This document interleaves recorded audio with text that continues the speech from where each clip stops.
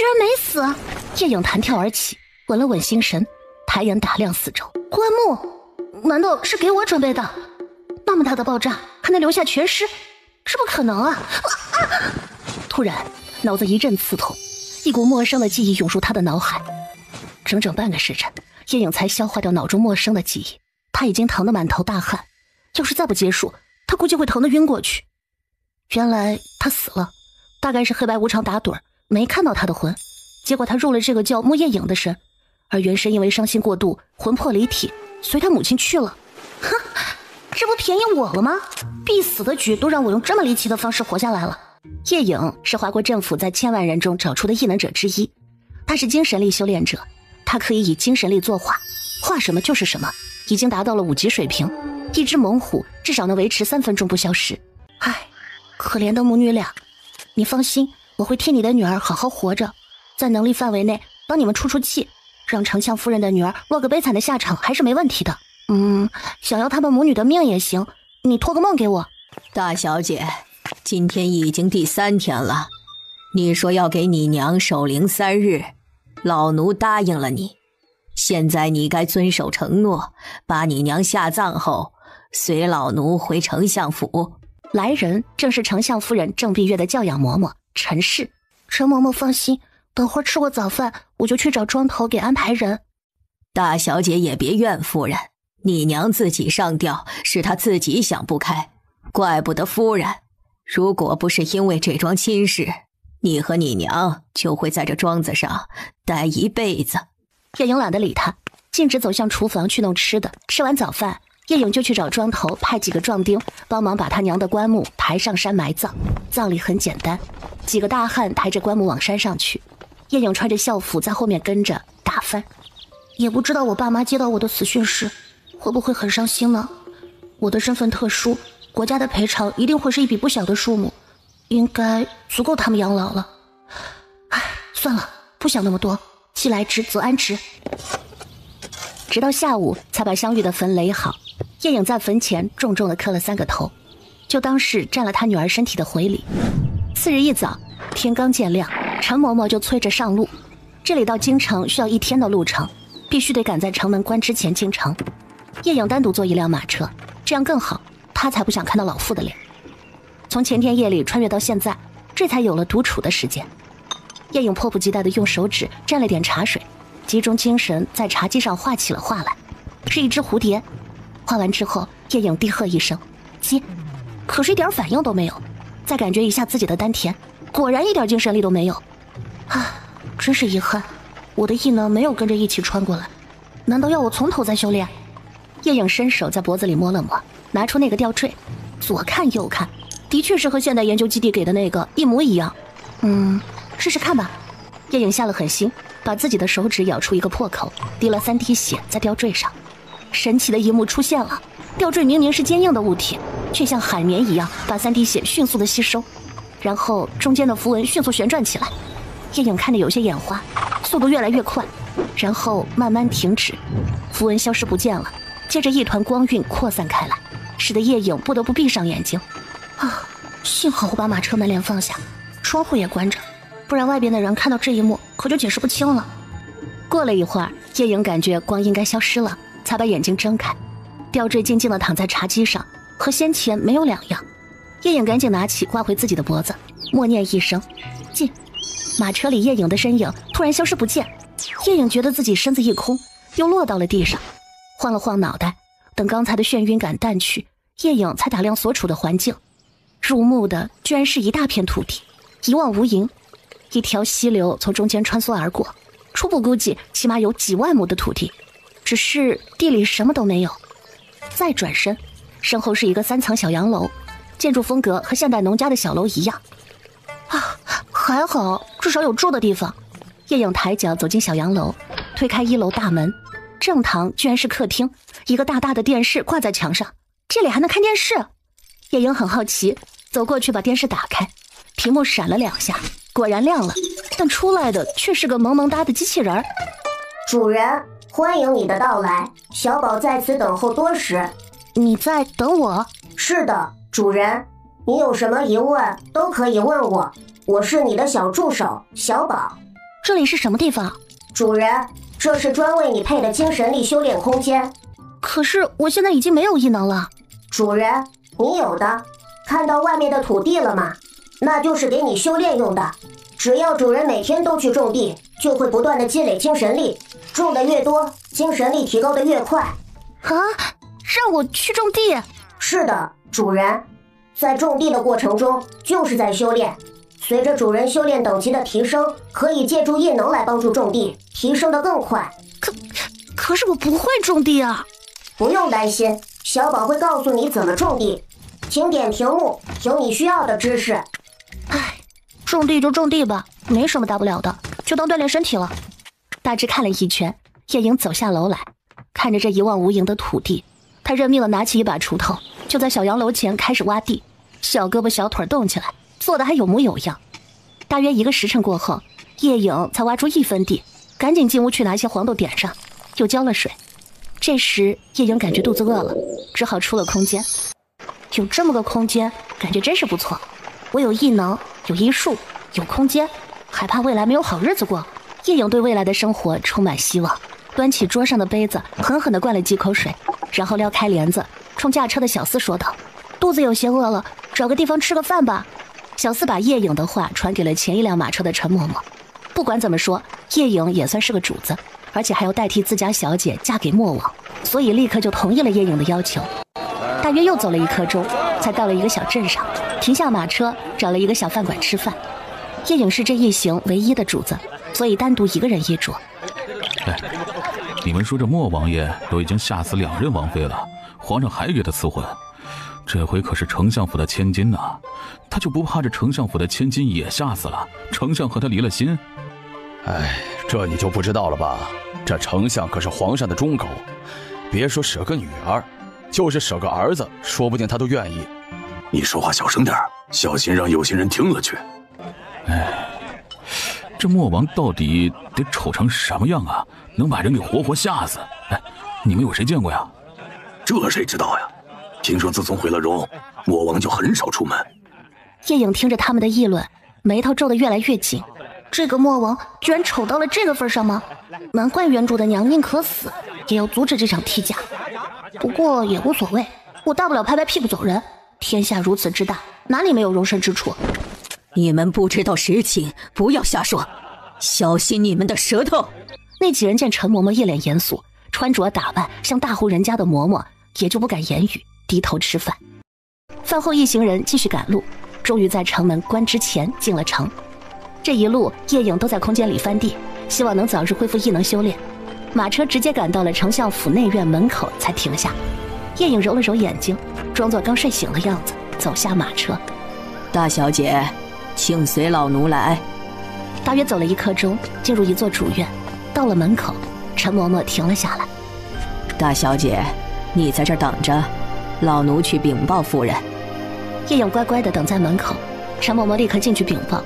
不到1盏茶的功夫，就出来让叶颖进去。进到外间，灯火通明，叶颖眯了眯眼睛，适应了一下光线。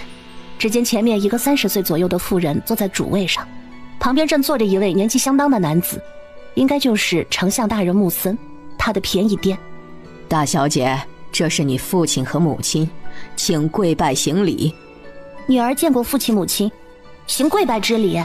哼，想的倒是挺美，前世我的亲爹亲妈我都没跪过，这八竿子打不着的人怎么可能让我跪？穆森见叶颖一点教养都没有，就要发火。老爷，颖儿才刚归家，很多规矩还不懂，回头妾身慢慢教她。好了，见过面了，你们刚到家，还没吃晚饭吧？陈嬷嬷，你带大小姐去吃点东西，然后再带到刚收拾好的苍南院，让她好好休息休息，明早再带去见老夫人。是，夫人。刚进来，还不到半盏茶的时间，就又出去了。这正合叶颖的意，他也不想和这些陌生人打交道。看来这个丞相大人也不是什么好鸟，当初香玉至少跟了他一段时间，还给他生了个女儿，居然刚一见面就没有半点好脸色。看来在这个古代，身份是多么重要，一个丫鬟就相当于一个物件，想丢就丢。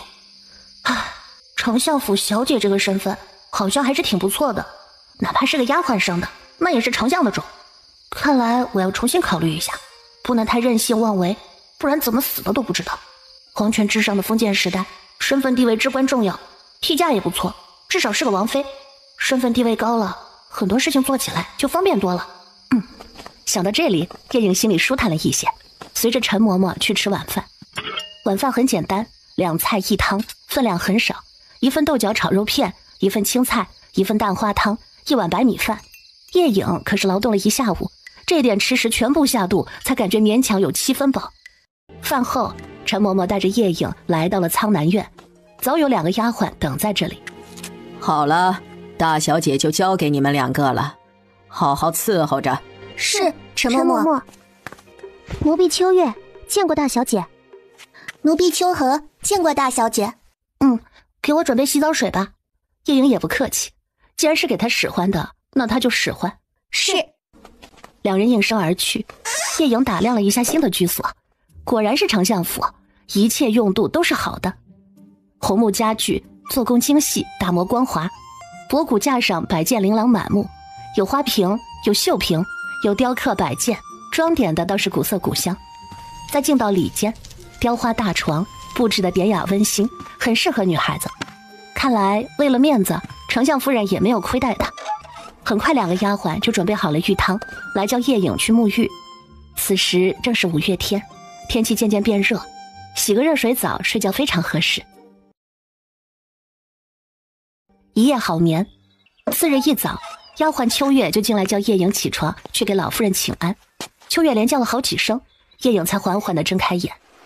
大小姐，该起床洗漱了，今早你还要去给老夫人请安，可不能迟到了。请安是什么玩意儿？那不是古代大家族内宅才有的吗？缓了好一会儿，叶颖才慢慢想起，她是穿越到了古代，进了丞相府，可不就是古代大家族的内宅吗？老夫人，那不就是原主的祖母，原主母亲以前的主子？还是她发了点善心，原主母女2人才活了下来。既然如此，那就去见见吧。叶颖立刻起床洗漱，秋月拿来了提前准备好的衣服，叶颖一看就知道不是新的，想来应该是丞相夫人生的女儿穿过的。穿戴齐整，3人出了院子，天已经完全亮明。走在回廊上，听着院子里鸟鸣声此起彼伏。走了快1刻钟，才到了老夫人的院子。叶颖他们刚一到，就有丫鬟上前询问：“可是大小姐来了？”月如姐姐，是的。月如见过大小姐，请随奴婢来吧。老夫人早有交代，大小姐一到，直接让奴婢带进去。月如态度不卑不亢地说完，转身就往屋里走。叶颖主仆3人紧随其后，还没进到里边，叶颖就听到了里边的说话声：“祖母，孙女才是大小姐，这突然多出一个姐姐，让孙女实在是无法适应。老夫人，大小姐来了。”叶颖上前2步，屈膝行了个半蹲礼。叶颖见过祖母。你娘没教过你规矩？哼，当我是泥捏的吗？想训就训，门都没有。回夫人的话，我娘每天为了1日3餐，忙得根本没有时间谈什么规矩，能吃饱饭就已经很不错了。行了，规矩慢慢再学。你叫叶颖？是，娘说我们娘俩就像黑夜里的影子一样，没什么存在感，就给孙女儿起名叫叶颖。你娘的事儿，祖母也听说了，她也实在太想不开。如果你能替明珠嫁给莫王，你爹至少还能给她一个名分。可如今这般，只能不了了之。你也节哀吧，回头把你记在嫡母名下，也算是有了个像样的身份。祖母觉得这样好，那就这样安排吧。好了，你们都下去吧，颖儿留下和祖母聊聊。祖母，孙女不想做2小姐。你想嫁给莫王？孙女只一句话就让穆明珠什么话也说不出来，只能灰溜溜地跟着她母亲出去了。到祖母跟前来。穆老夫人朝叶颖招了招手，叶颖顺势走了过去，在老夫人旁边坐下。你和你娘一样，也是个苦命的孩子。当年你娘才10岁就没了爹娘，当时我正好路过，见着她可怜，就买下了她，着人帮她安葬了爹娘。后来听她说，你外公外婆也不是亲的，她也是被捡来的，她是哪里的，自己都记不清了。如果当初不是我把她买下，说不定她就流落烟花之地。你娘当时就能看出是个美人胚子，你和你娘有8分相似，当年你娘的模样啊，就和你现在一模一样。之后你娘就一直跟着我，做了我身边的大丫鬟，后来征得她的同意，把她给了你父亲。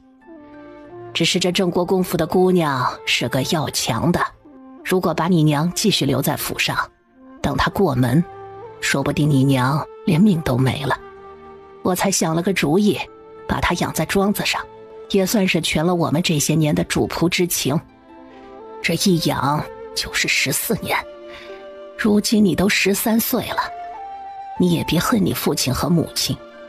这个世道啊，就是如此，身份地位决定了你的命运。这莫王虽然毁容了，但说不定哪天就治好了，也许这就是你的福气。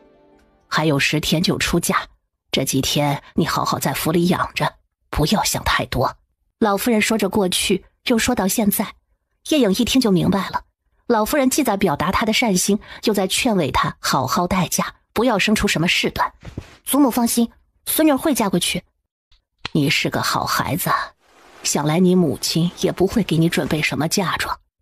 祖母给你一个铺子的房契，你收着，目前是租出去的，不要告诉他人。如果王爷不待见你，有这个铺子，你也能多少有个倚仗。谢祖母怜惜。好了，陪祖母吃个早饭吧。老夫人准备起身，叶颖很有眼色的立刻起身扶她起来。对自己有善意的人，叶颖不吝帮一把。以后如果丞相府不来招惹他，他可以放他们一马。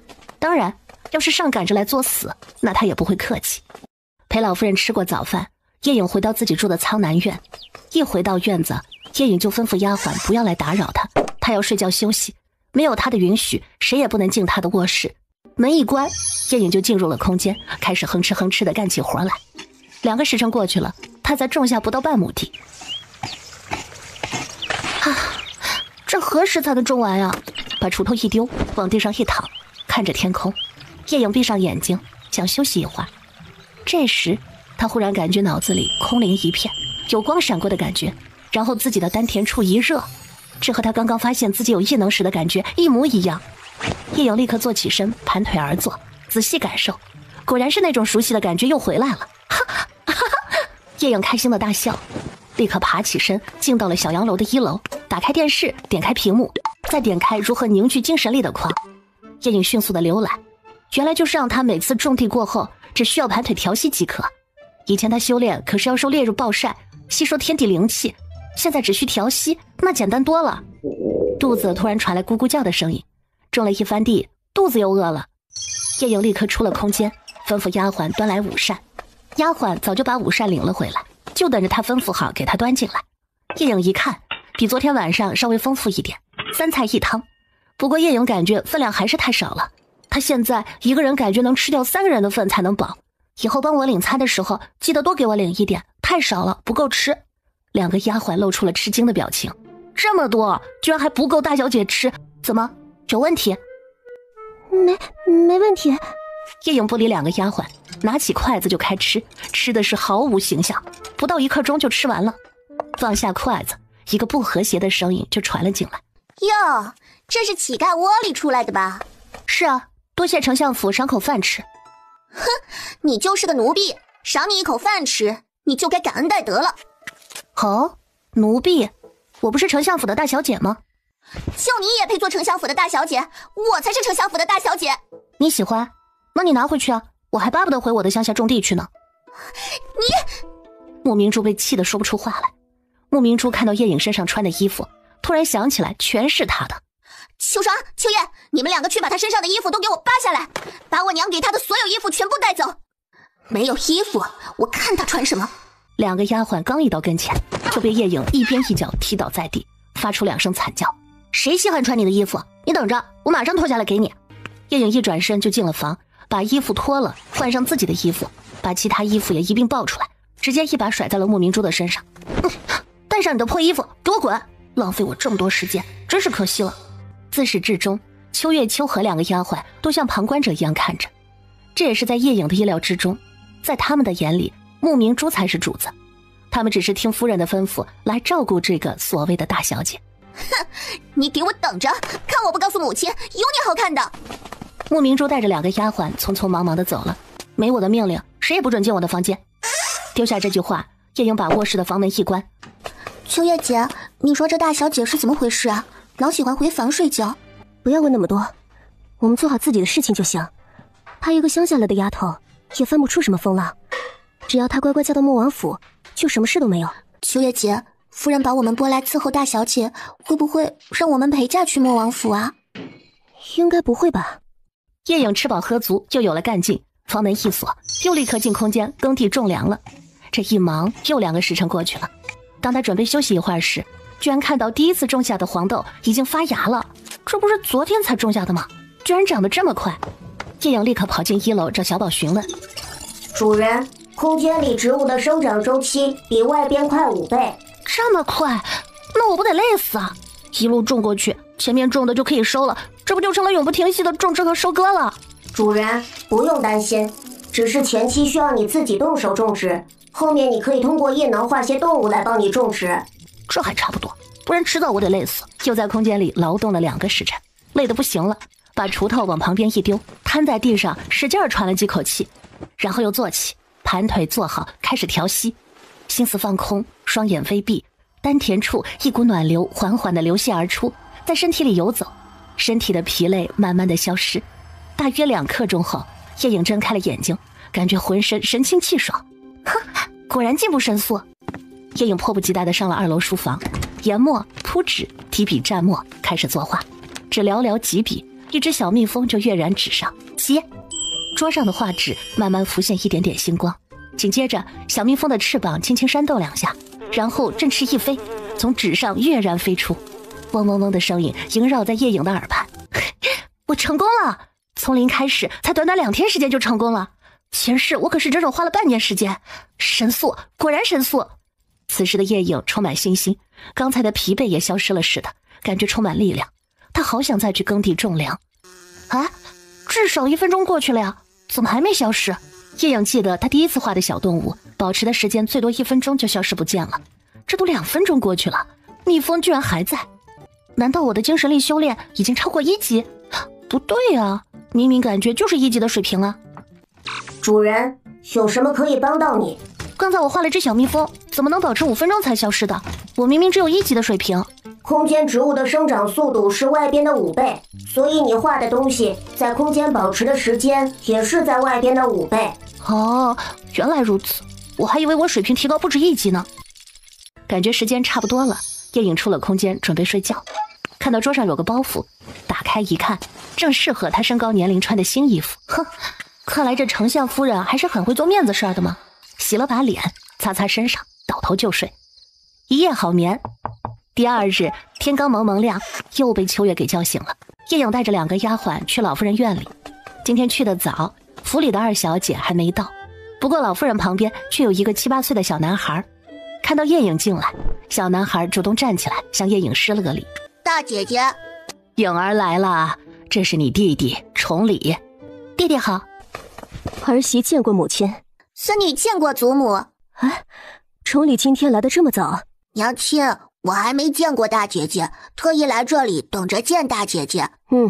人也见了，赶紧回前院温书去。有什么好见的，一个乡巴佬而已。孙儿媳妇儿，颖儿再有9天就出嫁了，我们相府也不能失了脸面，嫁妆你看着准备，面子上要过得去。母亲请放心，媳妇儿心里有数。哼，这么个玩意儿还给她嫁妆，想得美。能不能活下来还是个问题，可别白瞎了嫁妆。莫王府，你真打算娶个孩子进门呐？怎么，你有意见？我怎么会有意见？又不是我娶。红衣少年勾起唇角，眼神在秦墨瑶戴着的面具上来回扫视。你当真要娶？娶啊，说不定这个就能活下来呢。你难道就没照过镜子吗？就你这脸，是个人见了都会吓死。哼，怎么没见你吓死啊？我怎么会被吓死？也不看看我是谁，我可是杀人不眨眼的罗刹头领。此人正是杀手组织罗刹的首领韩萧，也是秦墨瑶的师弟。这罗刹组织自然是秦墨瑶建的，他为了保命，不得不有一些自保的手段。我说莫王殿下，再过半个月小师妹就要来了，她可是一直盼着嫁给你的。小师妹正是他们俩的师傅的女儿，两人继承了师傅的武学，小师妹继承了师娘的医学，三人都是青出于蓝而胜于蓝。此次前来正是想试试能不能治好秦墨瑶的脸。来就来吧，给他试试也无妨，让他看看我这张脸，正好可以打消了他的小心思。你为什么不愿意娶新月？难道她不够好吗？她不适合王府，真要是让她嫁进来，她活不过3年。皇家人不是那么好做的。你这次娶的小王妃就适合？不是她也会是别人，只要我一天没有王妃，皇上就会不断的给我赐婚，以展现他兄友弟恭的形象。师兄，我听说丞相府另外找的一个姑娘嫁过来，并不是他那个嫡女。哦，他找的谁？皇上下旨可是要让他的女儿嫁过来，难道他敢抗旨？没想到这个穆丞相居然还有一个女儿养在乡下。当年他的一个通房丫头怀了孕，被穆老夫人送到乡下去养了起来，正好用他抵了嫡女的婚事。舍弃一个自己完全不在意的女儿，既遵了圣旨，又讨了皇帝欢心，一举两得，倒是个聪明的。你不在意？有什么好在意的？就我这尊容，人家愿意嫁个女儿过来，我就该烧高香了。丞相府，接下来的几日，叶颖上午学规矩，下午就把自己关在房间里睡觉。果然，在空间里修炼，进步真的是神速。经过几天的练习，叶颖耕地种粮的速度也越来越快。每耕种完1个时辰，他就盘腿坐下，调息1刻钟，如此不断的循环。1周后，他的精神力居然已经达到了3级水平。前几天还能画一只小蜜蜂，现在可以画一只小鸟了，而且在空间里可以保持1个时辰，那么在外面就可以保持20几分钟。对于这样的进步，叶颖非常满意。按这样的速度，要不了1个月，他就可以回到前世的5级巅峰状态。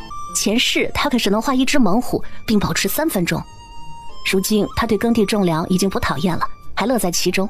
中午刚吃完饭，陈嬷嬷领着几个丫鬟，端着几个托盘进来。大小姐，这是夫人按你的尺寸为你准备的嫁衣，请穿上试试。如果有不合适的地方，针线房还可以再改改。叶颖也不扭捏，进了卧室，在几个丫鬟的帮助下把嫁衣穿上，衣服倒是很合身。叶颖还在铜镜前转了个圈，确实挺美的。大小姐，这个凤冠是莫王府派人送来的，你收好了，后天梳妆好后戴上。叶颖没想到莫王府还会送来凤冠，他以为就一顶轿子把他抬过去就算了。看来这莫王的人品应该也不会太差。陈嬷嬷走后，叶颖又把自己关在屋里，继续耕地种田。短短几日，他已经种下了10亩左右的土地，而第一天种下的黄豆已经长到1尺高左右了，枝叶繁茂，再过几天就要开花了。1个时辰之后，叶颖又坐下调息，脑子突然感觉轰鸣一片，平静后发现他居然已经达到了4级。啊，这晋级速度也太快了吧！叶颖兴奋地一下子爬起来，上了2楼书房，研墨铺纸作画。1刻钟不到，一头水牛跃然纸上。可是这个大家伙耗尽了叶颖的所有精神力。叶颖忍着眩晕感，收起画作，来到楼下平地，展开画纸，一声起，只见画纸上星光点点，光点散去之后，一头水牛哞哞叫了2声，站在叶颖的面前。哈哈哈哈！我成功了，我成功了！叶颖大笑2声，他太兴奋了。以前他能画出这么大家伙，可是达到了5级才实现，现在才4级他就实现了。趁着牛还没有消失之前，立刻赶着他去耕地。如何用牛耕地，叶颖早就从小宝那里得到了教材，只是很可惜，只维持了短短半个时辰，牛就消失不见了。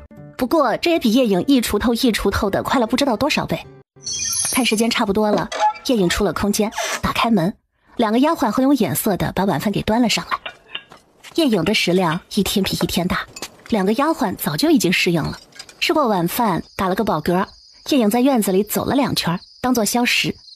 这时院门外传来脚步声，紧接着门口出现了一个人影。这不是我的便宜爹吗？自从刚入府的那天晚上见过一面之后，叶颖这些天再也没有见过丞相大人穆森。穆森只看了他一眼，径直往里走。经过叶影旁边的时候，留下2个字：进来。无事不登三宝殿，穆森的到来自然是找他有事要谈。叶影无所谓的跟在他身后进了外间，不等穆森开口，自己就找了个凳子坐下，一副你奈我何的模样。你这几天的规矩就是这么学的？这个很重要吗？你们2个都到院门外守着去，后天你就要出嫁了。我虽没养你，但你是我的种，这是毋庸置疑的事实。丞相府就是你的娘家，娘家好，你才能好。你应该知道，莫王和皇帝的关系并不是表面上的和睦，所以你嫁过去以后，一旦发现莫王有什么异动，一定记得回来告诉爹。穆森也不拐弯抹角，直接道明自己的目的。莫王和皇上的关系，叶影还真不知道。穆森话里的意思，他是听明白了，这是想让他去做卧底的节奏。你的话我记住了。叶影没一口应下，只给了个模棱两可的答案。好好待嫁，别给相府丢脸。说完这句，穆森一甩袖子，大步离去。哼，你的种就凭这一点就想指使人，门都没有，而且你的种早就死了。次日一大早，叶影就被丫鬟叫醒，准备梳妆打扮，毕竟嫁的是莫王，丞相府也不敢怠慢。丞相夫人请了全福夫人来给叶影梳头。全福夫人是个面容慈祥的老太太，年纪大约50多岁。叶影也不知道她是哪家的官夫人，只管坐着让她梳。莫王府，今天的莫王府也处处挂满红绸，该做的样子还是要做的，不能驳了皇上的旨意呀。来人，王爷，去把喜服拿来，本王要亲自去迎亲。王爷，让你去你就去。秦墨瑶是故意要这么做，他就是要做给皇帝看，对这桩婚事多满意，看他以后对丞相是不是还会那么信任。刘管家见王爷心意已决，只得让丫鬟去新房把喜服拿来，亲自服侍王爷穿上。秦墨瑶走在最前面，迎亲的仪仗和花轿紧随其后，一路吹吹打打往相府而去。莫王爷居然亲自去迎亲了。前2次迎娶王妃，莫王可没有亲自去迎亲。这你就不知道了吧？前2次迎娶的王妃只是小官之女，这一次可是丞相之女啊！也不知道这任王妃能不能活下来。这谁知道呀？听说丞相府的小姐还没及笄呢，只有12岁。也不知道这是他的福还是他的祸了。很快，相府就得到了消息，莫王要亲自来迎亲。丞相大人这下可不敢怠慢了，他亲自站在相府大门口迎接。大小姐，大小姐，莫王爷居然亲自来迎亲了。来就来嘛，这不是应该的吗？屋里所有人都惊呆了。莫王爷骑着高头大马，一路吹吹打打来到了丞相府门口。穆森立刻上前迎接。莫王爷，您怎么亲自来了？怎么，丞相大人不希望本王亲自来？王爷这是哪里的话？下官求之不得呀！王爷，请前厅就坐，下官这就去请小女出来。丞相府今天嫁女，却没有宾客上门。尽管外边唢呐声声，但相府却一个客人也没有。唢呐声自然是莫王府带来的。丞相府只请了一个全福夫人去给新娘子梳妆，别的再也没有什么了。丞相大人且慢，本王亲自去接。本王知道你家儿子才8岁，想来是背不动姐姐上花轿。莫王的这一番表现让丞相大人有些接受无能，这要是让皇上知道了，还不够他喝一壶的。丞相大人还不带路？被逼无奈，莫森只好在前面带路，朝着苍南院走去。大约走了1刻钟，来到了苍南院。进了院门，穆森看到门口只有1个丫鬟在那翘首以盼，整个院子冷清的不能再冷清。难道夫人没有得到消息吗？都准备好了吗？回相爷，都准备好了。王爷，您在这儿稍等，下官进去通知小女。婴儿，都准备好了吗？王爷亲自来接你了，随为父出去吧。进到里间，这句话莫森说得很大声，目的是让外面的莫王听到。末了就压低了声音吩咐秋月：快扶着小姐出去。本王亲自来接你归家。说完，他转身蹲下。王爷，这可使不得呀，下官自己来背。叶影推开身旁扶着他的2人，往前迈了2步，走到秦墨瑶所在的位置，毫不客气的就趴了上去。秦墨瑶起身，稳稳的把叶影背了起来。果然是个孩子，这么轻。秦墨瑶大步流星的将叶影背出丞相府，送上花轿。新娘已上轿，起轿！随着喜婆的一声唱诺，8抬大轿稳稳地抬起，唢呐声再次响起，一路往莫王府而去。只是后边跟着的嫁妆队伍就显得太过寒酸。皇宫太监总管何公公得到消息以后，立刻禀报给皇上。皇上，今日莫王娶妃，他亲自去迎的亲。哦，老八什么时候转性了？看来他对这桩婚事很满意。皇上，还有一事。什么事？继续说。丞相大人并没有把自己的嫡女嫁给莫王。哦，他家不就是一个女儿吗？听说在他成亲前，有一个通房丫头怀了孕，被老夫人送去乡下养着，后来生了个女儿，一直养在庄子上，和现在的嫡小姐年岁相当。居然还有这样的事，这个穆森瞒得可真深。丞相大人并不知道有这个女儿的存在。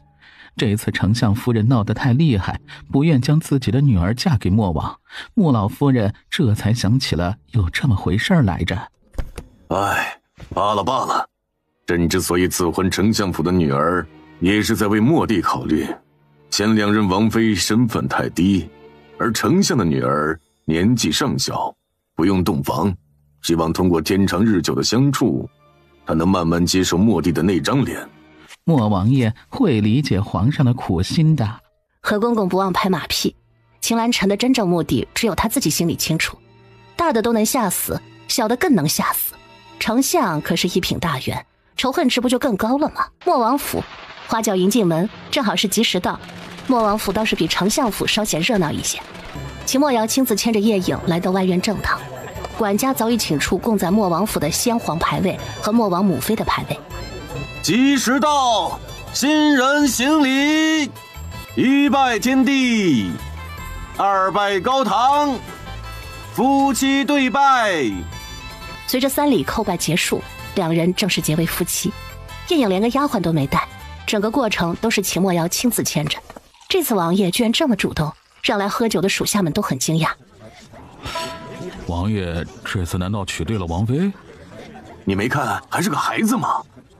也是啊，难道王爷是为了哄孩子？喝你的酒吧，小心待会儿王爷揍你。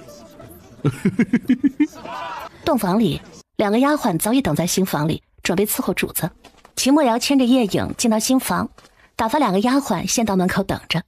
叶颖感觉自己被按坐到了床上，盖头被人轻轻撩起，揭下，没有了遮挡物，叶颖抬起头看向面前站着的人。你不敢给我看你的脸？他只听说莫王毁了容，到底毁成什么样，他真的很想看看。都能把人吓死，那得丑成什么样？本王怕吓着你。听这声音就让叶颖着迷了，他既是个颜控，又是个声控，不知道这莫王没毁容之前会帅到什么程度。皇家出品应该不会差，听说他母妃就是因为貌美而得宠，貌美的妃子生的孩子应该不会差，我不怕。你确定？秦莫瑶的脸完全呈现在叶颖面前时，叶颖的眼神在他脸上停留了大约5秒钟的时间，然后发出一句气死人不偿命的感叹：原来是个癞蛤蟆王爷。叶颖的表现完全超出了秦莫瑶的想象，没想到这个小姑娘的胆子这么大，对她的脸居然完全没有表现出恶心、厌恶、害怕，反倒是自己显得有些手足无措。你过来坐下。秦莫瑶听了叶颖的话，几步来到桌旁坐下。叶颖仔仔细细地观察她的脸，不放过任何一个位置，有些地方她甚至还伸手摸了摸。大夫是怎么跟你说的？说是中了一种罕见的毒，没人能解。不，你这不是中毒，你是被人下了降头，你身边大概出现了叛徒。你说什么？我没骗你。叶颖无比肯定，他曾救治过伊利，在现代这是东南亚的一种巫术。你是谁？秦莫瑶神情冷漠下来，一个13岁的小姑娘，而且来自乡下，怎能不让秦莫瑶生疑？我是你刚娶进门的媳妇儿啊，才刚刚揭了盖头，要不是看在你今天表现不错的份上，我才懒得告诉你。好心被当成驴肝肺，叶颖小嘴一撅，把头一偏，不想理他了。那你是穆丞相的女儿吗？他才不配做我爹，自始至终我就没有叫过他一声爹。我的脸能治吗？不是我自夸，这个世界上除了我，没人能救得了你，除非神仙下凡，或者找到下降的人。不过你也别高兴得太早，我现在的能力还不够，至少要1个月以后，而且我从来不免费救人。叶颖估计了一下自己的能力，他的异能现在才达到4级，要给他解降，起码要达到5级以上。我是你夫君，只是名义上的，以后是什么样，谁说得准呢？就你这尊容，你还是把围帽戴上吧。等你解了降，还要看看你长得俊不俊。你要是长得不俊，我可是不要的。好了，我让丫鬟进来伺候您，给你端些饭食。我得出去和大伙喝点酒，今天可是我们成亲的大喜日子。知道自己是怎么回事，秦墨瑶终于看到了希望，突然就来了兴致，趁今天大喜的日子，好好喝个痛快。3年了，1000多个日日夜夜，自从他毁容之后，再也没有痛快的喝过酒。多端一点，我饭量很大的。叶颖不忘交代。果然，没过一会儿，2个丫鬟各端了1个托盘进来。好家伙，6菜1汤，1大碗白米饭，比在相府的饭食好多了。叶颖把之前在丞相府学的规矩完全抛之脑后，烤鸡直接下手抓着啃，看得2个丫鬟目瞪口呆。外面，秦墨瑶刚出去就被韩潇给拉住了。哎，怎么样？没怎么样。韩潇有些失望，想着会遇到一个特别的，结果还是一样没劲儿。你没给他看你的脸啊？看了。真的？那是吓晕了还是吓死了？我都没听到尖叫声。吓笑了。啊？你开玩笑的吧？怎么可能？走，陪师兄好好喝一顿。秦墨瑶不理会韩潇的疑问，拉着他就往酒桌走去。王爷，王爷。几个正在喝酒的属下站了起来，都眼巴巴地看着他，意思很明显，想知道小王妃怎么样了。活着。好了，今日本王高兴，来喝酒，不醉不归。好。喂，我说，你要是喝醉了，这洞房还怎么进啊？韩公子，你是不是傻了？王妃才13岁，怎么洞房？不洞房，她总得回新房吧？我们兄弟几个抬她回去不就得了？王爷难得这么高兴，来，王爷，我们喝个痛快。外面推杯换盏，新房里叶颖也菜饱饭足。你们2个收拾收拾，出去吧，我要睡会儿。打发2个丫鬟出去，他就又可以去耕地种粮了。叶颖也菜饱饭足。你们2个收拾收拾，出去吧，我要睡会儿。打发2个丫鬟出去，他就又可以去耕地种粮了。今天他想试试新的玩意儿。进了空间，来到2楼书房，铺开宣纸，开始作画。不一会儿功夫，1头牛1只大猩猩就画好了。拿着画纸下到1楼，一声起，光点散去，2只庞然大物就出现在叶颖的面前。你们2个去帮主人我耕地。2只庞然大物果然听话的干活去了。牛在前面拉着犁，大猩猩在后面扶着犁，叶颖只需要在后边播种就行，这样可就快多了。叶颖也感觉轻松多了，就是保留的时间太短了，才1个时辰就消失不见了。要是精神力足够，叶颖就可以多画一些牛和大猩猩，这样种地的速度能大大的加快。叶颖又如往常一样坐下调息，感觉又有进步。进1楼正厅，打开电视，小宝又跳了出来。主人，恭喜你，可以从空间直接取物。什么意思？就是你在外面也可以从空间里拿东西，只要集中精神力到你想要的东西上即可。我可以把外面的东西拿进来吗？当然可以。得到小宝的肯定回答，叶颖果然出去拿了个东西进来。太好了，以后空间还可以作为旅行袋用，而且是超大的旅行袋，想放什么就放什么。主人，你不用亲自去拿，只需用精神力控制即可。你不早说，害得我像个傻瓜似的出去搬。主人，电视你不用关，这样小宝随时可以和你联系。小宝有很多功能等待你的发掘。叶颖一阵无语，早先他怎么不说？主人，之前你的等级还没有达到。我想什么你知道？是的，主人。那我在你面前岂不是没有秘密？主人，小宝只是个机器人。好吧，看在你只是个机器的份上，不跟你计较了。皇宫里，何公公，莫王府什么情况？回皇上，莫王新娶的王妃没有死，莫王很高兴，在莫王府大肆喝酒庆祝呢。好，没有被吓死，老八没有给新娘脸看？看了，那新娘子说她是个癞蛤蟆王爷，这新娘子在乡下长大，经常见到癞蛤蟆，所以见到莫王那张脸，就当是看到了一只癞蛤蟆。哈哈哈哈哈哈！哼，可不就是只癞蛤蟆吗？癞蛤蟆永远吃不到天鹅肉。叶颖早就从空间里出来，洗了澡，晚饭都吃过了，正坐在桌前无聊呢。他今天一下午的收获可真大，有了牛和大猩猩的帮助，他一下子居然种了5亩地的玉米。王妃，王爷来了。一个丫鬟进来禀报。叶颖抬眼看向门口，有2个小厮架着人事不知的秦墨瑶进来。把人放到榻上。软榻离床的距离最远，他可不想和个醉鬼同床而眠。2个小厮听话的把秦墨瑶放到窗下的榻上，并帮他脱了鞋子，整理好衣服才退下。难道他一下午都在喝酒不成？这么大的酒气，好像8辈子没喝过酒似的，一次要喝个够本。好了，你们都下去吧，有事我会叫你们的。叶颖吩咐2个丫鬟出去。他睡觉从来不要人伺候，也不习惯旁边有人。半夜子时，榻上的人动了动，然后慢慢的睁开眼睛坐了起来。多久没有这么畅快的喝酒了？秦墨瑶自嘲的笑了笑，站起身走了2步，脚步还有点虚浮。看来以后不能再这么放纵了，会失了警觉性。身上的酒味还没有散去，秦墨瑶走进换洗室，洗漱了一番，又换了身衣服，闻着身上没有酒味了，才又回到卧室，轻手轻脚地走到床边，轻轻撩开帐子，果然看到一副熟睡的容颜，小脸还没有他的巴掌大，瓜子脸，双眼紧闭，眉头疏散，一看就睡得很香。果然还是个孩子。想起白天叶颖说的话，他的身边出现了叛徒。叛徒？会是谁呢？原来我是被人下了降头。只有启越国的人才会下降头，而且只有南乐族的圣女才会。3年前，在启越国与龙圣国边境的那一战，我身边除了几个副将，再没有别人。我也从来不用丫鬟伺候。这几个副将可是跟了我好几年，出生入死的兄弟，怎么可能会背叛我？不过还是要仔细调查一下为好，他究竟是什么人呢？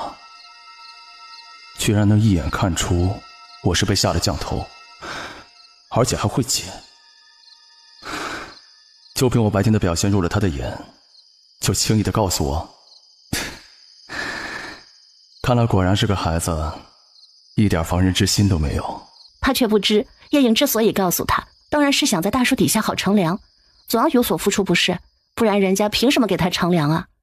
秦墨瑶见时间差不多了，走到床边，轻轻地叫了2声：“小颖儿，小颖儿。”小叶子别吵，我还没睡够呢。小叶子？谁？男的还是女的？小颖儿，该起床了，我们要进宫谢恩。进宫谢恩？什么鬼？对了，她嫁人了，还是皇帝赐婚，所以要进宫谢恩。叶颖一个翻身坐起，侧头一看，一张癞蛤蟆脸就在眼前。喂，我说王爷，你能不能把帷帽戴上啊？你这不是影响我食欲吗？我可是正长身体的时候，就是要吃得香，睡得好。你不是不怕吗？爱美之心，人皆有之，你懂不懂？叶颖翻了个白眼，起身下床。见到叶颖这活泼可爱，跟她没大没小的模样，秦墨瑶以前的阴霾彻底一扫而空。饭后，叶颖叫2个丫鬟来帮她梳妆。古代的发饰她可不会梳，可是一件很尴尬的事情摆在眼前，小王妃一件首饰都没有，这头要怎么梳啊？怎么了？王妃，您戴什么首饰啊？帮我梳个双压髻，用红绳绑着就可以了。叶颖很是无所谓，丞相夫人怎么可能会给她准备首饰呢？她也不稀罕，以后自己挣钱买去。好了吗？秦墨瑶这时走了进来，戴上了面具。马上。王爷。怎么了？王妃没有首饰。秦墨瑶听了，看了梳妆台一眼，然后转身就出门去了。大概1刻钟过后就回来了，手里拿着个盒子，2步来到梳妆台前，把盒子打开。这是本王母妃以前用过的，你们2个挑着给王妃用上。谢了。很快2个丫鬟就帮叶颖梳好了头发。时辰差不多了，皇上此时快要下早朝了，等我们进了宫，正好可以接见我们。2人上了同一辆马车，居然是3匹马拉的大马车，果然是王爷，待遇规格就是不一样。叶颖和秦墨瑶坐稳之后，车夫稳稳地驾着马车起步，行进速度不快。叶颖自从来到这里，还没有看过古代的街道，在好奇心的驱使下，他撩开帘子向外看去，那兴奋的模样是个人都能看出来。秦墨瑶一想也就理解，他应该从来没有逛过京城的大街。等空的时候，我陪你到街上逛逛。我才不要你陪我逛街呢！你这么一尊大佛在旁边，我怎么逛得舒坦？叶颖完全不买账，搞得秦墨瑶完全没办法接这个话头。到了宫里，处处要小心。哦，知道了。也不要乱吃东西。啊，那我要是饿了怎么办？那就等别人吃过后，你再吃。马车平稳地行驶着，一路叶颖都在向外看着，那好奇的眼神谁也挡不住。只可惜还不到半个时辰就到了皇宫门口。下了马车，秦墨瑶居然看到2个公公在这等着。见过莫王爷、莫王妃，咱家呀在此恭候多时。见过莫王爷、莫王妃，咱家在这儿等着接王妃去皇后宫中。小颖儿，你跟陈公公去，一会儿本王会跟皇兄去皇嫂宫中。秦墨瑶用力捏了捏叶颖的手，意在提醒他多注意。2人分道扬镳，秦墨瑶跟着何公公去皇帝的御书房，叶颖跟着陈公公往后宫而去。秦墨瑶担心地看着叶颖跟着陈公公走远，也不知道小颖儿能不能应付得了皇后。再怎么说，她也只是个孩子，想来皇后不会为难她吧。秦墨瑶跟着何公公来到御书房。臣弟拜见皇上。你我兄弟不必如此多礼，快起来。臣弟前来谢恩。这次的王妃可还满意？谢皇兄赐婚。秦墨瑶没有正面回答，但再次道谢已说明了答案。好，好，有了王妃就有了家，以后就要好好过日子。谢皇兄提点，臣弟定不负所望。来，我们兄弟俩好久没下过棋了，今天来走一局，看看你我是否都有进步。皇帝提出要下棋，秦墨瑶不得不陪同。明显皇帝这是在拖延时间，但他找不到合适的理由拒绝。而叶颖这边跟着陈公公走过大半个皇宫，才来到皇后居住的宫门前。正中贵妃榻上正坐着一位雍容华贵的妇人，穿着华丽的凤袍宫装，一看就知此人正是他要拜见的正主，皇帝的妻子欧阳满玉。弟媳拜见皇后娘娘，千岁千岁千千岁。快起来，都是一家人，不必多礼。谢皇后嫂嫂。在莫王府可还习惯？还行吧，就是莫王那张脸让人太倒胃口了，吃饭都不香。你不怕他？有什么好怕的？弟媳在乡下的时候，经常看到院子外跳来跳去的癞蛤蟆。莫王那张脸也就比癞蛤蟆稍微严重一点点，如果把10几只癞蛤蟆堆到一起看，也就差不多了。乡下真的有很多癞蛤蟆吗？对啊，尤其是夏天蚊子多的时候，到了傍晚天快黑的时候，癞蛤蟆都出来觅食了，扎堆的逮蚊子。小倩，还不快给莫王妃上茶？皇后嫂嫂，可不可以给我一杯白开水？我喜欢喝白开水。为什么？茶是苦的呀。小倩，给莫王妃倒杯白开水。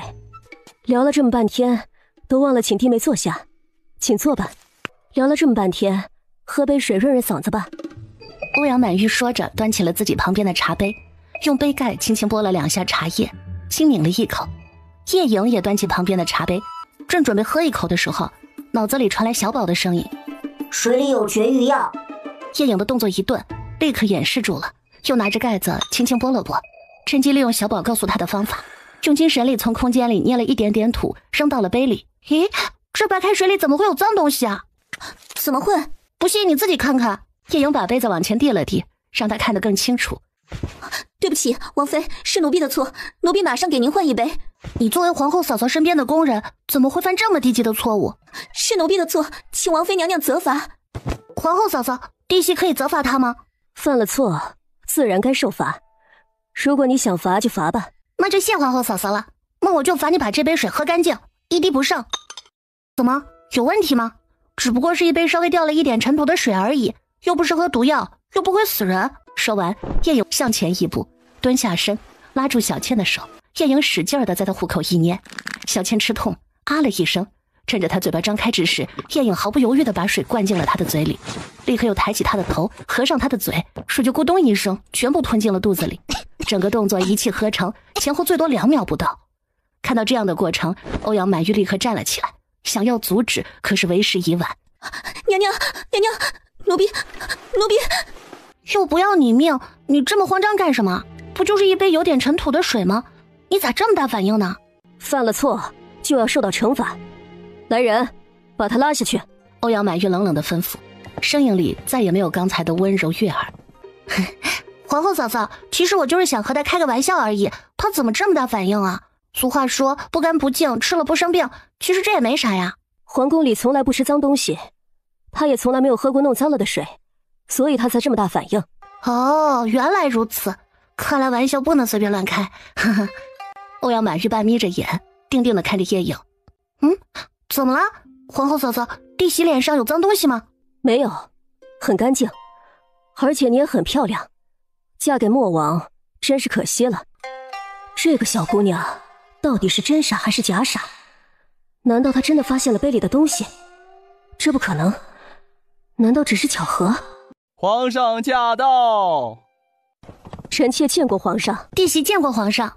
你就是莫弟媳妇？是的，皇上。不错，你能接受莫弟是我们皇家的荣幸。皇上过奖了，是弟媳高攀了。听说你以前是生活在乡下。是啊，这不是丞相夫人不愿意她自己的女儿嫁给莫王吗？所以就把我给翻出来了，要不然这时候我还在乡下看癞蛤蟆吃蚊子呢。小颖儿，这里是皇后宫中，说话不要污染耳朵。啊，这话不能说吗？可是我刚才已经说过了，而且这是实话呀。叶颖一脸无辜地看着在场的众人，把个不谙世事的13岁小姑娘演绎得恰到好处。皇后有没有给弟媳妇见面礼？回皇上，刚才和弟媳聊得很开心，还没来得及给。紫娟，去把本宫给弟媳妇准备的见面礼拿出来。是。很快紫娟就捧着一个盒子来到了叶颖的身边，双手奉上。谢谢皇后嫂嫂。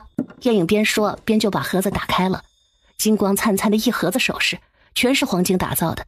叶颖迫不及待地拿起一个金簪，在眼前看了又看，然后又伸到嘴里，用牙咬了咬。他的这一套动作让秦墨瑶真是不忍直视。莫王爷，这真的是金子耶，不是假的。我这辈子还从来没有见过金子，皇后嫂嫂对我真是太好了。欧阳满玉之所以准备了一盒子金首饰，就是因为叶颖是乡下来的，没见过金子，故意想当着秦墨瑶的面羞辱她的王妃，让她在皇上面前丢脸。谁知道这小姑娘根本不懂收敛，表现得更加夸张，完全超出了她的预估，反而没有了羞辱的快感，更加衬得自己没有度量。叶颖在欣赏首饰的时候，秦兰尘冷冷地看了自己的皇后一眼。好了，难得一家人聚在一起，皇帝，你们夫妻就留下来陪朕和皇后一起用个午餐吧。吃饭？臣弟须得把面具取下，不知皇嫂是否愿意看到臣弟的这张脸？那还是等莫弟治好了脸，咱们再一起聚餐吧。那臣弟和小颖儿就告退了。去吧，3日新婚嫁后记得准时上朝。皇嫂有没有为难你？有啊。你吃亏了吗？他在给我喝的水里下绝育药。什么？你喝了吗？你怎么这么笨呢？我都知道了还喝，那我不成傻子了？那你是如何应对过去的？谁端给我的，我就给谁喝呗。我这个王爷没有表面上看着的那么风光，以后你处处都要小心。放心，以后我罩着你。好，本王等着。哎呀，行了，快点回家吧，我小肚子又饿了。很快马车就回到了莫王府，午饭早就准备好。叶颖准备开动前，看到秦墨瑶也坐上了桌，毫不避讳地把自己的面具取了下来。喂，你这样很容易影响我食欲的。那小颖儿早些把我治好，就能看到一张俊逸的脸了。这才相处1日不到，秦墨瑶在叶颖面前的脸皮就厚比城墙了。叶颖也没办法，这是他的王府，只能低着头吃饭，整个过程绝不抬头。好了，我吃饱了，你该干嘛干嘛去，我要回房休息一会儿。叶颖菜饱饭足，拍拍屁股走人。刚走到门口的叶颖就转回头来：王爷，明天我想去逛街，借点钱给我用呗，我保证还给你。看来他还没把自己当成王府的一份子，以后我得多多努力才行。府里的银子你随便花，等会儿你去找管家到账房去支取就行。得到了想要的答案，叶颖转身就走。半个时辰以后，叶颖回到院中，走进新房的隔壁房间，她的嫁妆就放在这个屋里。叶颖推门进去， 24个箱子整整齐齐地放在墙角周围。叶颖上前把箱子一一打开，检查了每个箱子里的东西之后，冷笑出声：“哼，真是服了这个丞相夫人，居然就塞了一些没人要的破布，里面还夹杂了一些石头。只有一个箱子的布还勉强可以用，估计也是他不要的，一看就像不知道放了多少年的陈布。看来得给郑碧月一个教训啊，不然我这心里实在是过不去那个坎。原主娘可是为此而死的，丞相府居然如此对待我这个替他女儿出嫁的恩人，哼！”说做就做，叶颖走出院子，随便拦了个打扫的婆子问：“王府里有没有府医？”回王妃，有的。在哪儿？王妃请往东走，在东院有个药炉，江大夫一般都在药炉里。叶颖按照婆子的指引往东走，果然看到一个药炉，使劲敲了敲门：“江大夫在吗？”门没关，进来吧。叶颖迈步进入，看到一个50岁左右的男子正拿着一个小锄头，在一小片地里东挖一下西刨一下。请问是江大夫吗？老夫正是。你是？我叫叶颖。叶颖？哦，你就是王爷刚娶的小王妃，果然是个小娃娃。江大夫真聪明，一猜就中。你这孩子调侃起人来没大没小。说吧，你找老夫什么事儿啊？大夫，我想请你帮个忙。什么忙？江大夫，能不能帮我配点迷药？你要迷药干什么？我院子里有老鼠，我拿回去迷老鼠。瞎说，王府里哪有老鼠？我在这儿住了3年，我一只老鼠都没见过。哎呀，江大夫，你那么较真干什么嘛？我又不在王府里干坏事。真的？王爷知不知道？为什么要他知道？如果你想告诉他也无所谓。等着。江大夫果然爽快，进屋一会儿就给叶颖拿了几个小包出来。谢谢江大夫。怎么使用啊？叶颖是外科医生，对中医了解的不多，对古中医更是一窍不通。无需服用，只要吸进一点，就能一觉睡到大天亮。以后有用得着我的地方，江大夫尽管开口。叶颖不占人家的便宜，留下这句话回了自己的院子。叶颖把2个丫鬟撵了出去，立刻进了空间画图。叶颖找江大夫要迷药的事儿，很快就有暗卫禀报给了秦墨瑶。他有没有说他要用来干什么？没有。仔细看着王妃的院子，有什么异动立刻来报，注意不要被他发现了。是。叶颖今晚早早就上床睡觉了。子夜时分，叶颖睡醒了，悄悄打开门。他刚一打开门，就被暗卫发现，立刻派了一个人去通知秦墨瑶。叶颖蹑手蹑脚地走到后院，而他完全不知道秦墨瑶已经悄悄地赶到，跟在他的后面。秦墨瑶隐匿的功夫，以叶颖目前的能力，想要察觉基本不可能。只用了5分钟不到，就到了丞相府的上空。叶颖让大鸟在后花园降落，这个地方一般巡逻的都很少过来。他的目标就是郑碧月嫁妆的库房。叶颖进去之后，见什么拿什么，全往空间里扔。大约1刻钟，他就出来了。叶颖又悄悄地摸到了慕明珠的院子，一个助跑，一个跳跃，就翻了进去。蹑手蹑脚地来到窗下，在每个房间都吹了一点迷药。大约等了1盏茶的功夫，叶颖推开一扇窗户，翻进了慕明珠的卧室，轻轻松松就把她扛了出来。轻轻地学了一声鸟叫，在外面等着的大鸟就跳了进来。叶颖扛着慕明珠爬上了大鸟的背，翅膀扇动，大鸟带着2个小孩飞离了丞相府，看准了一家青楼的后院，让大鸟停在一棵大树后。叶颖把慕明珠丢在院子里，飞走了。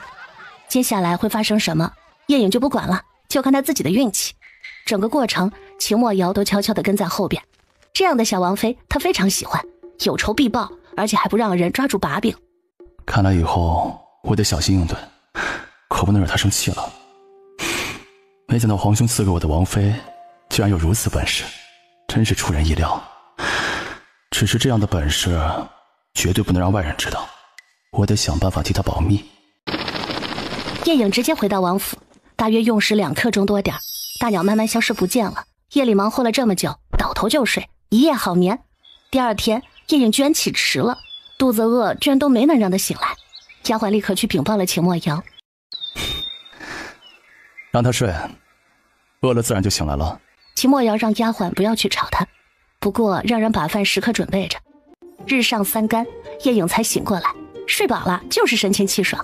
他还记得秦墨瑶昨天说过，他可以找账房支银子，于是他立刻去找了管家，带他去账房支了1000两银子的银票。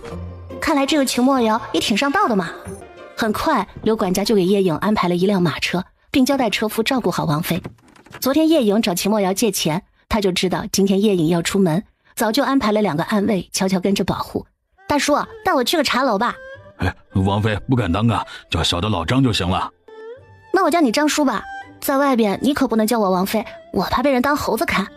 老张按叶颖的吩咐，稳稳地驾着马车往城里的一处繁华的茶楼而去。在去的时候，叶颖撩开车帘往外看，他还没有逛过古代的街道，所以他看什么都新奇。大约2刻钟左右，马车停在了一家叫明记茶楼的门前。主子到了。叶颖撩开车帘，一蹦就跳下了马车，完全没有京城女子的温婉形象。张叔，你去停马车吧，我会在茶楼待半个时辰左右。昨晚叶颖干了好事儿，今天他当然要来听听八卦。茶楼是八卦传播最快的地方。叶颖一个人大摇大摆地走进茶楼。姑娘，您一个人啊？是啊，小二，给我找个靠窗的位置吧。好嘞，姑娘，请跟小的来。叶颖就在大堂里靠窗的位置坐了下来，点了一壶茶，还要了一碟瓜子和一碟糕点。边喝茶边吃小吃边听八卦，这间茶楼的生意真好，大堂几乎快要坐满了。茶楼自然是朋友聚会聊天的好地方。果然没坐下一会儿，周围几桌就传来了低低的议论之声。喂，你们说这穆丞相到底得罪谁了呀？这谁知道？这些高官什么时候得罪了人，他们自己最清楚。我们小老百姓怎么猜得到？你们不知道吗？这丞相府的小姐今天早上居然被发现从青楼里出来了。哎，怎么就知道她是丞相府的小姐呢？当然是她自己嚷嚷着出来的呀。听说早上个龟奴去后院撒尿，看到一棵树下躺着一个小姑娘，而且还只穿着中衣。他以为是楼里的哪个姑娘半夜里梦游出来睡在后院，立刻就跑去通知老鸨。你怎么知道的这么清楚啊？因为我家住的离那青楼不远，早上我爹从那儿过，正好看了场热闹。快说，接下来如何了？老鸨正愁不好买到好姑娘呢，丞相府的千金呢，那得多漂亮。老鸨一眼就相中了，就想着把她给留下吧。这丞相府的千金哪里肯呐，就自报了家门。老鸨一听是丞相府的千金，吓了一跳，赶紧差人去通知丞相府。各位，还有一事，你们不知道吧？丞相府昨天晚上还失窃了，别的不偷，就专偷丞相夫人从娘家陪嫁过来的嫁妆，那可是郑国公府啊，那陪嫁得多少，一夜之间全不见了。哎，大哥，你怎么知道的？因为我的长孙有一个堂弟正好在丞相府当差，今早出去办差，两人遇上了，所以听了一嘴。叶颖津津有味地听着周围的八卦，心里美得冒泡。啊，你们知道莫王的新王妃叫他什么吗？叶颖转头看去，居然是个40岁的中年汉子。没想到八卦真的不分年龄大小。听说是叫他癞蛤蟆王爷。原来你知道，我还以为你不知道呢。这事儿啊，所有人都知道了。怎么回事？怎么会传得人人都知道了？听说是从哪里传出来的？说话的人压低声音，用手指了指皇宫的方向。叶颖在茶楼听八卦听得乐不思蜀，而此时的丞相府更是另一番热闹。一大早，慕明珠的丫鬟进屋伺候，发现主子不见了，惊慌失措地跑到郑碧月的院子禀报。郑碧月立刻来到慕明珠的卧室，查看一番，看不出任何蛛丝马迹，立刻让丫鬟婆子们满院子的找人。结果找了2刻钟，仍然找不到人，然后又发动家里的护院和小厮，把整个丞相府搜了一遍，也找不到人。正在这时，守门的小厮匆匆跑了进来。夫人，门口来了个春香楼的小厮，说是大小姐在春香楼。春香楼是什么地方？明珠怎么会在那里？春香楼是……还不快说！你没看夫人着急的？夫人，春香楼是青楼。你说什么？郑碧月一听是青楼，气得头晕脑胀，身子晃动一下，差点跌倒在地。夫人，稳住！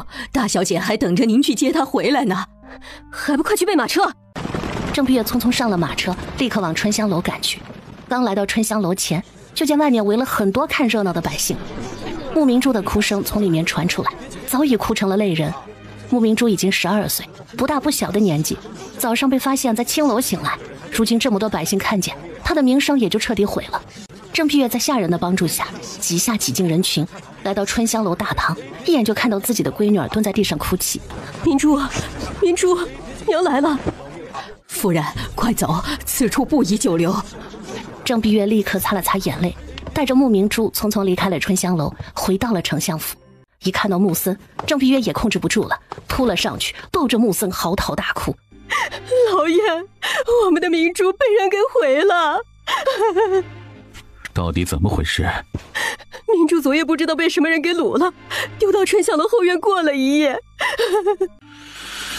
岂有此理！谁这么大的胆子？夫人不好了，库房失窃了。你说什么？夫人，您放嫁妆的库房被人搬空了。郑碧月这时也顾不上她女儿，匆匆往后院而去，来到她放嫁妆的库房。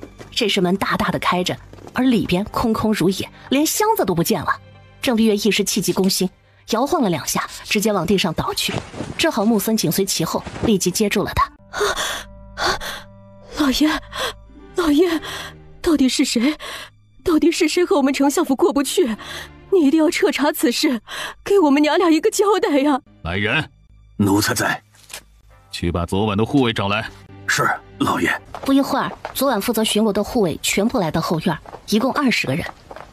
昨晚你们有没有发现异常？回老爷，没有。不过今早听说小姐不见，我们又把整个相府仔仔细细查看了一遍，在后花园的一处平地发现有特殊的脚印。什么脚印？像鸟的脚印，但是却特别大，我们从没见过如此大的鸟的脚印。此话当真？哦，老爷可随小的一起去查看，小姐的院里也有。此处离穆明珠的院子最近，穆森立刻随护卫去查看，果然在院里院外都看到了脚印，这完全超出了穆森的认知，他也从来没有见过如此大的鸟的脚印。老爷，你到底得罪了什么人呢？你怎知是我得罪了人，而不是你得罪了人？我一个深宅妇人，能得罪谁去？哼，偷你的嫁妆，掳你的女儿，难道不是针对你吗？郑碧月一时无法反驳，仔细思考他到底得罪了谁。他突然想到了什么，咬牙切齿地说道：一定是那个小贱人干的。哪个小贱人？哼，哪个小贱人？除了穆夜影那个小贱人，还有哪个小贱人？他一个13岁的孩子，怎么可能做得到？他是做不到，可是你别忘了，她嫁给了谁？穆森无话可说，穆明珠适时哭着扑到了穆森的怀里。爹爹，你要为我做主啊！你有几分把握？除了他，不会有第2个人。你一定要给我们的明珠讨回公道啊！我们的明珠可是被他给毁了。你安抚好明珠，先把她送到庄子上，躲避一段时间闲言碎语。晚上我去趟莫王府。这厢在茶楼里听八卦听得眉开眼笑的叶影，喝茶也喝了个水饱。八卦听得差不多了，打算去逛逛街。走出茶楼，叫上车夫张叔，慢慢的在大街上逛了起来。叶影看什么都新鲜，每个铺子都进去看一看。突然他想起来，穆老夫人给了他一间铺子，今天出来了就去瞧瞧在什么地方。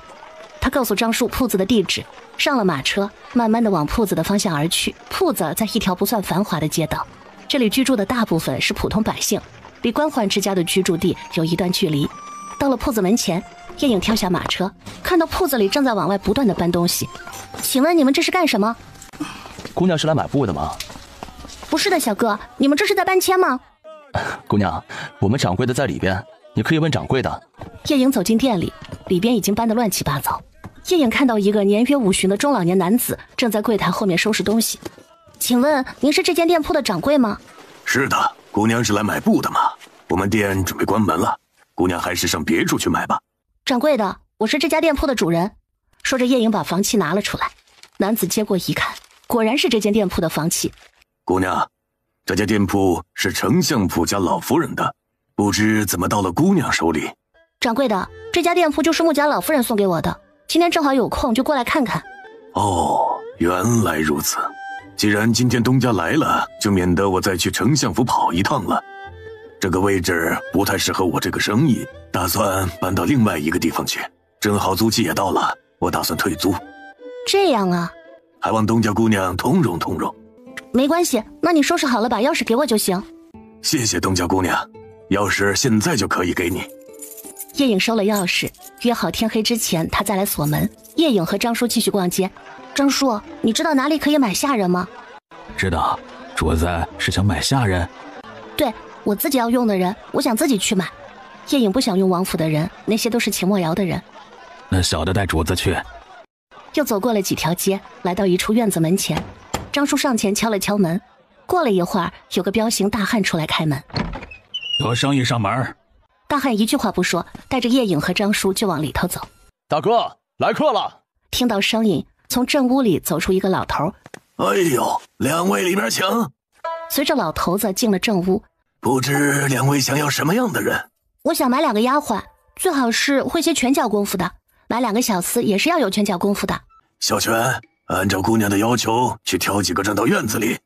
旁边伺候的小厮立刻应声而去，没一会儿人就挑好了，都站在了院子里。叶影和张叔走上前，一个个看。叶影挑出来8个人，然后又一一问了他们的来历。居然有一对兄妹是镖局出身的，兄妹俩突然出列，跪倒在叶影的面前。姑娘，你买下我们一家吧，我们一家都是走镖的，招小人陷害失了镖，父亲把全部家当都卖了，还把我们自己都卖了，再还清债务。如果姑娘买了我们全家，我们一定伺候好姑娘，听姑娘吩咐。你们家一共多少人？8个，我爹娘、大哥一家4口，还有我们2个。你今年多大了？16岁。你呢？小的今年19。去把你们一家人都叫出来，我看看。不一会儿，8个人站到叶影的面前，最小的一个居然还抱在怀里，看上去还不到1岁，还有个小男孩最多3岁，最大的就是他们的父亲，看着40多岁的样子。张叔，你会武功吧？主子会点儿。帮我试试他们的身手。场地让开，最大的先上，只是拳脚功夫。3个男子都和张叔比划了一通，得到了张叔的肯定，功夫也不错。姑娘，我也会。那你和你小哥比划一下，我看看。两兄妹就在叶影面前过起了招，两人居然不分上下。叶影很满意，老板，这一家人我全买了，一共多少钱？这家人在老板手里其实养了好久，他们就是想一家人一起卖，很少人能够一次性买这样一家人，关键是有2个小的。听说叶影说要一起买，他心里很高兴。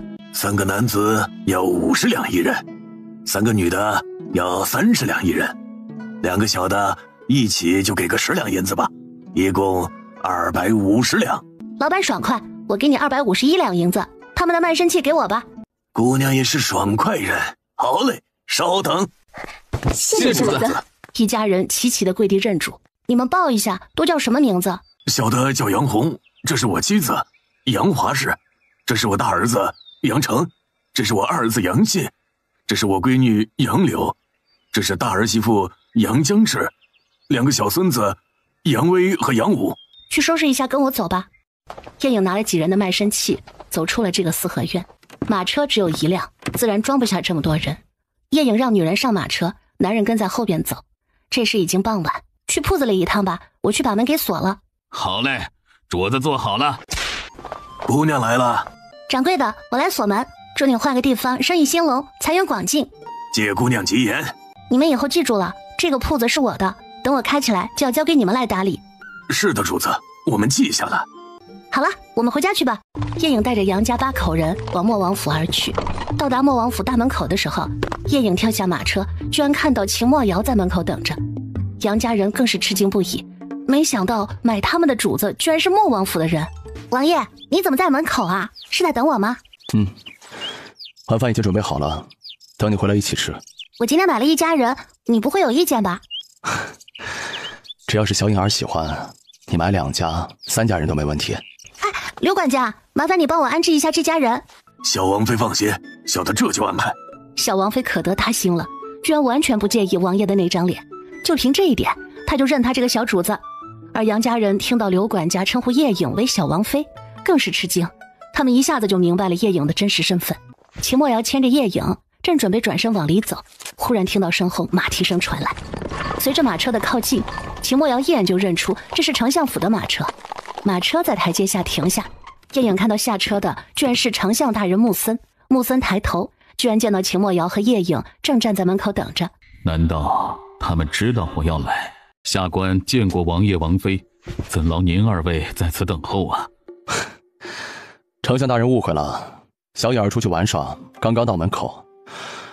本王是在门口接小颖儿进府的。秦墨瑶之所以解释，是想告诉穆森，叶影已不再是丞相府的小可怜，如今已是他的王妃，而且深得他的宠爱。丞相大人是来找本王的。下官是来找颖儿的，有些事想问问他。那就请进吧。来者是客，秦墨瑶也没打算把人拒之门外。几人来到外院正厅，王爷，可否让下官和颖儿单独说话？本王和小颖儿是夫妻，夫妻一体，有什么事是本王不能听的？丞相大人有话直说便是。王爷，下官家中今天发生的事情，想必您也知道。既然是颖儿自愿嫁入王府，何必给下官如此难堪？哦，丞相大人何出此言？颖儿，你是在怪夫人没给你准备丰厚的嫁妆吗？再怎么说也给了你24台嫁妆。你要知道，凭你的身份，要不是看在嫁给莫王爷的份上，根本就不会给你嫁妆。我有嫁妆吗？我怎么不知道？要不丞相大人随我去看看。叶颖说着就站起来往外走去，根本不给穆森留思考的余地。穆森见他出去，只好跟着站起来跟上。三人来到碧荷院，叶颖直接把放嫁妆的房间门推开，亲自把24个嫁妆盒子的盖子全部打开。当他看到一箱箱的破布和石头的时候，老脸不禁通红一片。哎，家门不幸啊！只是颖儿，你要知道，如今你可是记在夫人名下，她就是你的母亲，明珠就是你的妹妹，一家人一荣俱荣，一损俱损。母亲？哼，我的母亲已经死了。你说什么？穆森和秦墨瑶同时吃惊地问。叶颖见两人的神情有些疑惑，难道他们真不知道他的女儿不愿意嫁，我母亲的女儿就愿意嫁吗？我母亲为了阻止这场婚事，以我要守孝为由，不惜上吊自尽。即便如此，也没能阻止这场婚事，又把我记在了丞相夫人的名下，我就成了嫡女，就不再是我母亲的女儿，就无需守孝了。我是把我的母亲埋葬后第2天回的相府。韩晓怎么搞的？这么重要的事情，居然没有去查。小颖儿，你还有我。颖儿，为父真不知道。你好好过日子，有空就回相府看看老夫人，她想你的。穆森真的不知道该说什么，只能把自己的老娘搬出来。来人！王爷，把这些箱子给丞相带回去。是。丞相大人穆森灰溜溜地离开了穆王府，还带了几马车的箱子回去。老爷，怎么样？那个小贱人承认了。你疯了？你打我干什么？颖儿的娘亲上吊自尽之事，为何不告诉我？哼，一个通房丫头，死了就死了，难道你还记着她的好不成？不可理喻。这时，小厮把箱子也抬了进来。打开。随着穆森的命令，箱子被一一打开。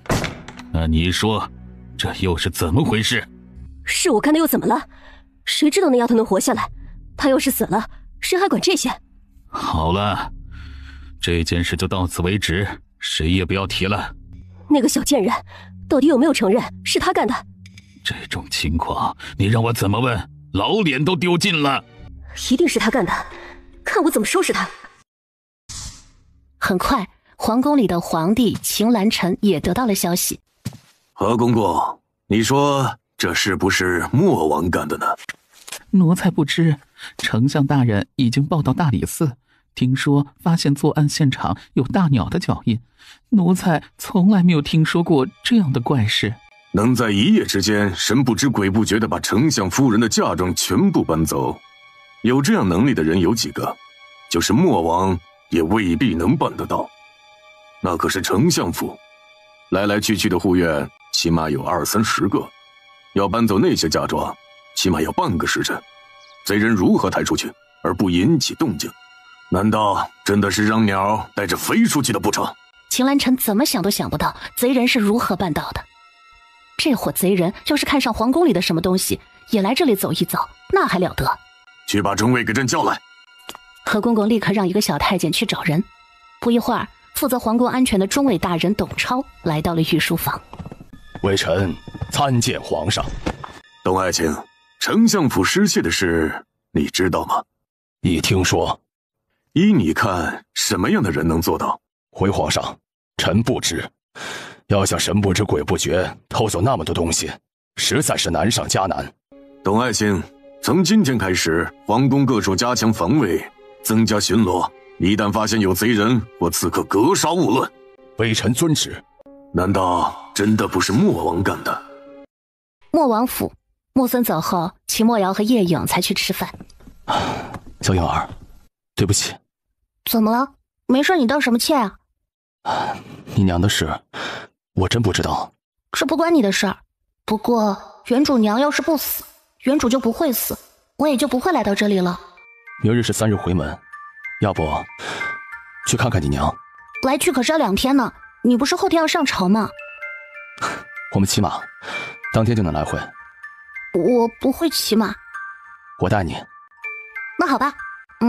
另外有个事儿跟你说一下，出嫁前穆老夫人给了我一个铺子作为嫁妆，今天下午我去看了一下，之前的租客退租了，嫌位置不好，我打算开个医馆。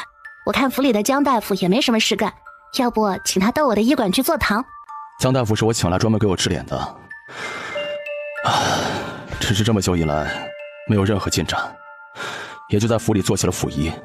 他很喜欢研究医学，如果你能请得动他，我没意见。哼，那就这么说定了。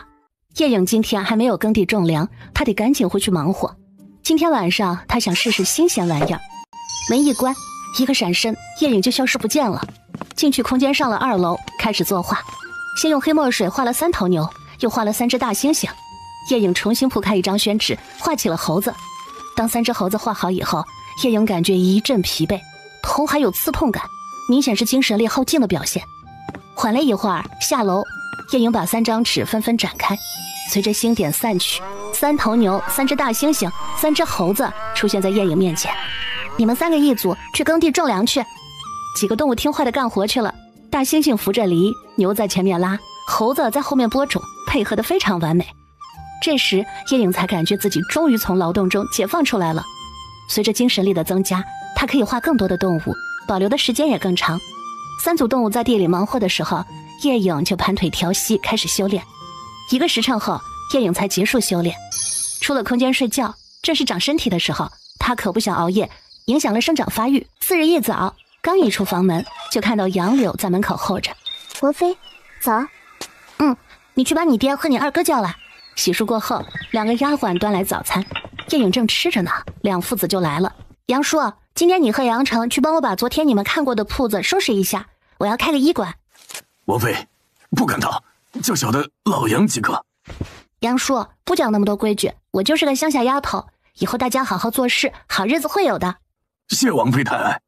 行了，杨叔你去忙吧。杨信和杨柳今天随我出趟门，我要去看看我娘，去找刘管家给你们准备马。是，王妃。哦，对了，你们是我买的，所以以后叫我姑娘就行，或者主子，不用叫王妃。叶影可不想他们形成习惯了，以后走到哪儿都王妃的叫，身份很容易就让人知道了。他才13岁，可不想这么早就被人人都知道他已婚了。而这话刚好被走到门口的秦墨瑶听到了。小颖儿不愿做我的王妃。秦墨瑶有些伤感的声音响起。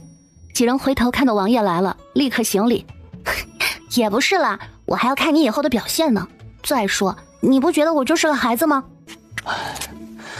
吃好了吗？吃好了我们就早点出发。稍等。叶影立刻低头继续吃饭。大约过去半个时辰，经过一片前不着村后不着店的山林时，秦墨瑶忽然勒住了马缰，一股杀气扑面而来，就连叶影这种没有功夫的人都感觉到了。戒备！10个护卫立刻将2人围在中间。秦墨瑶一把将叶影扔到杨柳的马上。杨信、杨柳，你们2个护着王妃离开。这样的场景，秦墨瑶经历过多次，知道这些人是冲自己来的。小颖儿跟在自己身边，反而容易被自己拖累，还不如让他离开，自己好大展拳脚。杨信和杨柳护着叶影退出了圈子，离开大约50米左右，叶影就要停下。姑娘，这里还不安全，我们再走远一点。听我的，3人下马，你们2个看好四周，不要看我，注意戒备。叶影说完，找了根树枝到2匹马中间，让马挡住2兄妹的视线，蹲在地上开始画起来。不到半刻钟，一把920手枪就画好了。这款手枪可以装20发子弹。走，过去看看。3人丢下马，蹑手蹑脚地向前靠近。当离秦墨瑶他们只有30米左右的距离时，停了下来。叶影看到秦墨瑶剑起剑落之间就有黑衣人受伤，只是2方人数悬殊较大，应付起来有些吃力，双方打的是难分难舍。姑娘，我们要不要上前帮帮王爷？不用，就在这儿。一会儿要是有黑衣人上来，你们可得帮我挡着点儿。叶影说完，双手握紧手枪，瞄准，扣动扳机，看准一个脑袋开一枪，几乎没有一弹是虚发的，枪枪命中目标。只几息时间，就有10个黑衣人倒地不起。黑衣人反应了过来，立刻有4个往叶影这边杀过来。两兄妹从刚才的震惊中突然反应过来，杨信也顾不得男女大防，直接拦腰夹起叶影就往后面跑。秦墨瑶也反应过来，立刻拦住黑衣人，不让一个人离开。现在双方战斗力一下子调转，还不到1刻钟就被秦墨瑶和护卫们解决完，一个活口都没留。这些人都是死士，身上不会留下任何证据，但秦墨瑶心知肚明这是谁的人。哥，快停下，没有人追来。杨柳在后面边跑边喊。杨信听到喊声停了下来，把叶影放下来。姑娘，刚才得罪了。我没事儿。叶影也喘着气，她明明没有跑过1步，她纯粹是被刚才的情况给刺激的，有点兴奋。你们2个没有轻功啊？不是说习武的古人都有轻功的吗？我们走镖的练的都是外家功夫，我们没学那家功夫。杨柳刚刚说完，叶影就看到秦墨瑶几个起落就到了面前，这才是轻功，真帅气。你没事吧？没事，你呢？我也没事。秦墨瑶放下心，牵着叶影往回走。王爷，王爷，10个护卫有几个多少受了点伤，正在相互包扎。把这些尸体都埋了。是。几个没有受伤的护卫到了林子里，找了个地方，开始用剑挖起坑来。秦墨瑶上前检查尸体，除了他们用剑杀死的之外，其他的每个都是脑袋上有个窟窿。小影儿，你是怎么办到的？叶影翻了翻白眼，摸了摸鼻子，就知道他会问，就是个暗器而已。可以给我看一下吗？用完了。叶影两手一摊，都这么长时间了，早消失不见了。叶影既然不愿意多说，秦墨瑶也不强求。他知道叶影有秘密，他相信以后他会慢慢告诉自己的。王府，秦墨瑶让刘管家立刻去请了江大夫来，给受伤的护卫们重新包扎。他则领着叶影回到他居住的碧荷院，洗漱一番之后，吩咐丫鬟立刻摆饭。秦墨瑶知道叶影特别容易饿，叶影也确实已经饿得前胸贴后背，中午吃的那一点早不知道消化到哪里去了。小影儿，你怕吗？你不是战神王爷吗？有你在，我怕什么呀？王府的日子没有你想象的那么风光，你跟着我会经常遇到危险，怕吗？看在王妃这个身份还比较高贵的份上，我暂时没有离开的打算，所以我会罩着你的，放心。你还想离开？如果你这张脸治好以后能入我的眼的话，我考虑留下来。叶影说的一本正经，秦墨瑶听了却是笑出了声。怎么，很有自信？想看我长什么样，那就拜托小影儿早点治好我。皇宫，秦墨瑶一进城就有探子把消息递进了宫里，前前后后他派人刺杀不下10次，折在秦墨瑶手里的暗卫没有200也有100好几。秦兰臣一直在等活着的人回来复命，可是天已经黑尽了，也没有人回来。来人！暗卫头领立刻跪在秦兰臣的面前。主子，你派了多少人去？30人。去查一查怎么回事。是。秦兰臣开始看奏折，边看边等消息。这一等又是1个多时辰过去，直到快子时时才等到去查看的暗卫头领回来。主子，30人全部身亡。什么？尸体被就地掩埋，我们又挖出来查看，他们一半是死于某种不知名的暗器。什么暗器如此厉害？属下不知，有10个是头上穿了洞，有4个是胸口穿了洞，都是致命一击，其他的是死于刀剑。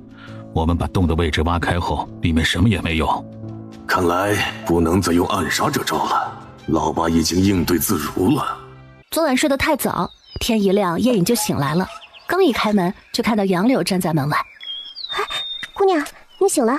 去把你娘叫过来，以后我这院里的一切事务都交给她管，你就跟着我贴身伺候，之前的2个丫鬟就让你娘使唤吧。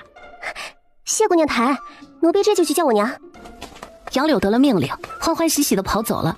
没一会儿，杨红夫妇一起来了。杨红是来汇报昨天收拾铺子的进度。杨叔，我们一起再去看一下那铺子，看看怎么规划比较好。好，小的这就去找管家安排马车。说完，杨红就转身去了。杨婶，以后我这院子里的事儿就由你负责安排。那2个丫鬟是王府的人，你们安排他们在正房外做事即可。以后我的房间不允许他们入内。谢姑娘信任，奴婢一定做好。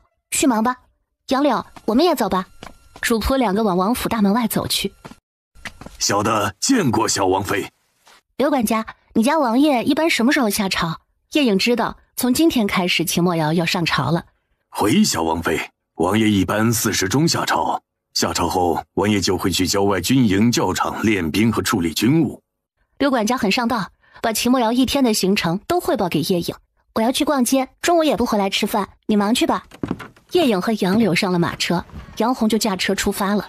到了目的地，杨红打开铺子的门，叶颖才认认真真的把铺子从外到里看了个仔细。没想到这个铺子还带后院，后院比铺子还要大，还带天井，基本可以住家了，连厨房都有。之前一直被当作库房用。叶颖很满意，可以把后院的2间房装修成手术室，方便他用。看了之后，叶颖心里已基本有数了。杨叔，你回头让杨晨夫妻俩常住铺子，以后就让他当掌柜，他媳妇儿就给铺子里的员工做做饭，打扫卫生。如果他识字的话，就在帮忙整理资料，比如药方等，也方便他照顾孩子。谢主子，只是成哥不懂药理。他懂不懂没关系，大夫懂就行，他只需要负责日常管理。况且人是活的，他可以边干活边学习，时日长了自然就懂了。他才20几岁呢。叶颖一向信奉人是学而知之，不是生而知之。叶颖之所以买这么一家人，看重的就是他们会武，能镇得住场子，要是有人来闹事也能抵挡得住。其他本事可以慢慢学，武可不是1年2年就能学会的，是要从小开始打基础的。是。杨红很感动，没想到这小主子这么开明。明天我有一件重要的事情交给你去办，今晚你和杨成一起到我院里来一趟。是。时间差不多快5时了，3人出了铺子，叶颖打算逛逛街。说了自己的目的，杨红就驾着马车去了一条繁华的街道。2个女孩子就开始了女人喜欢的事情。叶颖在一家成衣店买了3件符合她自己审美的衣服，也让杨柳挑1件。逛到一个杂货铺的时候，叶颖买了锅碗瓢盆，一应厨房用具。姑娘，你买这些做什么？我有用。叶颖当然是要在空间里准备一套，她早就有这个计划了，不然饿了都没东西吃。杨叔，肚子饿了，去找个地方吃饭吧。叶颖对京城不熟，只要告诉杨红想干什么，他自然知道把他带到哪里去最合适。没过多久，马车就停了下来。主子，这家店是老字号了，有很多风味小吃。那就尝尝去。叶颖率先走在前面，进了酒楼，一看有客人在，小儿热情上前招呼：客官里边请，要雅间还是堂食啊？堂食吧。叶颖喜欢在大堂里吃，这样可以听八卦。随着小二找了张空桌坐下，小二立刻开始报菜名。可是叶颖听了半天，感觉不出是什么菜，只好让小二看着办。好嘞，姑娘请稍等，很快就上。菜一上桌，叶颖就开始动筷，也叫他们父女俩不要客气。这时周围的一些食客们的聊天声也传入了叶颖的耳朵里。喂，你们说这张阁老都请了多少个大夫了？他那孙子的肠痈到底有没有治好啊？那可是他家的独苗啊！你是不是傻呀？肠痈谁能治得好？得了这么个病，也就是看谁拖的时间久而已，迟早是个死。那他们家这不是要绝后了吗？你说话小声点，这种话不要乱说。叶颖听着他们的议论，好半天才反应过来肠痈是什么病。哦，不就是阑尾炎吗？好像古代就叫肠痈。嘿，有钱挣了。吃过饭，3个人也听了不少八卦。丞相府小姐和莫王爷的八卦还是人们津津乐道的话题。到莫王府，叶颖又让杨红去打听张阁老孙子的情况，越详细越好。经过昨天遇刺的事儿，叶颖意识到一个问题，他应该提前画好一些可能用到的东西备好，到用的时候可以直接拿来用，而不是像昨天一样还需要临时来画。要是紧急情况怎么办？回到汴河院，叶颖交代所有人都不许进他的房间，然后二话不说直接关门进空间。出了空间，这时杨红早已经打听好张阁老孙子的事儿了。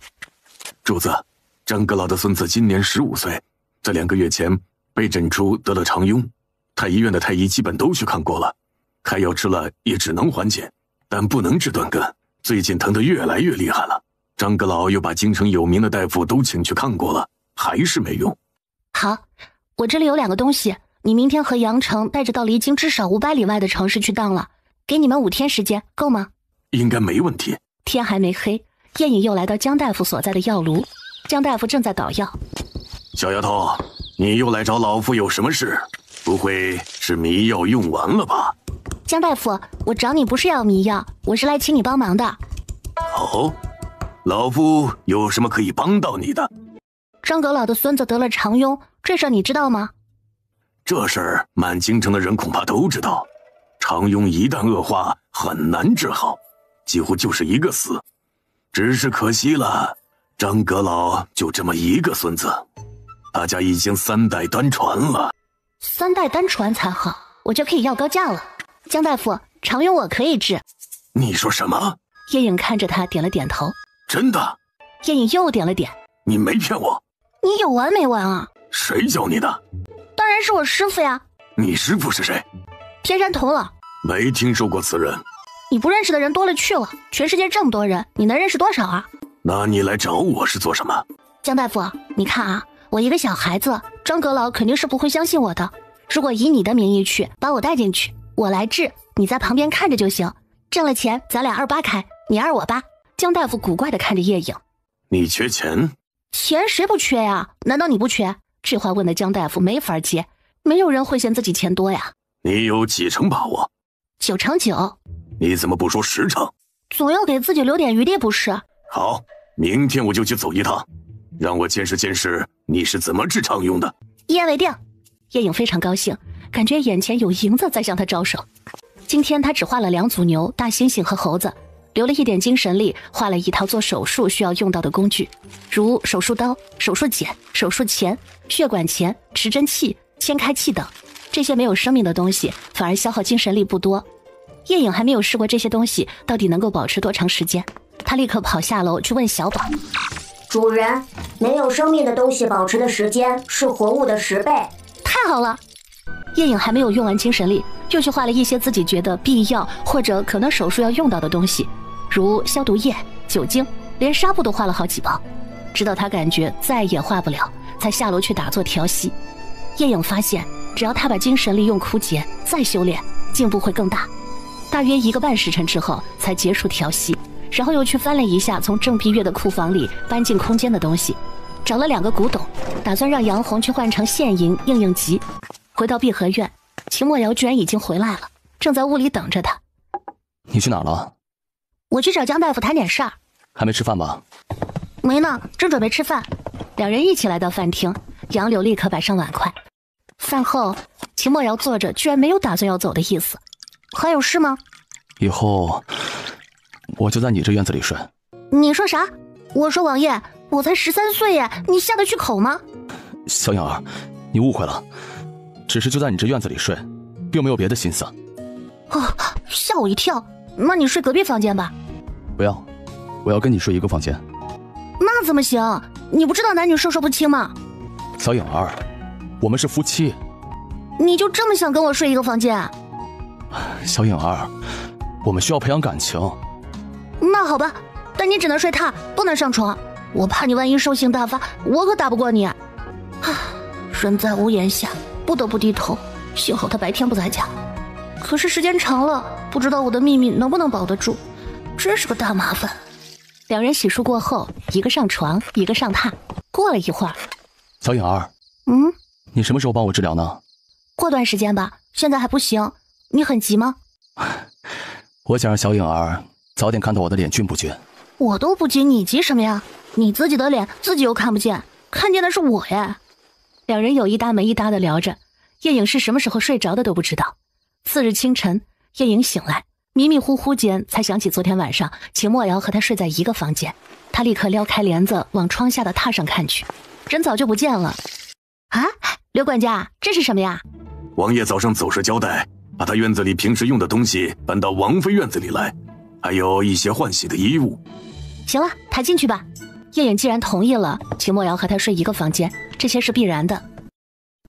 饭后，杨柳去帮我找个小箱子来，就如大夫的药箱子。杨柳去找刘管家帮忙，没一会儿还真找了一个大小合适的箱子回来，还有提手，上面的雕花非常精美。走，我们去找江大夫。叶颖自己拎了箱子就朝江大夫的药炉而去，杨柳紧随其后。3个人坐上刘管家安排的马车，还是上次叶颖带去逛街的张叔驾车。张阁老其实已经致仕，今年已经71岁高龄了。他生他儿子的时候已经30岁，而他儿子再生孙子的时候已经26岁。他家男丁非常难得，女儿孙女儿倒是有好几个，这个孙子宝贝的跟眼珠子似的。叶颖他们来到张阁老家大门前的时候，已经辰时末。张叔刚一停下马车，就有守门小厮上前询问：听说你们家小公子得了疾病，我是大夫，想来试试。告诉你们家主子，我是莫王府的府医。小厮一听是莫王府的，不敢怠慢，立刻进去禀报：江大夫，你为什么要告诉他身份啊？不报身份，你连府门都进不去。这可是阁老府，不是普通百姓之家。很快，一个管家模样的人就匆匆从门里出来。请问，可是江大夫？老张头，精神还这么好啊？托江大夫的福，我这老腿还能跑得动。张管家领着几个人往内堂而去，自然是要先去拜见张阁老。张阁老已经坐在外堂主位等候着，由此可见他对自己孙子有多么宝贝，只要有一线希望，他都不会放过。江某拜见张阁老。江大夫免礼，是莫王让你来的吗？不是，是江某自己想来试试。江某最近几年在莫王府一直潜心研修医学，小有成就。如此，请随老夫来吧。几个人跟着张阁老穿过几个垂花门，在一处精致的院落门前停下。这大孙子住的离张阁老这么近，看来真的是宝贝疙瘩。去把大儿媳叫出来，就说有大夫来了。丫鬟听后立刻进院通报。大户人家的规矩就是多，到了门口也不能直接进去。没一会儿，一个30多岁的妇人匆匆忙忙的出来。老大媳妇儿，这是莫王府的江大夫，让他去给孙儿看看吧。江大夫有劳了，请随我来。一群人进了张瑞宇的卧室，此时他正躺在床上低低的呻吟，看到他爷爷进来，委屈的说道：爷爷，孙儿好疼。江大夫，请。张阁老不忍看自己的孙子，转头请江大夫上前把脉。江大夫走上前，拿起张瑞宇的一只手，把手轻轻地按在脉搏上，大约半刻钟之后才收回手。江大夫怎么样？脉痕虚浮，已经比较严重了，还有救吗？张阁老，可否借一步说话？隔壁偏厅坐坐吧。老大媳妇儿，你照顾好孙儿。叶颖3人跟着张阁老出门，到了隔壁偏厅坐定。张阁老，实话告诉您吧，您孙儿照此下去，最多只能活20天左右。你说什么？张阁老忍不住猛地咳嗽起来，旁边的小厮立刻上前给他拍背顺气。张阁老，今天我来是给您另外引荐一位大夫。谁？张阁老，这些下人可靠吗？你们都下去吧。张阁老挥挥手，3人默默退下。张阁老，这位是莫王妃。听了江大夫的介绍，立刻起身。老朽见过莫王妃。张阁老无需多礼。张阁老，能救您孙儿的就是莫王妃，她曾有奇遇，此话当真？张阁老您放心，既然我今天上门来，自然是带着必胜的把握。江大夫也说了，我孙儿迟早是个死，还不如死马当活马医。这么多年来，得了肠痈恶化后能治好的寥寥无几，老朽就信你一回，还望王妃尽力而为。张阁老，既然决定治疗，那我们就抓紧时间先做准备工作。王妃需要什么尽管提。一间干净的屋子，放一张到我腰高度的桌子，旁边放2张桌子即可。再放一个衣帽架。要求并不高，张阁老立刻就吩咐下去，很快就准备了起来。选择的房间就在张阁老孙儿居住的房间的耳房。当一切准备妥当，叶颖带着江大夫进到耳房。叶颖打开自己一直提在手里的箱子，背对着江大夫，拿出一瓶75%浓度的酒精。其实叶颖只不过是用箱子做掩护，实际是从空间里拿出一张小画展开。江大夫，你把这瓶酒精满屋子到处喷，给房间消消毒，然后再把窗户打开亮一亮。江大夫拿着瓶子左看右看，没见过这样的瓶子。不用管那么多，你先按我说的做。怎么喷？喝一口到嘴里，使劲的往外喷就可以了。江大夫果然按照叶颖的指示喝了一口到嘴里，那感觉太刺激了，他从来没有喝过这么烈的酒，小王妃，你这是什么酒啊？烈酒，超烈的酒。江大夫缓了好一会儿，又继续喷，直到把房间的每一个角落都喷了一遍。一瓶酒也用得差不多了，还剩下一点点。江大夫想揣进自己的箱子里，叶颖可不敢给他，立刻把瓶子抢回来，放进自己的箱子里。开玩笑，时辰一到，瓶子就消失不见了。要是被江大夫发现了，可不是什么好事儿。你怎么这么小气？我就剩下这么一点了。哼！大约半个时辰以后，房间里酒气散得差不多了，叶颖让人把患者抬过来，放到桌子上躺着。张瑞宇一脸痛苦地看向江大夫：“大夫，我还有救吗？”小子，你运气好，遇到了神医，能治。你好好躺着，不要乱动。叶颖又从自己的箱子里拿出一瓶麻醉药，给患者吊上。叶颖采用的是全麻，这样病人完全没有任何痛苦。江大夫看到叶颖拿出来的东西，又想开口问：“江大夫，你什么也不要问，只看我做就行。等会儿我开始手术，你就帮我擦汗、递刀。”接着，叶颖就把他摆出来的刀具一一给江大夫解说一遍。大夫，你们要在我身上动刀？你什么也不要管，闭上眼睛，美美的睡一觉。很快，麻药起了作用，张瑞宇彻底睡了过去。叶颖开始手术。叶颖拿起20号手术刀，找准右下腹对应的位置，轻轻划下，立刻拿止血钳把两边的肉夹住。如此反复几次，右下腹腔就打开了。叶颖用阑尾钳夹住阑尾末端部的细膜，将其提至切口处，用血管钳分离阑尾细膜。江大夫，11号手术刀。叶颖严肃的声音传来，把江大夫吓了一跳。他正一顺不顺地盯着叶颖的所有动作。哦。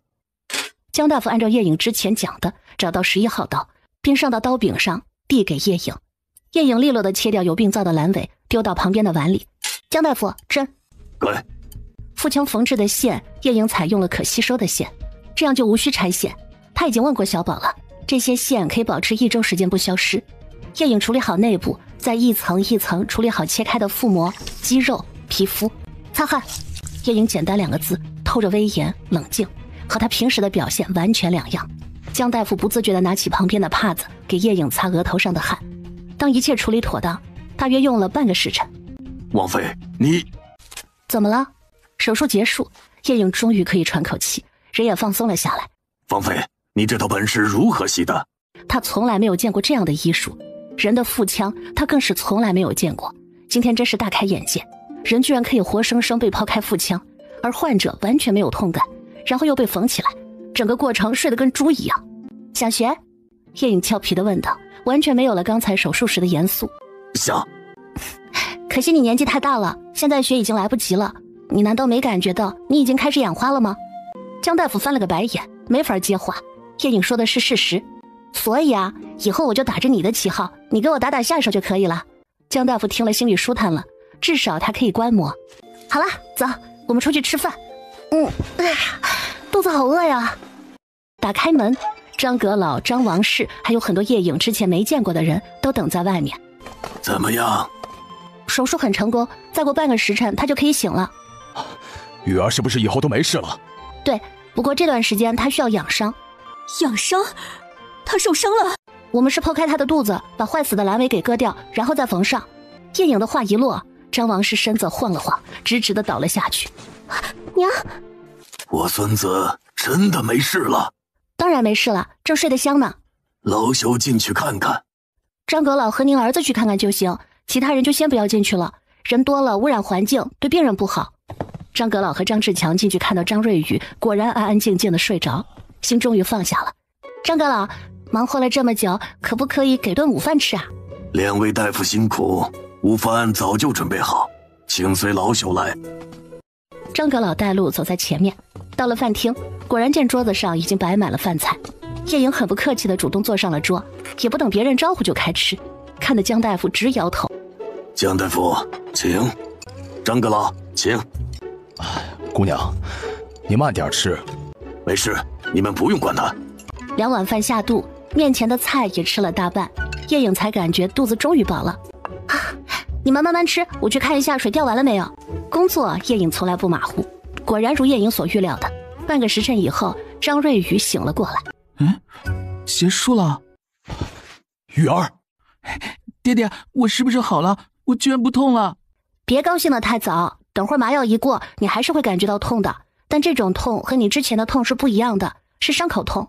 玉儿，你好好听大夫的，很快就能好了。接下来你就好好休息，前3天不要吃太多东西，而且只能喝粥，注意伤口卫生，不要感染。今天晚上可能会发烧，如果是低烧，你们就用酒在他身上擦一擦，给他降温。如果总是高烧不退，就来找我。叶颖把要注意的事项交代清楚，并让江大夫开一些利于伤口恢复的药。治疗就先告一段落，我们也该回去了。有什么问题随时可以来找我。谢谢2位大夫。张阁老，能否结一下诊费？姑娘先回府，随后老朽就安排管家给您送去。那我就先回去了，明天我再来换药。张阁老和张志强亲自送叶颖和江大夫出门，并让张管家亲自送他们回府。看着他们远去的马车，张阁老愁容满面的脸终于消失不见。爹，这到底是怎么回事啊？父子俩来到张阁老的书房，把伺候的人都遣了出去。志强，给玉儿治病的是你看到的那个小姑娘。什么？不是江大夫吗？她就是莫王刚娶的王妃，13岁的小王妃。什么？是她？张阁老点点头。志强，你看这诊费当如何给？爹，既然是莫王府的王妃，恐怕这诊费不能当寻常大夫对待。而且常庸这么多年来，从来就没有人能治好过，这救命之恩可不好还呐。是啊，我们还是要先给一笔诊费，其他的以后再说。皇帝和莫王之间的事，我们不参与，不偏帮，保持中立即可。但玉儿是莫王妃救回来的，这是事实。在私底下可以让玉儿和莫王府往来，毕竟她无一官半职，而且还没过弱冠之年，就当成小孩子心性。爹说的是。那你现在去准备5万两银子，毕竟这是救命之恩。再让你媳妇准备一些女儿家喜欢的东西，晚上你亲自去跑一趟。是，这是5万两银子，王妃请笑纳。好说好说。叶颖一副财迷的样子，还走上前来，在箱子里拿起一个银锭子，在手里掂了掂。小儿的后续治疗还要多劳烦王妃了。没问题，明早我就去。整个过程秦墨瑶都没有插嘴，但心里的疑惑更深了。小颖儿又做了什么事情了？居然能让张阁老府舍得给出这么多银子，那下官就告辞了。那张大人慢走。刘管家，找2个小厮来，把这些银子都抬到我院子里去，数出1万两给江大夫送去。是，王妃。小颖儿，到底怎么回事？张阁老家的孙子得了肠痈，你知道吧？今天我去给他治好了，看到没？我挣钱了，一下子就是5万两银子。张阁老可真是够大方的。你能治好肠痈？对呀，很容易的，只是一个小小的手术。秦墨瑶意味深长地看着叶颖，没想到他的小王妃还有这等本事，他到底还有多少秘密是他不知道的。次日一早，叶颖和江大夫如约来到张阁老府上。昨天晚上，张瑞宇果然如叶颖所说的发了低烧，伺候的小厮按照叶颖说的用酒擦身降温，没多久就退下了。叶颖检查了一下伤口，没有发炎。为了安全起见，叶颖又给他灌了一瓶消炎水。江大夫，给病人的伤口敷点伤药，好得快一点。大夫，我真的好了吗？你要问他。姑娘，你是主治大夫？对啊，现在感觉怎么样？肚子里是不是不痛了？谢谢大夫。那我以后都不会痛了，是不是啊？没错，你这一辈子都不会再得肠痈，因为我已经给你切掉了。叶颖故意说的吓人，看能不能吓到这个家伙。都15岁的年纪了，感觉还很天真，这是被保护的有多好啊！可是我没感觉到疼，我睡着了。那不是废话吗？用了全麻，你知道才有鬼。你好好休息，最迟明天就要下床活动，哪怕疼也要下床走一走，不然容易肠粘连。你可以慢慢来，不要急。时间差不多，等水调完，叶颖收拾东西准备回去了。刚一出来，张王氏就在外面等着。见过王妃。张夫人免礼。啊，有身份就是好，一个年长我这么多的人见了也要行礼。当时选择同意替嫁，看来是做对了。王妃，臣妇选了几样东西给王妃拿去玩，还请收下。说着，张王氏就从身旁丫鬟的手里接过一个盒子，递给叶颖，还有礼物收，真不错。那就谢谢张夫人了。你放心，你家宝贝儿子过几天就活蹦乱跳了。好了以后让他多运动，身体就会更健康。谢谢王妃，以后有空可以常来张府玩。没啥事了，我就回去了。接下来还要换2次药，到时候江大夫会来的。好，臣妇送你。王爷，我现在有能力治你的脸了。真的？叶颖点头。等了一会儿，秦墨瑶才开口说道：等等再治。为什么？过几天我有个小师妹要来，她是我师父和师娘的女儿，习得一手好医术，先让她治治。听这说话的语气，叶颖就知道有故事。叶颖也不多问，这也不关她的事儿。今天你让管家送来的衣服和首饰，我很喜欢，谢了。谢什么？我们是夫妻。吃饭。叶颖埋头吃饭，不想谈这个话题。13岁的小身板，鬼的夫妻。又过了2天，杨红父子俩终于回来了。杨红一回来就找叶颖禀报此行收获。我们跑到600里外的湖阳城典当，一共当了18000两银子，这是银票。您给的100两路费，我们花了50两。辛苦了，你们明日休息1天就开始店铺装修，50两银子你们留着吧，就当我给你们的辛苦费。谢姑娘赏赐。接下来的几日，父子3人忙着店铺的装修事宜，叶颖时不时的也去看看。张阁老家的孙子早就可以下床活动了，他也不是蠢人，知道自己这次有多凶险。当家人告诉他整个治疗过程时，勾起了他对医学的好奇心，居然让丫鬟给他找几本医学方面的书籍给他看，并告诉他爷爷，等他好了，他要去找叶颖学医术。这些叶颖当然不知道，此时他正在江大夫这里给江大夫做思想工作。我的医馆很快就装修好了，我请你去做堂，以后咱们赚的钱3七分，你3我7，怎么样？老夫很久没有去做堂了，自由自在的日子过惯了。以后每次手术我都带着您，怎么样？我会的东西可多了，一定让您大开眼界。我连人的脑子都敢打开，人照样活着。真的？江大夫眼睛一亮，他还真不相信人的脑子打开还能活。下次遇到需要开颅手术的，我带着你。行，就冲这点，我去给你做堂，但我不出外诊。以后我们都不出外诊，要看病自己上门来。这还差不多。江大夫，悄悄告诉你一个事儿。什么事？王爷的脸你治了3年都没什么成效，对吧？我告诉你，王爷根本就不是中毒。你怎么知道？嘘，你小点声，小心隔墙有耳。此话当真？而且我能治哦。怎么治？不告诉你，不过我治的时候可以让您旁观。叶颖那傲娇的小表情让江大夫很想拍他一掌。那就这么说定了，等店铺开业以后，你就去给我当坐堂大夫，然后我再找个人给您作伴。叶颖一锤定音，然后笑着跑走了，留下江大夫在后面风中凌乱。王爷，要不您给我请个夫子吧，这书上好多字我都不认识。齐墨瑶听了古怪地看着叶颖，他一直以为叶颖应该有什么奇遇，不然哪里会有那些本事，没想到他连字都不认识几个，这超乎了他的想象。叶颖看到秦墨瑶的表情，就知道他在想什么。怎么啦？不认识字很奇怪吗？我亲自教你。你教我？你个大忙人，你有时间吗？教你当然有时间，教别人就没有。喂，我说王爷，你这话我听着怎么有点暧昧啊？我们是夫妻。叶颖白了他一眼。这时杨柳进来禀报，王爷，外边有人找您。走，我们一起去吧。刚出了院门，就听到一个抱怨的声音：师兄，你怎么躲到后院来了？还不叫嫂子？小嫂子好，我是韩潇，你家王爷的师弟。你好，我叫叶颖。哎，小嫂子，你刚过门的那天，我可是来喝了喜酒的，只是被师兄派出去办事儿，这几天也没和你见过面。小嫂子，我说你真不怕我师兄那张脸吗？你不知道，我刚看到的第一次，恶心的我连隔夜饭都差点吐出来了，我真是佩服你。大师兄！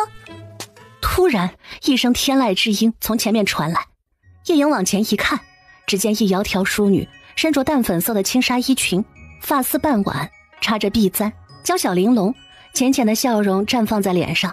哇，好漂亮的小姐姐！大师兄，新月好想你啊！新月，来见过我们的大嫂。新月，本王在半个月前已经娶妻，你再不可像从前一样没有半点规矩。你我之间毕竟男女有别。就他，跟个豆芽菜似的，怎么配得上你啊？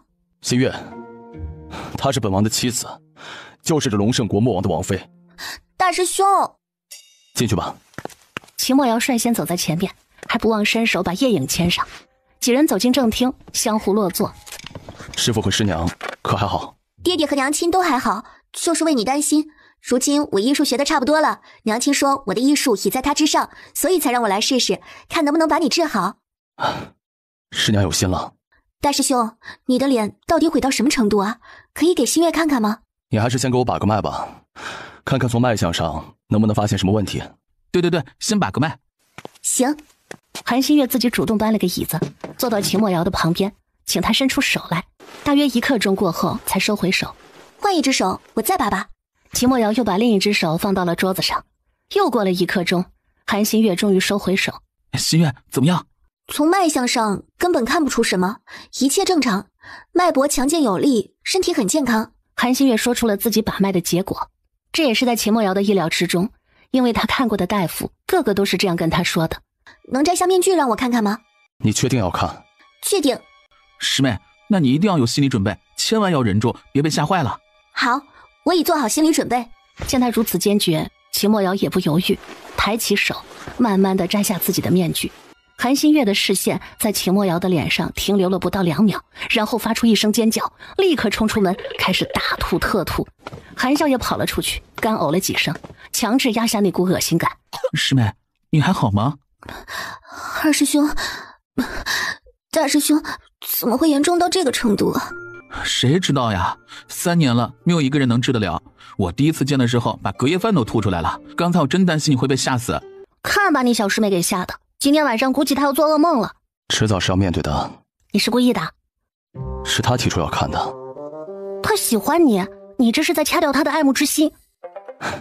你看出来了？我又不瞎。小颖儿，太聪明了不好。你不喜欢他？我是你夫君。切，你才认识我几天啊？不管几天，总之你记住，你是我秦墨瑶的妻子，龙胜国魔王的王妃。这时韩潇和韩新月走了进来，秦墨瑶已经戴上了面具。大师兄，对不起，我刚才实在没忍住。无妨，在本王意料之中。有把握治疗吗？我试试吧。既然如此，那你就试试吧。需要本王怎么配合都可以。刘管家，王爷有何吩咐？给新月小姐安排住宿，就安排在云长院吧。是。中午了，你们2个要和我们一起吃午饭吗？不必了，我和新月师妹一起吃，你和大嫂去吃吧。秦墨瑶和叶影又回到了碧荷院，2人默默地吃过午饭。我现在才知道为什么你不想让我给你治疗了，你是在用你这张脸让你的小师妹打退堂鼓。小颖儿就是聪明，是个人都看得出来好不好？今天下午不外出，我将你认字。好吧。2个人一起来到了秦墨瑶的书房，果然是书房，每个书架都放了满满的书。秦墨瑶走到最靠后的书架前，抽出一本薄薄的书。叶影上前踮着脚一看，上面写着幼儿启蒙。叶影直接在自己脑门上拍了一巴掌，太欺负人了。可是没办法，他还只能从幼儿启蒙开始。2个人并排坐下，秦墨瑶果然如一个夫子一样，翻开书，开始叫叶影一个字一个字的去认。哎，你等等，我做个笔记，凡是叶影不认识的字，就把它抄在纸上，然后在旁边写上对应的简体字。小颖儿，你这写的什么字呀？怎么缺胳膊少腿的？这就是我不识字的原因，因为我认识的字就是旁边这个缺胳膊少腿的字，而你认识的这个繁体字我正好不认识，这样对照着认不就快了吗？原来如此。秦墨瑶明白了，小颖儿并不是不识字，而是她认识的字和自己认识的字不一样。你确定要看？确定。师妹，那你一定要有心理准备，千万要忍住，别被吓坏了。好，我已做好心理准备。见他如此坚决，秦墨瑶也不犹豫，抬起手，慢慢地摘下自己的面具。韩新月的视线在秦墨瑶的脸上停留了不到2秒，然后发出一声尖叫，立刻冲出门，开始大吐特吐。韩笑也跑了出去，干呕了几声，强制压下那股恶心感。师妹，你还好吗？二师兄，大师兄怎么会严重到这个程度啊？谁知道呀，3年了，没有一个人能治得了。我第一次见的时候把隔夜饭都吐出来了，刚才我真担心你会被吓死。看把你小师妹给吓的，今天晚上估计她要做噩梦了。迟早是要面对的。你是故意的？是他提出要看的。他喜欢你，你这是在掐掉他的爱慕之心。你看出来了？我又不瞎。小颖儿，太聪明了不好。你不喜欢他？我是你夫君。切，你才认识我几天啊？不管几天，总之你记住，你是我秦墨瑶的妻子，龙胜国墨王的王妃。这时韩萧和韩新月走了进来，秦墨瑶已经戴上了面具。大师兄，对不起，我刚才实在没忍住。无妨，在本王意料之中。有把握治疗吗？我试试吧。既然如此，那你就试试吧。需要本王怎么配合都可以。刘管家，王爷有何吩咐？给新月小姐安排住宿，就安排在云长院吧。是。中午了，你们2个要和我们一起吃午饭吗？不必了，我和新月师妹一起吃，你和大嫂去吃吧。秦墨瑶和叶颖又回到了碧荷院，两人默默地吃过午饭。我现在才知道为什么你不想让我给你治疗了，你是在用你这张脸让你的小师妹打退堂鼓。小颖儿就是聪明，是个人都看得出来好不好？今天下午不外出，我将你认字。好吧。两个人一起来到了秦墨瑶的书房，果然是书房，每个书架都放了满满的书。秦墨瑶走到最靠后的书架前，抽出一本薄薄的书。叶颖上前踮着脚一看，上面写着幼儿启蒙。叶颖直接在自己脑门上拍了一巴掌，太欺负人了。可是没办法，他还只能从幼儿启蒙开始。两个人并排坐下，秦墨瑶果然如一个夫子一样，翻开书开始教叶颖一个字一个字的去认。你等等，我做个笔记，凡是叶颖不认识的字就把它抄在纸上，然后在旁边写上对应的简体字。小颖儿，你这写的什么字呀？怎么缺胳膊少腿的？这就是我不识字的原因，因为我认识的字就是旁边这个缺胳膊少腿的字，而你认识的这个繁体字我正好不认识，这样对照着认不就快了吗？原来如此。秦墨瑶明白了，小颖儿并不是不识字，而是她认识的字和自己认识的字不一样。小颖儿，我是你夫君，以后一直都是，不会有任何改变。我会保护你，绝对不会伤害你。你记住我今天说的话。你是在向我表白吗？是。小颖儿，我们是一家人，永远是一家人。我会等你长大的。叶颖听了秦墨瑶的话，见她认真的样子，心灵突然受到了小小的震动，暧昧的气氛在两人之间蔓延开来。突然，秦墨瑶把叶颖一下子抱起来，放在自己的腿上坐好，暧昧的气氛更浓了。我们继续认字。两人就在书房里耳鬓厮磨，到晚饭前才出来。走出书房，杨柳立刻迎了上来。王爷王妃，是回碧荷院吃饭，还是……小颖儿，咱们今天就在外院吃饭吧。哪里吃饭都行，让刘管家去安排吧。杨柳得了命令，很快就跑走了。我的丫鬟居然被你指使得团团转。你的也是我的，我的也是你的，咱们不分彼此。这话听的怎么感觉又有暧昧的味道在里面？难道秦墨瑶真的有恋童癖？可是他又说会等我长大。到了饭厅，刚坐下，大师兄，师妹想和你一起吃饭。如果你不怕我这张脸，就一起吃吧。得了秦墨瑶的话，韩新月缓缓走了进来，在秦墨瑶的另一边坐下。刘管家很快的就让厨房上了饭菜，退出饭厅。秦墨瑶很不客气的把面具摘下。叶颖看韩新月，果然不敢侧头看。韩小姐，你都不敢看王爷的脸，你还怎么给他治啊？我这不是正在慢慢适应吗？韩新月就是这么打算的，慢慢的靠近秦墨瑶，等适应了就不怕了。他一抬头回叶颖的话，不小心眼角余光还是看到了秦墨瑶的脸，立刻伸手捂住自己的嘴。韩新月的这个动作直接把叶颖逗笑了。吃饭。饭后，秦墨瑶把面具戴上，韩新月才感觉到自己可以喘气了。新月，小颖儿是你大嫂，你记住了。他才不是，他根本不配。配不配不是你说了算，是本王说了算。大师兄，你凶我，以前你不是这样的，是不是因为他？看来你要多学学规矩，对大嫂能这么大呼小叫的吗？我不会承认的。韩新月说完这句话，就哭着跑出了饭厅。小莹儿，不要理他，他被师傅宠坏了。哎，有人宠真好。以后我宠你。我可不是你的孩子。你是我妻子，我宠妻。你刚才也没喝蜜啊，嘴怎么这么甜？我再去厨房处理点公务再回来，或者你可以到书房学习陪我。我回碧荷院，你去忙吧。他今天还没有干过活呢。叶颖和杨柳回到碧荷院，房门一关，叶颖又开始画动物耕地种粮。第二日，叶颖又去铺子里查看，装修进行得很快，柜台、药柜、诊室、手术室都按照叶颖的要求做好，正在刷漆防潮。杨叔，照这样的进度，大概再过5天就可以完工了。我们是不是可以考虑找进货的渠道和招工了？姑娘，以前走镖南来北往的跑，倒是认识一个药商，我们可以约见，看看可不可以从他那里进货。联系一下吧，不能只在一家进货，可以多找几家。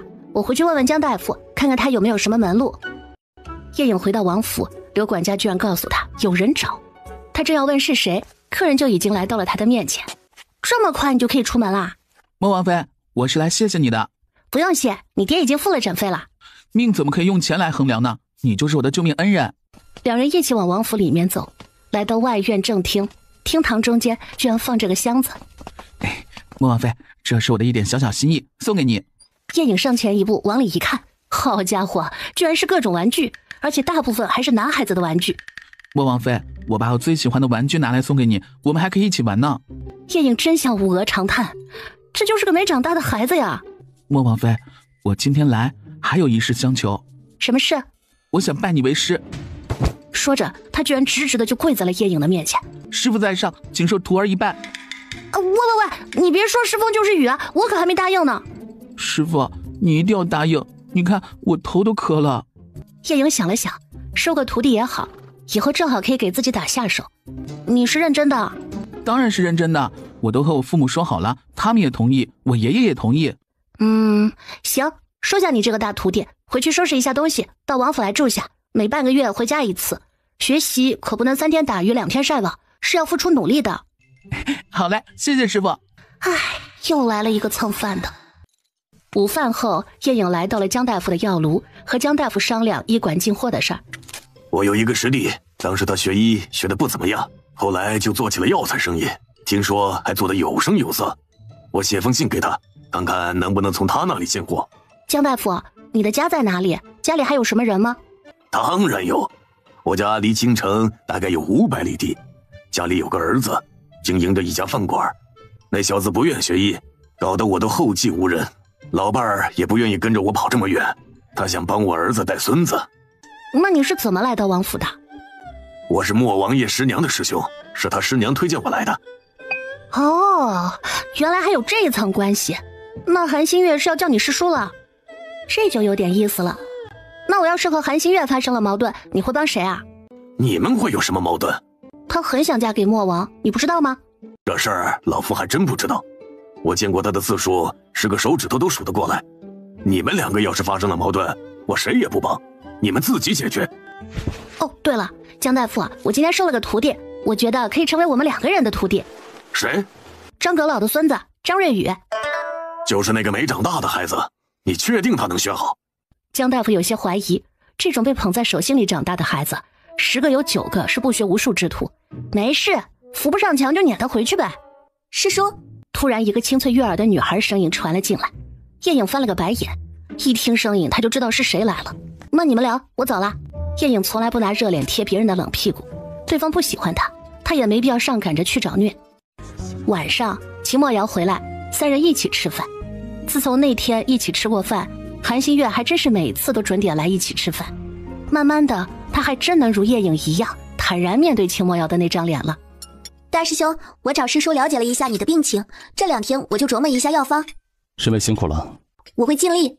多谢师妹。大师兄，你能不能还和以前一样和我说话？新月，以前你还小，我和你2师兄都宠着你，但现在你已经长大了，男女有别，迟早你要嫁人的，我不能坏了你的名声。大师兄，我……好了，吃饭吧。饭后，秦墨瑶和叶颖回房，洗漱过后，两人坐在桌前，油灯昏黄，光线朦胧。小颖儿，我不想睡榻，我可不可以睡床上？我说莫王殿下，我才13岁。我知道，我又不做什么，只是想和你靠得更近一点。有个事情你答应我，我就同意。叶颖突然想到一个事儿，反正吹了灯，什么也看不见，他想睡就睡呗。什么事？我的医馆快要开张了，可就江大夫一个大夫的话是不够的。你的军营里一定有军医，如果你能派出2个到我的医馆坐堂，我就同意。没问题。这一晚，秦墨瑶成功上了叶颖的床。10日后，叶颖的医馆正式开业。一串鞭炮声后，叶颖亲自揭下了红布蒙着的牌匾：惠民医馆。乡亲们，惠民医馆今天正式开业，大家有个头疼脑热的，可以来惠民医馆看，价钱公道，童叟无欺。没想到张瑞宇还有这样的口才。你们知道我是谁吗？我是张阁老家的孙子张瑞宇。前段时间我得了肠痈，就是这家医馆的东家把我治好的。肠痈几乎是不治之症，我想大家伙应该都知道。可是你们看，我现在活蹦乱跳的。这家医馆的东家可是我师傅，自从我治好了以后，就立刻来拜师学艺了，争取哪天我也能治肠痈。张瑞宇滔滔不绝地说着，不遗余力地为医馆做宣传。叶颖感觉自己捡到了宝，这可是个人才呀，有好口才的人才。听了张瑞宇的话，周围的群众开始议论纷纷。这事儿我还真听说了，张哥老家的孙子得了肠痈，被治好了，是真的。哎呦，那这家医馆的医术可不得了啊！是啊是啊，就是不知道收费如何。经过百姓们的口口相传，不出3天，果然就有一个得了肠痈的病人求上门来。经过一番检查，安排立刻手术。需要用到的东西，叶颖在空间里早就画好。如今叶颖的精神力水平已经可以画在外面保持1个月不消失的无生命的东西了。师傅，我可以进去观摩吗？东家，我们也想进去观摩。军营里来的2个大夫也提出了和张瑞宇同样的要求。行，到时候你们帮我打下手。叶颖也不藏私，多几个人学习，到时候他的助手反而更多。病人已经躺在手术台上了，是一个30岁左右的男子。你不用怕，对你来讲只是睡一觉而已，没有任何痛感就结束了。第一步麻醉，麻醉起了效果，病人睡着以后正式开始手术。提前叶颖已经教会了张瑞宇如何配合他手术，2人配合得非常完美。张瑞宇也知道了当时他是如何被治疗的，这太神奇了。张瑞宇看叶颖的眼神简直充满了无限的崇拜，而另外2个大夫整个过程就惊得一句话都说不出来。手术顺利完成，接下来就是调养。王妃能否传授此技术给我们？我同意你们全程观看，这不就是在教你们吗？接下来病人的养护就交给你们了，我想这方面你们很拿手。是，谢王妃信任。小雨，你把我给你的那2张图画一份，给这2位大夫，让他们拿去看看。好的，师傅。而这1个月，韩新月一直在琢磨着给秦墨瑶治脸，配了药就找秦墨瑶试，他也很配合，每次都往自己脸上抹。可是让韩新月很沮丧的是，不但没治好，反而有加重的趋势。这段时间他一心都在自己的研究里，对外面的事儿一无所知。这天他实在没什么灵感，药方都换了好几次了，于是想出门散散心。韩新月带着2个丫鬟慢慢的在街上闲逛，总能听到一些惠民医馆的字眼。他也很好奇，走吧，我们也去瞧瞧这惠民医馆。韩新月自认自己医术了得，比他娘还好，他都没有办法治好这个病症，居然有人能治。根据路人的指引，韩新月在车夫的带领下来到了惠民医馆。师叔，您怎么在这儿啊？你怎么来这儿了？不是在府里研究药方吗？师叔，我是问您怎么在这儿。哦，这个医馆是小王妃开的，请我来帮忙。他一个什么都不懂的小孩，就知道压榨师叔。师叔，他给您多少银子呀？您这么卖力。回去吧，别来这捣乱。江大夫说话的声音都冷了下来，这师姐的孩子看来是被宠坏了。师叔，听说这惠民医馆能治好肠痈，是不是真的？当然是真的，这个技术可是王妃独有的。您说什么？怎么不相信？我告诉你，小王妃这1个月来治好的肠痈患者起码有15例，不信你出去打听打听。大夫，快救命啊！这时门口传来了叫喊声，听到声音，张瑞宇立刻跑出去接应，韩新月也跟着出来，想看个究竟。大夫，我弟得了肠痈，快救救他！现在他疼得都快晕过去了。快编到手术室里去。张瑞宇立刻开始安排，短短时间里他已经可以独当一面了。师叔，手术室是干什么的？就是给病人治病的房间。师叔，我想去看看，可以吗？你，我怕你被吓着。师叔，我真的很想看看，让我进去看看嘛，我不会害怕的，不就是这个病吗？那你在旁边绝对不能发出任何声音，不能打扰手术过程，你可记住了？我保证不发出任何声音，我只看。师傅，你怎么把他给带进来了？让他长长见识。韩小姐，那你在旁边乖乖待着看，不许发出任何声音，打断我的工作。交代完，张瑞宇麻利地开始操作。当一切准备妥当，麻药也起了效果。张瑞宇熟练地拿起20号手术刀，毫不犹豫地一刀划下。江大夫立刻递上止血钳，而站在左后方的韩新月眼睛睁得大大的，呼吸都快停止了，这简直不可思议。腹腔完全打开时，韩新月再也忍不住，咚的一声栽倒在地上。真没用，居然被手术给吓晕过去了。直到整个手术结束，韩新月都没有醒来。病人被推出去，江大夫才上前在韩新月的人中掐了几下。韩新月悠悠转醒，神志回笼，看到自己还在手术室里的地上，脸疼的一下子就红了。师叔，你回去吧。江大夫声音淡淡，他和王妃比真是差得太远了。这些日子来医馆需要手术的只有常庸，搞得叶颖自从教会了张瑞宇就没事干了。叶颖拿了一本书，坐在院子里悠哉悠哉地看着。听到轻微的脚步声，抬头一看，可不就是那个不待见自己的韩新月吗？哟，韩大小姐来啦。穆叶颖，我有话问你。好，你问我就要答吗？你是我的谁啊？我问你，大师兄的脸你是不是能治？韩新月不理会叶颖的讥讽，直接问出自己想问的问题。想到他也会医术，而且医术之高明，而自己就像个跳梁小丑似的在他面前蹦跶，心里就堵得慌。能啊，可惜他不让我治。为什么？他说想让你来治啊。看来师兄还是看中我的。他想让你看清事实，彻底死心。你怎么不服气？那你倒是把他治好呀。韩新月从出生到现在何曾受过这样的气，他恨不得上前把叶颖掐死。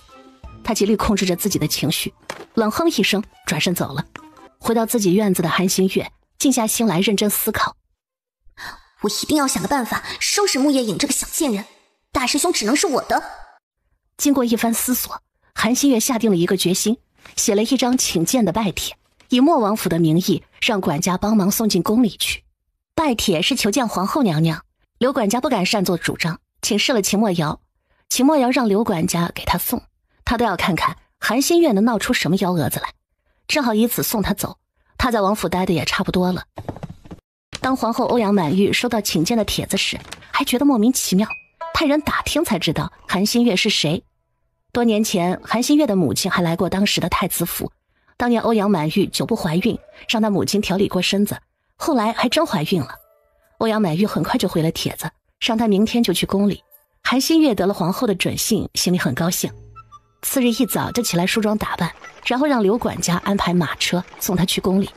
民女韩新月拜见皇后娘娘，娘娘千岁千岁千千岁。韩新月只是一个江湖郎中的女儿，要不是有秦墨瑶这层关系，她根本就没有进宫的资格。快起来吧。谢皇后娘娘。你就是新月姑娘，真是个标致的姑娘。当年你娘还帮了本宫一个大忙。娘娘过奖。新月姑娘，你今天请见本宫是有什么事吗？娘娘，莫王爷的王妃穆叶颖能治好莫王的脸。欧阳满玉听了，心里震惊不已。那她是不是已经将莫王治好了？没有。哦，为什么？一开始民女并不知道她有这个本事，后来才知是莫王爷故意不让她治，留着让民女来治。为什么？莫王是民女的大师兄，皇后娘娘应该知道吧？民女与莫王从小就认识，几乎可以说是一起长大。民女一直喜欢大师兄，想嫁给大师兄。民女好不容易学有所成，想来给大师兄治脸，可是皇上已经给大师兄赐了婚。大师兄故意让民女给他治疗，就是想让民女死了这条心。可是大师兄现在的王妃只是个通房丫头生的，哪里配得上我大师兄莫王爷的身份？那你的意思是，如果皇后娘娘能帮民女达成心愿，民女愿听皇后娘娘差遣。听了韩新月的话，欧阳满玉的眼睛眯了眯。你就不怕莫王的那张脸？迟早民女会治好他的。他知道秦墨瑶总是护着叶影，他根本就没有办法，只有借助皇后或者皇帝的手，才能达成自己的心愿。这就是他昨天想了很久想出的办法。既然你如此有诚意，又对莫王痴心一片，本宫帮你一把也无妨。欧阳满玉站起身，走入内殿，过了一会儿又出来。这个你拿去，想办法给穆夜影吃下。这叫睡美人，吃下后人在睡梦中就去了，此物无色无味，不会被察觉。只要他一死，本宫就给你赐婚。谢皇后娘娘。两人又聊了些女人话题，韩新月才出宫。回到莫王府，韩新月心里也是忐忑不安。要是叶影死了，我一辈子都治不好大师兄的脸，难道让我面对一张惨不忍睹的脸一辈子？我才不要！不行，不能直接让叶影死，怎么也要让他治好了大师兄才让他死。隔了2日，韩新月破天荒的来找叶影道歉。小嫂子，对不起，前2天我进宫拜见皇后娘娘，她教了我很多为人处事的方法。这些天以来，一直都是我不对，我不应该不尊重你。哦，不错嘛，还请小嫂子大人有大量，原谅我的无知和愚蠢。知错能改，善莫大焉。来，小嫂子，这是今天早上厨房送来的糕点，我觉得很美味，拿来和你分享。为了能拉近和叶影之间的距离，韩新月也是做了一些准备。叶影很配合的拿起一个糕点吃，她也想看看这个小丫头到底想干什么，陪她演戏也不错。最近这2天她闲得无聊，在院子里有一搭没一搭的聊着，一盘糕点大部分都进了叶影的肚子。没办法啊，谁让她就是个吃货呢？接下来几天，韩新月每天都来找叶影交流感情。秦墨瑶知道后感觉很欣慰，小师妹能够和小影儿处好关系，那是再好不过。这日上午，太阳有点晒，此时正是大夏天，叶影就在书房里练习绘画。韩新月端了2杯冰镇梅子汤来找叶影。小嫂子，在画什么呢？韩新月感觉这几天和叶影的感情建立的差不多了，已经能够很自如的和叶影相处。小嫂子，快趁凉喝，这天热的真让人受不了，一天真想多喝几杯。叶影自然不能服了他的好意，接过杯放到唇边。主人，杯里有毒。小宝机械的童音在脑海里突然响起，叶影心里咯噔了一下，但很快反应过来，突然指着窗外叫道：哇，好漂亮的一只小鸟。韩新月不自觉随着叶影的叫声往窗外看，等他再转过头来的时候，见叶影已经把梅子汤喝完了。看到此，韩新月眉开眼笑的笑了。穆叶影，刚才喝的梅子汤好喝吗？还行。我告诉你，我在梅子汤里放了7日断魂散。你为什么？为什么？因为你占了我的位置。我从小就喜欢大师兄，我们一起长大，在山上的时候他待我不知道有多好，而这次我来，他的态度居然完全变了，就是因为你。你可知我是皇帝赐婚？要不是皇帝赐婚，大师兄会娶你吗？现在你中了我的毒，你的命在我手里，只要你帮大师兄治好了脸，或者告诉我药方，我就给你解药，然后你自己走得远远的，我就不会为难你。你可知道皇后都想你死，这一招也是皇后教我的，她让我直接毒死你，就给我和大师兄赐婚。可我怎么舍得让大师兄顶着那样一张脸过一辈子？所以我给你一次机会。你就不怕你大师兄怪罪于你？哼，我们从小一起长大的感情，最多挠我几天就会原谅我，而你才和他相处多久啊？他会在乎你吗？所以你根本就不怕你大师兄知道，直接给我下毒。我早就想这么做了，看到你我就讨厌。果然是江湖儿女，做事直来直去，只为达到目的。这事要换做皇后来做，绝对让人死得无声无息。外面树上2个黑衣暗卫听到里面的谈话，吓坏了，他们居然放松了警惕，以为在府里就不会出什么问题，没想到王爷的师妹这么歹毒。2人立刻做了分工，一个去军营找秦墨瑶，一个直接跳窗进了叶影的书房。暗卫二话不说，上前就把韩月影控制住，直接点了他的穴道。韩小姐得罪了，王妃是属下失职，没能尽到保护的职责。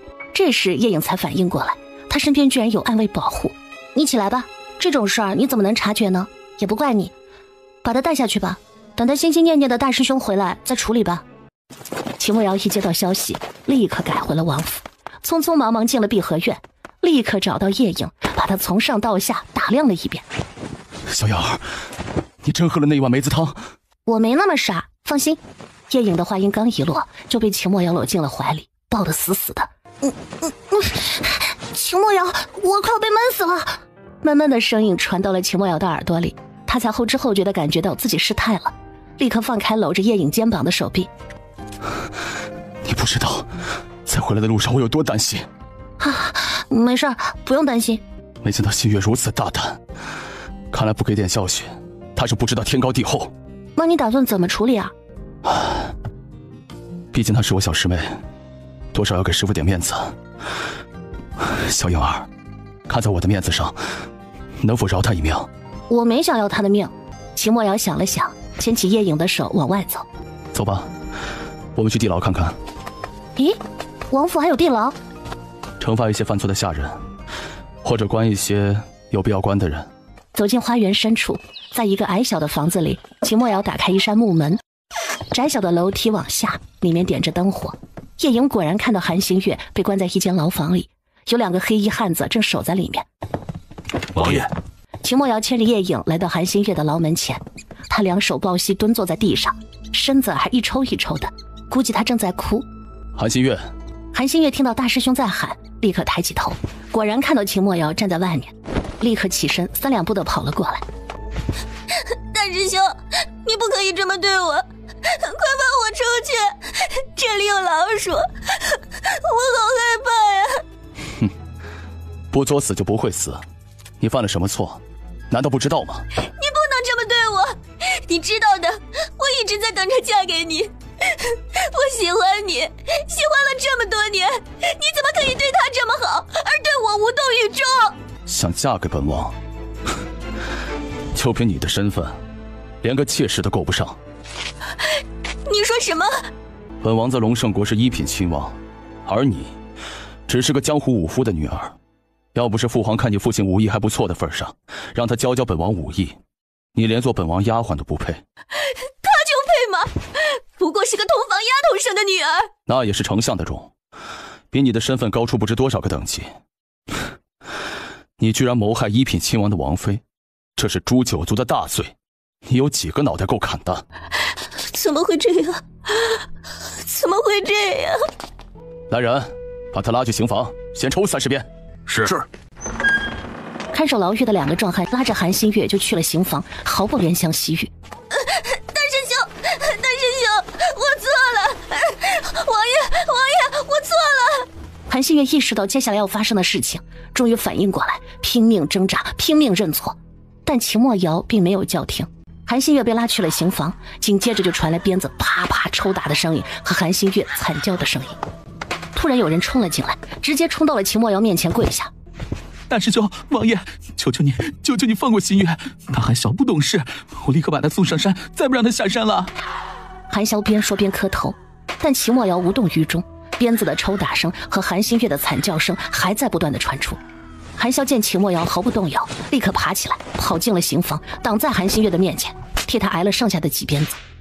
秦墨瑶牵着叶影出了地牢，叶影看不到他的表情，但从他牵着自己手的僵硬程度可以判断，秦墨瑶心里也很不好受，哪里能做到真正的无情。2人默默无声地回到了碧荷院。小颖儿，我还有事，午饭不用等我，晚上一起吃饭，你自己找本书看看。行，你去忙。秦墨瑶转身走了，那背影显得2分萧瑟。不过既然他惩罚了韩新月，他就暂时放过他，要是以后再犯到他手里，那就不是一顿鞭子的事儿了。韩潇来到秦墨瑶的书房。王爷，韩潇带着一些火气的叫道。坐吧。王爷，为什么下这么重的手？再怎么说她也是我们的师妹啊。韩潇想不明白，秦墨瑶今天为什么会发如此大的火。本王是在救她。什么意思啊？因为她惹了不该惹的人。谁？小颖儿。她不就是你的王妃吗？难道她比你还不能招惹吗？本王要是今天不惩罚新月，小颖儿会杀了她。秦墨瑶故意往严重了说，也是在警告韩潇，以后对小颖儿要多尊重。这怎么可能？新月可是你莫王的师妹，她怎么能敢的？小颖儿是个有仇必报之人，你可还记得丞相府失窃和丞相府小姐在青楼后院醒来的事儿。知道，但不知道是谁干的。我也让人查过，但是查不到。丞相夫人一口咬定就是小嫂子干的，其实就是在说是你莫王干的，可惜没有证据。就是小颖儿干的，而且是她一个人干的。这不可能！要想神不知鬼不觉的搬走丞相夫人的嫁妆，就是你我亲自出马都未必能办到。本王亲眼所见，当时本王就跟在她后面。韩潇惊得说不出话来。3日回门，本王陪小颖儿去祭奠她的母亲，回城遇到了伏杀，30个刺客，14个是小颖儿杀的。为了保护小颖儿，秦墨瑶下了封口令，所以韩潇并不知此事。之所以告诉他，就是要让他明白小颖儿轻易不要去招惹，还要多静着些。韩潇已经吃惊的只能睁大眼睛看着秦墨瑶。还有本王这张脸，每个大夫都说本王是中毒，只有小颖儿一看就知道本王是被人下了降头，而且只有他可以治得了本王。过了好一会儿，韩潇才找回自己的神智。小嫂子真如你所说的？韩潇说话都快结巴了。就是本王都要靠他罩着，你说新月惹了他会有什么样的下场？所以本王惩罚他是在救他。秦墨瑶语重心长地说道。至于他心里真正怎么想的，只有他自己知道。可他哪里来的这些本事？他是如何做到的？本王也不知道，但你不要去查，本王会等他自己愿意说。而碧荷院里的叶颖吃过午饭，正准备午休一下，张瑞宇居然匆匆忙忙地跑了回来，而且还带着他娘，被他拉得跌跌撞撞。王妃娘娘，臣妇有事相求。哎，张夫人，快起来，有事你好好说。臣妇的女儿秀珠从昨天下午发动到现在也生不下来，产婆已经想了各种办法，还是不行，眼看快要不行了。娘娘，那是臣妇怀胎10月生下来的孩子，臣妇不能眼睁睁地看着他死啊！王妃娘娘，你有办法的对吗？救救臣妇的女儿，臣妇求您了。杨柳，快去提我的药箱来，马上走。几人匆匆来到门口，叶颖直接跳上马车。一路上马车飞奔，1刻钟不到就到了目的地。几人很快来到后院，叶颖带着杨柳和张瑞宇直接冲进了产房。小雨，把所有的人都给我撵出去。叶颖立刻吩咐，然后上前检查孕妇。孕妇的肚子很大，初步估计胎儿应该是太大了，生不出来。小雨，快让人抬一张桌子做手术桌，现在送医馆已经来不及了。你看好孕妇，我在门外，随时喊我。叶颖吩咐了杨柳，就开门出去了。到了门外，见围了一大圈人。谁是孕妇的丈夫？我是。一个年轻男子站了出来。过来。男子走到叶颖跟前，叶颖二话不说，打开医药箱，拿出一根扎手指的尖刺，直接扎了他的手指，取了2滴血。叶颖立刻验了他的血型，万幸是 O 型血。再来2个青年男子！叶颖又喊，见没人站出来，你过来！直接在人群里指了2个看着稍显年轻的男子，也不管他们是什么身份，2个人只好上前。叶颖如法炮制，验了他们的血型。叶颖拉着孕妇的丈夫到桌边坐下，直接撩起她的衣袖，从箱子里取出抽血袋，扎针抽血，抽了大约400cc 的血液。叶颖收起来，换下一个。那个男子就有点畏畏缩缩，不敢上前了。给我过来，又死不了。叶颖又从他身上抽出了400cc 血。谁是主事的，再去给我找几个男子在这里候着，如果需要我随时出来抽血。叶颖说完，匆匆开门进去。有了足够的血，叶颖对手术的成功就有了信心。张瑞宇毕竟跟了叶颖好长一段时间，手术需要什么他都很清楚。杨柳和张瑞宇把孕妇抬到桌子上，第一步麻醉，由于是紧急情况，只能用全麻。3人配合，很快就打好了麻药。在等待麻药起效的过程中，叶颖立刻准备手术需要的物品。都准备好了吗？其实叶颖是在问他们的心理准备，别一会儿吓着了。准备好了，开始。叶颖一声命令，3人进入手术状态。消毒、铺筋、切开皮肤、皮下组织，分开肌肉，打开腹膜暴露子宫，子宫切开，扩大子宫切口，刺破羊膜囊，吸出羊水，拿好。叶颖伸手轻轻将胎儿抱出子宫，剪断脐带。好家伙，起码超过8斤，能顺产才怪呢。再清理胎儿口腔鼻腔中的污物，擦拭干净，倒提，拍了2巴掌。听到哭声以后，再用准备好的襁褓包好放在床上。胎盘娩出之后，擦拭宫腔，确认子宫正常宫缩以后，开始一层层的缝合，直到最外层的皮肤。整个过程3人配合得非常默契。杨柳，去叫个产婆进来，把孩子抱出去。果然是个大胖小子，自从开始哭就一直在床上哭，精神真不错。外面等着的人早就听到里面婴儿的哭声，但刚才叶影的一通操作把人都吓到了，个个都不敢出声。等一切收拾妥当，叶影和张瑞宇才走出产房，杨柳留在里边照看着。王妃，我女儿怎么样了？还没有过危险期，需要观察，头3天很重要，需要仔细照顾。辛苦您了，来，王妃坐下歇会儿，先喝杯水。平时孕妇是谁在照顾？孕妇看着很瘦，胎儿却长得很大。叶影心里早就在怀疑，这里面肯定有猫腻。是妾身在照顾。你和孕妇是什么关系？女子犹豫着不知道怎么回答。王妃，她是在下的妾室。怀孕的主母，你让个妾室来照顾她，你这是在害她。孕妇没长多少肉，胎儿却长到8斤多，这是典型的想让她难产而死。你个傻子，你这个妾室可以休掉了。叶影听了男子的话，火气突然就上来了，前世骂人的脏话都出来了。夫君，妾身是尽心尽力在照顾姐姐的，没有半点坏心。你们的家事就不要在这里说了，现在谁来告诉我，我今天这是在谁的府里？叶影干了半天活，还不知道这是哪家。王妃，臣妇的女儿是嫁给郑国公府的大孙子郑伯文。张王氏不好意思地介绍道。郑国公，郑碧月的娘家。谢王妃救命之恩。郑伯文见丈母娘尴尬，立刻上前道谢，岔开话题。你应该谢你的岳母，本王妃是看在她的面子上才出手的。叶影说话总是让人没法接。谢岳母大人。都准备好诊费。好了，现在时间差不多了，人应该醒了。你进去看看你媳妇儿。小雨，带她进去。臣妇郑郭氏见过王妃。这是一个中年妇人上前见礼。这是秀珠的婆母，礼部尚书郑修远大人的夫人。哦，难怪你们能结为亲家，一个尚书，一个侍郎。谢王妃救命之恩。接下来好好给你儿媳妇补补。你们知道我是怎么把孩子弄出来的吗？这时后面传来脚步声，见到来了几个男人，走在最前面的居然是秦墨瑶。王爷，你怎么来了？叶影站起来，欢快地上前2步。秦墨瑶立刻又牵住了他的手。下官见过王妃娘娘。你是孕妇的公爹？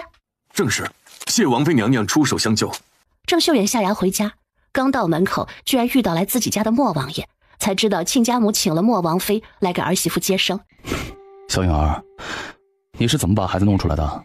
本王也想知道。我是把孕妇的肚子一层层剖开，然后把孩子抱出来，再一层层给缝上的。叶影故意慢腾腾地说道。叶影的话音刚落，他就听到几个倒吸气声，然后2声倒地声，其中包括郑郭氏也倒地了。叶影是故意的，他就是要让人知道孕妇受了多大的罪，然后对人家好点。调皮。哼，我说的是事实。好了，可以回家了吗？我再交代一些医嘱就可以回去了。叶影进到产房，见郑伯文坐在旁边和孕妇悄悄说着话。小雨，我给你放3天假，这3天你就在这儿守着你姐姐。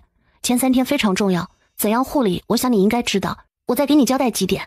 这个手术可不比常用手术，这个要难得多，患者也受罪得多。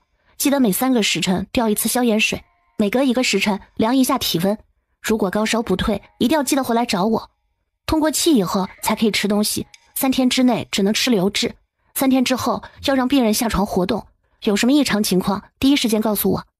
好了，我就回去了，这里就交给你了。是，师傅。师傅，你真厉害！今天的这个手术，我啥时候能学呀？你想学啊？可是你是男的，别人家孕妇让你做手术吗？今天这是你姐姐，大家不说什么，别人的媳妇让你看肚子吗？张瑞宇还真没考虑这个问题，他想了一会儿，还是说道：在生死面前，谁还管我是男的还是女的？好吧，下次遇到如果病人家属同意，我就带你进去。师傅，如果我学会了，我们的医馆也可以接待难产的妇人。张瑞宇想得挺远。秦墨瑶和叶影回到王府，韩潇凑上来：王妃嫂子，叫得一脸谄媚。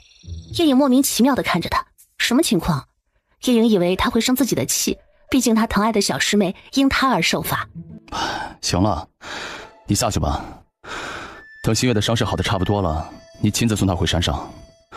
师父师娘那里你也跟他们解释清楚。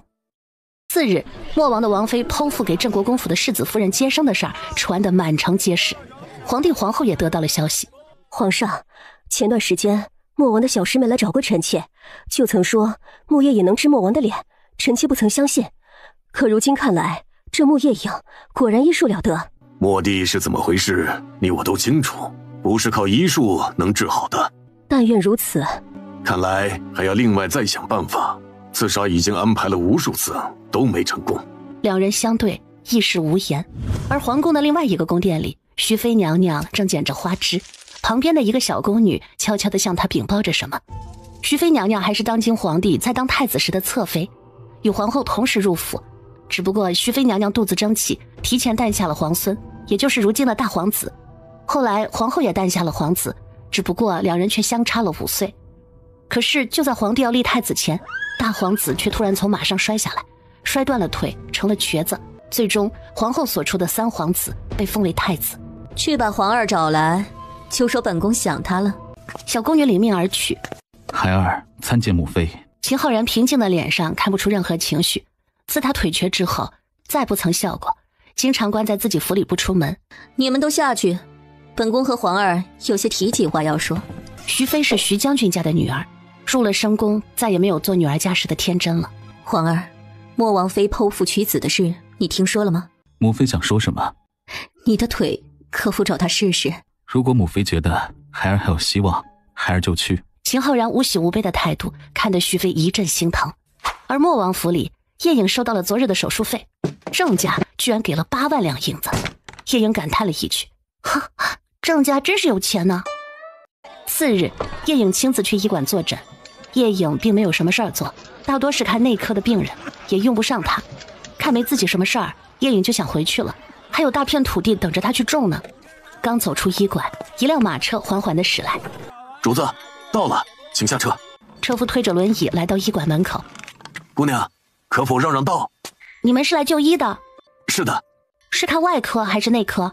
姑娘，你是大夫？如果是看外科，可以找我。您是莫王妃？咦，你认识我？还是我太出名了？浩然见过八皇婶。八皇婶是什么称呼？难道秦墨瑶排行第8？你是在叫我？在下秦浩然，莫王的大侄儿。哈，秦墨瑶居然有你这么大个侄儿了，我这辈分可真高。你的孩子可不就是要叫我婶奶奶了？八皇婶，侄儿还没有孩子。哦，还好，那你要迟一点生啊。你是来看病的？八皇婶，侄儿是来找您的，想请您帮我看看腿。那就进来吧。3个诊室都有大夫，叶颖只好把他带到手术室旁的休息室里。叶颖让车夫把他扶到床上躺好，然后上前伸手仔仔细细地摸了摸他的腿。你这腿是谁帮你接的？太医院的梁太医。看来他的水平不怎么样嘛。你这腿典型是被人接歪了。你说什么？确实是被接歪了，估计里面可能有粉碎性骨折。这也不完全怪大夫，全靠手捏来接，确实有点难度。八皇婶，那我这腿还有救吗？你找到我当然有救啦，不过你要吃些苦头，尤其是后期复健。你这腿没有伤到神经，所以恢复到原来的正常状态，基本问题不大。那就谢谢八皇婶了。谢什么呀，我又不免费。看病收诊费，这是应该的。那你先回去，明天再来，我需要准备一下。有劳八皇婶了，侄儿也很久没有去看望八皇叔了，今晚亲自登门看望八皇叔。行，我转告他。秦浩然回到自己的府邸，让人悄悄带话给徐妃。徐妃接到消息以后，把自己关在寝宫里，默默地哭了很久。3年了，终于看到了一丝曙光。莫王爷的王妃娶得好，娶得真好。徐妃又派人悄悄地把消息传给了他的父亲。徐老将军收到消息之后，立刻找来自己的儿子商量。父亲，你对此事有什么看法？当年大皇子摔伤的事，为父从来就没有相信是意外，一定是人为。看谁得了最大的好处，心里就清楚了。那父亲有何打算？派人保护好大皇子，莫王妃也适当的派人保护，直到他治好大皇子，但注意不要被他发现。要是让莫王知道了，可不太好。没关系，就算是莫王知道，他也不会说什么。你要知道，他和皇帝可是面和心不和。晚上，秦浩然果然如期而至，还给叶颖带了些小礼物，是个会来事儿的，给叶颖的印象也不错。八皇婶，侄儿有些事想和八皇叔聊聊。行，你们去书房聊吧，我回房了。叶颖很干脆地回了碧荷院。八皇叔，这几年来，侄儿一直颓废在家，没来拜访，还望见谅。行了，这些就不说了。本王能理解你，只不过咱俩半斤八两，我们基本同一年受害。今晚你来找我，想说什么？当年我摔下马，受人设计，但苦于找不到证据。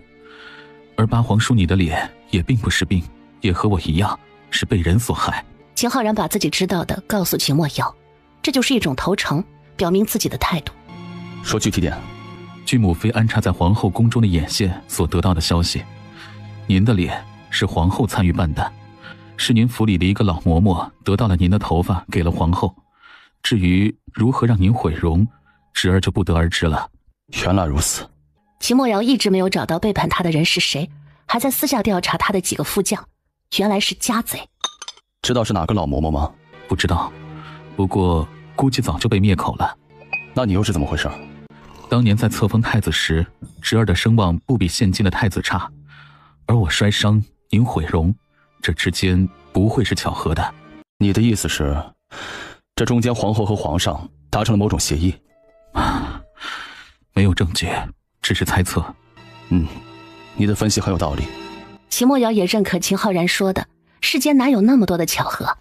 行了，此次你就好好配合你皇嫂治疗，并保护好你自己，别让小颖儿的功夫白费。是，谢皇叔皇婶给侄儿机会。秦浩然走后，秦墨瑶很快回到碧荷院。叶颖估算好时间，也刚从空间出来，神情气爽，感觉快要突破到6级了。这才短短2个月不到，要是以前10年都未必。走了？走了。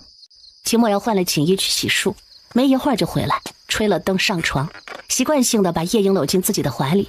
每当这个时候，秦墨瑶才感觉自己的心踏实了。小颖儿，浩然的腿，你有几分把握？生活自理当然没有问题了，但是要完全恢复到没有摔伤过的情况是不可能的。如果他不习武，基本和正常人没有区别。要习武的话，那腿就没那么好使了。这就很好了。我的脸，小颖儿打算什么时候帮我治？想好要治了。新月已经送走了。行，明天先给你大侄儿做手术，后天我还要去郑国公府看一下小雨的姐姐，那就定在3天后吧。好，谢谢小颖儿。那我需要做什么准备？找2个你信得过的壮汉把你拉住就可以，我怕你承受不住痛苦。秦墨瑶点点头，又转移了话题。浩然可能也是被人设计的。不用你说，我也猜到的。皇家人为了那个累死人的位子，不顾亲情的太多了。小颖儿什么都能想到，为父好自卑啊。秦墨瑶为叶颖的聪明而感到自惭形秽。她13岁时还天真如孩童，如果不是母妃的突然离世，她还不知道成长。这话把叶颖逗笑了，冲淡了秦墨瑶心里的伤感。次日，叶颖把给秦浩然做手术要用到的东西都准备好，尤其固定的石膏很重要。叶颖问了小宝，他现在的画能保持多久？得到的答案是可以保持半个月。叶颖感觉时间太短了，可能不够。小宝建议在原来的基础上画2次，可以提高1倍的时间。而叶颖要给秦浩然做手术的事儿也传到了皇后宫里。昨晚秦浩然去莫王府的事儿，他也知道了。是莫王妃。经过一番思考，他也传话给了自己的娘家。欧阳谭收到皇后的消息之后，立刻做出了决定和安排。叶颖等杨柳回来，在慢慢悠悠地吃过午饭以后去医馆，驾车的还是张叔。当走到一条比较窄的巷子时，张叔感觉不对，立刻拉住马。马车刚一停下，前后就出来10个黑衣人，个个都蒙着面。主子，有刺客！张叔的话音一落，2个暗卫立刻就现了身，护在叶颖车旁。10个刺客不废话，直接就上来杀。张叔也从马车下抽出一把大刀，加入了战斗。杨柳守在车门处，握剑在手，一有人靠近，一剑刺出，毫不客气。就在这时，后面又上来10个黑衣人，不过没有蒙面，从2侧包围先前的10个黑衣人，3方人马交战在一起，10个蒙面黑衣人很快就被解决了。这时叶颖才走出马车，脸上没有半点惊慌失色。请问你们是谁的人？后来的10个黑衣人中走出来一个大汉，拱手一礼。我等奉徐老将军之令，特来护送王妃娘娘去医馆。叶颖一时没反应过来，徐老将军又是谁？主子，徐老将军是大皇子殿下的外公。哦，原来如此，那走吧。这日子可真刺激，大白天也敢出来搞事。经过这么一个小插曲，叶颖在10个徐服护卫的护送下，很快就到了医馆。秦浩然早已在此等候，有个黑衣人上前在秦浩然的耳边耳语了几句。八皇婶，让您受惊了，是浩然的不是。小事一桩，我开医馆就是为了治病、救人、挣钱，以后谁要是敢挡我的道，我就让你皇叔去把谁给灭了。师傅，手术室已经准备好了。好，那咱们现在就开始。4个人进了手术室，因为是下肢手术，无需全麻，半身麻醉即可。叶颖拿出一支长长的针，在后腰处扎入，慢慢的推入麻醉剂。在等待的过程中，叶颖向秦浩然讲了整个手术的过程。当麻醉起效以后，3人进入了工作状态。叶颖头戴医用放大镜，拿好手术刀，开始轻轻地划开表层皮肤。因为是小腿，还要注意经脉。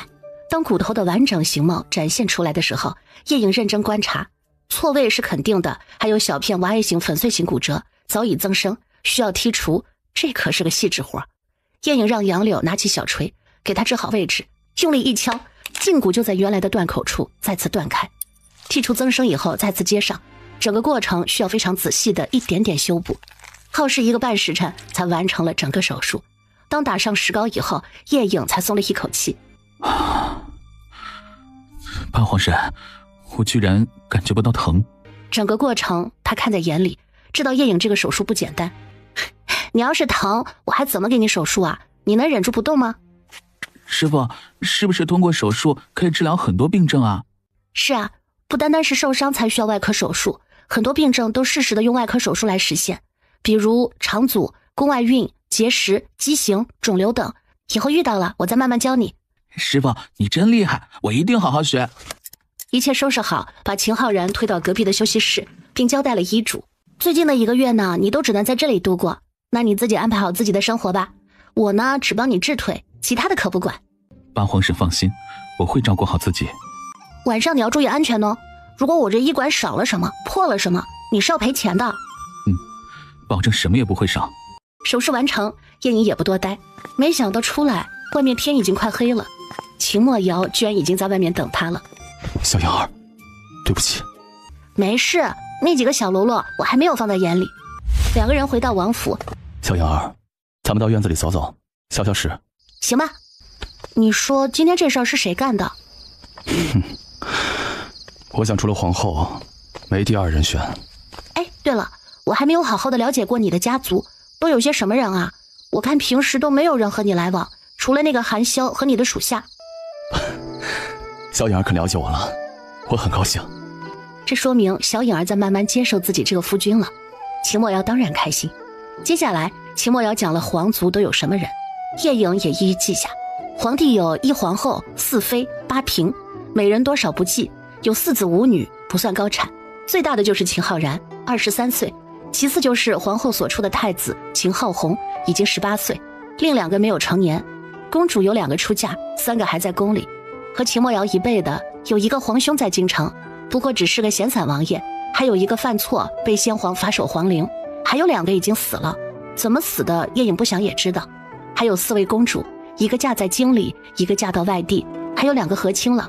听完这些，叶颖感觉她就像没有亲人似的，不禁升起了一丝同情来。生在皇家真可怜。第2日，叶颖去郑国公府看了一下张秀珠的情况，一切正常，就是下地的时候很痛苦。想看着你的孩子长大，你就要坚强，现在吃点苦头，以后就不吃苦头。难道你想你的夫君以后给他找后娘吗？最后一句反问，把张秀珠给说的咬牙也要下地走动。女人一旦做了母亲，自然就是为母则刚。这次来，叶颖居然没有看到那个小妾在面前蹦跶了。后来张瑞宇告诉叶颖，那个小妾果然有问题。那个小妾是郑博文的姨表妹，果然表哥表妹就会有情况。回到王府吃了午饭，叶颖又去医馆看了一下秦浩然，居然有1个温婉的女子守在床前。子儿，这是八皇婶。侄媳妇霍元子，见过八皇婶。侄媳？哦，这是你媳妇儿，这么漂亮，便宜你了。2人成婚4年，自从他摔伤之后，对妻子就不冷不热。如今想来，确实有愧于他。今天感觉怎么样？昨天麻药过后，可是真疼啊，一夜没怎么睡着，早上才睡了一会儿。我不是给你留了止疼药吗？你没吃吗？八皇婶，我要记住这种痛，牢牢的记住这种痛。叶颖听懂了他的意思，不过也随他，只要他忍得住。侄媳妇儿，你要看好他，他手术过的腿在半个月之内都不可以动，翻身时一定要注意。谢八皇婶，我会注意的。小嫂子。韩潇主动上前打招呼，而且非常热情，把你们的师妹送回去了。是。你忙你的，我回碧荷院，明天给你大师兄治脸，我要准备准备。叶颖回到卧室，门一关，又开始画画修炼。今天叶颖状态很好，居然可以画20头牛入一张画。当画好另2幅大猩猩和猴子，他才感觉有点累了，让动物们干活去，他又开始调息修炼。这一打坐就是2个时辰。突然丹田一阵汹涌澎湃，如暴涨的潮水，这熟悉的感觉让叶颖心里兴奋不已。果然，当一切平稳下来，精神力前所未有的饱满，他已经突破到了6级。救人真能提高突破速度，这才多久啊，又晋级了。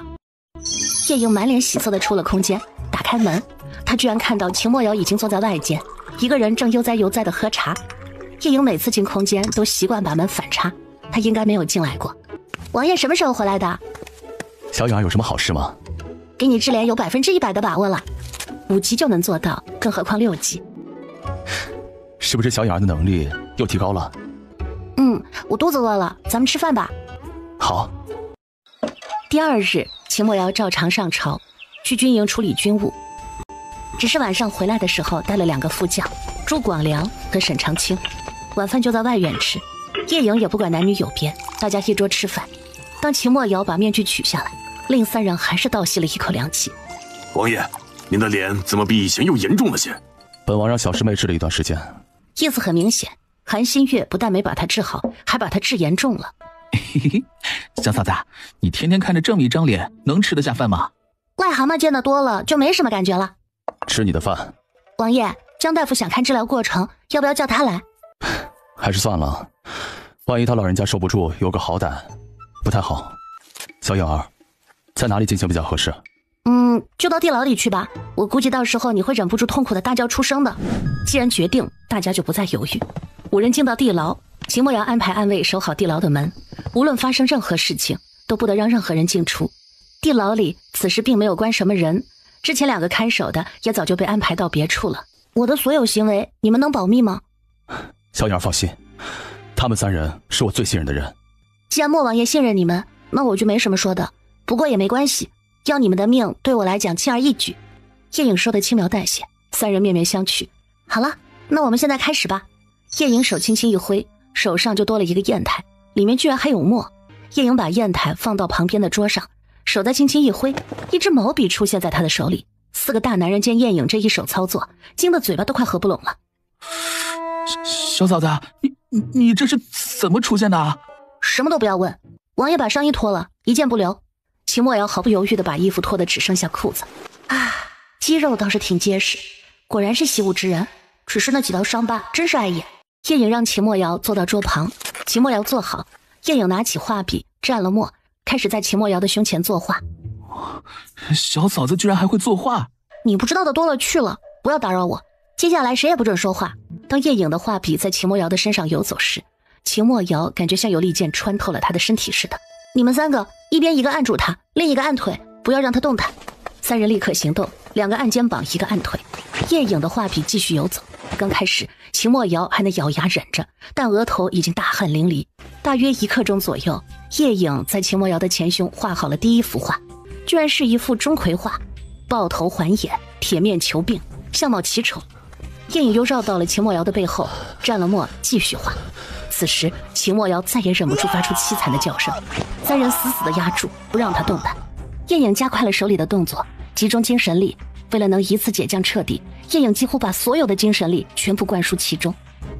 当第2幅钟馗图画好以后，秦墨瑶几乎快要晕厥过去。坚持住！此时叶颖也已经很累了，精神力几乎快要耗空。你们3个把他扶着，站到中间。如果你们害怕，就把眼睛闭上；不怕的话，就睁着眼睛看着，但一定不要让他倒了。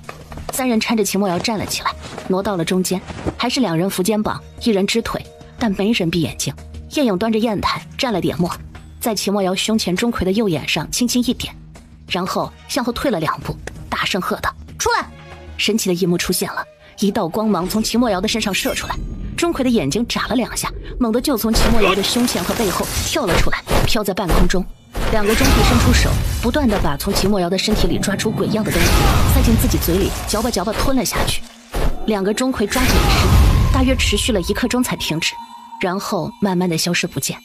又过了一会儿，3个男人才回过神来，而身处其中的秦墨瑶感觉自己的身体越来越轻松，最后前所未有的轻快感传遍了全身。当钟馗消失的那一刻，秦墨瑶挣脱了3个男人的牵制，立刻盘腿坐到了地上，开始运功调息。又1刻钟过去，秦墨瑶猛地睁开眼睛，我的功力居然进步了10年！我的个乖乖，姐酱也太恐怖了！韩潇终于找回了自己的声音，另2个也是一脸煞白。叶颖的脸色也好不到哪里去，她是精神力消耗速度太快导致的。幸好她现在已经达到了6级，如果是5级的时候来解，还真的不能一次性完成。这种解酱法等于是生生的把下在秦墨瑶身上的酱头给活活吃掉，是最粗暴的解酱法。等3个男人缓过来以后，看叶颖的眼神已经完全变了，那崇拜的眼神想忽略都难。没想到莫王爷的王妃居然有如此本事，见所未见，闻所未闻，她到底是人还是神啊？但他们不敢问，他们3个才真正体会到，刚才叶颖说想要他们的命轻而易举，不是开玩笑的。秦墨瑶上前轻轻地将叶颖拦腰抱起。小颖儿辛苦了，为夫抱你回房。我等着看帅哥，一定不会让你失望。几人出了地牢，秦墨瑶一路抱着叶颖回到了碧荷院，亲自去给她准备洗澡水，才叫来杨柳服侍叶颖洗澡。小颖儿，我先去书房一下，和他们商量点事情，你先睡。你去吧。另一边，3人早就等在书房。秦墨瑶一来，韩潇就忍不住了。大师兄，小嫂子吓着我了。另2个也有同感。有什么好怕的？瞧你那点胆量。你是当事者，看得不真切。那2个钟馗太恐怖了。哎，你见过真的钟馗吗？只是听过传说而已吧。我今晚居然见了真的。好了，今晚的事记住，绝不可传出。是。既然酱已经解了，我的脸应该要不了多久就会痊愈。我不想隐瞒，给天下人知道也无妨。皇兄有什么招要使，本王接招便是。我们以后不用被动，该反击就反击。本王窝囊的日子过够了。悉听王爷吩咐。 2位副将回军营后，细查军营上下，凡是奸细一律杀。士兵训练一定要加强。韩萧的罗刹，注意多发展探子，注意各方动静，尤其是令3国。如果经历皇帝把本王没办法，一定会利用别国。遵命。至于小颖儿，你们对她一定要像对本王一样尊重。是。3人应得非常响亮。开玩笑，见识了叶颖的本事，谁敢轻视？好了，去休息吧。第2日，叶颖悠悠转醒，睁开眼睛，看到秦墨瑶居然还在旁边，而且双眼正看着自己，脸上的泡也已经明显消了不少。咦，你怎么没去上朝？今日休沐，在家陪我的小颖儿，好不好？在家多没意思，咱们逛街去。城外有个太乙湖，要不要我陪你去游湖？好啊好啊，快起来，咱们早点出发。2人起床洗漱，吃过早饭，秦墨瑶正准备戴上面具，叶颖突然想起什么来，回到卧室拿了一个小盒子出来。妈，这个药你往脸上抹，帮助你恢复面部皮肤，而且不留疤，1日抹3次。这是叶颖昨天晚上准备的，酱虽然是解了，脸上受损的皮肤确实是真的。谢谢小颖儿。刘管家早已安排好马车，2人来到门口，坐上马车，还是之前的张叔驾车，还有4个护卫骑马跟着。叶颖感觉张叔几乎成了他的专用司机了。穿过皇城，出了城门，大约又行了半个时辰，才到达目的地。马车停稳，秦墨瑶率先下车，再把叶颖抱下马车。举目望去，果然好大一个湖，水色清澈碧绿，一望无垠。天空中各种水鸟翱翔着，自由自在，居然还有渔船在湖上打鱼。叶颖很兴奋，好久没有来这种地方放松过了。嘿，王爷，我们也坐条小渔船去湖里打鱼，怎么样？中午我们还可以烤鱼吃。好。秦墨瑶看到叶颖这么高兴，果然自己提议来游湖的决定是对的，都不用秦墨瑶吩咐，护卫很快就去租了一条渔船过来。你会摇船吗？不会，但我可以学。在护卫的帮助下，2人上了渔船，船夫没让上，就他们2个人。秦墨瑶拿着船桨，有模有样的往前划，船居然还真往前走了，离岸大约有1里左右，停了下来。秦墨瑶和叶颖2个人配合着把网展开，秦墨瑶使劲地往湖里一抛，再慢慢地把网收拢，没想到还真网住了2、3条鱼。大约每条1斤多重的样子。叶颖好不容易从网里把3条鱼救出来，放到桶里。鱼的跳动溅了他一身水。嘿，王爷，再来！秦墨瑶把渔船又往前划了一点，换了个位置，又一网撒下去。等网收拢时，居然有2条鱼，起码超过3斤。王爷，你以前是不是做过渔夫啊？没有，不过我看渔夫们就是这么做的，有样学样。再来2网，应该就够咱们中午吃的了。想着那美美的烤鱼味儿，叶颖的口水都要流出来了。2个人玩的差不多，打了1桶鱼，起码有20斤左右，才慢慢的靠岸。4个护卫立刻上前稳定船只，让2人下来，又提了鱼去处理。在他们打鱼的时候，4个护卫已经拾了很多柴火过来。没想到秦墨瑶早就准备好了调料，看来他是知道可以打鱼来烤着吃的。架起篝火，秦墨瑶用树枝串起1条鱼，递给叶颖，接过树枝就在火上烤起来。等烤好了以后，叶颖也不管秦墨瑶，自己一边吹着一边就吃上了。当叶颖吃完1条鱼，秦墨瑶手里的那1条也烤好了，直接又递给叶颖，谢谢。小馋猫。当所有人都吃上了烤鱼，正尽兴的时候，突然远处传来马蹄声。等马儿跑近了，一个士兵跳下马来。王爷，朱副将派小的来请王爷去军营一趟，有要事。如果不是重要的事儿，朱广良不会派人来这里找他。也许是昨晚吩咐的事有情况了。小颖儿，真是对不起，改日我再带你来玩个尽兴。没事，你有正事就去忙，我再烤1条鱼吃了就差不多了，我自己可以回去。4个护卫我给你留下，暗处还有2人，你自己注意，小心些。护卫你带2个走吧，没关系的，谁敢欺负我，那就是找死。没事，我现在的功力比以前翻了1倍，能伤我的人寥寥无几。那好吧，你去忙吧。秦墨瑶跟着来禀报的士兵走了，叶颖也没有太大兴趣继续烤鱼。张叔，收拾一下，咱们也回府吧。上了马车，张叔驾着马车慢慢悠悠地往前走。刚刚走到离湖1里不到的一处山脚下，张叔和护卫突然停下马来。主子，有情况。真是的，刚才秦墨瑶在的时候怎么不敢动手？难道以为我很好欺负吗？这时从树林里走出20个黑衣人，个个蒙面。杀，一个不留。看到这样的情况，2个暗卫也突然现身。很快双方人马就交战在一起。叶颖通过窗帘向外看去，刀剑碰撞声此起彼伏，交战激烈，似可招招致命。几个护卫明显不是对方的敌手。主子，这些是杀手。当交上手，张叔就发现不对劲，立刻向叶颖大声喊道。张叔边喊边应对黑衣人。叶颖看得心惊，居然一次出动这么多杀手，究竟是谁？张叔心里已经开始焦急，就凭他们这几个人还真护不住叶颖。快放信号！他们明显招架不住，一个护卫腰上已经中了1箭，另外几个也好不到哪里去，都应付得比较吃力。照此下去，他们坚持不了多久，敌众我寡。呵，老虎不发威，以为我是病猫啊！叶颖从空间里拿出2幅画，一幅俨然是一支麻醉枪，他要留几个活口；另一幅上居然是一群成年老虎，起码有10来只。叶颖先放出猛虎，出来！随着他一声低喝，一只只猛虎从马车里依次跳出，发出震天的吼声，把所有人都吓了一大跳。老虎们可不管那么多，出来就朝黑衣人扑去，直往脖子上咬。很快就有3个没反应过来的黑衣人被咬断了脖子。几声惨叫唤回了大家的愣神，黑衣人立刻举起刀剑和老虎们缠斗在一起。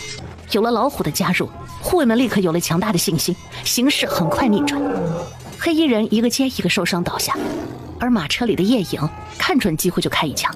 当倒下4人时，黑衣人头领知道再继续下去绝对讨不了好，立刻下令撤。黑衣人还剩下6个，听到命令纷纷往后退。叶颖怎么可能让他们逃呢？立刻跳下马车，一个翻身上了最大的那只老虎的背，老虎驮着叶颖就冲了出去。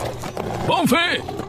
张叔发出有生以来最大声的呼喊，可是叶颖已经被带着跑出老远了。叶颖此时手里正拿着一把手枪，看距离差不多了，瞄准，扣动扳机，一枪一个。很快在老虎的追赶下，6个全部躺在了地上，全都没死。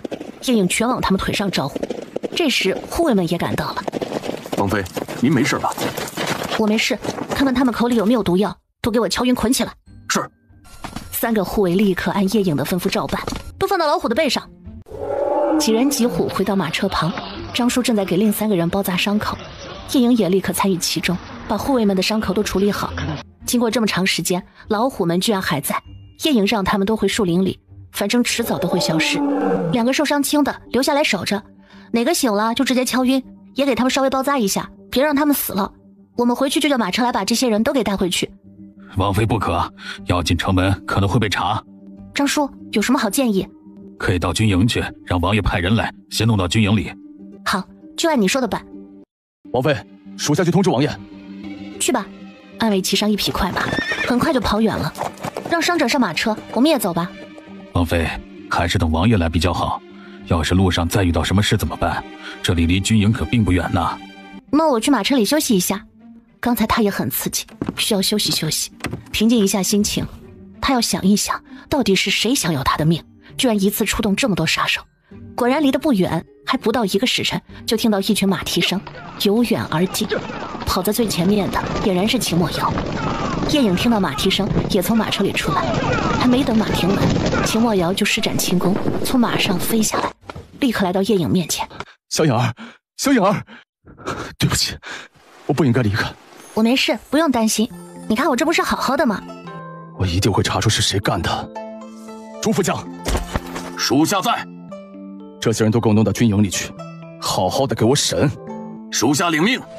朱广良立刻安排人把那些刺客都绑到马背上，很快就绝尘而去。小影儿，我送你回王府。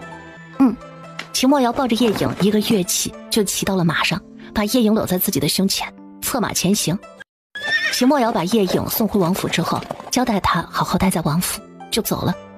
这一夜他都没有回来，只让人带话给他，让他好好吃饭睡觉，如果害怕就让杨柳在屋里睡在榻上陪着。叶影感觉他还是把自己当个孩子在照顾。而在军营里的秦墨瑶一夜未睡，和几个副将审刺客审了一晚上，各种手段都用尽，才得到了自己想要的答案。这些人是新建的杀手组织暗影部的，这是他们第一次接任务，几乎把所有人都带出来了。那个头领就是他们的头，是丞相夫人郑碧月用10万两银子请的他们。好啊，丞相夫人真是想找死。第2日，秦墨瑶照常早朝，早朝以后立刻回到了王府，把审出的结果告诉了叶影。小影儿，你打算怎么处理？看来他恨我恨到骨子里了。那你打算怎么办？那些刺客死了没有？还有2个活着。尸体呢？还在军营里。朱广良可能会安排今天买。让人通知不要买，我今晚有用。小影儿打算干什么坏事？可不可以带上夫君我可以帮忙。对，嘿嘿，不告诉你。带上我好不好？我可是你夫君，有事可不能瞒我。不带就不带。带不带？带不带？秦墨瑶居然一把抱住叶影，开始挠他痒痒。听到叶影说带，秦墨瑶才停手。没想到这招果然管用。吃过午饭，秦墨瑶也不打算去军营。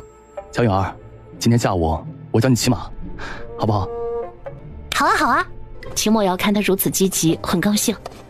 2个人来到马厩，选了一匹相对温顺的母马，就在王府的一个小马场里开始练起来。从如何和马建立感情，如何上马，如何握缰绳，坐姿怎样才不累，马跑起来时的姿势等等，秦墨瑶讲得非常仔细。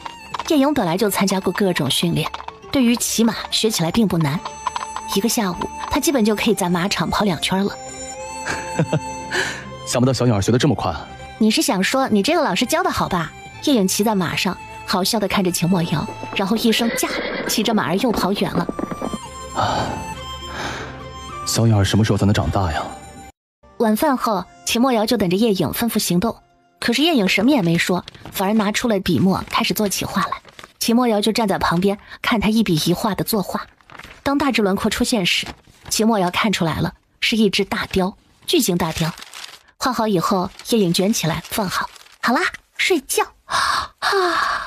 叶影打了个哈欠，去了换洗室，留下秦墨瑶风中凌乱。不是说今晚要干好事去吗？怎么是睡觉呢？叶影出来的时候，见秦墨瑶还愣在那儿。啊，快去洗漱呀，早点睡，深更半夜才有精神。秦墨瑶听了才明白，原来现在太早了，立刻去洗漱。子夜时分，叶影醒了，她刚一动，秦墨瑶就睁开了眼睛。穿好衣服，叶影拉着秦墨瑶悄悄来到后院。叶影拿出画好的大雕图展开，随着叶影的一声起义，一阵星点闪过，一只巨型的大雕就出现在了两人的眼前。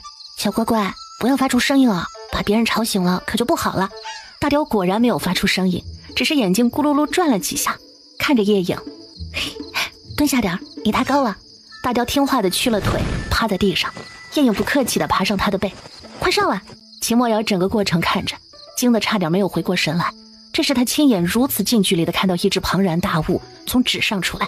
喂！秦墨瑶反应过来，才立刻如叶影一样上了大雕的背。走！大雕翅膀一扇，带着两人冲向了天空。两人上去之后，叶影指挥着直往丞相府而去，还是上次停留的后花园。这次叶影学聪明了，绝不让大雕留下脚印。两人下了雕背，叶影又把雕收进了空间。接下来看你的了，用轻功带着我，我要把那些尸体全都放到郑碧月的卧室里，吓死他丫的。好。接下来在叶影的指导下，两人没一会儿就来到了郑碧月的院子。叶影拿出之前在江大夫那儿拿的迷药，在几个房间里都吹了点，稍等一下就进了郑碧月的寝房。今晚真巧，穆森也在这儿，两个一起下。叶影把尸体全放了出来，一共18具，每个死的都很难看，都是受过刑的，浑身血乎乎的，东一个西一个的摆了一地。干完活，两人又原路返回，骑上大雕回了王府。次日清晨，穆森最先醒来，因为他要上早朝，起得比较早，天光还不是很亮，摸索着披了一件衣服下床来，结果被什么东西绊了一下，摔了个狗啃泥，爬起来走2步又被绊倒了，仔细一看，感觉是个人形。这一看把穆森给吓得直接跌坐在地上，发出一声惨叫。郑碧月也因为穆森的叫声醒了过来。啊，怎么了，老爷？人，满屋子的人。郑碧月坐起身。老爷，这是怎么回事啊？穆森看到郑碧月，立刻爬了起来，跑到床边，抱着郑碧月。老爷，这到底怎么回事啊？你问我，我问谁去？是谁？到底是谁？我为官这么多年，从来就没把人得罪死过，而且谁不知道我是皇帝面前的红人？穆森大着胆子上前一一检查各个尸体，发现都是受过刑，几乎都是被折磨而死。快穿好衣服，报官！很快，整个丞相府就热闹了起来。相爷和夫人的房中居然被人放了18具尸体，这一消息如风一般的很快吹出了丞相府。去报官的管家很快就领来一队官兵。下官见过丞相大人。吴大人真是天降横祸，本官早晨起床，居然看到满屋子尸体，还望吴大人务必查个水落石出。是，下官必当竭尽全力。吴大人立刻吩咐官差把尸体全部抬走，拉回衙门。吴大人还让人把丞相府检查了一遍，没发现任何异样，仿佛尸体是凭空扔进了丞相夫人房中似的。又找了仵作仔细查验尸体，经过仵作1上午的仔细分析，这些人全部都是习武之人，根据判断，很有可能都是刺客或者杀手。当穆森得到这个消息以后，立刻去找了郑碧月。你说，最近你又干了什么事？穆森不傻，这些刺客全部都死了，却搬到他的房里，这典型就是一种恶作剧，也是一种示威，又是变相的警告。而昨晚他正好睡在郑碧月的房里，除了自己，那就只有郑碧月做过什么。老爷，妾身什么也没做过呀。还不老实交代？你等着人家来取你的项上人头吗？老爷，妾身确实是做过一件事。1个多月前，我联系了一个杀手组织，给了他们5万两银子，去给那个贱丫头一个教训。没想到，他们一直拖到现在才动手。什么？我不是警告过你，事情就此作罢的吗？哼，我的女儿被他给毁了，我怎么咽得下这口气？你个头发长见识短的妇人！那是1品亲王的王妃，你怎么敢招惹？你找死别拉上我！人家前几天还救了你侄儿媳妇，给你们郑家接生了第4代。这时门外传来陈嬷嬷的声音：老爷夫人，老夫人派人来请你们过去。走，跟我去见母亲，看你怎么交代。穆森拉着郑碧月就往穆老夫人的院子里去。到了老夫人的院子，穆森二话不说，直接跪在自己母亲面前，说吧，到底怎么回事？母亲呐，家门不幸啊！接着，穆森就把郑碧月干的好事儿直接告诉了自己的母亲。穆老夫人看着郑碧月，久久无语，把你媳妇儿送到庄子上，和明珠作伴去吧。母亲，是，你们不可以这样对我，我可是郑国公府的女儿。郑碧月马上哭嚎起来，送到庄子上，就意味着她的主母地位没了。哼，郑国公都已经死了3年了，现在是郑修远当家，你可以去问问，看他怎么处理。森儿，准备好20万两银子，我这个老婆子亲自去莫王府一趟。祖母，孙儿和您一起去。穆崇礼的声音在门口响起。好孩子，你有心了，就陪祖母走一趟吧。崇礼，快为娘亲求求情，娘亲知道错了。娘亲，这次你真做错了。听到自己的亲生儿子都不帮自己，郑碧月绝望了，但他也没有办法，心里更恨穆叶影了。莫王府，叶影刚刚吃过午饭，想休息一会儿，刘管家匆匆来禀报，说穆家的老夫人来拜访。叶影想到那个老人还算和善，怕他在王府过得不好，还给了自己一个铺子做嫁妆，值得他尊敬。叶影换了身衣裳，带着杨柳随刘管家去会客厅。叶影拜见祖母。影儿，如今你已是一品亲王妃，该是祖母向你行礼。穆老夫人见叶影如此客气，立刻站起身来，走上前扶着叶影。祖母是长辈，哪能让您行礼？崇礼见过大姐姐。都坐吧。刘管家让丫鬟上好茶，就退了出去，把空间留给他们祖孙3人。杨柳也乖乖地退了出去。当所有人都退出去之后，穆崇礼突然站起来，跪在叶影面前。大姐姐，小弟特来代母亲认错。影儿，祖母今日也是来给你道歉，真是家门不幸，还请你看在祖母的面子上，饶她一命。我们穆家目前只有1个孙儿，祖母不想他小小年纪就没了母亲。今日一早，祖母也安排人送他去了庄子，以后他再也不敢使坏了。叶影看到祖孙2人的态度，心里的气早就消得差不多了。祖母放心，我没打算要谁的命，只是小惩大戒一番。还是影儿宽宏大量。崇礼，去让人把东西拿进来。这是我们穆府给你押金的，还望收下。祖母何须如此客气？收下吧，的确是我穆府做事不周，管教不严。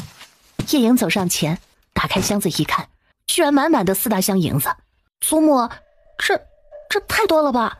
你放心收下，不痛他们不长记性。行吧，就当我先替崇礼收着，等他以后大婚，我再给他一份大礼。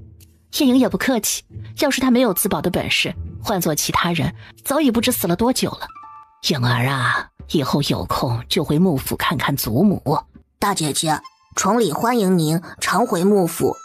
叶影心里感叹，傣竹里长出一棵好笋，希望穆崇礼以后不要长歪了。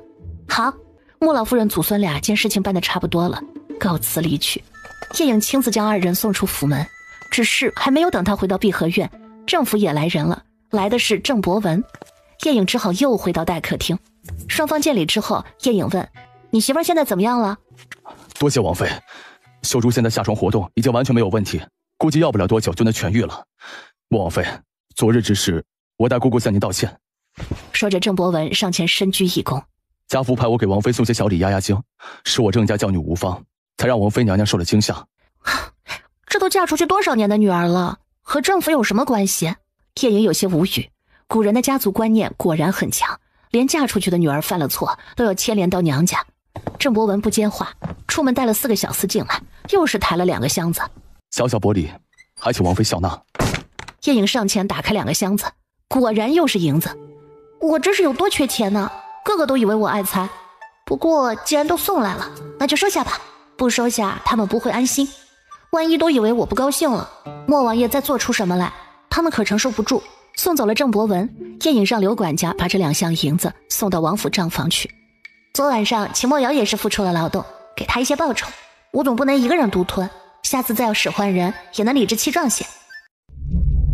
皇宫凤仪殿，皇上，大皇子的腿被莫王爷那个小王妃给治好了，您是不是很高兴？浩然也是朕的儿子，他能好，朕自然高兴。皇上别忘了，莫王爷可能被他的小王妃给治好了。哎，这个穆森，自己的女儿是什么情况，他居然一无所知。前段时间，秦兰臣把穆丞相叫到御书房，仔细盘问了一番，他居然一问三不知。皇上，现在说这些有什么用？你在担心什么？太子已定，轻易不会更改。朕封浩然一个王位也就罢了，当年的事，你以为朕不知道吗？那可是朕的大皇子。好了，咱们不说这些，接下来如何办？臣妾估计，莫王爷已经被他的小王妃治好了，不信您可以直接问。这也是秦兰臣非常头疼的事情。如今看来，老八的能力是越来越强了。昨晚的事情，今天早上传的是满城皆知。他这个皇帝早就收到消息，而京兆尹却完全查不到线索，明知道就是秦墨瑶干的。满玉，你找人悄悄按老八的身量做一身龙袍出来，先准备好，有机会朕就会派上用场。叶颖没事做，就把自己关卧室里，进空间画动物、耕地、种田、修炼。这个空间太得他心了，修炼起来进步实在太快了，超爽。已经突破6级，感觉精神非常饱满，一次可以画几10头牛，而且能够保持半年不消失，这样耕种的速度大大加快了不知道多少倍。但还有好多土地没有种，唉，有些伤脑筋啊。不管了，先放着，反正也不会坏。叶颖修炼的差不多，就去画自己想到的各种医疗用品。这时小宝的声音传来，主人，有新功能上线。叶颖立刻跑下楼，来到了电视面前，果然看到一个灰色按钮可以点开了，居然是各种医疗设备的图形。叶颖只要照着画出来就行了，什么 B 超机、自动血细胞计数仪、CT 机等，应有尽有。可是这些东西都有一个共同点，都需要电。叶颖再往后翻，果然找到了他想要的柴油发电机。主人，别高兴得太早，这些都要等到你精神力突破到8级才能画出来。那现在让我知道有什么用啊？主人，就是为了诱惑你，想要这些东西就加紧提高精神力。看来我还是太懒了，如果想要多利用时间，晚上也不得不利用起来，那不是只能让秦墨瑶也跟着进来了？同床共枕的人怎么也瞒不住。这事得考虑考虑。不过秦墨瑶的表现目前来讲还是可圈可点，值得信任的。如果他要是想害我，大不了把他给做了，或者关在空间里，永远不让他出去。晚上秦墨瑶准时回来，两个人一起准备吃晚饭。秦墨瑶随意的取下面具，你照过镜子没有？还没有。叶颖立刻跑进卧室，拿了镜子出来，看看。秦墨瑶接过镜子，面向自己，眼睛越来越亮，脓泡都消了，面色也不再发黑，原来的轮廓已初见。当痂脱落以后，就能恢复原貌了。高兴吗？谢谢小颖儿。秦墨瑶直接伸手把叶颖抱进了怀里，头在他的耳旁蹭了又蹭。3年了，他顶着那样一张脸，长期戴着面具，不敢示人，如今终于可以见人了。好啦，吃饭吧。叶颖推了推他，他能够理解他激动的心情。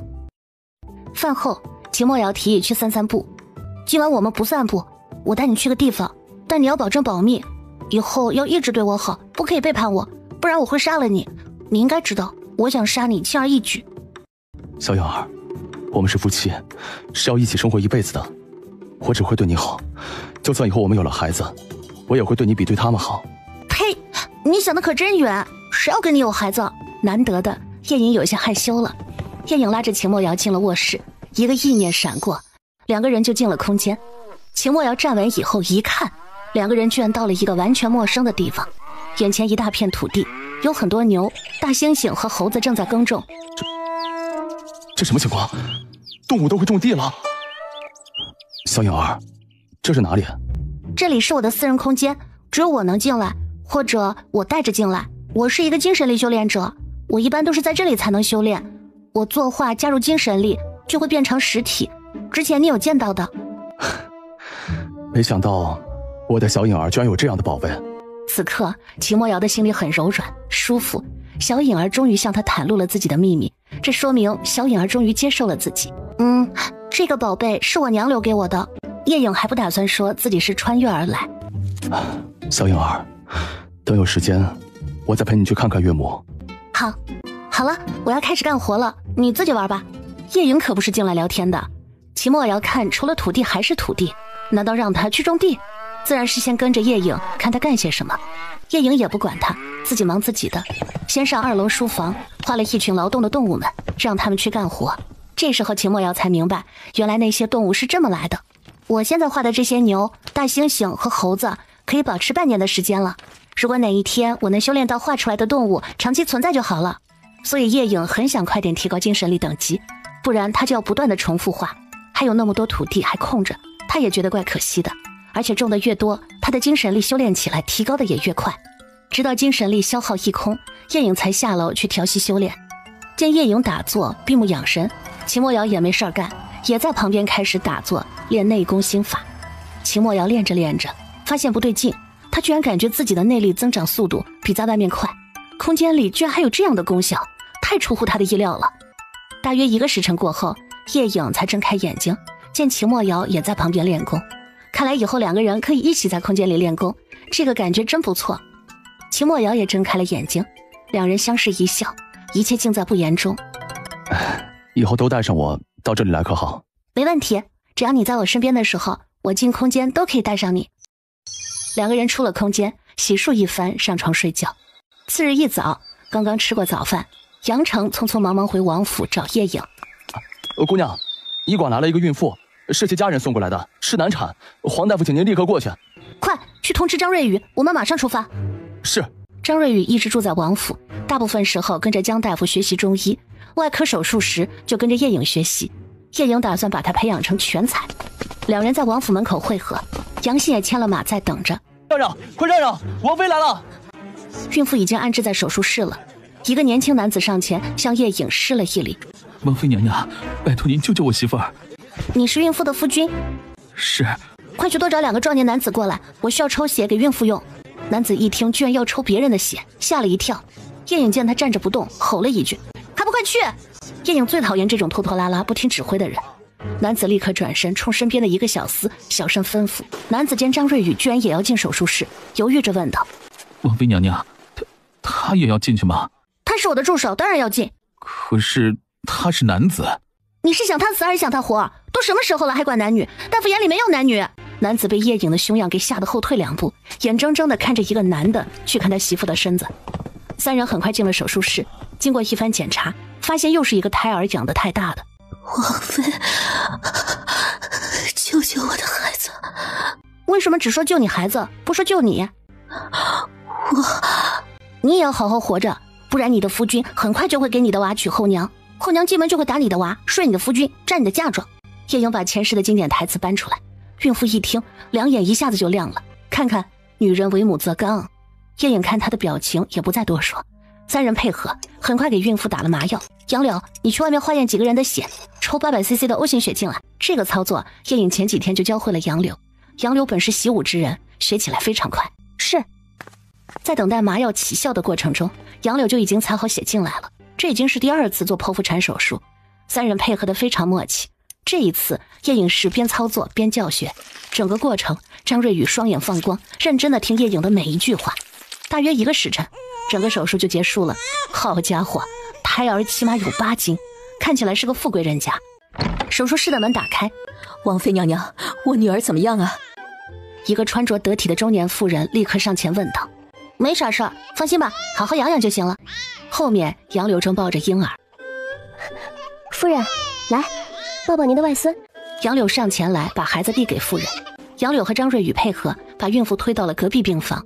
孕妇的丈夫还算是心疼媳妇儿的，立刻上前查看媳妇儿的情况。昨天中午媳妇儿就发动了，直到天亮都还生不出来。产婆没办法了，才告诉她惠民医馆是莫王妃开的，她会剖腹产，而且能够保证孕妇活着。如果他们现在动作快点，或许能保母子平安。为了自己的媳妇儿和孩子，他力排众议，硬是把媳妇儿带到了惠民医馆。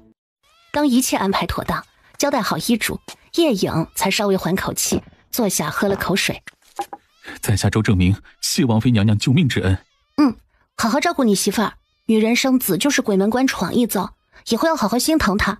是，谢王妃娘娘教诲。杨柳，你先帮小雨处理一下手术室，我就先回去了。是，姑娘路上小心。哎，姑娘，您知道今天我们接生的是谁家吗？不知道啊。是京城周家安平侯府，岳父正是世子夫人，岳父娘家也是显赫之家，京兆尹吴大人的亲女。哦，那我不是又有钱收了？果然，第二日周家就派人送来谢礼，居然又是银子3万两，而且医馆的费用也一分不少的给了。刘管家感觉自家的小王妃就是个财神爷，这才多长时间呐，就挣了这么多银子。只不过京城里就流传起了一个谣言，莫王娶的小王妃是个贪财王妃。叶颖听到以后不置可否，贪财就贪财，没钱万万不能让你们羡慕去。另一个流言也如疯长的野草，吹遍了整个京城。叶颖能剖腹取子，且母子平安。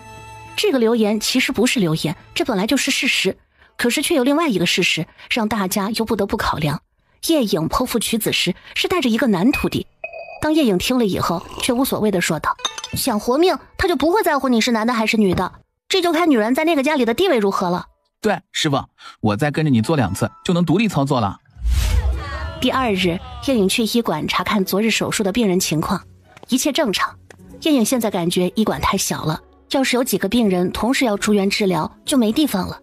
叶颖找来杨成，你问问左右两边的铺子卖不卖，如果能买下来，我们就多装修一些病房出来，如果不卖，我们就重新找地方搬迁。啊，姑娘，小的这就去办。周家媳妇儿刚能下地走，又来了一位难产的。这家很有意思，男方不同意送来做手术生产，眼看快不行了，女方父母兄长直接把人拉走。当母亲的来了一句狠话：就算我女儿被休回家，我也不能眼睁睁地看着我女儿死。男方就是不高兴医馆有男大夫做手术，把自家的媳妇儿身子看光了，那还得了，以后他们的脸往哪放啊？叶颖最喜欢这样的母亲了，所以做手术前告诉孕妇父母，这单免费给他们做。这日，皇帝和皇后在凤仪殿里一起用餐。皇上，照此下去，这莫王的王妃会收录很多人心，这可如何是好？哎，朕有什么办法？这是人家的本事。朕交代你做的东西做好了没有？做好了。为了一个穆叶颖，秦兰臣把穆森给恨上了。最近看丞相总是眼不是眼，鼻子不是鼻子。穆森也感觉到皇上的态度变化，但他也没办法，他自己也是受害者呀。如今连媳妇儿都被送到庄子上了。时光匆匆，不知不觉1个月过去了。这段时间，叶颖每天晚上都带着秦墨瑶去空间里修炼。王爷，你说我那些粮食拿来干什么用好呢？先放着吧，现在不宜拿出来使用，因为你这找不到出处，会引人怀疑。再说，现在龙胜国还不缺粮。2个人洗漱好，在床上有一搭没一搭的聊着天。突然有暗卫来报，说有大批的官兵往王府方向而来。秦墨瑶立刻起身，戴好面具，往外而去。秦墨瑶刚刚走出碧荷院，就遇到匆匆而来的刘管家。咱们王府被官兵给包围了。走，随本王去看看。当秦墨瑶来到王府大门口的时候，领头的官差正要拍王府大门。这不是董中尉大人吗？不在皇宫好好当差，怎么深更半夜的到我莫王府来了？下官见过莫王爷。今晚皇宫失窃，皇上新得的10颗上等夜明珠被贼人盗走，我们追踪到此，发现他进了莫王府，卑职才不得不来王府拿人。为防止贼人逃跑，所以才让人暂且包围王府，还请莫王爷担待，配合配合。那就请吧。但丑话说在前头，我王府要是少了1砖1瓦，破了1瓶1碗，你董超都要负责。下官一定约束好属下，绝不坏了王府的任何东西。官兵们整齐划一地进了王府，几人一组，开始一间间的搜查。而另一边，秦墨瑶刚出去，叶颖起了身，刚一推开门，一股血腥味扑面而来。叶颖立刻从空间里拿出一把手枪握在手里，对方不说话。叶颖到旁边点了灯，才看清墙角下蹲着一个黑衣人，浑身是血。喂，你怎么样？那个人慢慢地抬起头。救我！如果你能救我，却少不了你的好处。而且我会到这儿来，是皇上有阴谋。他今晚的确是去皇宫行窃，但他在逃跑的过程中总是被人赶着往莫王府的方向而来。他不是傻子，一看就知道有猫腻，但他也没有别的办法，其他方向都被堵死了，只能往这个方向逃。黑衣人最后一句话让叶颖心里咯噔了一下，为了知道为什么，看来不得不救他了。行，我救你，等着你的报答。叶颖悄悄地从空间里拿出迷药，突然洒向黑衣人，自己立刻屏住呼吸。果然不出3息时间，黑衣人就软倒在了地上。江大夫的迷药真好用，看来以后还得再问他要点。叶影立刻把昏迷的黑衣人扔到了空间里，再把换洗室的血迹冲洗干净。刚走出来，就听到外面急促的脚步声响起。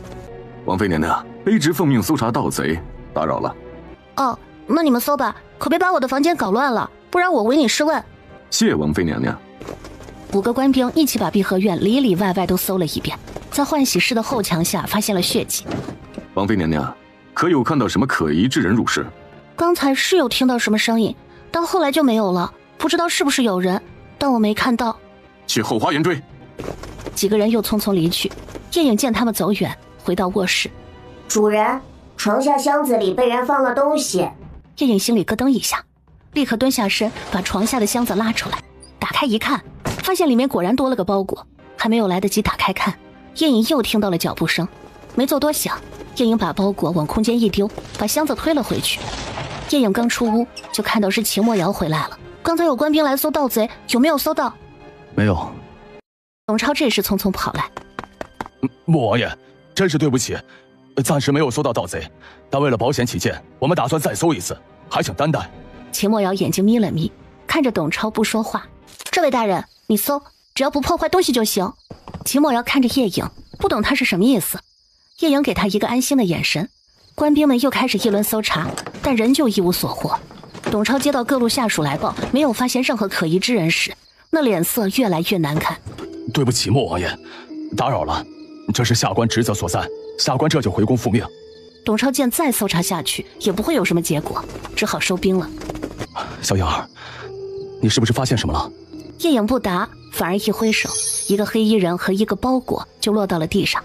秦墨瑶这才知道，原来叶影已经和盗贼遇上了。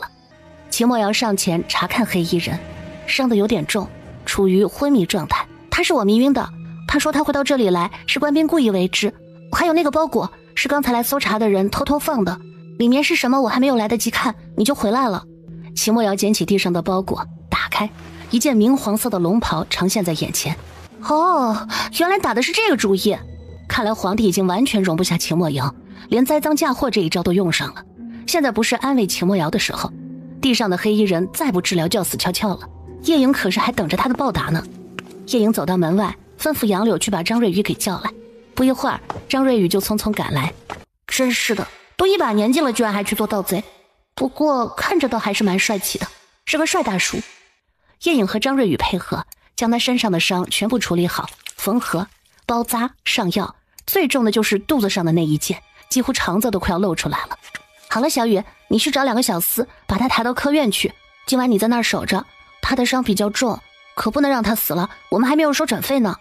叶影在王府忙碌，秦墨瑶也安排人各处查看的时候，皇宫里的秦兰臣却是大发雷霆。董中尉，这么好的机会，你居然把差事给办砸了！秦兰臣抓起手边的一个镇纸，就朝董超扔过去。跪在地上的董超根本不敢躲，生生受了这一击。属下的的确确把那个包袱放在了莫王妃床下的箱子里，可是等属下再去搜查时就不见了，前后还不到1刻钟。董超旁边的汉子抬起头来，坚定地说道：“就是说，在这短短的时间里就被人发现了，除了叶影，不会有第2个人。但是他能藏到哪里去，却让人搜不到呢？这一点所有人都想不通。你们可有发现，当时莫王妃的院子周围有暗卫？有，但看我们一队官兵来时就躲了。而且莫王妃的卧室里，他们根本看不见。看来老八这个媳妇儿不简单，小小年纪医术就如此了得，他会发现就不足为奇了。秦兰臣也很懊恼，这个弟媳妇还是他亲自下旨赐的，可如今后悔也没用，这都让他躲过去了。退下吧，记得什么该说，什么不该说。是，属下明白。小影儿，我这个皇兄时时刻刻都想弄死我呀！要不我们也去把他给弄死？小影儿，那可是一国之君，这样的想法不可有。要是国君突然暴毙，会引起朝野动荡，对百姓不利。秦墨瑶还是心系百姓的，一旦秦兰臣突然暴毙，其他国家必然会趁隆盛国没有安定之前发起战争，抢夺城池，到时苦的还是百姓。就这么算了。那还能怎么办？秦墨瑶也很无奈。他的身份注定了和皇帝永远不可能和平相处。明明你又没心思去抢他那个位置，真是的，他怎么就那么不放心呢？因为我有兵权。第二日，叶颖睡了个懒觉，快中午了才起床。昨天晚上两人聊了很久，几乎没怎么睡觉。吃过午饭，叶颖才悠哉的去客院看昨天晚上救的那个帅大叔。叶颖进屋，看到帅大叔居然是醒着的。小姑娘，没想到你就是莫王的那个小王妃。怎么，很奇怪吗？不奇怪，很高兴的认识你。叶颖没想到这么一个盗贼居然还挺健谈。说吧，昨天晚上到底是怎么回事？我听说皇帝得了一件宝物，就想去一睹为快，结果我还什么都没看到，就被巡逻的宫卫发现了，交上的手，寡不敌众。以前的皇宫可没这么多巡逻，昨晚上居然处处都有人。我逃跑的过程中，那些宫卫追着我跑了几条街，三面围堵，唯独莫王府的方向可以逃。后来的事你已经知道了。不是说你去偷了皇帝10颗夜明珠吗？不是。盗贼一口否定。叶颖也知道昨天晚上就是皇帝的一个计谋，只不过这个盗贼被皇帝利用了而已。来，本王妃亲自给你换药，你还记得你之前答应过我什么？果然如传言所说，是个财迷王妃。叶颖撩开盗贼的衣服，把他肚子上的箭伤纱布揭开，弯下腰，叶颖脖子里的空间吊坠就露了出来。盗贼看着这个吊坠，眼睛越来越亮。这个吊坠不正是他找了20多年的那个吊坠吗？居然今天突然出现在他的眼前。他之所以会去皇宫，也是因为听说有宝物才去的，就是带着一种渺茫的希望，看看是不是他正寻找的东西。你这个吊坠哪里来的？我娘给我的。你娘？你娘的年龄你知道吗？当然知道了，我娘30岁。你问这么多做什么？叶颖奇怪地抬起头看了一眼盗贼，低下头继续扎针。你不好奇我的身份？当然不好奇，你现在是我砧板上的鱼肉，什么时候想问都可以。我是晴空楼的楼主。你是罗蒙？秦墨瑶的声音在背后响起。他下朝回来，刚到门口，正好听到这么一句：莫王爷，在下多谢你们夫妻2人的救命之恩。他很出名吗？晴空楼专门打听消息来卖，探子分布4国，是最大的情报组织，而且组织里还高手众多。原来你这么牛，可昨晚却被人追得无处可逃。马是前提啊。昨天晚上我也是估算失败，单枪匹马就去闯了皇宫，以前都没出过事，果然久走黑路必遇鬼，诚不欺我。呵呵，你这个人还挺有意思的。莫王爷，在下想在你王府先休养几天，麻烦你能否通知一下我的属下，作为报答，在下可以免费送你3个消息。这个诱惑比较大，晴空楼的消息一般都是比较准的，而且价格昂贵，尤其是一些机密的消息。没问题，小事一桩。秦墨瑶心里也有自己的打算，如果能够和晴空楼的楼主有交情，以后在很多事情上就方便多了。说办就办，秦墨瑶立刻当着罗蒙的面就让护卫找来韩香安排下去。夜半时分，客院罗蒙的房间突然飘进来2个人。弟子拜见师傅。起来吧。这次您真是大爷了，昨晚您没回来，弟子和阿佑又去了皇宫一趟，可是怎么也找不到您的人影。这左右护法都是罗蒙捡的孤儿收为徒弟养大的，一个叫罗左，一个叫罗右。让你们担心了，放心，现在没事了。有件事要跟你们说。师傅，您说。我们一直在找的东西找到了。真的？罗左罗右2个自从跟着师傅起，师傅就一直在寻找一个吊坠，并让他们在4国各地寻找这个吊坠，也因此把晴空楼发展到了4国。师傅在哪儿呢？可否给弟子看看？在莫王妃的脖子上。这么多年以来，我不曾告诉你们我的身份，如今吊坠已找到，我的使命也完成了，现在告诉你们也无妨，接下来的事情还需你们去完成。师傅您说，我们听着。我本是陈阳国国主的义子，在27年前，国主唯一的公主不幸走失，后来查到是被国主一个堂兄弟所害，那兄弟死前还是说出了公主并没有死，只是他让人带去遥远之处丢弃了，但却没说出丢在哪里。国主后来收养了我，并让我在4国查找公主下落。公主身上唯一的标识就是那块吊坠，我就凭着那吊坠的图案，一找就是22年。时间过得真快，不知不觉竟已过去了这么多年，终于找到了。师傅，那我们接下来做什么？幼儿，你去把莫王妃母亲的情况查清楚，之前想着就是个通房丫鬟也没查，这次务必要查得更详细。她应该就是公主，只可惜人已亡故，不知义父义母知道后会多伤心。查好先给我看看，到时左儿你亲自去一趟陈阳国，拿着我的令牌可以见到国主，向他禀报此间情况。莫王妃就是国主的外孙女，应该不会错。这段时间我会想办法先住在莫王府，等着义父的安排。是。师父，要不要另外安排人保护莫王妃？不用，莫王爷不是吃素的，而且我有另外的打算。行了，你们走吧。罗总和罗佑的到来，秦墨瑶是知道的。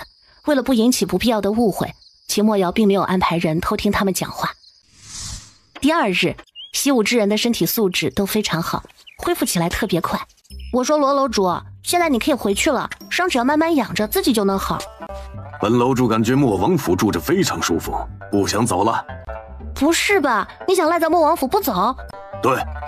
叶颖就想不明白了，这江湖上第一情报组织的最高领导，居然想和朝廷里一人之下、万人之上的莫王府牵连上，理由？在江湖上飘累了，想找个地方躲躲，而这里正合我意。哼，你就瞎扯吧。你不信？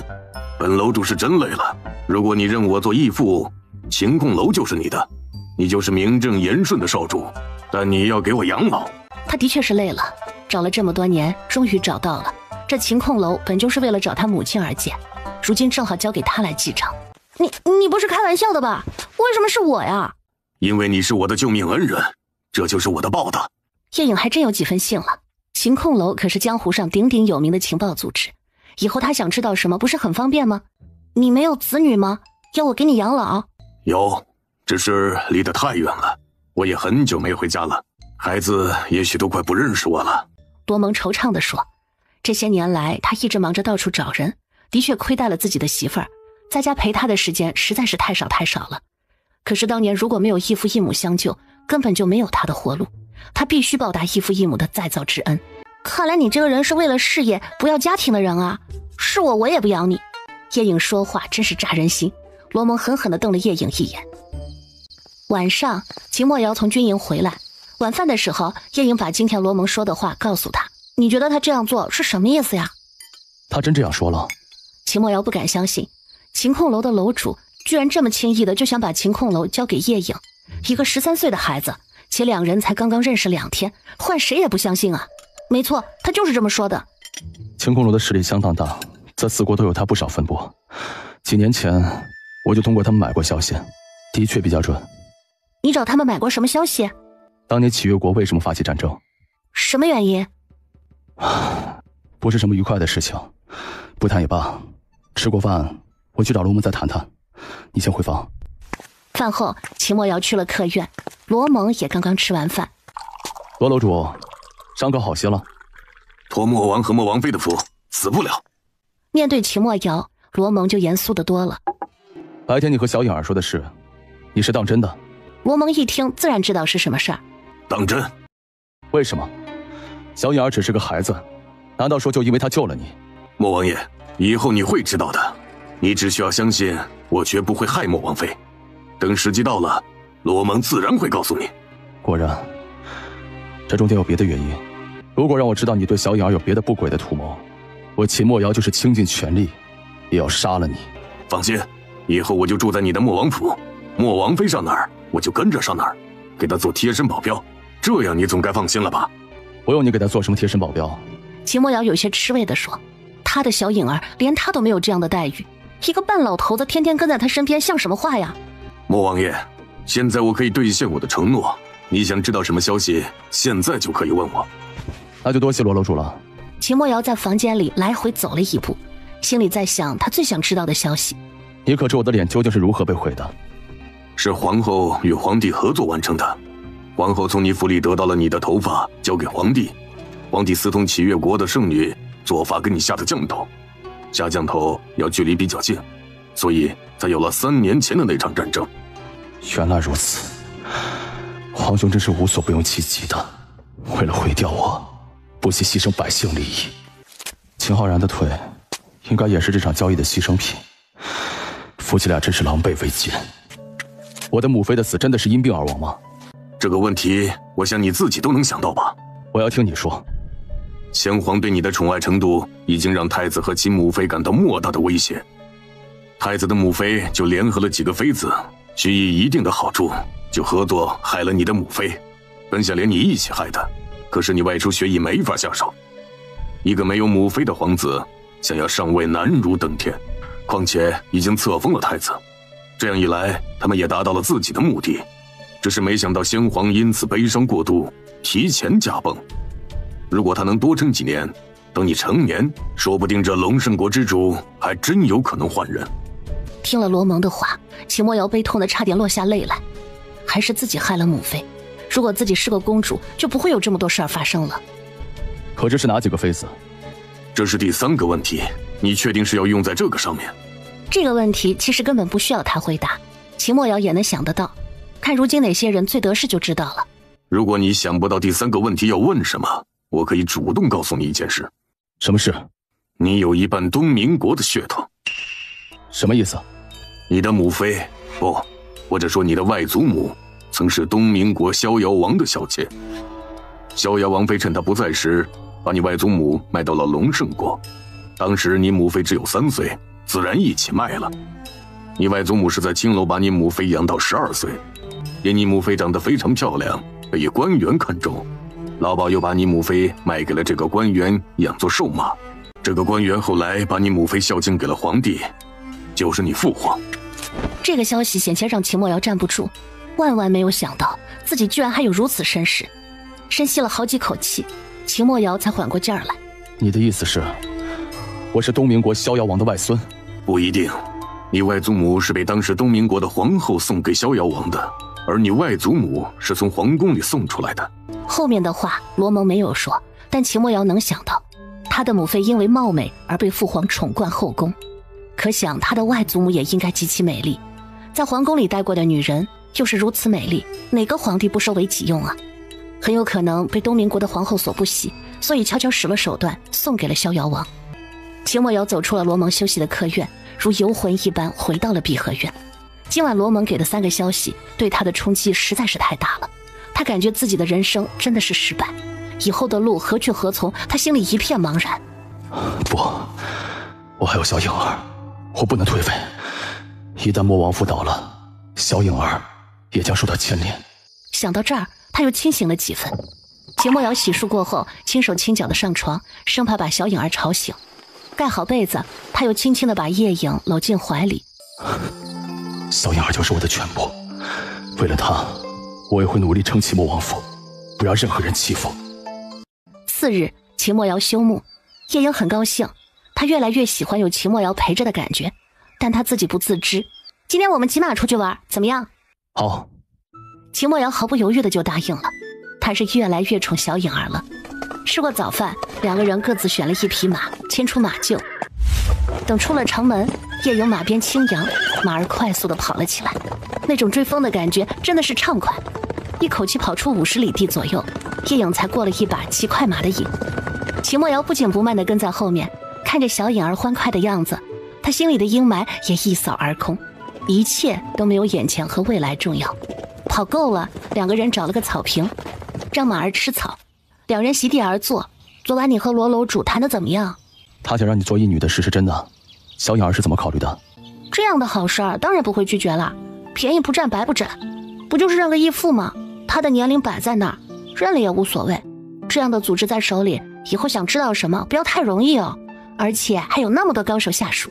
2人玩到天快黑才回王府。秦墨瑶的心情也因一天的放松而恢复了平常，但想弄清楚自己的身世的想法怎么也压不下去。晚饭后，叶颖又带着他进了空间练功，一进来就看到动物们忙碌的景象，叶颖感觉自己天天都在过丰收节。秦墨瑶也不是第一次来了，已经驾轻就熟，到处看了一下庄稼的长势之后，也开始练功。1个时辰之后，2人都从练功中停下来，席地而坐。小颖儿，我打算去一趟东明国。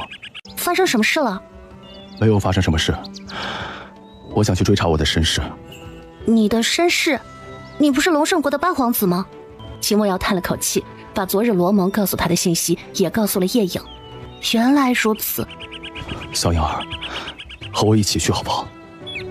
好。好呀，我还没有到处游玩过呢，正好趁此机会出去走走。但你的王府你打算怎么安排呀？皇帝会放你远行吗？等我考虑考虑，再做打算。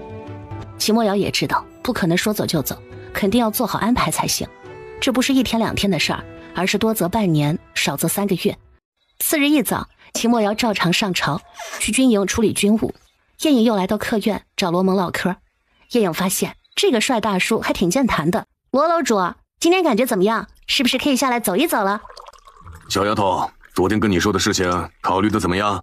也行啊，便宜你了，这就等于我给自己找了个长辈。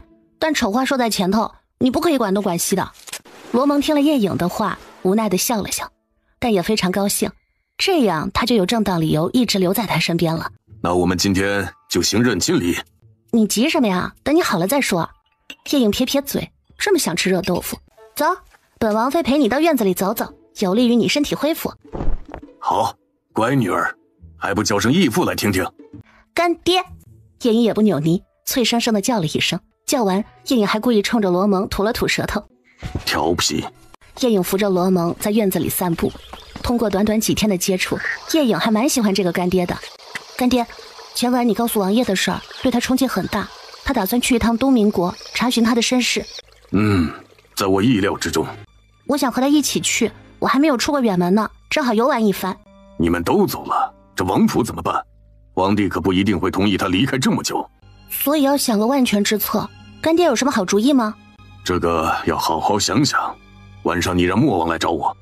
晚上晚饭后，齐墨瑶果然来找罗蒙。他也想了一天，直接向皇帝说明要去东明国那是不可能的，这不是给他机会让他死在东明国吗？罗楼主来了，去拿棋盘，我们手谈一局。齐墨瑶让伺候的小厮去拿了一盘棋来，两人摆开阵势，边下棋边聊。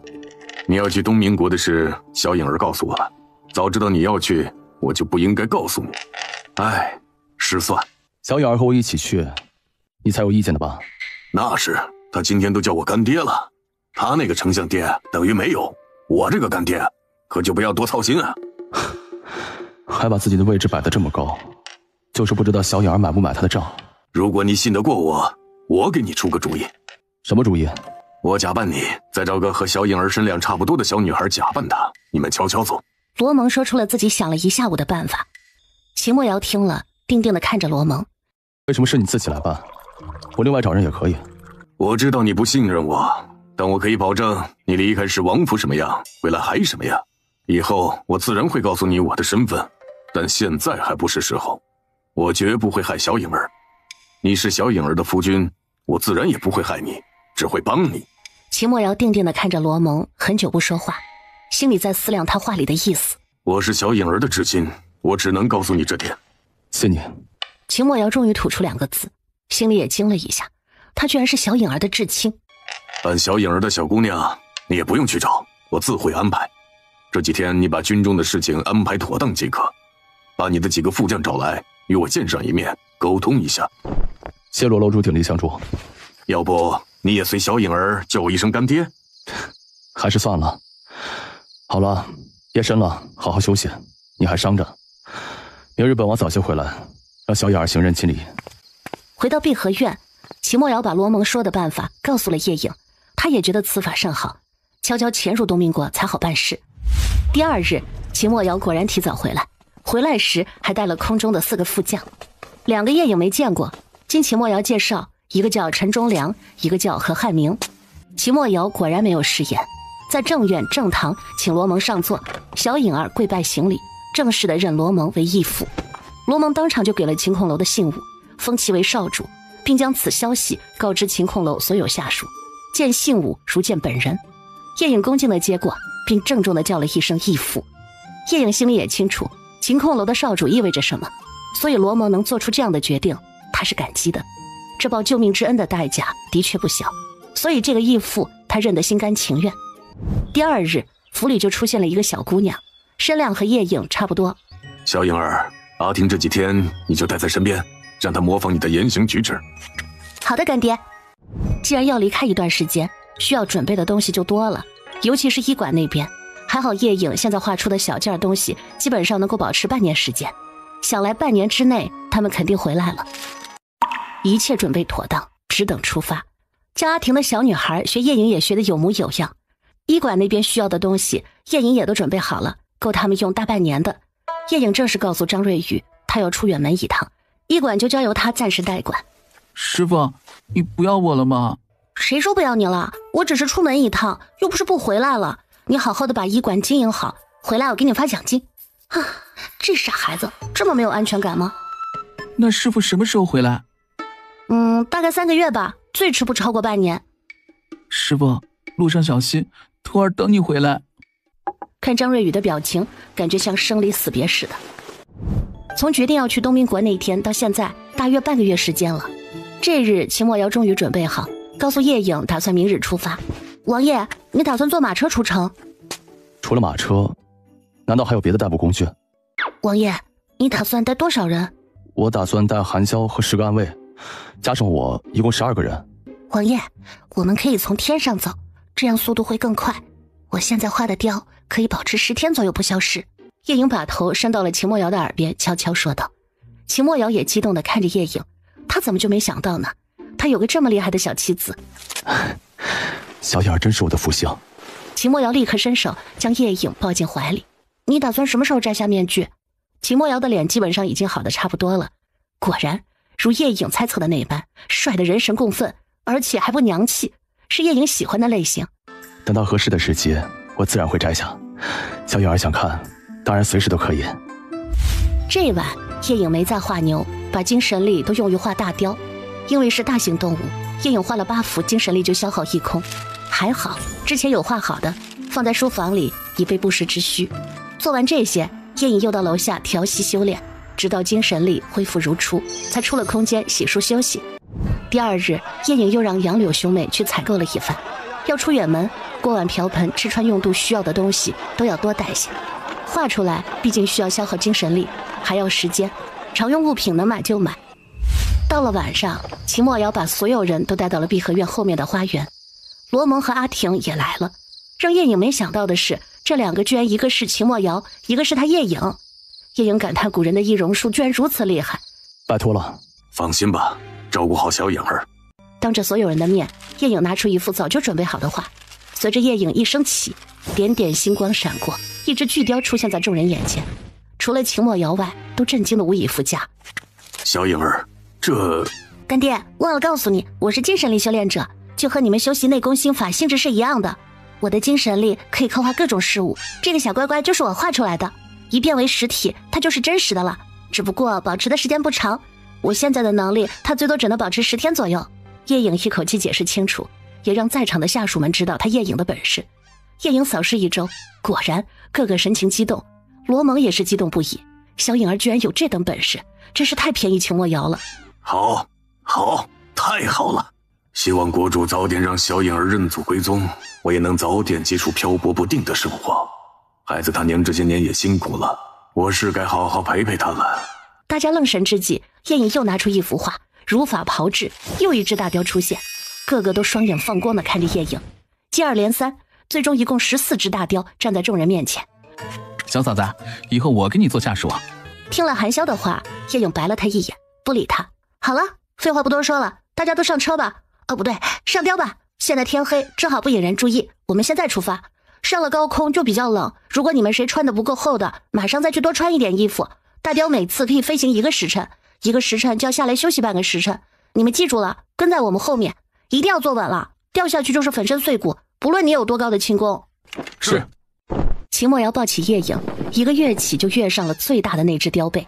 韩潇见状也立刻施展轻功，挑了一只大雕上了他的背。相对比较困难的就属杨信和杨柳兄妹。柳儿，你可一定要抓牢了，千万别掉下来。二哥，你也一样。出发！叶颖一声命令，大雕一只只展翅冲向了天空。秦墨瑶用大掌把小颖儿裹得牢牢地按在怀里。只几息时间，大雕就冲出了老远。这样的速度他们从来没有体验过，比马儿不知道快了多少倍，而且走的还是直线。风呼呼地从耳边刮过，这时护卫们才感觉到真正的冷。幸好王妃提醒他们多穿衣服。一路向北，万水千山尽在脚下，这种感觉真是太爽了。1个时辰过后，他们已经离开京城起码有300里地。叶颖指挥大雕往下降落，在一处山林里停了下来。他画出来的大雕和他都是心意相通的，其实根本就不担心大家跟丢。一只只大雕纷纷落地，此处正是一个山坳里，相对比较宽阔。清点了一下人数，所有人都到齐。好了，大家赶紧生火，烤一烤。姑娘，杨柳疾步跑到叶影的身边，想要伺候。感觉怎么样？还好，刚开始有点心跳如雷，后来慢慢适应了，就不怕了。这是杨柳第一次见识到姑娘的这个本事，之前的医术就已经让她佩服得五体投地，没想到还有更让她崇拜的。很快，暗卫们就捡了柴火，一堆篝火就升了起来。大家席地围着篝火坐了一圈，稍微休息了一会儿，大雕们突然飞了起来，往林子里而去。喂，嫂子，他们怎么飞走了？他们饿了，要去找吃的。啊？他们还要吃东西？这不是画出来的吗？怎么还要吃东西？这超出了韩潇的想象。他们是真正的雕，自然要吃东西，且无肉不欢。叶影白了韩潇一眼，真的不想理这个白痴。当大雕们找到吃食，吃完以后休息了一会儿，叶影他们也都暖和了过来。小影儿，这次你坐我身后，抱紧我的腰。好，众人再次出发。有了第一次的经验，这一次大家就轻松多了，心情也平复了。一个晚上如此反复休息了3次，天就蒙蒙亮了。叶影安排白天不飞行，大雕不可能连续这样飞行，那样会累死的。又选了一处茂密的森林降落，叶影让大雕们自行休息觅食，而他从空间里拿出了早就准备好的帐篷、锅碗瓢盆等，准备生火做饭。如今叶影的一切特殊，大家已经见怪不怪。有了大雕的冲击，其他的已经根本不算什么。杨柳和暗卫们一起搭灶台、拾柴火，还有几个去附近打猎。没一会儿，果然拖回来几个野物，3只野鸡、1头梅花鹿，还有1只羊。这一顿早餐吃的真是丰富，吃不完的都包起来，等着下一顿吃。吃完早饭，所有人开始搭帐篷，准备休息。叶影自然和秦墨瑶一个帐篷，韩潇把暗卫分成了3个班次，轮流休息，每次留3个人值班。因为这里是森林，如果有猛兽袭击，那就不好了。第1日就这样平顺的过去，也没有遇到猛兽来袭击。等叶影他们睡醒后走出帐篷，10几只大雕团团围着他们的帐篷，也正在休息。秦墨瑶拿出早就准备好的地图查看，估计大雕的速度大约他们现在所在的位置应该快要出龙胜国了。按这样的速度，他们最多3天就可以到达东明国的京城，如果是骑马，至少要1个月的时间。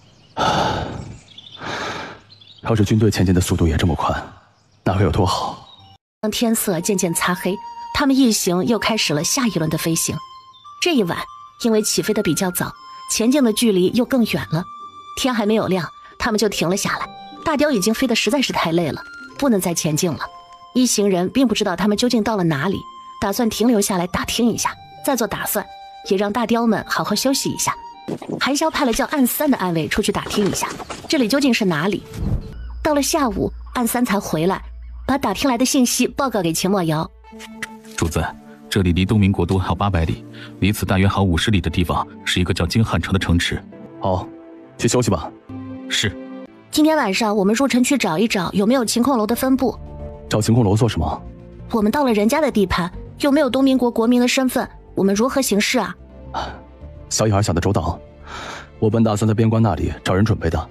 那就让大家先在这儿等1天，我们晚上进城。好。很快到了晚上，叶影和秦墨瑶坐上大雕向金汉城飞去。50里地也就2刻钟就到了。他们找了一处偏僻的巷子下落，把大雕收进了空间。2人走出巷子，往热闹繁华的街道而去。随便拦了一个男子问最热闹的青楼在哪里。晴空楼的情报大部分是靠青楼或者茶楼来收集，他们首先想到的就是去找青楼。罗蒙曾告诉叶影，带有梅花形状标识的产业就是晴空楼的产业。很快就问好了路，是一条叫花街的路。当2人来到这条街的时候，叶影真是大开眼界，两边楼上的姑娘们都在向楼下看着，大门口也有姑娘们站着在拉客，个个打扮得花枝招展，声音娇媚动人。看到这样的场景，秦墨瑶不走了。怎么了？小影儿，我们还是先找家客栈住一晚，我来找你，在客栈等我。为什么？这里不适合女孩子来。好吧，那我们先去找一家客栈住一晚。叶影也不为难他，2人退出了花街，就近找了一间客栈住下。秦墨瑶安顿好了叶影，又来到了花街。秦墨瑶找到了地方，挺了挺胸，大跨步的走了进去，摆出一副高冷的姿态。自从进了东明国，秦墨瑶再也没有戴面具，那张帅气的脸立刻吸引了堂里姑娘们的侧目，纷纷上前来搭讪。公子，好面生啊，是新来的吗？我可是这春香楼最漂亮的姑娘，让奴家伺候您可好？我才是这春香楼里最漂亮的姑娘，而且还比她年轻。公子，你别听她瞎说。喂，姑娘们，你们干啥呢？可别把客人给吓着了。秦墨瑶看到一个老鸨模样打扮的中年女人向她走来。公子可有相熟的姑娘？不知道妈妈怎么称呼？哎呦，公子还这么客气，叫我鲁妈妈即可。鲁妈妈，可否借一步说话？鲁妈妈看秦墨瑶的神情，眼睛眯了眯，思量了一下，笑道：随我来吧。说吧，找我有什么事啊？秦墨瑶从怀里摸出一个信物，递到鲁妈妈面前，想看看她的反应。当鲁妈妈看到信物的时候，立刻站了起来。您是少主？鲁妈妈前天才刚接到飞鸽传书来的消息，晴空楼有了少主，是楼主新收的义女，只有13岁，而眼前之人明明是个男子，而且一看年纪也不对啊。不是，鲁妈妈，我是你们少主的夫君，一个女孩子不适合来这种地方，我把她安排在离此处不远的客栈。可是少主要找属下。是，有些事情他想问问你。可否明日白天属下再去见他？可以。秦墨瑶来去匆匆，回到客栈，叶颖正等着他。找到了，叫春香楼，里面的老鸨正是这里的领头，此时他不方便过来，约好明日过来。看来干爹这个晴空楼真是发展的不错，处处都有啊。应该也就是一些大城市吧，小县城这种地方恐怕不会有。次日，鲁妈妈如约来到客栈。属下见过少主。鲁妈妈是吧？快起来，不必如此多礼。叶颖笑着上前扶起，鲁妈妈顺势从地上起来，仔细打量了一下叶颖，果然是一个还未成年的姑娘。昨日晚上因脱不开身，暂时未来拜见少主，还望见谅。无妨，你们身份特殊，不引起怀疑是应该的。不知少主找属下有何事？我们打算去东明国京都一趟，有些事情要办，想知道东明国京都如今的局势，不知鲁妈妈这里是否可以提供方便呢？具体的我们这里可能不会很详细，但京城还有我们的分部，去到那里可以知道更详细的信息。没关系，你把你知道的说一下就可以。是。接下来1个时辰，鲁妈妈就把自己所了解的都告诉了秦墨瑶和叶颖。东明国皇帝东方朔如今有50有余，膝下有皇子5人，公主6人，大皇子、二皇子和三皇子目前正争得厉害，但老皇帝就是不立太子。大皇子是前皇后所出，但因为没有母亲撑腰，虽是嫡又是长，但力量稍显不足，其外加大舅舅也只是翰林院院士，没有很实质的权力，全靠他自己拉拢朝臣支持。二皇子母妃是洪大将军之妹，洪大将军几乎手握东明国1/3的兵权，是皇位的有力竞争者之一。三皇子是现任皇后的儿子，皇后是老丞相袁绍兵的长女，在朝野上下有不少文官支持者。现在3个派系成鼎立之势，而东明国的公主，皇帝怕他们的驸马生出野心，都嫁得很普通。叶颖听了，心里感慨万分。皇家哪里都一样，秦墨瑶就没什么感觉，因为她也是身在其中。谢谢你，鲁妈妈，你这里有没有需要我帮忙的？暂时没有，谢少主关心。哦，另外还有一事儿，你有没有办法帮我们搞15个人的身份录影？我们此次来了15个人，2女13男。那就麻烦你了，我们天黑前走，可以吗？可以。接着叶颖就把他们一行人的年龄说了一下。有了任务，鲁妈妈立刻离开去办。鲁妈妈果然办事麻利，天黑前就把身份录影送了来。秦墨瑶和叶颖是某家镖局的兄妹，其他都是押镖的镖师和下人。这样的安排很合叶颖的意，只是秦墨瑶有点小小的意见，怎么成兄妹了？到了晚上，叶颖和秦墨瑶乘雕回到了山林里，与大家会合。姑娘，你可回来了？你们没遇到什么危险吧？没有，有些动物想靠近，看到大雕们在这里都不敢靠近，反而有些被我们杀了，烤着吃。奴婢还特意给您和王爷留了一点。好，先包起来，明早再吃。我们是吃过晚饭回来的。好了，收拾一下，我们继续赶路。又是一夜的飞行，越往北天气越冷，终于在天亮前赶到了东明国京城外的一座山上降落。又是安营扎寨、狩猎、做吃的，休息了4个时辰，大家才准备下山。到了山下官道旁，趁前后无人之际，叶颖把放在空间里的马匹和马车都放了出来。叶颖和杨柳坐进马车，其他人继续骑马跟在两侧，一行15人打马前进，只用了半个时辰就到了东民国京城上都城的城门口。排队入城，守城的士兵检查路引，发现一行人没有什么问题，很快就放了行。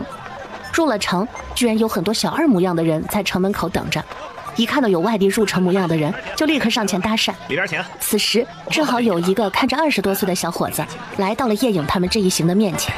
各位客官，你们是外地来的吧？小的是新月客栈的小二，如果你们还没有安排住宿，可以到我们新月客栈入住啊。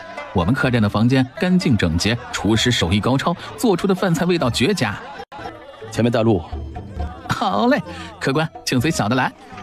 叶颖没想到古人这么早就已经想出了这样的办法来拉客，跟着小二走了大约有2刻钟左右，来到了新月客栈，要了7间上房，大家痛快地洗了个澡。晚饭后，秦墨瑶把韩潇叫到房间里来商量事情，叶颖在旁边悠哉悠哉地喝茶。我们已经到了东民国的上都城，本王此次来的主要目的就是要弄清楚我母妃的真正身份。小颖儿她干爹说我外祖母是从逍遥王府出去的，那么我们的重点就先调查逍遥王府的一应细末。是，明天我安排大家在城里各处打听，记住不要让人察觉。是。今夜开始，大家恢复正常作息，不用想着赶路。叶颖美美地睡了一觉。第2日早饭之后，秦墨瑶和叶颖决定先逛逛这个东民国的上都城。杨信牵出马和马车，还向客栈掌柜的要了一个小二做向导。一路上，小二就向杨信介绍这里是什么地方，那里是什么地方。这个小二还算见识广博，那些高官府邸他都能分清楚。而叶颖和秦墨瑶就通过两边的窗户向外看。就这样，在大街上晃悠了一天，叶颖也大概摸清了整个城市的布局。南城主要是皇宫和贵族，东城以官宦人家为主，西城是商贸中心，北城平民百姓居住占多数。杨柳，明天你和你哥出去打听一下，给我们租一个院子下来，地方呢尽量偏僻一些。是，姑娘。他们不可能天天住在客栈里，那种地方人来人往，也不方便行事。逛了一天，回到客栈，其他外出打探消息的也都回来了。只是第1天，大家的收获都不多。接下来几天，大家都以打探消息为主。叶颖和秦墨瑶也伪装了一下，去了春香楼，是在第2天清晨天刚蒙蒙亮的时候去的，没有选在晚上去。青楼都是晚上营业，那时候去人多眼杂。在后门轻轻敲了敲，不知两位来这里做什么？我想找春香楼管事的，有重要的消息要告诉他。老汉在叶颖和秦墨瑶两人身上细细地看了一会儿。有什么消息可以告诉我，我可以转达。事关重大，只能和你们管事的说。那你们俩先在这等着，我去通传一声。至于管事的见不见你，就不是我能决定的了。老汉把门咣当一关，叶颖和秦墨瑶两个只好在外面等着。大约过了1刻钟，他们听到里面传来脚步声，接着门吱呀一声又开了。主子，就是这2个人找您。不知两位找我何事？请问这位小哥哥，你认识罗蒙吗？罗蒙这个名字一出来，叶颖明显看到红衣男子身上震了一下。两位，请随我来。叶颖和秦墨瑶跟着他来到一间貌似书房的房间，2个像打手模样的人站在门口，一边一个守着。叶颖和秦墨瑶2人不客气的各自坐下。不知两位是何人？叶颖见他认真的样子，看来不是自己想象的那种吊儿型的人。在叶颖的心里，穿红衣的男子一般都是正邪难辨之人，或者有特殊癖好的男人。叶颖心里想着，从怀里摸出罗蒙给的信物。红衣男子接过信物一看，立刻起身站到叶颖面前，深施一礼道：罗东见过少主。你叫罗东，不会也是干爹的徒弟吧？正是。干爹还真会起名字，一个罗左，一个罗右，现在来个罗东，是不是还有罗西、罗北、罗南？少主，师父一共收了6个弟子，罗左罗右常年跟在师父身边，而我们另外4个东南西北各管一个国的晴空楼。今日你们来的正好，我刚刚从外地回来。不错。师兄，我们此次来东民国，有些事儿可能要麻烦你帮帮忙。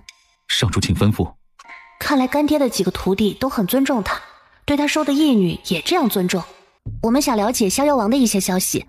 逍遥王？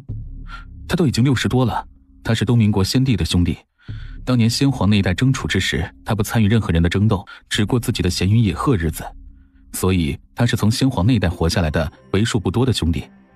我们主要想了解他的妃子或者侍妾，他的女人就比较多了，这个我们还真没有做过了解，只对他的几个主要妃子有些信息，因为一些小人物不值得我们关注。如果想了解的话，我们在逍遥王府也有人，现在去打听也能打听到一些消息。在36年前，逍遥王的王妃卖过一个逍遥王的小妾，且已经有了一个3岁的女儿，听说是当时的皇后从宫里送出来给逍遥王的。着重打听一下这个小妾的具体情况。好的，我尽快安排，最多5日应该就会有消息。逍遥王的王妃如今还健在，他身边的一些老人应该知道这些事情。那就多谢师兄了。不客气。我们会在这上都城待大约2个月，在这期间如果有什么需要我帮忙的，尽管开口。成了人家的情，叶莹也不小气。另外还有一事儿，在这上都城里的达官显贵，看看谁家有重病患者，帮我留意一下。我是医者，如果我能够救几个达官显贵给你做后台，你以后行事也方便很多。老人就算了，主要是一些中青年或者小辈，他们的父兄才真正对你有帮助。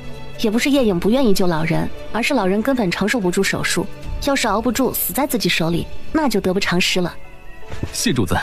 那我们就先回去了，我们刚到，还没有正式的落脚地点，等我们租到房子再告诉你地方，到时候有什么消息就送过来。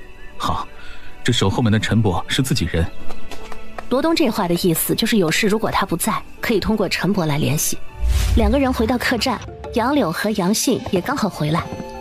王爷，我们找到了一处住处，并且租了下来，在东城，是一个外放官员的宅邸，暂时没有人居住，想租出去我们就给租了下来。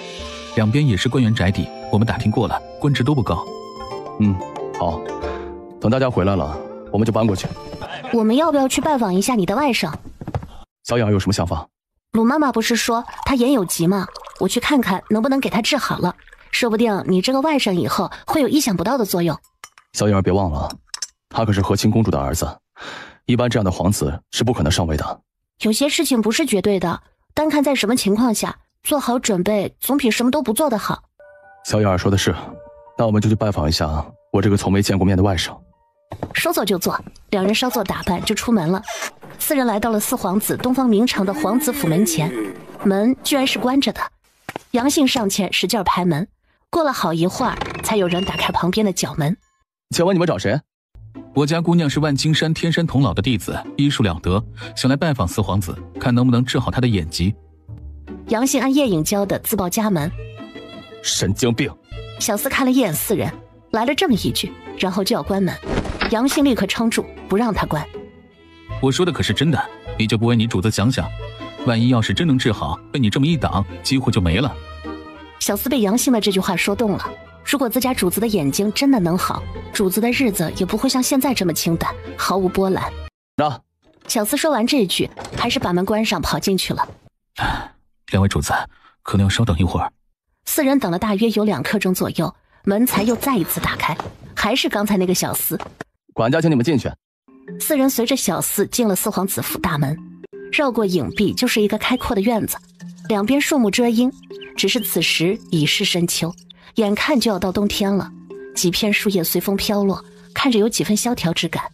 来到外院正房大堂外，正有一个管家模样的中年男子在堂外等着，看到小厮领了4人进来，立刻上前问：“请问哪位是神医弟子？”我是。叶莹主动站了出来。管家愣了一下，这么小？请问姑娘如何称呼？叫我叶莹即可。姑娘叫咱家罗公公即可。不知姑娘对我们4皇子殿下的眼疾是否有所了解？前2日才刚到上都城，还没做了解，只是听说4皇子殿下有眼疾，所以想来看看。但我的医术我还是有信心的，我能剖腹取子，而孕妇还能活着。那随咱家来吧。罗公公也不废话，带着4人往内院而去。罗公公是哪里人啊？啊，咱家是龙胜国人。你是随公主而来的随侍？哎，是啊，这一来就是20多年过去了。4人在罗公公的带领下往后花园而去，还没有到，叶颖就听到阵阵琴音传来。当走到近前的时候，一个凉亭出现在眼前，一个长发飘飘的白衣公子正坐于亭中，抚着一架古琴。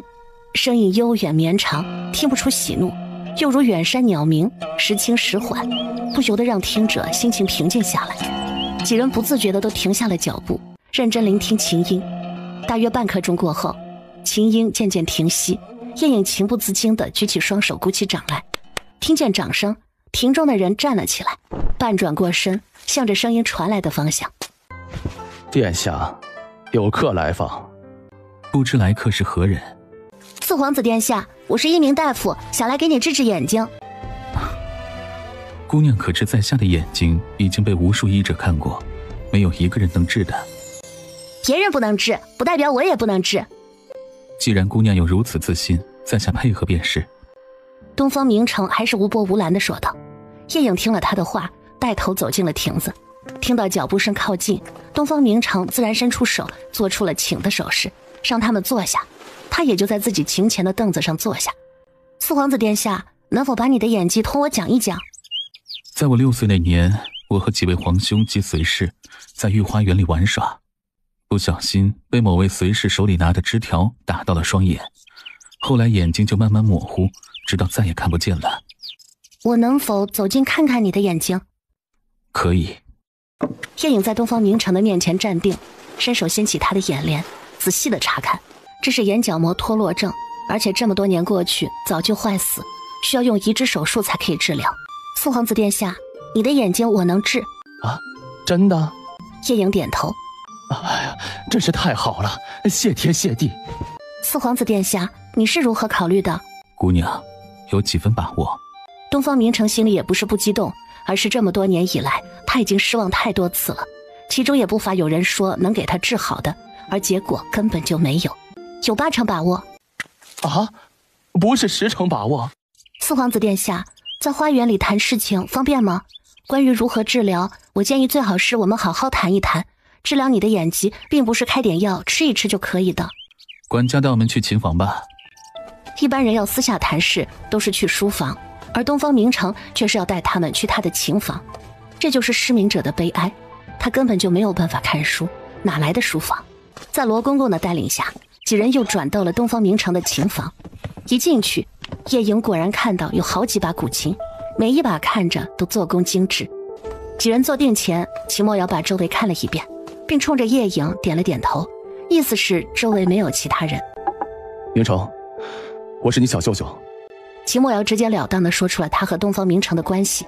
罗公公听了他的话，吃惊地看着秦墨瑶。东方明城的脸上也出现了震惊的表情。你母妃出嫁前，我还没有出生，但你应该知道我的名字，我是父皇最小的孩子。你是莫王小舅舅？正是。啊，外甥明城见过小舅舅。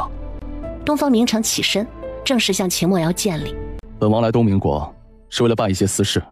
小舅舅放心，明城不会把你的行踪告知父皇的。秦墨瑶早就猜到东方明城不会透露他的行踪，这对东方明城没有好处。龙胜国有秦墨瑶在，才安定，他们母子也才安定。来给你治眼疾的是本王的王妃，你要叫小舅母。明城见过小舅母。不必多礼，现在咱们来说一说你的眼睛吧。对于你眼睛的治疗，我是通过手术治疗，也就是把别人的眼角膜割下来，装到你的眼睛上，等完全恢复以后，你就能看见了。所以你要想办法给我找到一个可以让我取眼角膜的人，不一定是活人，只要是将死之人，或者是必死之人，或者死后1个时辰之内的尸体也行。谢小舅母，此事我还需要和母妃商量。我和母妃一直过着偏安一隅的生活，没有什么人脉，所以还需得从长计议。东方明城说出了自己的难处，叶影听了也为他们母子的生活处境感到心疼。你能带我们去见见你母妃吗？带小舅母进去应该问题不大，但小舅舅你是成年男子，可能不太方便。那你就带小眼儿进去看看吧，代本王问候二皇姐。等明城和母妃联系好，再带小舅母去吧。今日我们就先告辞，对外你就说小眼儿是你的朋友。我们在京城待的这段时间，你可以帮小眼儿揽一些生意，这样也可以帮你建立一些人脉。你的眼睛好了以后，你也不要争，不要抢，还如现在一样过日子。你记住一句话，不争不抢才是真正的争抢。你只要尽到你对你父皇的孝心即可。谢小舅舅教诲，明城铭记于心。秦墨瑶提出告辞，罗公公恭恭敬敬地把他们一行送出大门。门外依然是看不见一个行人，真可谓是门可罗雀。当叶影他们回到客栈的时候，其他人也都回来了。秦墨瑶吩咐大家立刻搬到杨姓租下的府邸去，这是一家3进的宅子，还算宽敞，住他们这些人足够了。只是在这异国他乡，他们不敢买下人来用，一切生活都要自己动手，所以这时杨柳就成了所有人的后勤服务人员。秦墨瑶又派杨信去了四皇子府，告诉他们现在居住的地方。如此等了3天，四皇子府传来消息，第2日可以进宫。次日一早，叶影在秦墨瑶的护送下来到四皇子府。为了不必要的麻烦，叶影扮成四皇子的小丫鬟跟随他进宫。小舅母，真是对不住了。没关系，小事一桩。大约3刻钟左右，来到了东明国皇宫的宫门口。守宫门的护卫一看是四皇子殿下的马车，也不为难，稍作检查就放了行。大约又走了2刻钟，才来到秦雨嫣住的宫门前。一个中年宫女早已等在门口，一见阮教来了，屈膝一礼：“奴婢见过四皇子殿下，殿下晚安。”秦姑姑的身体可还好吗？殿下，奴婢一切都好，只是娘娘总是念着您，以后您要常进宫来看望她。她在这深宫也是日子难熬。叫秦姑姑的宫女惆怅地说着。这时，一位雍容华贵的女子走了上来：“明成，你可算舍得来看望母妃了。”孩儿不孝，让母妃担心了。秦雨嫣上前扶起东方明成，牵着她的手上下打量一番。叶影看着秦雨嫣，40岁左右，神色虽有落寞之态，但精神尚好。母妃，这是叶影。秦雨嫣这时才把视线转到了叶影的身上。奴婢叶影见过燕妃娘娘，奴婢是四皇子殿下新收的伺候丫鬟。好。明成既特意介绍，必然这个姑娘有特殊的意义。几人进到内殿坐好，宫人上好茶就退了出去。母妃，今日孩儿进宫有事同您商量。什么事啊？叶影是我的小舅母，莫王小舅舅的王妃。什么？秦雨嫣吓了一跳，转头定定地看着叶影：“弟媳见过二皇姐。”你真的是莫弟的王妃？秦雨嫣虽然没有见过秦墨瑶，但这个弟弟的名气很大，她当然知道。对，莫王也来了，他现在就在四皇子府里等我。他怎么敢来？二皇姐放心，只要你们不说，就不会有危险。你们来东明国做什么？莫王来探寻自己的身世，他身上可能留有东明国皇室的血脉。如果二皇姐方便，也可以在宫里帮忙打听一下。能提供些线索吗？莫王的外祖母曾是东明国逍遥王的小妾，被逍遥王妃卖到了龙胜国。当时母妃已经3岁，他们母女被卖到青楼，在母妃12岁的时候被一个官员看中，买回去养着，后来孝敬给父皇。听说外祖母是从东明皇宫送出去给逍遥王的，是当时的皇后送的。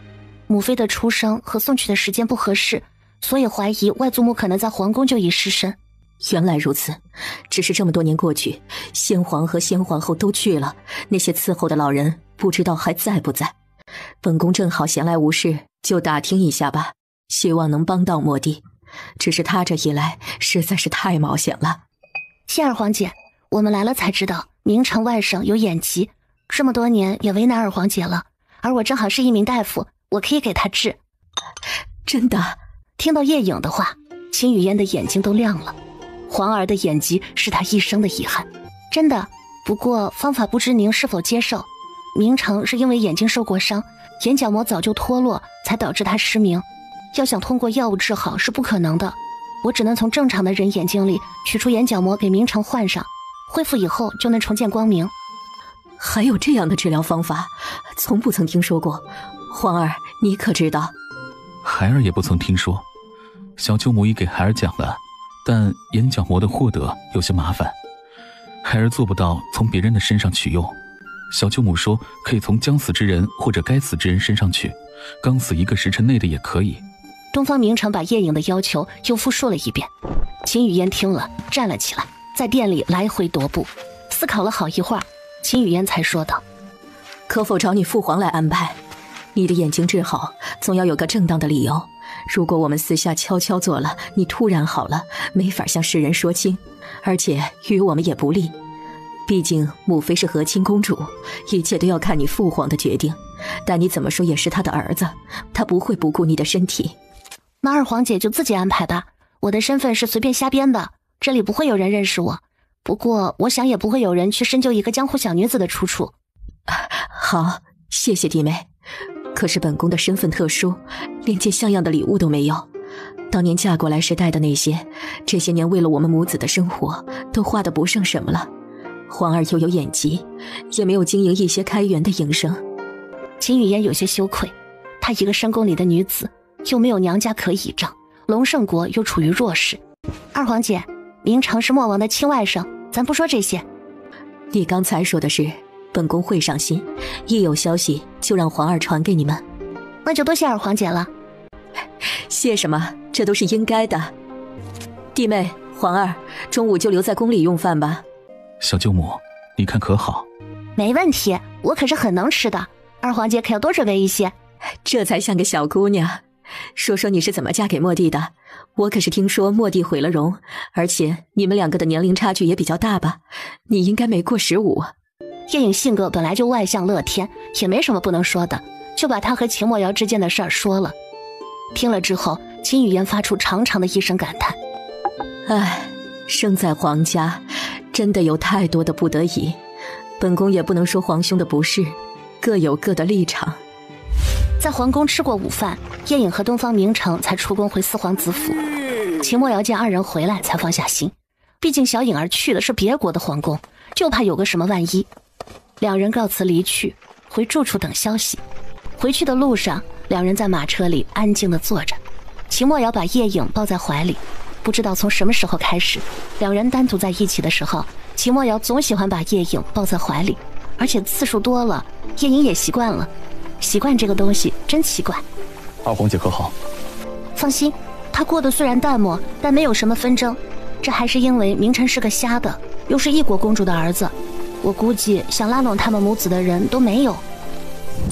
第二日，秦雨嫣梳妆打扮一番，趁东明国皇帝东方朔逛花园之际，上前拜见。臣妾拜见皇上。妍妃请起。谢皇上。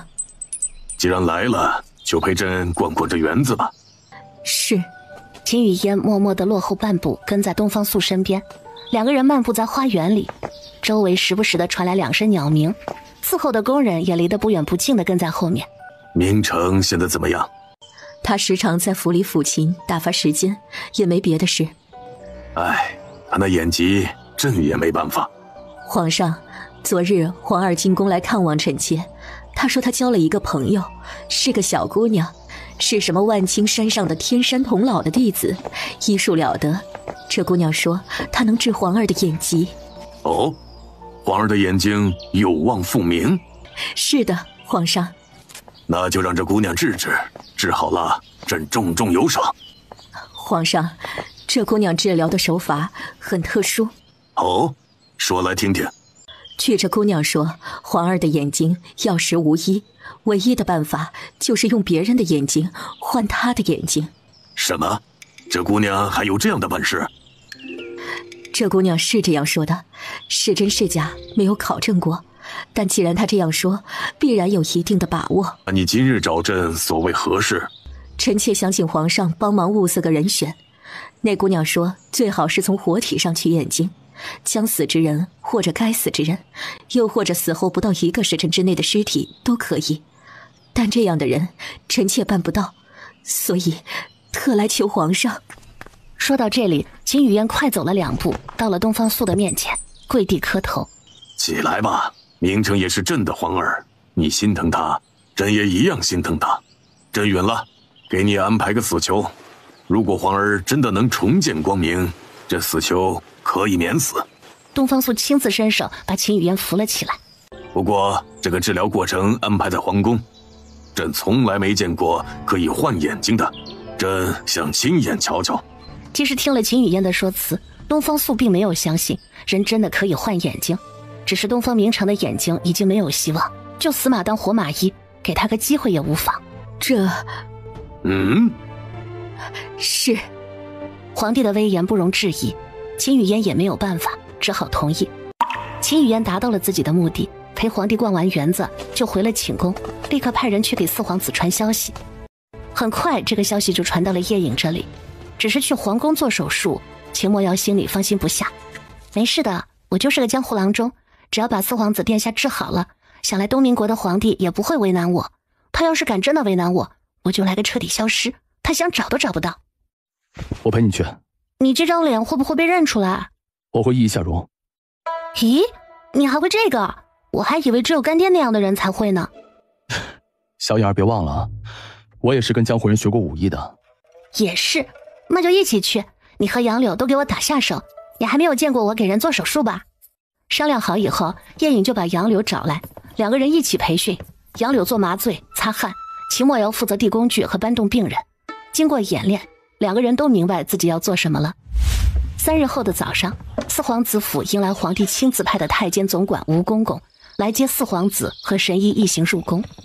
秦墨瑶早就易好容，就是一个很普通的方脸男子，负责给叶颖提药箱。东方明城带着叶颖他们3人进了皇宫，直接被安排在了太医院。当叶颖他们到的时候，东方素还没有到。稍稍等了1刻钟，东方素带着一群宫卫和宫人也来到了太医院。所有人都跪地行礼，为了不必要的麻烦，叶颖他们几人也跪地行礼。那位是为四皇子医治的大夫？正是民女。你就是大夫？今年多大？回皇上，民女从小学医，今年13岁了。东方素见叶颖没有害怕，大大方方，倒是满意了几分。为皇儿医治，你有几成把握？有8成把握。东方素听了还算满意，8成把握已经算比较高了。那就开始吧。皇上，民女需要一间稍大的干净屋子，准备2张到我腰间的台子，能够躺病人的那种。台子周围再放上2、3张桌子，给我放工具，再有一个架子可以挂东西，然后周围点上多盏灯。陈院长，立刻去办。要求不高，很快就准备好了。皇上，为了防止病人感染，所以民女希望只您一个人进去观看为好。再加一个陈院长吧。行，但全程你们都不可以打扰民女，因为眼睛上的手术出不得半点差错，哪怕是民女的手稍稍一抖，都会造成不可挽回的后果。工作开始，叶颖让杨柳把临时准备的手术室做了一下消毒，让眼角膜捐献者躺在其中一张病床上。杨柳拿出早就准备好的麻醉剂，挂上给捐献者扎针吊上。因为采用的是全麻，没一会儿捐献者就昏睡了过去。叶颖从药箱里拿出扩眼器，将捐献者的眼睛撑开，再用取膜器轻轻按动，就完整的取下了一个圆形的眼角膜。叶颖又如法炮制，取下了另一只眼睛的眼角膜。取膜过程相对比较简单，倒是没有花多长时间就完成了。好了，这个捐献者可以弄出去了。秦墨瑶立刻上前拦腰，将昏睡过去的捐献者直接抱起，送出了手术室。而在旁边一直围观的东方朔和陈院长已经惊得说不出话来。四皇子殿下，现在该轮到你了，请躺到台上。大夫，我真的能重见光明吗？放心，你睡一觉起来，我就给你医治好了，但不是马上就能看见，至少需要10天左右时间才可以拆掉你眼睛上的纱布，然后就能慢慢看到了。要有耐心，不要着急，我会等你能看得见了再出宫。还没有说几句，麻药就起了效果，东方明城彻底的睡了过去。接下来才是重点，你们任何人都不可以发出半点声响。杨柳、阿莫，你们2个要紧密配合我。是。手术开始，叶颖让秦墨瑶从药箱里搬出一架医用显微镜，架到了东方明城的头上，先移到一旁。叶颖又用扩眼器将东方明城的眼睛扩大，先把东方明城眼里脱落不完整的眼角膜去掉，再非常仔细的把刚刚取下的捐献者的眼角膜慢慢的放到东方明城的眼睛里对应的位置。擦汗。杨柳立刻用早就准备好的帕子快速的把叶颖额头上的汗珠擦掉。针线。秦墨瑶立刻用镊子从一个杯子里夹起一根穿了线的细小的弯针，递给叶颖，把显微镜的镜头对准他的眼睛。秦墨瑶立刻照办。叶颖用镊子夹着弯针，把头伸到显微镜的目镜处，通过显微镜看着眼角膜的接缝处，用针线开始仔细的缝合。那一针一线缝得非常仔细，整个过程都是通过2根镊子上下穿梭来完成。叶颖时不时的叫一声擦汗，这样的手术要非常仔细认真，在这样高度集中精神的情况下，很容易出汗，但绝对不可以滴到病人的眼里，不然将前功尽弃，一旦感染，再也无救。当第一只眼睛的手术做完时，叶颖抬起头，使劲地甩了甩头，扭了扭脖子，稍作休息，才开始第二只眼睛的手术。如法炮制，第二只眼睛的处理过程同第一只眼睛一样。手术做完之后，又在两只眼里滴了保养液，再裹上纱布和绷带，才算真正完成了整个治疗过程。当一切结束，几乎用掉了1个时辰。东方素和陈院长果然守信，整个过程没有发出任何声音，只认真地看着。而叶颖的整个手术过程简直叹为观止，尤其是陈院长，他作为一个医者，从来没有听说过有这样的治疗方法，更是没有见过。而东方素的眼神却是意味深长地看着叶颖。这样的江湖女子，不知能否为朝廷所用，或者给她个身份，嫁到皇家。好了，手术结束。阿莫，你力气大，把四皇子殿下搬出去吧。秦墨瑶上前把还没有清醒的东方明城抱起，把他送到他之前住过的宫里吧。出了手术室，门外居然等着很多人。一看到开门，秦雨嫣立刻走上前来。皇上，皇儿，无碍，先把他送到紫灵宫里休养。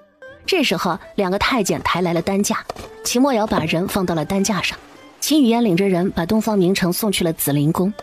东方素并没有走，反而看着叶颖，眼神深邃。姑娘叫什么名字？叶颖。你这一手医术真了不起。谢皇上夸奖，民女就只会手术，其他的一概不会。民女如果感染了风寒，都要另请大夫来看的。叶颖解释，她可不想被这东明国的皇帝给惦记。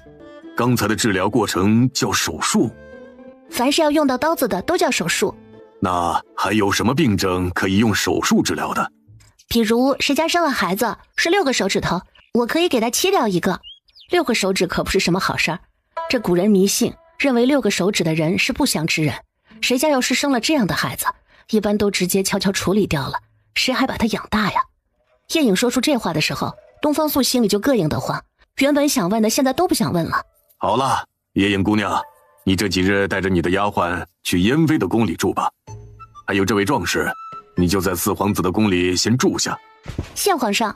东方素领着人走了，秦雨嫣留下的丫鬟主动上前。神医姑娘，燕妃娘娘命奴婢领您去嫣然宫。另一太监也上前行礼，准备领秦墨瑶去紫灵宫。先不去嫣然宫，我们也去紫灵宫。我要先观察一下四皇子殿下的具体情况，晚上再去吧。这时候想来秦雨嫣也不会回自己的宫里，一行人来到了紫灵宫。果然秦雨嫣还在此，一见叶颖过来，立刻上前拉着他的手说：辛苦你了，忙了一上午还没用午膳，本宫这就给你们安排。燕妃娘娘客气了。叶颖他们刚吃完饭，东方明城就醒了。秦雨嫣激动地上前拉着他的手问道：皇儿，感觉怎么样？母妃，我这是在哪儿？在你出宫前的紫灵宫。啊，母妃放心，就是感觉眼睛有点胀痛，其他都还好。东方明城说出此事的感觉。叶颖听到说话声也走了进来。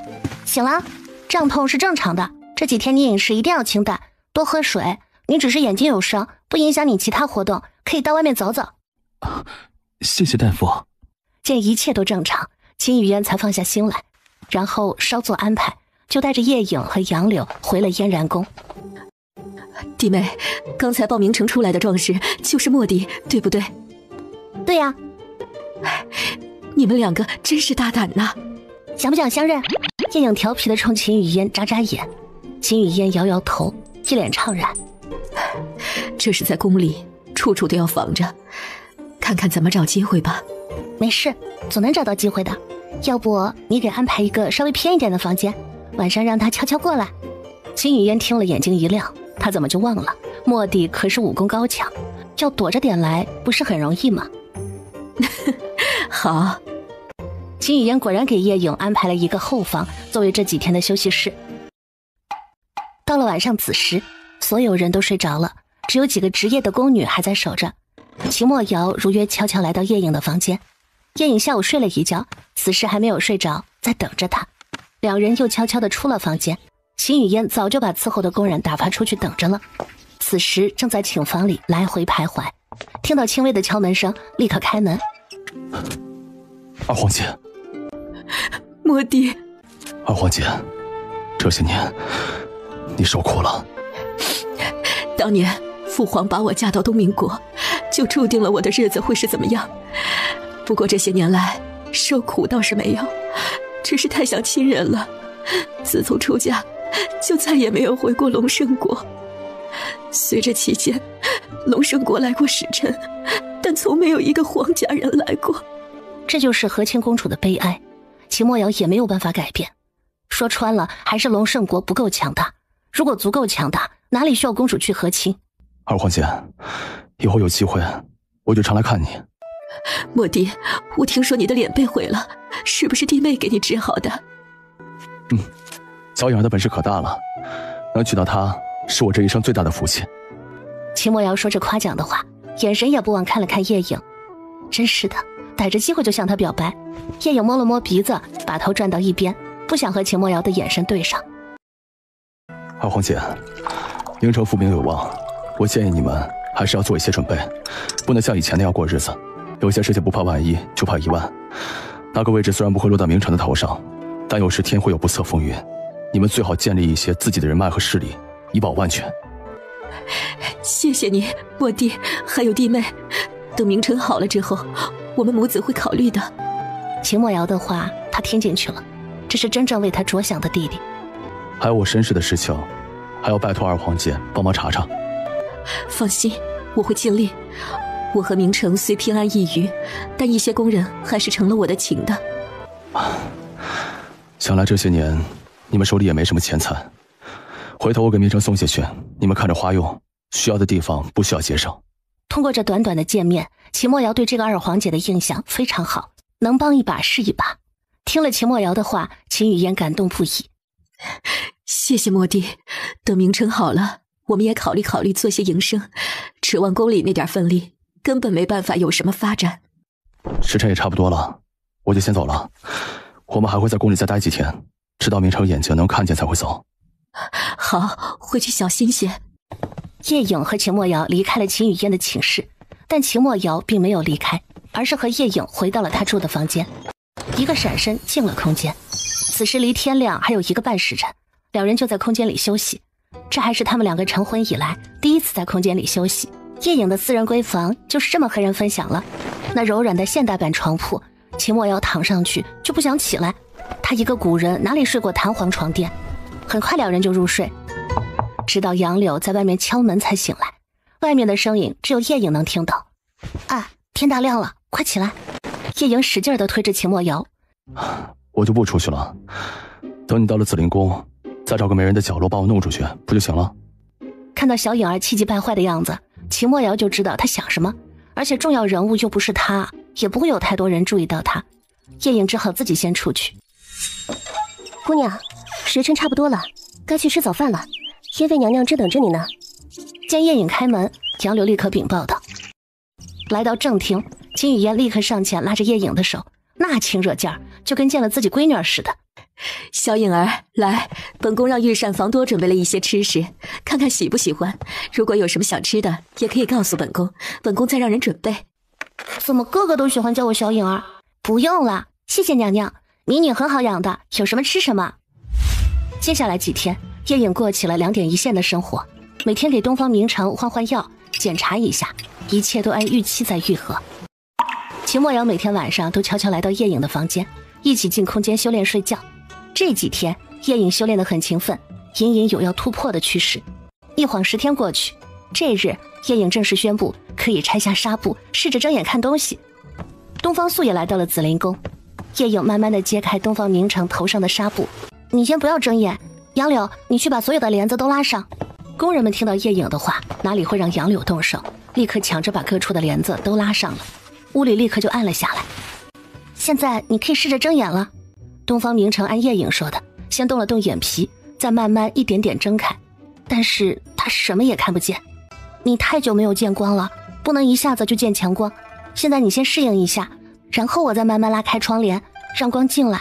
你准备好了吗？准备好了。杨柳，你先拉开一点点窗帘。是。杨柳走到一个较远的窗前，慢慢的拉开一点点。感觉怎么样？我面前有个影子，但不清楚。再拉开一点。杨柳又拉开一点窗帘，此时屋里的光线和黄昏时差不多，影子更清晰了，能看到头的轮廓。杨柳又拉开了一点，光线更亮了，是个姑娘的影子。那不废话吗？我本来就是姑娘。等东方明城稍微适应了一下，叶影又让杨柳把整扇窗户的窗帘都拉开，眼前的人影更清晰了。你就是给我医治的小姑娘叶影，我看见了，我看见你了。东方明城把头向右转了转，看到了屋里更多的人。父皇。当他看到东方素时，一眼就认出了他。父皇，儿臣终于能看见您了。您怎么比以前老了这么多？你都10多年没见父皇了，父皇怎么能不老呀？东方明城又把眼神转了转，一个熟悉的身影进入他的眼帘时，他的心情更澎湃起伏。母妃。秦雨嫣连连应着，眼泪早已溢出了眼眶，手里的帕子不断地擦着。皇儿好了，你哭什么？臣妾只是高兴的。叶姑娘此次医治4皇子立了大功，朕重重有赏。回头朕让内务府送到嫣然宫。东方素高兴，也不吝啬。没想到这个小姑娘果然有本事。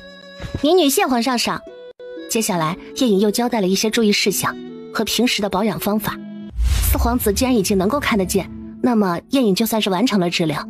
第2天，他们就带着皇帝的赏赐出了宫。很快，4皇子殿下重见光明的消息传遍了京城上层世家和官家。回到租住的院子，韩萧和暗卫们早已等在家里。你们可终于回来了，怎么样？4皇子殿下的眼睛是不是已经好了？好了。小嫂子就是厉害，韩某佩服佩服。韩萧不忘拍叶颖的马屁。这些日子，韩萧带着暗卫们到处打探消息，也小有收获。几人进到内堂坐下，相互交流了各自这几天的事情。王爷，经过我们这几天的打探，还有晴空楼送来的消息，大致情况已经基本了解。具体什么情况？当年您外祖母的确是被逍遥王妃给卖掉的，她是趁逍遥王出去游玩时找了个错处，就把他们母女2个一起卖给了人牙子，而且要求人牙子把他们母女卖得越远越好，所以才会流落到咱们龙胜国的。有没有打探到他为什么要卖掉他们？您的外祖母年轻时非常漂亮，让逍遥王妃异常嫉妒。还有另外一个原因，您的母妃应该不是逍遥王的孩子。从您外祖母到逍遥王府，再到生下孩子，只有7个月的时间。继续说。您的外祖母的确是先皇后送给逍遥王的，至于您外祖母当时怀的孩子是不是先皇的种，就不得而知了。我们还探到另外一个消息，您外祖母的身份，她是罪臣之女，被送到了教坊司，后来进宫演艺，然后没多久就被先皇后送给了逍遥王做妾。可有探到我外祖母当时的娘家背景？有，是当时东明国丞相的孙女，其实他们一家也是争储的牺牲品，站错了队。丞相和其大儿子斩首，其他男子15岁以上的被充军，15岁以下的全部被卖为奴，已婚女子被卖为婢，未婚的全部被冲入教坊司。可还有活着的？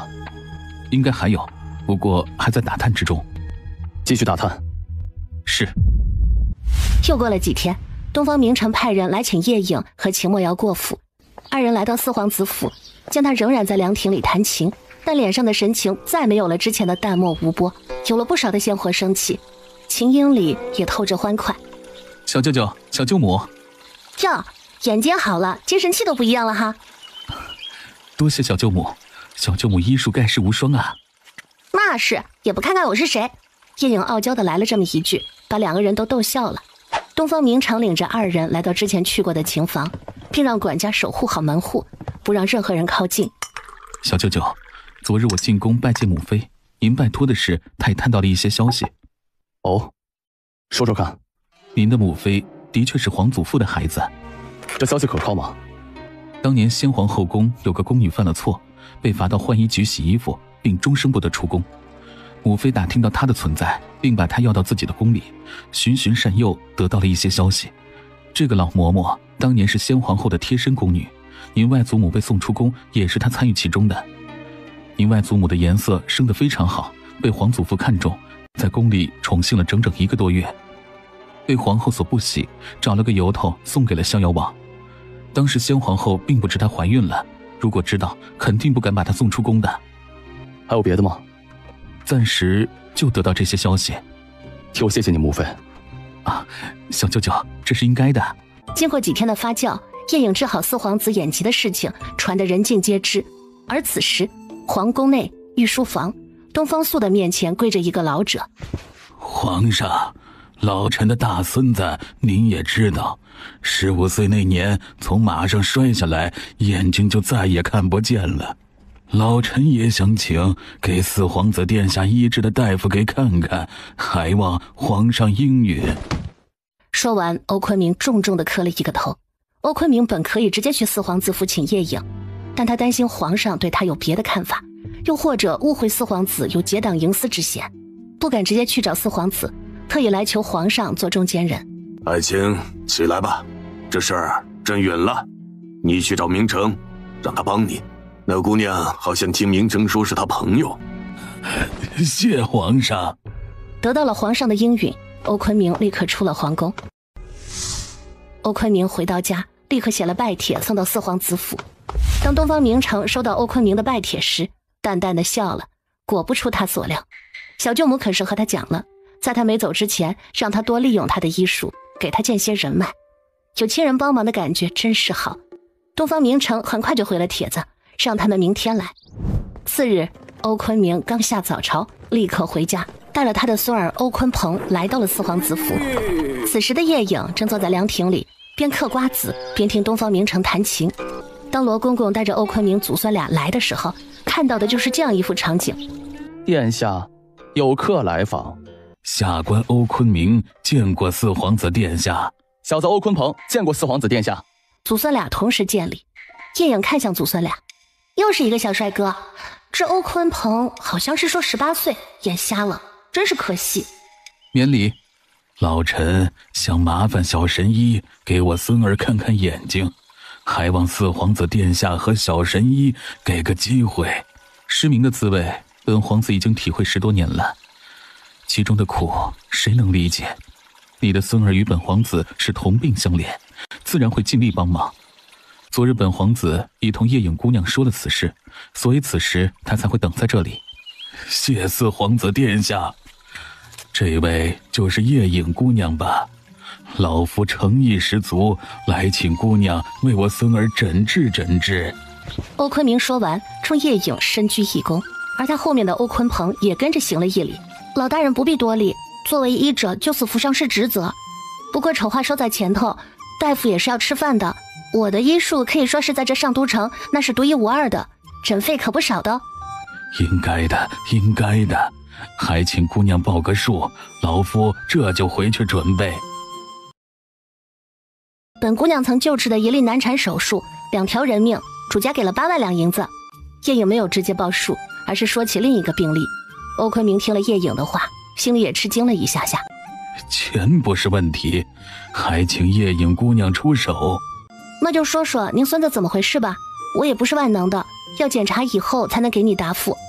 3年前，鹏儿15岁那年，和几个朋友骑马出去打猎，在追赶一群野猪时，从马背上摔了下来，头上起了个包，然后就失明了。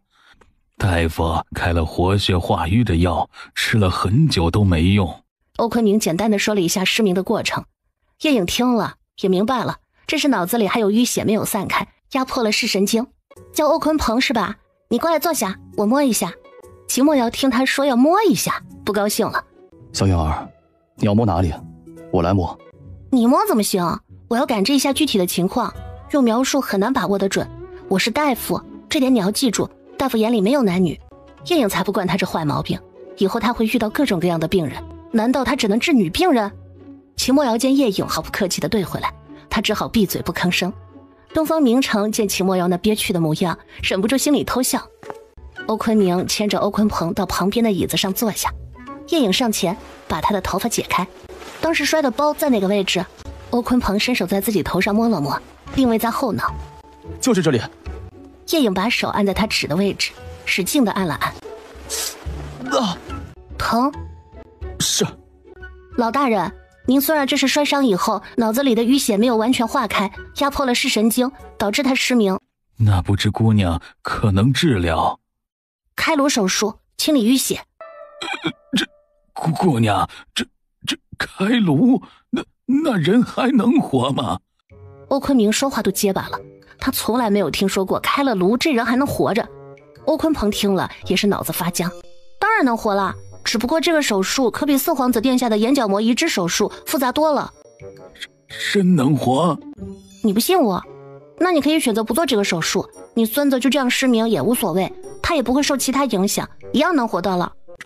老夫回家考虑考虑。欧坤明不可能现在就做出决定，他得回去和儿子儿媳妇商量一下，还要尊重孙子的意思。那你们回去考虑一下吧，我在这上都城待的时间不会太久。欧坤明爷孙俩回到府里，大儿子和大儿媳就找了过来。父亲，怎么样？老大，叶影姑娘说她能治，但是要开颅。什么？开颅？娘，叶姑娘说不会死人。父亲，那您是怎么考虑的？开颅可不是小事。所以为父当时没有一口同意，就是回来和你们商量商量。庞儿，你是怎么想的？爹，我想试试，如果我一辈子看不见，和个废人有什么区别？活着也没有什么意思，还不如给自己一个机会。如果治好了，我就可以开始新的人生；如果治不好，大不了一死，就当世上少了个废物。鹏儿，你要是死了，你让娘可怎么活呀？莫氏一把抱住了欧坤鹏，哭了起来。每个孩子都是母亲心里的宝，不管他是好是歹，可怜天下父母心。娘，叶姑娘说不会死，大不了我还是继续瞎着。既然鹏儿有这样的决心，那就治吧。如果不给他机会，他就一点希望都没有；给了，也就没什么遗憾了。谢谢爹。第二日，欧坤家就把考虑的结果传给四皇子，但有个条件，欧坤明父子要进手术室看着。他们要看就看，只要不被吓到，影响自己手术，还可以让他们帮忙打一下手电筒，多2个人打灯也不错，看得更清楚。经过3天的准备，一切就绪。欧坤鹏在家人的陪同下来到四皇子府，而叶颖要给欧坤鹏做开颅手术的消息也不知怎么地就传了出去。手术这一天，四皇子府门口围了很多人，都等着看最后的结果。你们可想好了？双方见面以后，叶颖再次确认。想好了。但丑话还是要说在前头，任何手术都不是100%成功，意外谁也保证不了，所以手术万一失败，你们也要有接受的心理准备。但我可以保证，人肯定是死不了。明白。还有，你们可考虑好了，真要进去看，那场面可是有些吓人的哦。如果在里面承受不住，吓晕了或者吓吐了，对我的手术造成了影响，你们可是要担责任的。欧坤明父子俩对视了一眼，他们还真没考虑过这个问题，但想到欧坤鹏是他们的嫡子嫡孙，无论如何也要监督整个过程。父亲，我要进去。进吧，我一把老骨头了，什么没见过，还能被吓着？我也进。好，那你们现在就在心里想一想，那些缺胳膊断腿的血淋淋的场面，先给自己做一个心理建设，别到时候给我添乱子，去了也搭把手，给我打灯。做这个手术算是中大型手术，需要的帮手比较多，叶颖连韩潇都带了进去，还有一个暗卫也给他们做了简单的培训，但主要还是靠秦墨瑶和杨柳。杨柳，给他麻醉，用量比平时一般的用量多5%，这个手术用时大概要2个时辰。是，姑娘。等待麻药起效的时候，叶颖把所有的工具都拿出来，在旁边的桌上一一摆好，并检查排好顺序，再交代秦墨瑶哪一个如何递给他，2个人要如何默契的配合。时间差不多了，叶颖检查麻醉的效果，感觉差不多，手术正式开始。首先把欧坤鹏头上的头发全部剃掉，消毒，盖好防菌布，划线，确定手术位置。叶颖正式进入了工作状态，揭开头皮，电钻打孔，洗刀切割，取下头盖骨，露出了手术视窗，再认真的查看受创部位，找到压迫神经的血块，处理干净，并检查周围组织，发现没有问题再还原。整个过程叶颖每一个动作都小心翼翼，一会儿一个命令发出，洗刀，2号镊子，擦汗，手电筒打近一点，查看病人血压，查看病人心跳。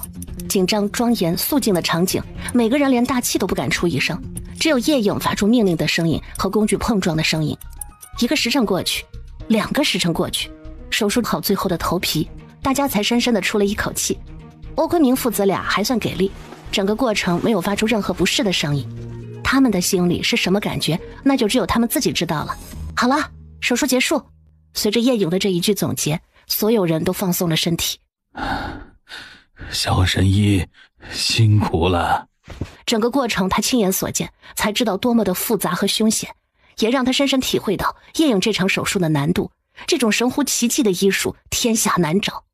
病人还没有苏醒，手术室就当作病房来用，暂时不用搬动，留下杨柳在手术室里看护，其他人出去吃午饭。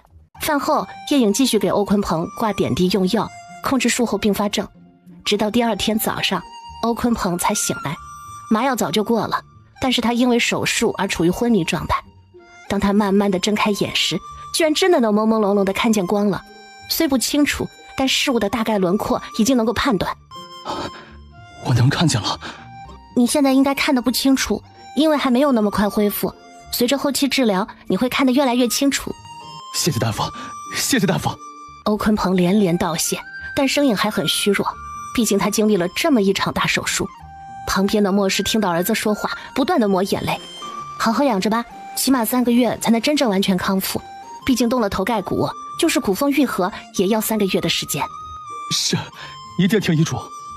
叶颖的这台手术，第2日，欧坤明就向东方朔详细描述了整个过程。皇上，这叶颖小神医真是人才呀！到了最后，欧坤明无不感叹地说道：“但说者无心，听者有意。这样的人才要是能够留在这上都城，自然最好了。”这日，韩笑匆匆地来到四皇子府，找到秦墨瑶。师兄，关于你外祖母的亲人有消息了。真的？我们找了一些老人打听，当年的丞相府15岁以下男丁都被卖为奴，但丞相府有私下的人脉。当时有个官员曾得过丞相大人的救命之恩，为了报答他，就把嫡系的一个男孩买了下来，应该就是你外祖母的弟弟，当年只有12岁，后来带着出京为官，多年之后才回京，但这个官员已经死了，他的后人现在在工部任职，不过官职不高。如果没有意外发生，那么你舅老爷就还活着，今年应该51岁。把这家的底细再查清楚一些。2天后，这家的信息就查清楚了。家主姓洪，叫洪海涛，看来八字缺水，每个字都带水。目前在工部任员外郎，只是一般的小官家，在京城也不算世家大族。他家现在有个小孙子是兔唇，养在家里，很少让他出门。不知道这样的毛病小嫂子能不能治啊？如果能治，可以通过这个和他们扯上关系。一会儿问问小颖儿。到了晚上，秦墨瑶问了叶颖：“这个可以治呀，不过要看严重到什么程度。如果特别严重的，缺失很大面积的也不容易治。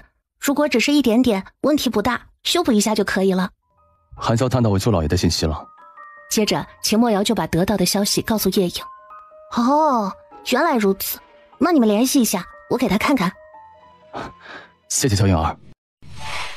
第2日，茶楼酒肆就讲起了叶颖这个小神医的事迹。身穿白大褂，手拿金刚刀，脸上不见一点怯色，大不宽。他是如何给四皇子殿下治眼睛的，又如何给户部尚书家的孙子治眼睛的？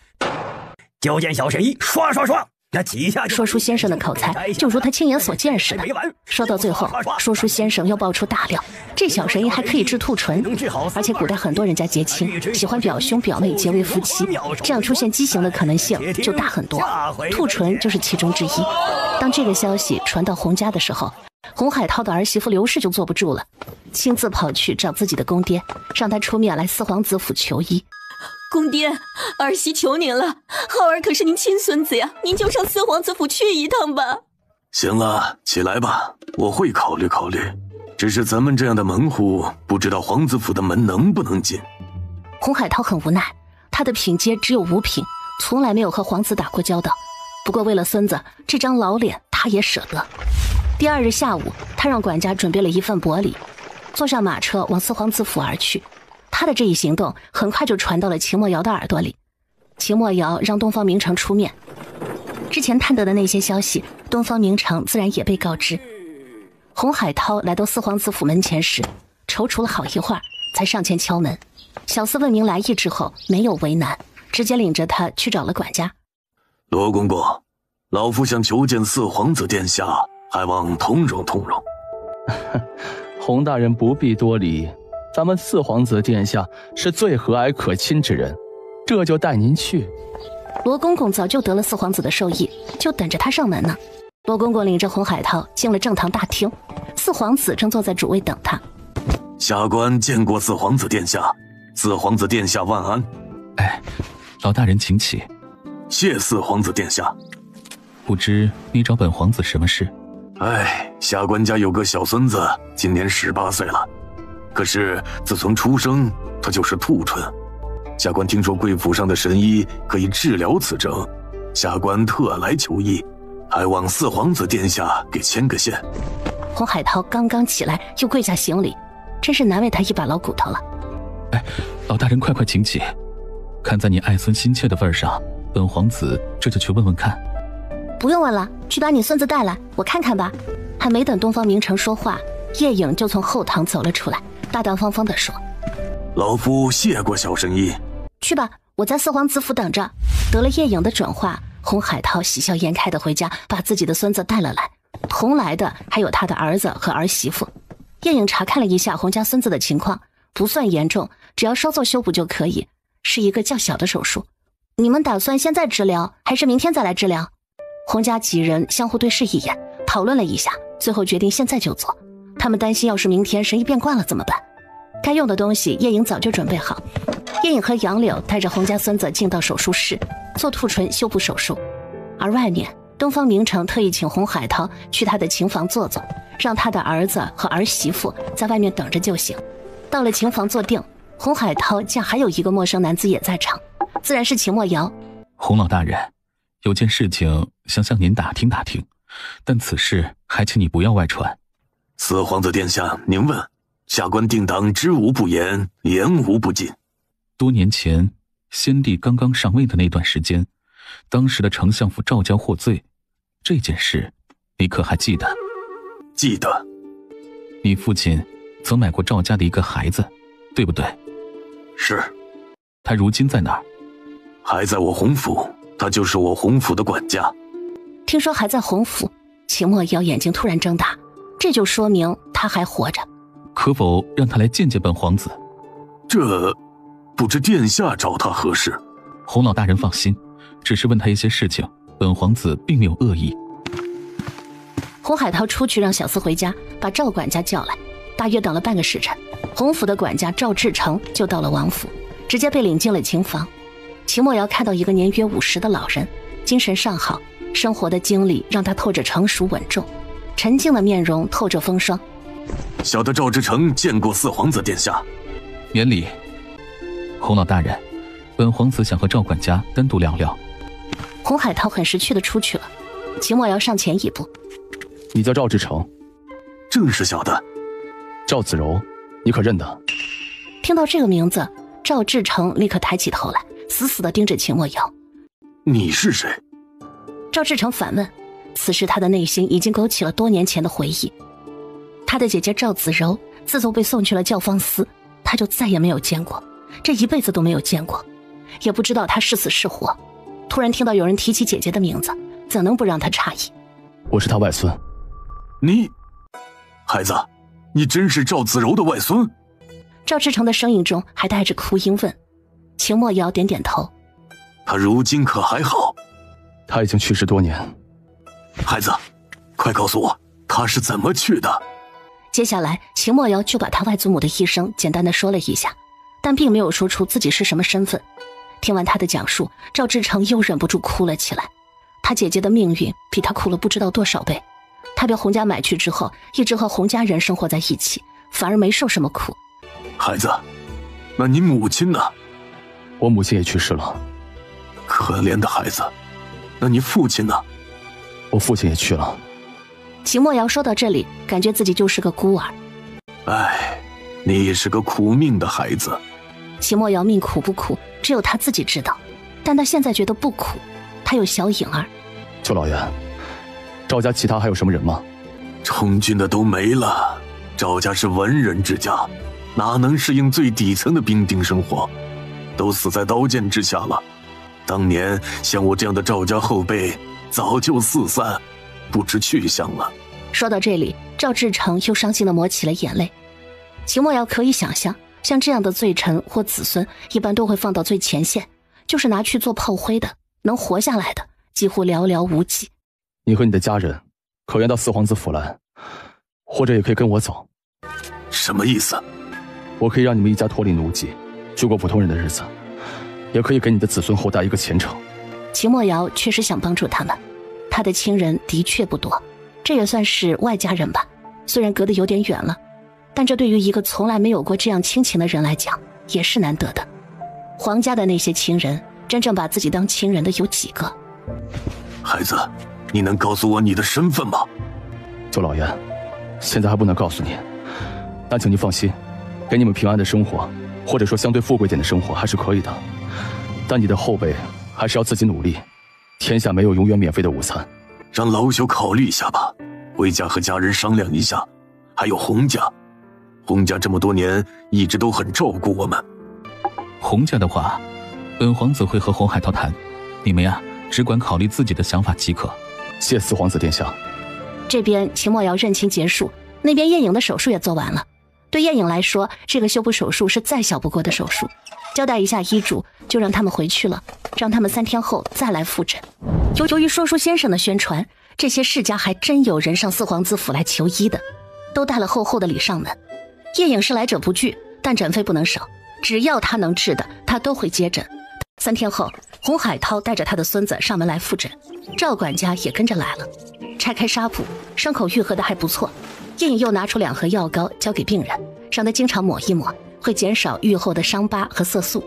洪海涛祖孙俩一再道谢，尤其是四皇子殿下告诉他不用给诊费，更是让洪海涛感动的老泪盈眶。他可是打听过，之前欧坤家孙子的开颅手术可是给了整整15万两银子。赵管家考虑的怎么样了？东方明城把赵志成叫到一边问：四皇子殿下，小的一把年纪了，也没几年活头了，就不跟着去了。但我的儿孙可否让我那外侄孙带走？赵志成也考虑了很久，谁也不愿意自己的子子孙孙都是奴才下人，所以他才做出这样的决定。家人也赞同。如你所愿，以后有什么事你也可以来找本皇子。秦墨瑶也无所谓，只是来寻个根，能帮一把就帮一把。当天晚上，赵志成就把他的儿孙带到了四皇子府，一共4人。赵志成的儿子赵恩泽28岁，儿媳妇赵王氏，2个孙子，一个7岁的赵鹤福，一个5岁的赵鹤喜。第2日，秦墨瑶就找来2个暗卫送他们回龙胜国，给足了路费，早点上路。这几个人目前不可能得到秦墨瑶的信任，所以不能够到时候和他们一起走。消去他们奴籍的事儿，只能过后让东方明城帮忙了。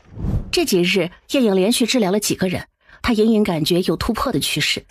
这日大白天的就和秦墨瑶关在屋子里进了空间。叶颖换了好几幅动物图以后，把所有的精神力都消耗一空，立刻下楼盘腿调息修炼。大约1个时辰之后，那种熟悉的感觉果然来临，丹田处前所未有的饱满，突然如潮水一般涌向全身。再次睁开眼，叶颖的眼睛都亮了几分，果然突破到了7级。叶颖尝到了救人的甜头，既能挣钱又能提高精神力，这叫双丰收。叶颖自是喜不自胜，于是立刻来到1楼正厅，来到小宝面前。恭喜主人突破7级，如今你画的牛等动物可以保持1年时间了，而且一次能画100头，加油哦，主人！再升1级，各种医疗器械就可以动手画了。4日，2个人相约去逛街，打算买些土特产带回去。他们要办的事情已经基本办完，没想到还不到1个月，他们预计的2-3个月时间，现在完全用不了那么久。叶颖和秦墨瑶正在尽兴地逛街时，城门外的官道上，几匹快马压着一辆马车，以拼了命的速度往城门口冲来。冲在最前面的侍卫边跑边喊：三皇子重伤，快让开！城门口的百姓听到他的喊声，立刻向2边让开。一行人以最快的速度回到了三皇子府，立刻1人去太医院请太医，1人立刻进皇宫禀报：三皇子可是皇后亲子啊！陈院长一接到消息，以最快的速度赶往三皇子府。一进房间，见到三皇子昏迷不醒，身上有几处刀伤已经被简单包扎过，最重要的是胸口中了1箭，箭尾已经斩断，箭头却还深深地插在胸口。箭头为何没拔？试过想拔的，可是叫我到此不敢拔呀，而且正中胸口，看那剑没入的深度，估计已经到心脏了，太凶险了。陈院长看后，大冬天的也吓出了一身冷汗。他没办法呀，这是胸口啊，一个不小心就是个死，这个责任他担不起。当看到三皇子的情况时，东方素也惊得身子晃了晃，皇后直接晕了过去，被身后的工人扶住。陈爱卿可有办法医治？皇上，太凶险了，微臣没有把握呀。这是心脏位置，一旦拔出箭头，倒钩带起一片血肉，将血流不止，后果不堪设想。这时皇后被工人掐了人中，也悠悠醒转，听到陈院长的后半句话，直接放声大哭起来。泽人，我的皇儿啊，你可不能丢下母后啊！皇上，您救救我们的孩儿，求求您了！皇后哭的是一塌糊涂，几乎再次晕厥过去。陈院长突然想起了一个人，可否请叶影姑娘一试？来人，传朕旨意，速去四皇子府，请叶影姑娘来三皇子府。叶姑娘，三皇子中箭，生命危在旦夕，还望姑娘即刻随小的去三皇子府急救啊！叶影听后和秦墨瑶对视一眼，叶影的眼里冒出的是，看，又有钱挣了，救人如救火，一刻也不能耽搁。叶影和秦墨瑶立刻下楼，上了马车，直奔三皇子府而去。我说王爷，这人我们可以不救的，东明国不就少一个皇子了吗？小影儿，这三皇子最好还是活着的好，这样他们的斗争才会继续。只剩下2个，东明国皇帝就会很快定下太子，他不敢再有闪失。也是，这样好戏才会越来越多。我估计三皇子受伤，也是他的其他兄弟干的，无缘无故的，谁敢谋杀一国皇子？那就更有意思了。我要是把他救活了，这谋杀者不就竹篮打水一场空了？我是不是会遭恨呢？两人没聊几句就到了三皇子府，尚还没有下马车，叶影就从空间里把药箱拿了出来。叶影带着秦墨瑶、杨柳还有杨信匆匆往里赶。到了三皇子寝房外，所有人立刻让道。叶影上前经过一番检查，还好还有救，他要是再迟半个时辰来，绝对死翘翘。皇上，必须手术取出箭头。目前三皇子殿下失血过多，还请把他的所有兄弟全部都叫来，我需要用他们的血。如果三皇子有表哥表弟也都叫来，要快。叶影向皇帝提出了自己的要求，他是故意的，不知道哪个兄弟干的，他又用了三皇子兄弟的血把他救活。想想那种感觉，叶影心里就超爽，恶心到人的爽。皇帝的命令一下，另外几个皇子都不敢耽搁，果然以最快的速度赶到了三皇子府，就连东方明城也来了。这期间，杨柳已经给三皇子做好了麻醉，叶影又让杨柳把几位皇子的血型都验了一遍，一个皇子的血型和三皇子一样，另外2个居然正好是 O 型血，还有一个不一样的直接淘汰。手术正式开始，吊上血，等血液补充的差不多了，叶影拿起手术刀，一点点剥开了三皇子的皮肉，抽出箭头，还好只差那么几毫米就碰到了心脏，真是万幸啊！手术过程又流了不少血，杨柳抽的3个人的血居然还有点不够，叶影让他出去看看有没有表兄弟来了，再抽一点血进来。当叶影处理好三皇子身上所有的伤口后，已经是1个半时辰过去了。叶姑娘，责人怎么样？皇上，民女这是在和阎王爷抢人，不过放心，民女居然抢赢了。听了叶影的话，东方素终于放下心来，而另外年长的2个皇子看着叶影的眼神就意味深长了。皇上，民女是大夫，治了人是要收诊费的，您看着给啊。东方素听了叶影的话，有些哭笑不得，这果然是个孩子，不知道自己救了三皇子殿下得了多大的功劳，却只看到钱，不会少你的。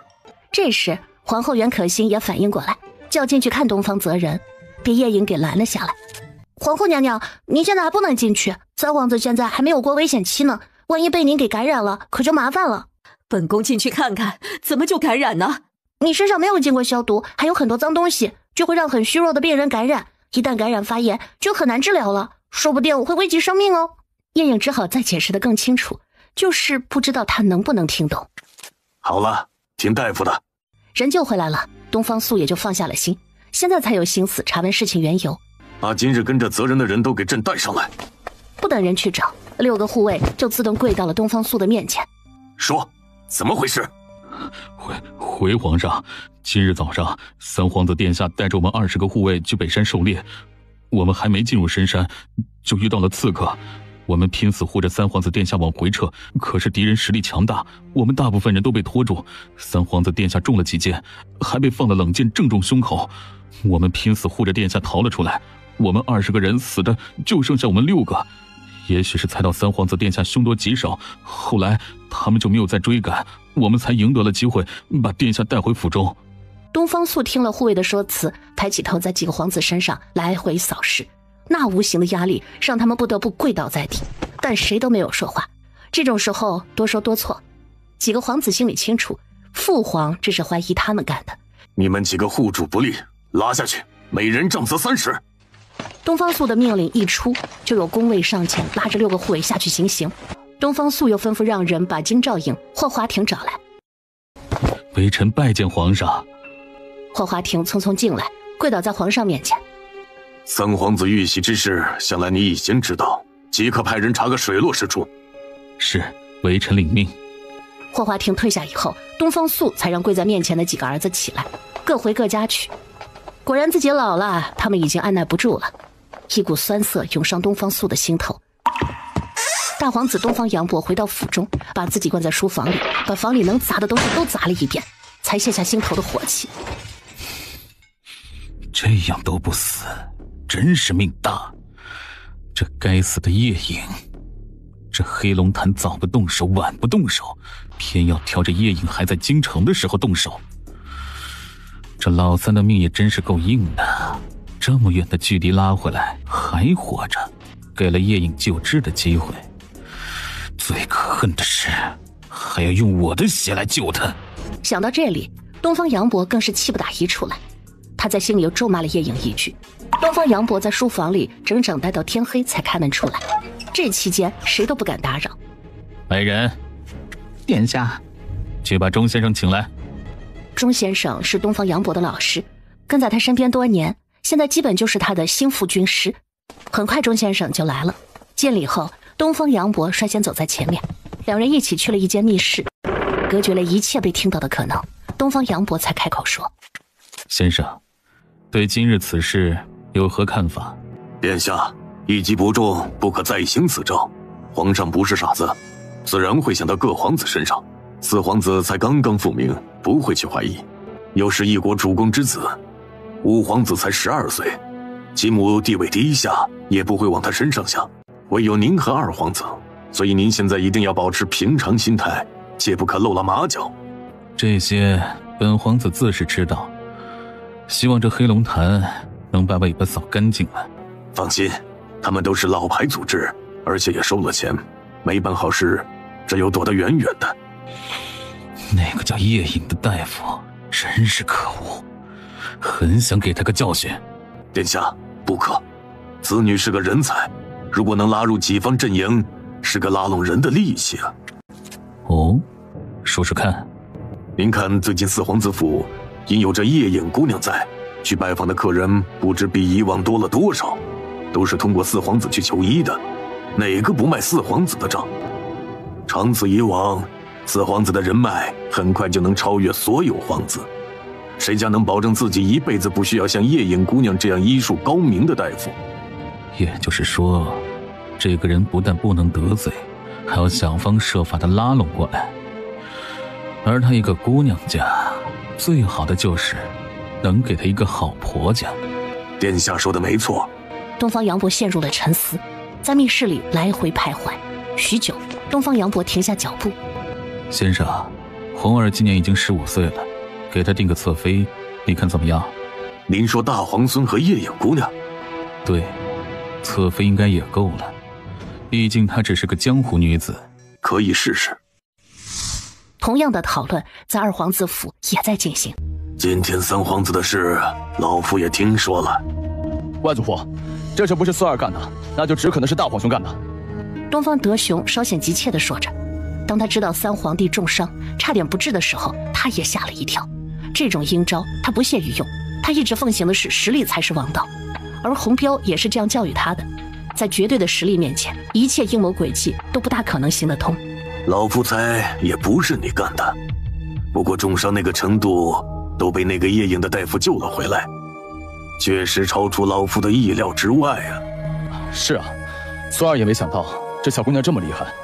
之前她治好了四皇帝的眼睛，还当是运气，没想到她后来又给户部尚书欧坤眠的孙子动了开颅手术，居然还成功了，让孙儿不得不对她关注几分。果然医术了得。那你有什么打算？通过这件事情，接下来皇上肯定会对你和大皇子进行打压。父皇迟迟不立太子，皇家兄弟哪个不去争抢，就看谁笑到最后了。现在只能暂时收敛锋芒，安稳一段时间。而这个夜影姑娘，孙儿有些想法。外祖父您看，她确实是个人才，如果她继续为高官之家医治病人，人脉将不可限量。孙儿想，可否拉拢为己用？怎么拉拢？她一个不知来历的江湖女子。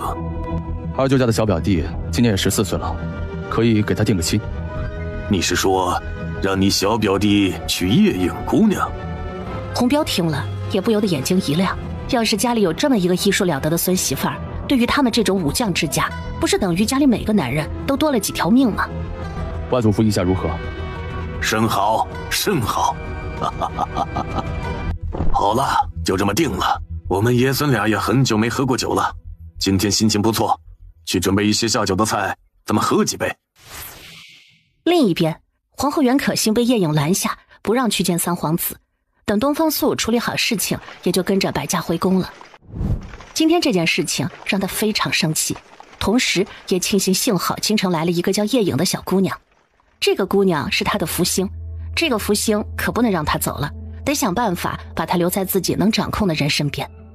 叫来伺候的宫女嬷嬷，写了一封信送回娘家。当他的父亲袁绍斌收到信以后，认真的思考了一下，就叫来二儿子袁世深商量。父亲，不知找孩儿何事？袁绍斌什么也没说，把袁可欣送来的信给他先看。袁世深认真的把信看后，面露喜色。父亲，孩儿赞成皇后大姐的意见。这个夜影姑娘这次救了三皇子，不但是皇家的恩人，也是我们袁家的恩人。只是不知她是否能看得上咱们家的义儿啊？等一下把她叫来，好好跟她说说，让她收收心。这样的姑娘，她要是能抓住了，是她这辈子的福气。袁绍斌也有些无奈，他这小孙子呀，被老太婆给宠坏了，不知上进。不过还好的是，没有学一些纨绔子弟吃喝嫖赌。父亲说的是。父子俩商量好，就给袁可欣回了消息，让他出面通过皇帝赐婚，而且也能够因此看到皇帝对三皇子的态度。殿下，您可算醒了。神志回笼，看到面前哭泣的妻子，他才感觉到自己还活着。当时的场景再次浮现，不由得一身冷汗上来。那一剑直中胸口，他当时以为自己已经完了。我还活着。还活着，殿下，你要是有个好歹，你让我们娘俩怎么办呀？以后再不要去狩猎了。是谁救了本皇子？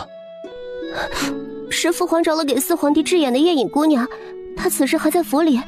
您不知道昨日你有多凶险。醒了。三皇子妃正说着，夜影的声音传来，他估算着三皇子也该醒了，就过来看看。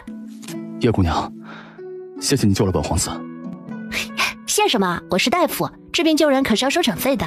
上次那个欧坤鹏可是给了我15万两银子呢。一定给。我告诉你啊，你身上现在可是流着4个人的血。东方泽人疑惑地看着夜影，你大皇兄、二皇兄还有4皇帝，我都抽了他们血输到你的身上，不然你早死了。听了夜影的话，东方泽人也笑了，和夜影的想法差不多，不过他的出发点可就不同了。他遇袭绝对和他的2个皇兄脱不了关系，现在又是用他们的血救了自己，想想就觉得爽。3天后，东方泽人过了危险期，夜影就告辞离开了。其他有太医可以继续，自己要办的事儿都差不多了。秦墨瑶和夜影计划准备回龙胜国，只是夜影这2天却收到了好几个请帖。首先就是皇后要在宫里办赏雪宴，庆祝三皇子节后痊愈。去就去吧，夜影还没有参加过宫宴呢。但秦墨瑶就没有资格了，他一直都是以夜影的兄长身份出现的，又是江湖平民，皇后的帖子里不可能有他，但他又不放心小影儿带着杨柳就去了。叶颖只好带着他一起去，但他只能在空间里，遇到危险才让他出来帮忙。可是在空间里，秦墨瑶又听不到外面的情况，这个叶颖就没办法了。放心啦，谁敢欺负我？只有我欺负人的份儿。叶颖笑眯眯的安慰。只能这样了，秦墨瑶不得不接受。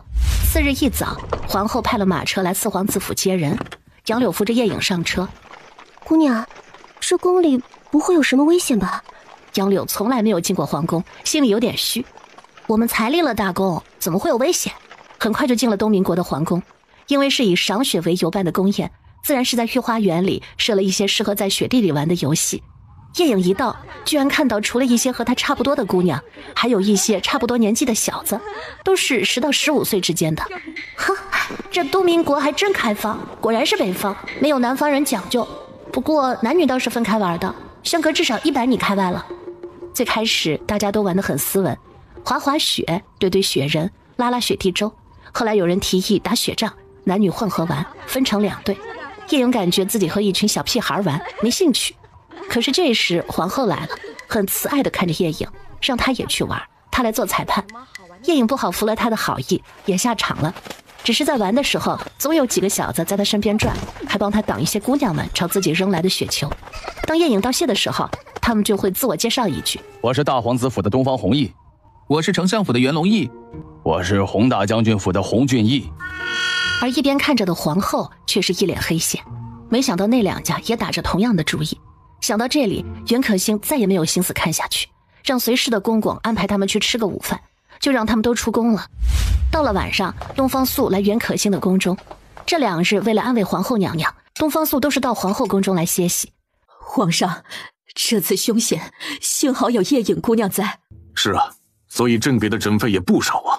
当时当着那么多人的面，叶颖就直接开口要诊费，他这一国之君总不能小气了。谢皇上。这次责人的确是遭了大罪。皇上，臣妾有个想法。什么想法？这叶颖姑娘虽是来历不明，但医术堪称天下一绝。这样的人才，臣妾觉得应该留在咱们东明国。她毕竟是个女儿家，如果给她一个好的婆家，她自然就会把心思落在咱们东明。朕也正有此意，皇后有什么好的建议？臣妾娘家的2侄儿年岁相当，臣妾想求皇上给指个婚，您看可好？东方素听了袁可欣的话，没有立即做出回答，而是看着袁可欣，眼神微眯。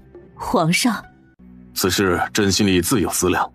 好了，你先休息吧，朕去御书房处理些事情。说完，东方素起身甩袖而去。袁可欣看着东方素离去的背影，心里忐忑不安。他一眼就看出皇上这是不高兴了。东方素心情沉闷地走到御书房门口。父皇。一声呼唤把东方素从情绪中拉了出来，抬头一看，居然是大皇子东方杨博。这么晚了，找朕何事？东方素带头跨步进了御书房，东方杨博紧随其后。父皇，孩儿听说这叶颖姑娘来路不明，孩儿怀疑她并不是东明国人，而她那手医术又的确不错，这样的人才应该留在咱们东明国的，所以孩儿想了个主意，恳请父皇将她赐婚给弘毅作为侧妃。听了他的话，东方素眼神冷了几分。哦，怎么是侧妃，不是正妃？这叶颖姑娘只是个江湖女子，教养上可能担不起主母的责任。你回去吧，朕心里有数。东方素挥了挥衣袖，打发人走。第2日下了早朝，洪大将军求见。微臣参见皇上。洪将军免礼。谢皇上。不知洪将军找朕有什么要事？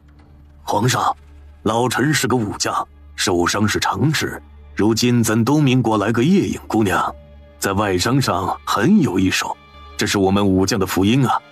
所以老臣恳请皇上为我家孙子洪俊凯赐婚叶颖姑娘，让我们洪家男儿多些活命的机会。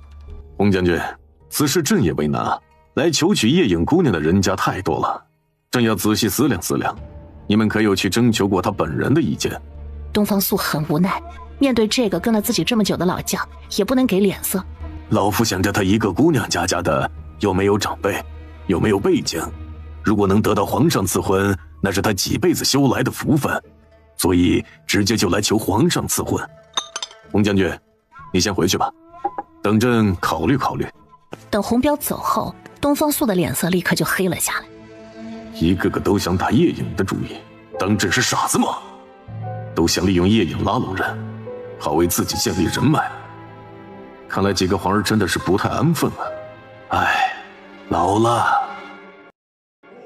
次日早朝，东方素分别下了3个皇子的面子，在每个阵营里找了几个官员发落。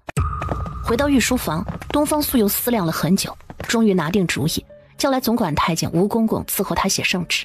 写好以后，让吴公公带着几个宫卫亲自送到四皇子府宣旨。当罗公公得知有圣旨到时，立刻小跑去通知东方明城。东方明城换了身衣服才出来。吴公公，近来身子可好？托明王爷的福，还能再伺候皇上几年。不知父皇这次又是下的什么旨啊？好事儿，还请王爷让叶影姑娘也出来吧，圣旨啊与她有关。叶影和秦墨瑶准备离开的事儿也准备的差不多了，今日正好来和东方明城告别，并给他留一些钱，让他后续好经营自己的人脉。叶影听说圣旨还关于他，也是好奇，很快就出来了。秦墨瑶就在厅里没出来，他一个异国的王爷，可不想跪着东明国的皇帝。叶影就无所谓了，只要能得好处。奉天承运皇帝诏曰：今有女子叶影，才貌双全，贤淑大方，温良敦厚，品性出众，朕对之甚悦。今明王东方明城宴集已遇，正适婚之时，此2人堪称天造地设。朕特赐婚与2人，则良辰吉日完婚，可等叶影姑娘及后圆房，钦此。吴公公尖利的嗓音不急不缓地宣着圣旨。跪在地上的东方明城听了那叫一个心惊胆战，而叶影听了那叫一个莫名其妙。躲在厅堂里的秦墨瑶听的那叫一个火冒三丈。秦墨瑶好不容易忍着等吴公公念完，直接就跳了出来。东明国的皇帝好大的能耐，居然给一个有夫之妇赐婚。这话是什么意思？这叶影姑娘已经嫁人了。这位壮士，你这话是什么意思？什么意思？叶影是我的妻子，我是她夫君，就是这个意思。吴公公大吃一惊，没想到每天跟在叶影姑娘身后的这位壮士就是他的夫君。秦墨瑶直接走到吴公公面前，抬起一脚把他踹倒在地。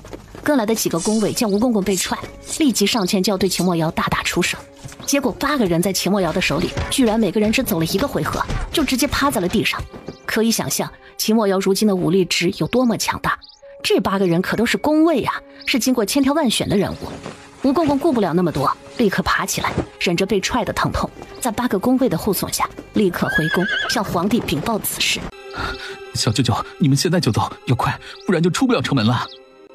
好，那你多保重。小眼儿在房里给你留了30万两银子，好好生活，不要让你母妃受别人欺负。多谢小舅舅和小舅母，我一定照顾好母妃。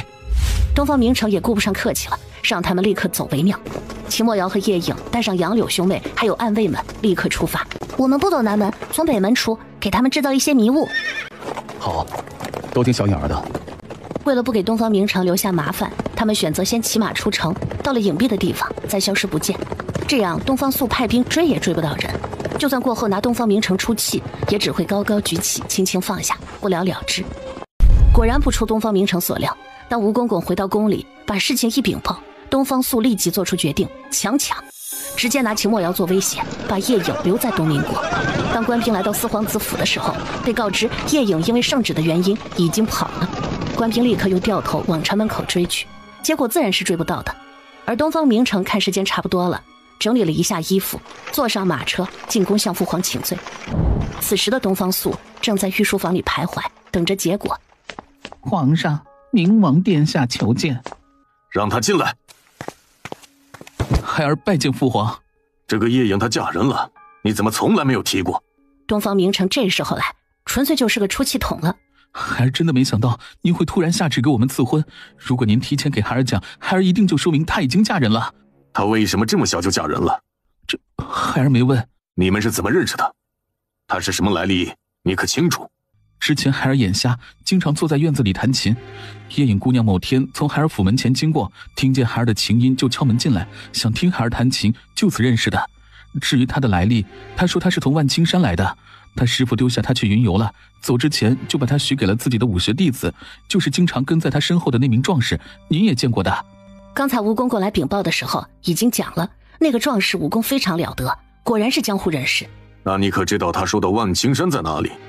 好像就在我们东明国和陈阳国之间的那一片森林里，他们并不属于任何一个国家的人，所以才会进入我东明国后花钱买了路引。东方明城把早就编好的借口一五一十地说清楚，尽可能地打消东方素的疑虑。又过了大约半个时辰，负责去追叶影他们的统领回来禀报，追出城大约5里地就不见了他们的踪影，气得东方素把玉案上的砚台直接扔到了地上，又把东方明城狠狠地骂了一通，才消了点火气，让他滚回去思过。而叶影一行出城5里以后，找了个偏僻的地方，如来时一般，拿出几张早就准备好的画，引出10几只大雕，一人一鸟，很快冲上天空，不一会儿就飞进了附近的一个山林降下。此时的秦墨瑶还是一脸黑线，还在生气啊！居然敢打我妻子的主意，换哪个男人受得了？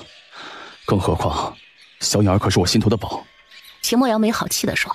听到秦墨瑶这话，叶影怎么感觉心里甜丝丝的呢？要不我们今晚去盗空他的国库，给你出气？秦墨瑶听了眼睛一亮，这主意甚合他意。秦墨瑶让大家在此等候，并注意安全，然后和叶影2人乘上一只大雕，又往京城方向而去。在一个偏僻的地方降下，现在时辰还早，两人先踩好点。国库是一个国家的重中之重，来回巡逻的士兵一波接一波，两个人一直等到快子夜的时候，这时是人最困的时候。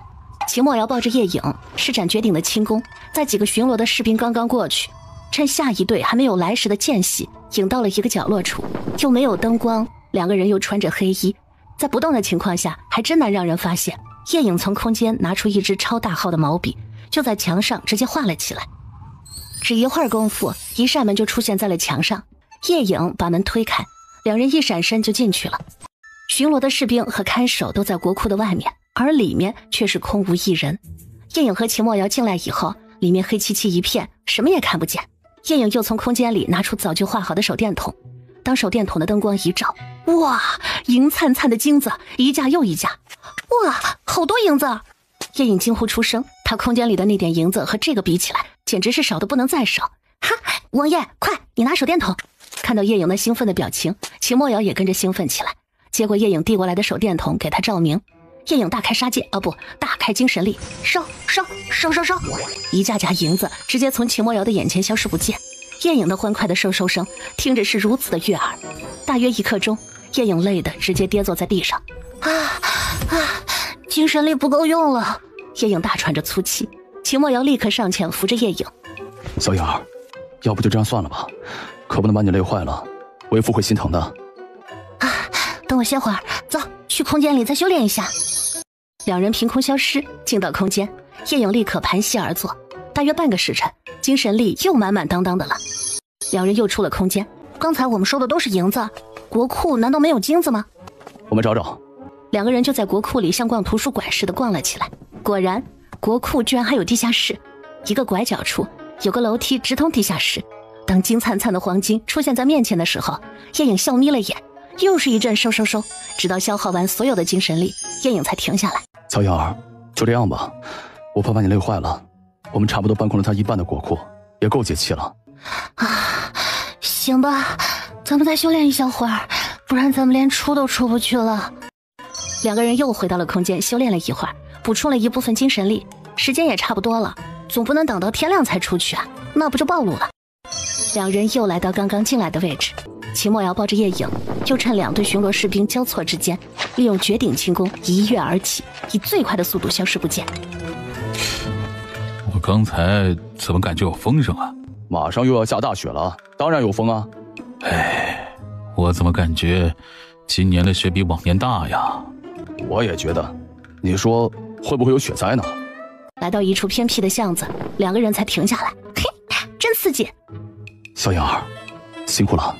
王爷，我想起来一件事，我们可是冲着逍遥王府来的，好像没他什么事儿似的。要不趁着今晚去给逍遥王一个教训，比如也去逍遥王府里斗一拳。还是算了，两个快要入土的人也没必要了，都是上辈人的事了，而且累着我的小影儿，我可是会心疼的。那就算了，我们走吧。趁着天还没有亮，两个人又乘着雕回到了山上，与大家会合。一看到他们回来，杨柳立刻上前给叶影端了一碗热水。姑娘，快喝点热水，暖暖身子。这东明国的冬天真是太冷了。你怎么不睡觉啊？叶影接过水问了一句。您没回来，奴婢睡不着。杨柳露出一副傻傻的笑容，这姑娘也是个实心眼儿，不过叶影喜欢。此时天已经差不多快亮了，大家继续休息。第二天白天也不适合赶路，又是在山上待了一天。到了傍晚，叶影和秦墨瑶才从帐篷里出来，实际上是从空间里出来。现在大冬天的又下着雪，可比来时更加辛苦多了。而这一天的东明国京城简直是炸开了锅，国库被盗，这是何等的大事！城门紧闭，全城戒严，官兵挨家挨户的搜查，不管地上地下，无一死角遗漏。当东方素接到消息的那一刻，简直气得晕了过去。好不容易在陈院长的救治下醒了过来，直接捶胸顿足，一口老血直接喷在了龙床上。搜，使劲搜，务必要把被盗的银两找回来！东方素几乎是声嘶力竭地嘶吼出来。京兆尹的人手全部出动，工位抽调30%，经济处全部出动，满城都是搜查的官兵。只是天都黑了，也没有搜出1两银子，反倒查出几处黑暗势力，直接给灭了。今天的东明国京城一定特别热闹。叶影笑眯眯地说道，那表情有点欠揍，没去看热闹，真是有些遗憾。秦墨瑶听了叶影的话，伸手在他头上摸了2下，也跟着笑了起来。自作自受。秦墨瑶悠悠地说，他要是不给他的小影儿赐婚，哪里招来这样的横祸？时间差不多了，我们也准备一下出发吧。一人一雕坐稳，一飞冲天，乘风而去，如来时一样，飞飞停停了1个晚上。由于天气太过寒冷，飞行速度不是很快。天快要亮了，正准备降落的时候，叶影的脑海里传来小宝的声音：“主人，下面发生雪灾。”雪灾？叶影就有些纳闷了，发生雪灾和他有什么关系？主人，你如果去救灾民，对你有莫大的好处。别忘了你的精神力提升，救人也是主要贡献之一。这个诱惑有点大呀。叶影立刻拿定主意，反正也是要在此休息，就耽误1两天也无妨。大家下降以后，个个都冻得面红耳赤，都不用秦墨瑶吩咐，一个个的都积极的去拾柴生火取暖。王爷，下面有个村子遭了雪灾，我打算去救人。小影儿怎么突然有这样的想法了？对我有好处。这样一说，秦墨瑶立刻就明白了，大概和他的修炼有关。好，我们稍作休息，就下去救人。暗卫四处拾了柴火，很快就升起了火堆。叶影拿出锅碗瓢盆，杨柳立刻开始做饭。飞行了一夜，个个都饥肠辘辘。昨夜下了一场暴雪，农村的房屋大部分都不是很结实，被这大雪一压，垮塌就成了必然。叶影他们进到山下的村子时，听到处处都是哭声叫声。叶影吩咐杨信立刻去联系村子里的村长，并告诉村长他是大夫，赶紧把受伤的人都抬出来送到他这里来。叶影让暗卫们赶紧把帐篷支起来，凡是送来的伤者立刻抬进帐篷。这个村子叫周家村，是个大村，有500多人。昨晚一场大雪，几乎1半村民的屋子都被压塌了。村长叫周振兴，此时他正指挥着村里的壮丁各处挖人。大冬天的，急得他都快要冒汗了。动作快点，都给我快点！杨信打听着走过来的时候，就听到周振兴正指挥救人。周村长，我叫杨信，送我家姑娘回家过年，正好从这儿经过，见到村子里受了灾，而我家姑娘正好是大夫，让我来通知你，如果有人受伤，即刻抬到我家姑娘那里，她可以马上救治。杨信一口气把话说完，定定地看着周村长，等着他的回话。一个陌生人，周振兴不可能马上就信任。你家姑娘在哪儿？在村口，周村长可以随我去拜见我家姑娘。村长，这王老二的腿已经断掉了。村长，快叫人抬上跟我走。快抬着他到村口去。2个壮汉找来门板，立刻抬上王老二，跟着杨信匆匆往村口而去。周村长也紧随其后，他要去看个究竟。叶影早就准备好，看到抬了人来，立刻吩咐杨柳准备救治。很快，人被抬进了帐篷。叶影拿剪刀剪开他腿上的裤子，用手捏了捏，果然腿骨断了。叶影让伤者咬紧牙关，摸着断裂的位置，然后使劲一抬。王老二发出一声惨叫，骨头归位。叶颖让韩潇找一些木条削平，绑住固定。周村长看见叶颖整个治疗过程有模有样，相信了他是一个大夫，然后转身跑进村子，组织壮丁继续救援。整个过程他连句话都没有机会和叶颖说。秦墨瑶让跟来的几个暗卫抽出5个去帮忙救援，其他几个帮助叶颖救治病人，他也参与其中。没一会儿，又有伤者抬了过来，韩潇和几个暗卫帮着叶颖抬进抬出伤者，一些小伤杨柳就处理了，叶颖主要处理一些受伤严重的，有些甚至需要临时手术。秦墨瑶一直在旁边打下手。时间一点一点过去，伤者不断的送来，几个帐篷里全部安置了伤者。幸好叶颖修炼比较勤快，体质不错，不然昨天晚上就没有睡觉，一直忙到了快天黑，中途只抽了点时间吃饭。一共救治伤者68人，其中重伤22人。这次雪灾，这个村子受灾非常严重。快天黑的时候，周振兴才来到了叶颖这边。这一天他也是累得够呛，作为村长，这是他的责任。村里另外还有一个大夫，那里也收治了好些人，不然这次雪灾，村里不知道要死多少人。叶姑娘，在下十分感谢您伸出的援手。周村长直接跪下给叶颖磕头，这是一个好村长，他给叶颖的印象不错。哎，周村长不必多礼的，路见不平拔刀相助嘛，身为医者遇上了善罢手是应该的。叶姑娘高义。行了，你也忙了一天了，我们这里不需要你管，我们能够自行处理，你赶紧忙你的去。天已经擦黑，救援也告一段落，能挖的都已经挖出来了，村里到处一片哭声。周振兴统计了一下，大约死了30多人，房屋倒塌，活着的人还没有地方住呢，只能安排到没有倒塌的房屋里挤一挤，先过了今晚再说。次日一早，叶颖还是早早的起床查看伤者的情况。见叶颖这么辛苦，秦墨瑶心疼的好想让他停下来，可是他只能默默的给他打下手。叶颖他们刚刚吃过早饭，周村长就来了，后面还跟着几个抬门板的壮汉，门板上各躺着一个人。叶姑娘，真是麻烦你了，这几个实在是伤得严重，现在高烧不退，村里的大夫实在是没办法了，您看看是否有办法救救他们吧。叶颖二话不说，立刻上前查看，果然3个都烧得很厉害，有一个已经昏迷了。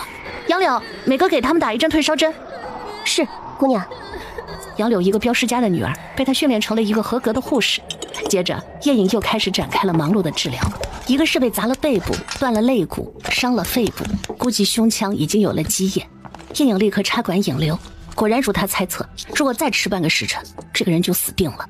第二个是砸到了胸腹，引起了内伤，叶颖不得不进行剖腹处理，果然肝脏都已经破裂，叶颖立刻进行清淤缝合。第3个是大腿粉碎性骨折，村里的大夫处理的不好，这又是一个比较大的手术。当这3个伤者都处理好，叶颖已经整整忙了4个时辰，1天的时间也都过去了。这次叶颖真的是累得不行了。当一切处理好，叶颖瘫在凳子上，再也不想动了。秦墨瑶弯腰把他抱起，进了他们专属的帐篷。还有力气吗？带我进空间，你好好调息一下。还好，叶颖有气无力地说。等叶颖稍作休息，2个人进了空间，叶颖立刻盘腿调息，秦墨瑶也不打扰他，走到地里查看庄稼。空间的土地目前看上去大约有1/10被耕种了。看到这样的情景，秦墨瑶越来越心疼叶颖，这得何年何月才能种完呢？虽不用小颖儿亲自动手，但要画出那么多的动物，不知道需要消耗多少精神力。看完一圈后，秦墨瑶走到叶颖身旁，也盘腿调息练内功。叶颖每次调息也是一个恢复的过程。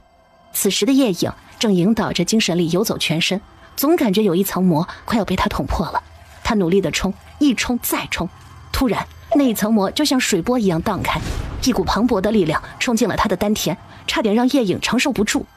叶颖立刻稳住心神，使劲儿地控制住血脉的涌动，慢慢一点一点引导，使这股气浪慢慢地散发在全身血脉之中。这次调息修炼，叶颖整整花了5个时辰才完成，从来没有修炼过这么长时间。叶颖睁开眼睛的时候，双眼放光，精气神从未有过的好。恭喜主人突破到精神力8级。哈哈，果然救人能够加速精神力的突破，这一次救的人实在是太多了。这才多久啊，居然就突破到了8级。叶颖心里笑开了花，这样的好处多来几次，叶颖也不怕，大不了就是累一点。这下那些医疗设备就可以化了，就是不知道能够保持多长时间。小颖儿，看你开心的样子，是不是又晋级了？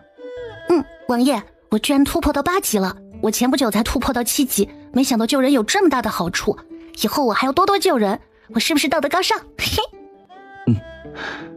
我的小影儿是天下最好的人。那我们出发吧，肚子饿坏了。叶影刚一说完，肚子就传来一阵咕噜咕噜的声音。秦墨瑶宠溺地把叶影搂进怀里，心里一片柔软。好。叶影一个意念闪过，两人同时出了空间。这时外面天已大亮，又是一个早晨的来临。叶影和秦墨瑶吃过早饭，叶影又去查看了一通伤员，一切正常。王爷，走，我们去村子里瞧瞧。好。秦墨瑶牵着叶影慢慢走在雪地里，往村子里而去。越往里走，心里越悲凉。老百姓在大灾面前真是苦不堪言，房屋倒塌的人家一家接一家，看到百姓脸上的悲痛之色，叶影心里也不太好受。周村长见到叶影和秦墨瑶过来，立刻上前问好。周村长不必客气。叶姑娘，这次真是多亏了有你们的到来，可如今咱们村这个样子，想给您做顿好吃的酬谢都办不到。不用客气，周村长，这次村民损失惨重吧？自从我有记忆起，就没有遇到过这么大的大雪。咱们村这次真的是艰难了，这么多房屋要修，还有几十口人要下葬，经济损失不计其数啊！周振兴愁容满面，这个冬天还没有过去一半，这怎么熬啊？叶影和秦墨瑶在村子里逛了一圈，直到中午才回帐篷安置的地方。午饭后，叶影又查看了一下伤者的情况，基本都稳定，大部分都可以让家人接回去了。伤只要不发炎，一般主要靠自愈。只是整个村子受了灾，每个家庭的生活都陷入了困境，这些伤者有些都无处可去。秦墨瑶让暗卫们都进了村子，帮助村民们重建和修缮房屋。王爷，我有个想法。小影儿有什么想法？看着这些村民怪可怜的，我想给他们捐些粮食和银两，你看可否？小影儿就是心善，这样的灾难每年各国都有，不是雪灾就是雨灾，要么就是旱灾或者风灾。我就别国的百姓，你没有意见？百姓本无辜，战争都是掌权者的游戏。在几百年前，四国其实都是一国百姓，只是经过了一场战乱才分裂开来的。哦，还有这样的历史。叶影看的史书还没有看完，还不太了解这个大陆的历史。400多年前，整个大陆叫赤焰王朝，皇族姓严。这个王朝统治大陆整整700年，到了后期，朝廷越来越腐败，导致怨声载道，就有了几股势力奋起反抗，最终灭了赤焰王朝，大陆就此分为4国，直至如今。天下分久必合，合久必分。小影儿这话真是精辟，没见到小影儿小小年纪看得如此通透。小影儿，我们整顿一下，明晚就出发吧。好，此地也不宜我们久留。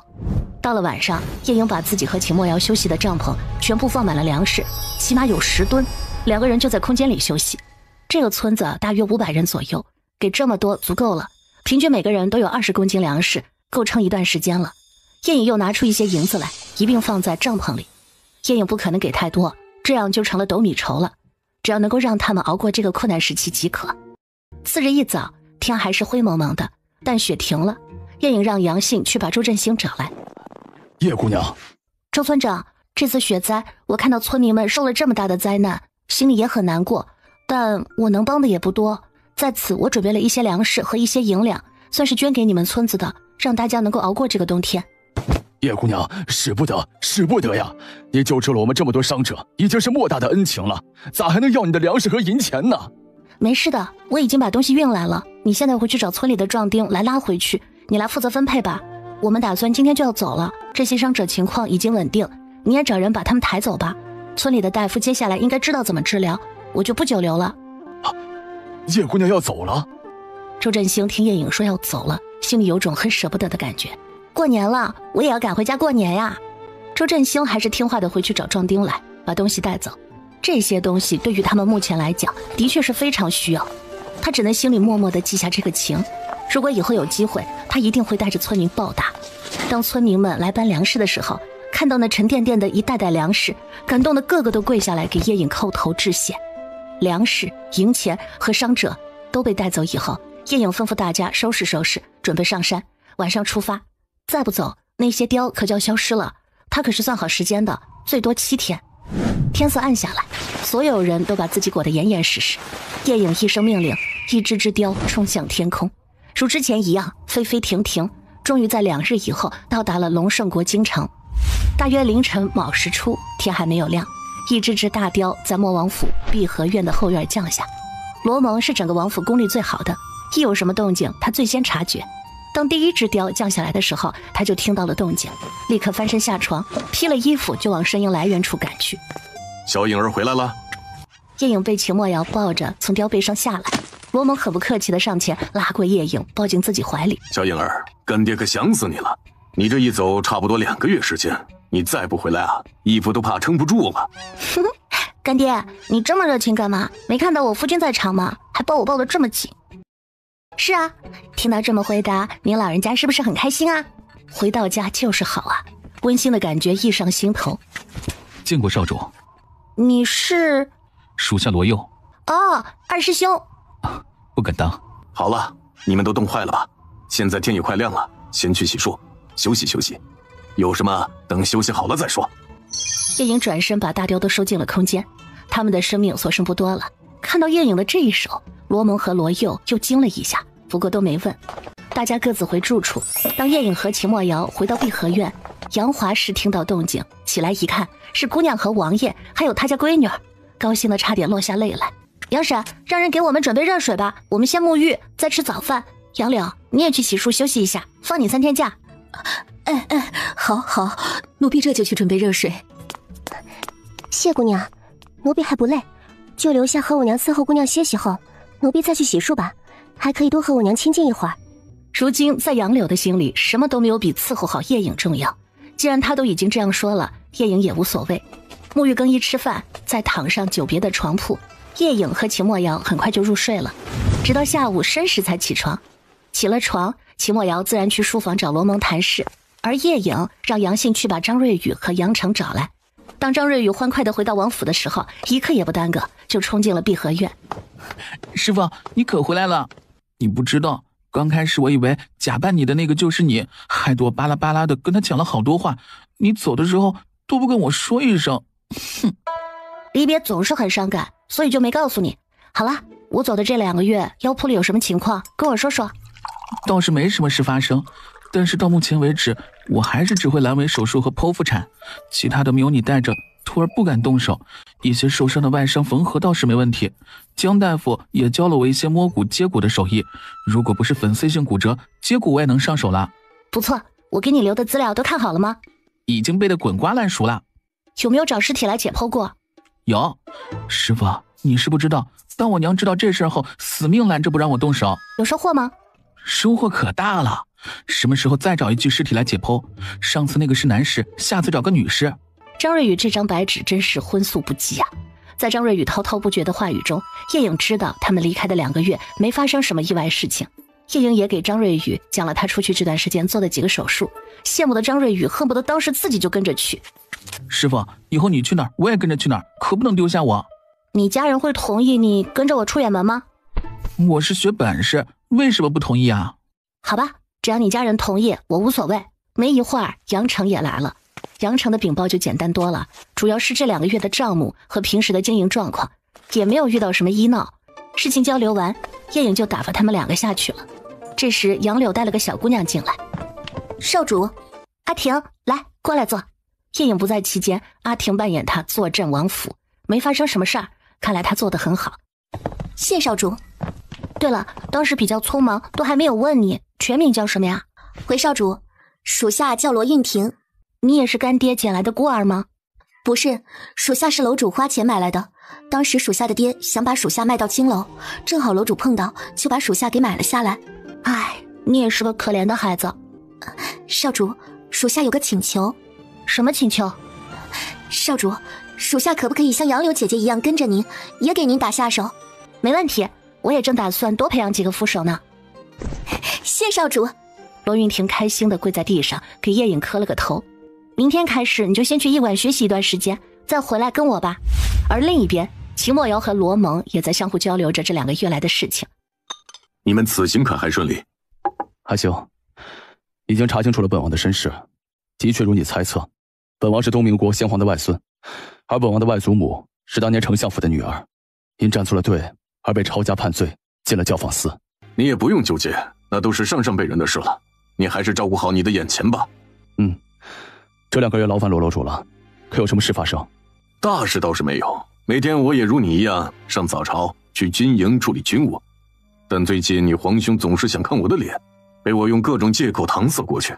为了不让他听出我的声音和你的不同，我还一直装嗓子不舒服，说自己嗓子受损了，是因为接受小影儿治疗吃药的原因。另外还有一件事，我收到从启越国传来的消息，南乐族的圣女在2个多月前突然暴毙，我怀疑和小影儿给你治疗有关。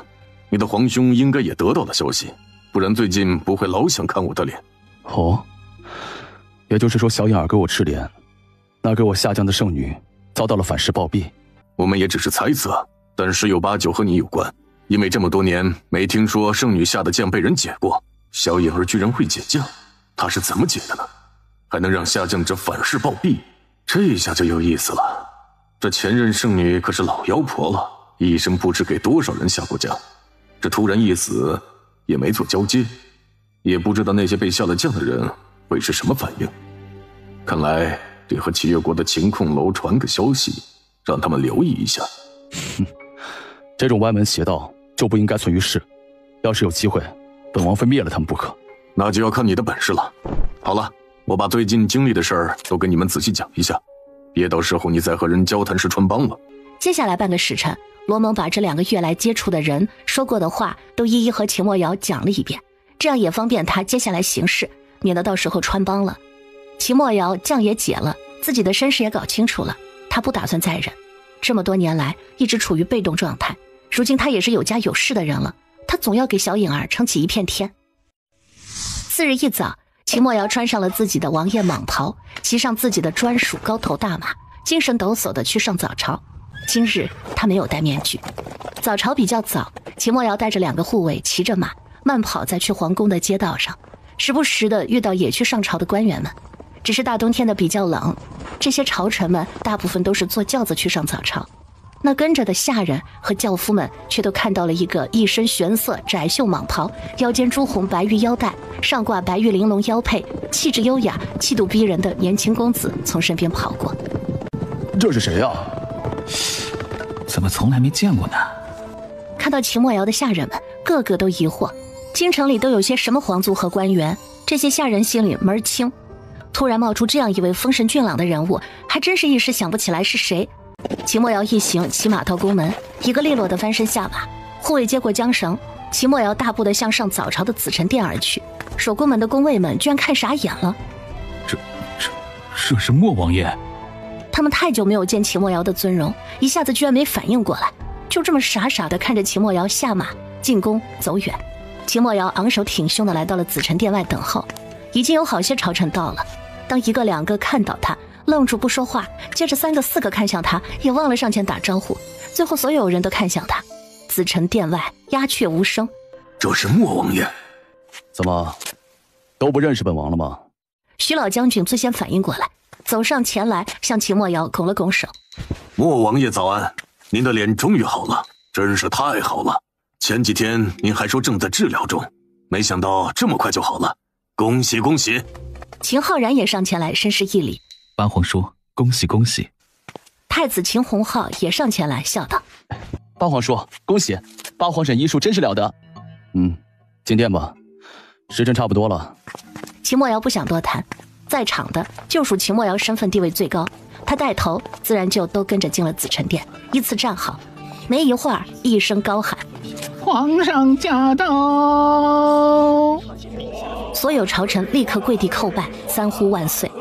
秦兰臣在几个宫人的簇拥下，稳稳地走上殿，龙袍一撩，坐上了龙椅。众爱卿平身。所有人立刻从地上站起来。秦兰臣看到最前面的秦墨瑶时，眼睛猛地一眯，没想到这个穆夜影真的把他的脸给治好了，而且还导致南乐族圣女的暴毙。也不知道启越国有没有怀疑到龙圣国。谟帝终于舍得把面具取下来了，朕已经3年不见你的真容了，今日得见，真是可喜可贺。哈哈哈哈哈！谢皇上。再过几日就过年了，到时候记得带上你的小媳妇到宫里来，一家人聚聚。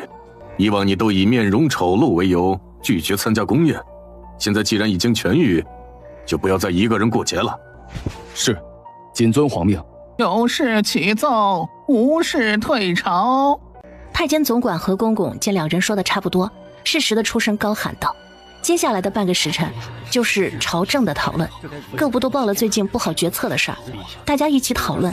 秦墨瑶从来不参与一般朝政的讨论，每次都是站着听，除非皇帝开口问他，他才会表达一下自己的意见。只有当有战事的时候，才有他的事儿。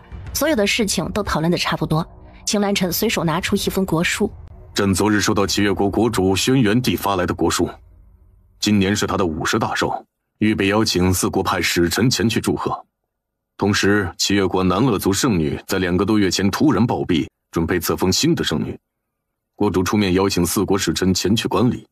想来你们也知道，在齐越国圣女的地位仅次于皇帝，所以国主非常重视。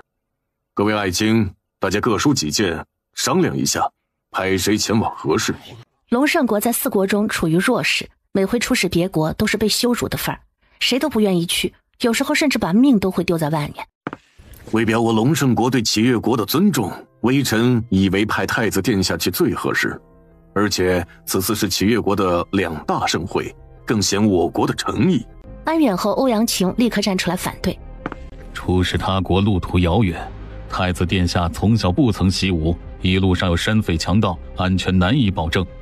且太子殿下是国之根本，怎可轻易处于危墙之下？那你说谁去更合适？大皇子殿下既然腿已痊愈，任使臣更为合适。他是陛下的长子，足够代表我龙胜国了。欧阳晴倒是不客气，直接推荐自己外甥的最大威胁秦浩然。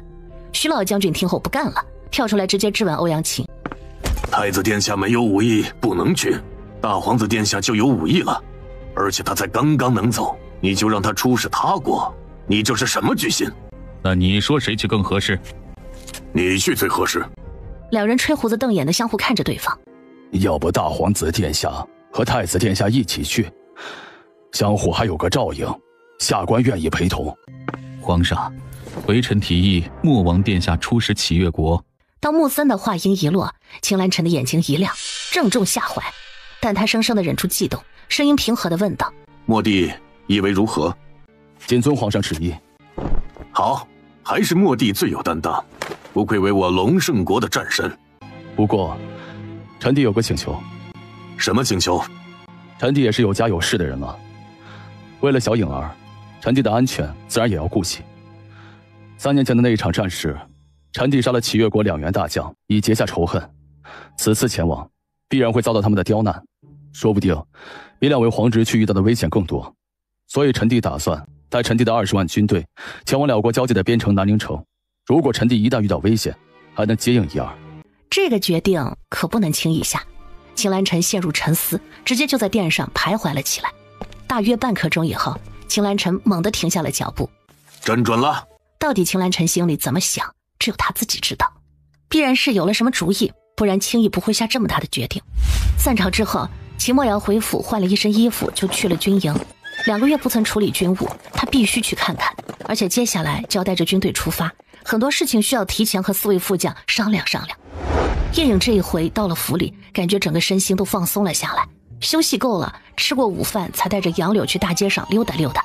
结果罗蒙这个干爹居然也要同往，叶颖无所谓，还多一个人帮他拎东西。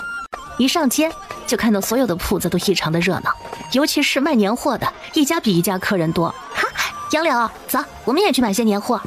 叶颖见什么都买一点。哎，这个布匹颜色真漂亮，杨柳，买上2匹，给你和你娘做身衣服。姑娘不要吗？本姑娘也要吧，那就多买2匹。可是谁做呢？奴婢的娘会做衣服。结果买了3匹布，让杨信抱去，先放到马车上，继续逛街。杨柳，这个小木偶好有意思啊，买一个给你小侄子送去。叶颖像个孩子似的，拿着一个小木偶玩耍了几下，也给买了下来。快过年了，这个是卖鞭炮的店吧？走，进去看看。叶颖带头进了一家卖鞭炮的铺子，店家一看来人，立刻上前。王妃娘娘，你亲自来买鞭炮啊？咦，你认识我？叶颖没想到逛街居然还有人认识他，他可是很少出来逛街的。几个月前，小的闺女难产，正好是王妃您亲自给接生的，还给小的免了单。哦，是你啊，想起来了，是有这么回事儿。目前你的女婿对你闺女好不好？有王妃您的那句话，他现在对小的闺女可好了。这还差不多。他要是对你闺女儿不好，你就到王府来找本王妃，本王妃非收拾他不可。谢王妃照拂。您需要买点什么？你这有啥好东西啊？都给我介绍一下呗。接下来，店家就带着叶颖把店里的所有东西都介绍了一遍。只是叶颖听了，感觉东西都不咋样，心里就有了别的主意。不过还是多少买一点。结账的时候，店家死活不要，非说是送给叶颖的新年礼。是一个懂得感恩的人，既然是人家的好意，叶颖也就领了，反正他也没买多少。又逛了一个时辰，两腿走得有些发软，几个人才打算回家。杨信和罗蒙两人手上身上都挂满了叶颖买的东西，看着就有些滑稽。几人回到王府，刘管家看到叶颖买了这么多年货回来，很高兴。王妃，这个灯笼小的把它蒸好，给您挂在碧荷院门口，看着也喜庆。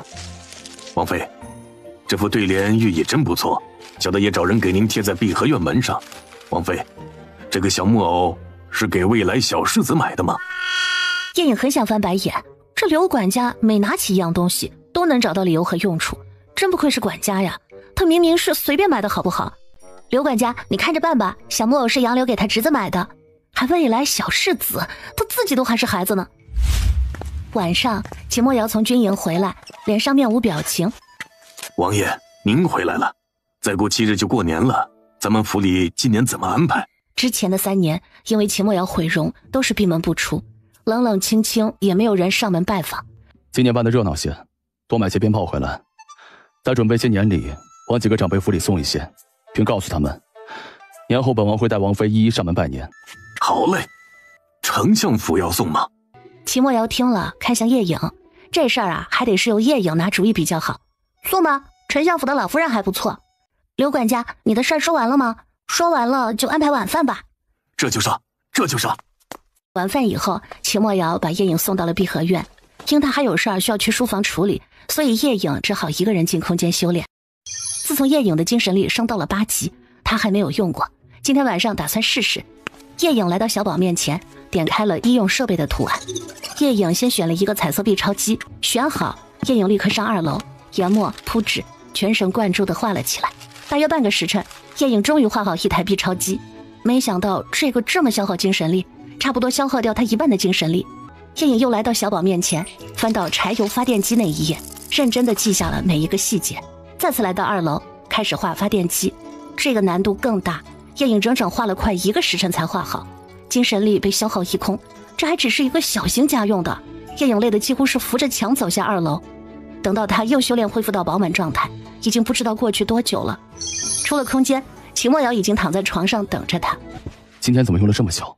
秦墨瑶担忧地看着叶颖，我升到8级还没有试过作画呢，今晚试了一下，没想到医疗设备这么能消耗，所以就出来迟了。要不我们搬到主院去住吧，我们可以离得近些。今晚这样的等待让为父心里空落落的。秦墨瑶看他委屈的小模样，把叶颖逗乐了，心血来潮，直接双手捧着他的头，在他额头上狠狠地亲了一口。就依你。秦墨瑶石化了，他的小颖儿亲他了。过了好一会儿，秦墨瑶才消化掉这个亲亲。小颖儿，你亲我了？我。秦墨瑶好想亲回去，但怕吓着小颖儿，说话都结巴了。你想都别想。叶颖一看他的表情，就知道他在想什么。丢下这句话，叶颖立刻钻进被窝，把自己从头到脚裹了个严实。又过了几日，正式迎来了除夕之日，宫里的宴会安排在中午，这还比较人性化，晚上就让大家各回各家团聚去了。一大早，叶颖就起来梳妆打扮。刘管家前几天就给叶颖送了1箱子的衣物首饰来，想来也是秦墨瑶安排的。过年了，叶颖在杨华氏和杨柳的服侍下穿得比较喜庆，还施了淡淡的胭脂。哇，王妃好漂亮！就你嘴甜。叶颖走出房间，迎上了秦墨瑶时，秦墨瑶的眼睛陡然一亮。小颖儿今天真漂亮。虽然还梳着姑娘的发饰，但戴了发髻，插了步摇，化了淡妆，整个人的精气神完全两样。一双大眼闪着笑意，巴掌大的小脸，粉嫩粉嫩的。两个人上了马车，直往皇宫而去。宴会在中和殿举行，以家庭为单位入座。秦兰城带着皇后和几个妃子到来，在一番新年贺词之后，宴会正式开始。舞台上歌舞升平，丝竹之声不绝于耳。秦墨瑶对这些不感兴趣，叶颖却看得津津有味，边看边吃。宴会风平浪静的过去，叶颖还有一些失望，怎么这么平静呢？一般宫宴不是要搞些事情出来的吗？我还想大展身手，大杀四方呢，结果没给我表现的机会。回到王府时辰还早，叶颖又回到卧室，进了空间修炼一番之后，上2楼画了足够的烟花出来。这可是他早就想好要准备的，反正留存的时间不长，也花不了多少精神力。过年嘛，就要有过年的气氛，只有鞭炮没有烟花，那怎么成？天慢慢的黑下来了，处处都能听到鞭炮的声响，估计是各家的孩子在玩耍。叶颖也让杨柳和杨杏搬一些鞭炮出来，先放一轮，热闹热闹。刘管家看到这么活跃的王妃，老怀大慰，王府有了王妃，都热闹了不少，一扫3年来的阴霾。一通鞭炮响过，刘管家通知除夕宴准备好了。饭桌上，秦墨瑶和罗蒙喝起了小酒，面对一桌子美食，叶颖只顾自己吃，2个男人的视线时不时地在他身上扫过。秦墨瑶的脸上始终挂着淡淡的微笑。没一会儿，叶颖就放下了筷子，我要去放烟花了，你们慢慢吃。叶颖噔噔噔的就跑了出去，留下2个男人继续喝小酒。叶颖指挥杨柳搬了一大箱烟花到院子里，又让杨杏架了一个桌台。叶颖亲自抱了一箱烟花放到台子上，用香火慢慢靠近引线，1吸2吸3吸，突然一束火光直冲云霄，然后在半空中猛然炸开，那灿烂的烟花美轮美奂，一朵接着一朵。半空中的声响惊到了周围居住的人们，都纷纷跑出院子看空中的美丽景象。哇，好漂亮啊！莫王府的烟花到最后惊动了整个京城，所有的百姓都看向天空。这一生他们都没有见过这样的盛况，就连皇宫里的皇帝、皇后和一众妃子也站到了高处，看向莫王府的方向。这莫王哪里来的这种东西？居然不知道进贡一些到皇宫。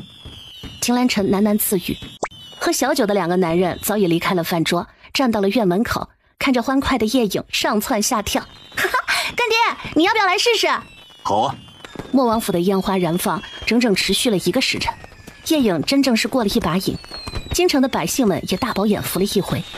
次日一早，大年初1，一般不走亲戚，在百姓之家就是一些小孩串门讨喜，但莫王府这样的门第不可能有小孩来串门讨喜，所以叶颖和秦墨瑶大年初1就在家里腻歪了1天，但也有很大的收获。叶颖在空间里连换了2个仪器，一台血检仪，一台发电机，多备一些，有备无患。第2日，正月初2，是所有出嫁女回娘家的日子。想到穆老夫人，叶颖还是决定回一趟娘家。当王府的马车停在丞相府门前时，守门的2个小厮吓了一跳，立刻开门迎接。另外一个迅速跑进府里禀报老爷。当穆森得知莫王亲自带着王妃回娘家时，心里真是五味杂陈。这个逆女搞得自己妻离女散，他还要笑脸相迎。下官拜见王爷王妃。丞相大人，新年好。啊，都好都好。王爷王妃请进。王妃说想回来看看老夫人，就带我们去老夫人院子里即可，也不用准备饭食，我们还要去看望岳母大人。听了秦墨瑶的话，穆森的笑容僵在脸上，但很快又掩饰了过去。没叫自己岳父大人，却称呼一个通房丫头岳母大人，这是诚心气他呢。穆森找来一个老嬷嬷，带着叶颖和秦墨瑶去老夫人院子，他就不讨这个嫌了。大姐姐、大姐夫，新年好！嗨，崇礼，几月不见，长高了不少。叶颖拿出早就准备好的礼物，递给穆崇礼，是一套上等的文房4宝，好好学习，天天向上。谢大姐姐，小弟陪你们去祖母院子，她应该正等着呢。几人来到穆老夫人的院子，月如早就等在院门口。奴婢拜见王爷王妃。哎，起来吧，祖母可在？老夫人早就等着你们呢，请进吧。几人进了厅堂，穆老夫人立刻起身叫给叶颖和秦墨瑶见礼，被叶颖一把扶住。祖母不必如此，我们是晚辈。颖儿长大了，比出嫁前长高了不少。来来，都坐下。你能回来看看我这个老婆子，祖母很欣慰。祖母待颖儿的好，颖儿都记着。祖孙俩聊起了家常，叶颖让杨柳把带来的礼物给穆老夫人送上，叶颖还给穆老夫人检查了一下身体，祖母，以后饭后要去院子里转转，少吃油腻的东西，多吃清淡的蔬菜瓜果。我这里有一种药，每天早晚1片，坚持吃。没有了，您让人到王府里找我拿。年纪大了的人，基本上10有8九都有高血压，穆老夫人也不例外。叶颖就给她备了降压片。在相府大约待了半个时辰，叶颖和秦墨瑶就告辞离去了。此时还不到中午，他们立刻又出城，往叶颖以前居住的乡下而去。午饭都是在马车上用了些点心。前几天才下过雪，路滑不好走，马车不能赶得太快，直到天黑之前才到达。就近找了个客栈住下，还好这个小镇的客栈没有因为过年而关门，不然叶颖只能带着秦墨瑶去他以前住过的庄子上借宿了。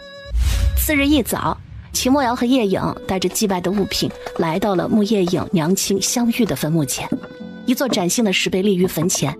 看来之前交代村长做的事儿，他有认真做。只是让叶颖惊讶的是，坟前居然摆了好些祭品，还有燃尽的香烛纸钱的灰烬，明显有人来祭拜过。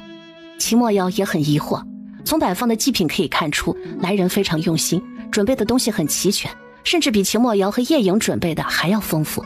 王爷，你说会不会是丞相府？也有可能，但不能确定。从这祭品的规格来讲，丞相派人来的可能性不大。穆森这人什么德行，我还是很清楚的，除非是穆老夫人派人来。其实我并不希望是他们来，我想我娘不大喜欢看到他们那一家子。回到王府，刚进门，刘管家就迎上前来禀报道：王爷王妃，府里来客人了。谁来了？是罗先生带来的，是一位夫人，年纪大约50左右。哦，罗蒙带来的？什么时候带来的？昨日天黑就到了，您不在府上，小的就安排他们住下了。知道了，你去忙吧。再说罗蒙这边，初一早上天刚亮，他就带着罗佑打马出城，跑出600里地，接到一辆马车。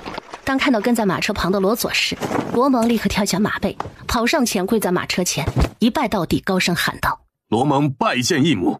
听到声音，马车帘子被一只纤纤玉手轻轻地撩开，一个20岁左右的姑娘下了马车，就转身扶下一位年约50左右的贵妇，容貌姣好，可见年轻时的美丽，脸上薄施脂粉，妆容服饰虽然普通，但一身的高贵气质显而易见。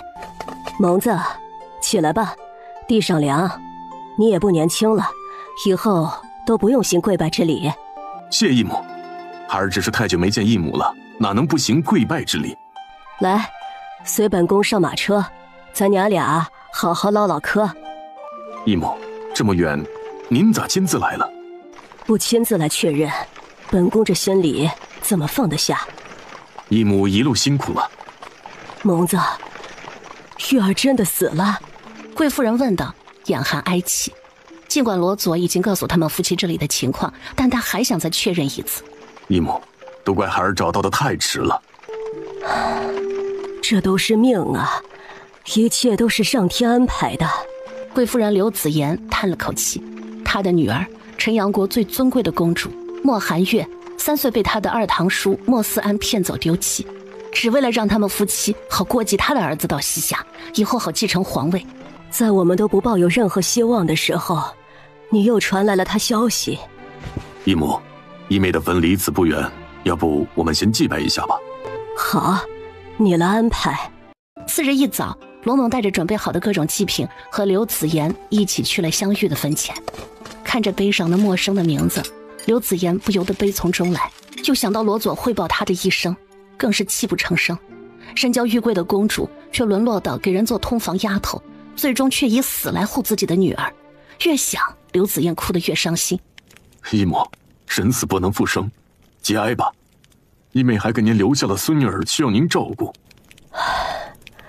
本宫当年还是太年轻了，想着我们陈阳国是一夫一妻，没有那么多阴私事情，可谁知人心不足啊。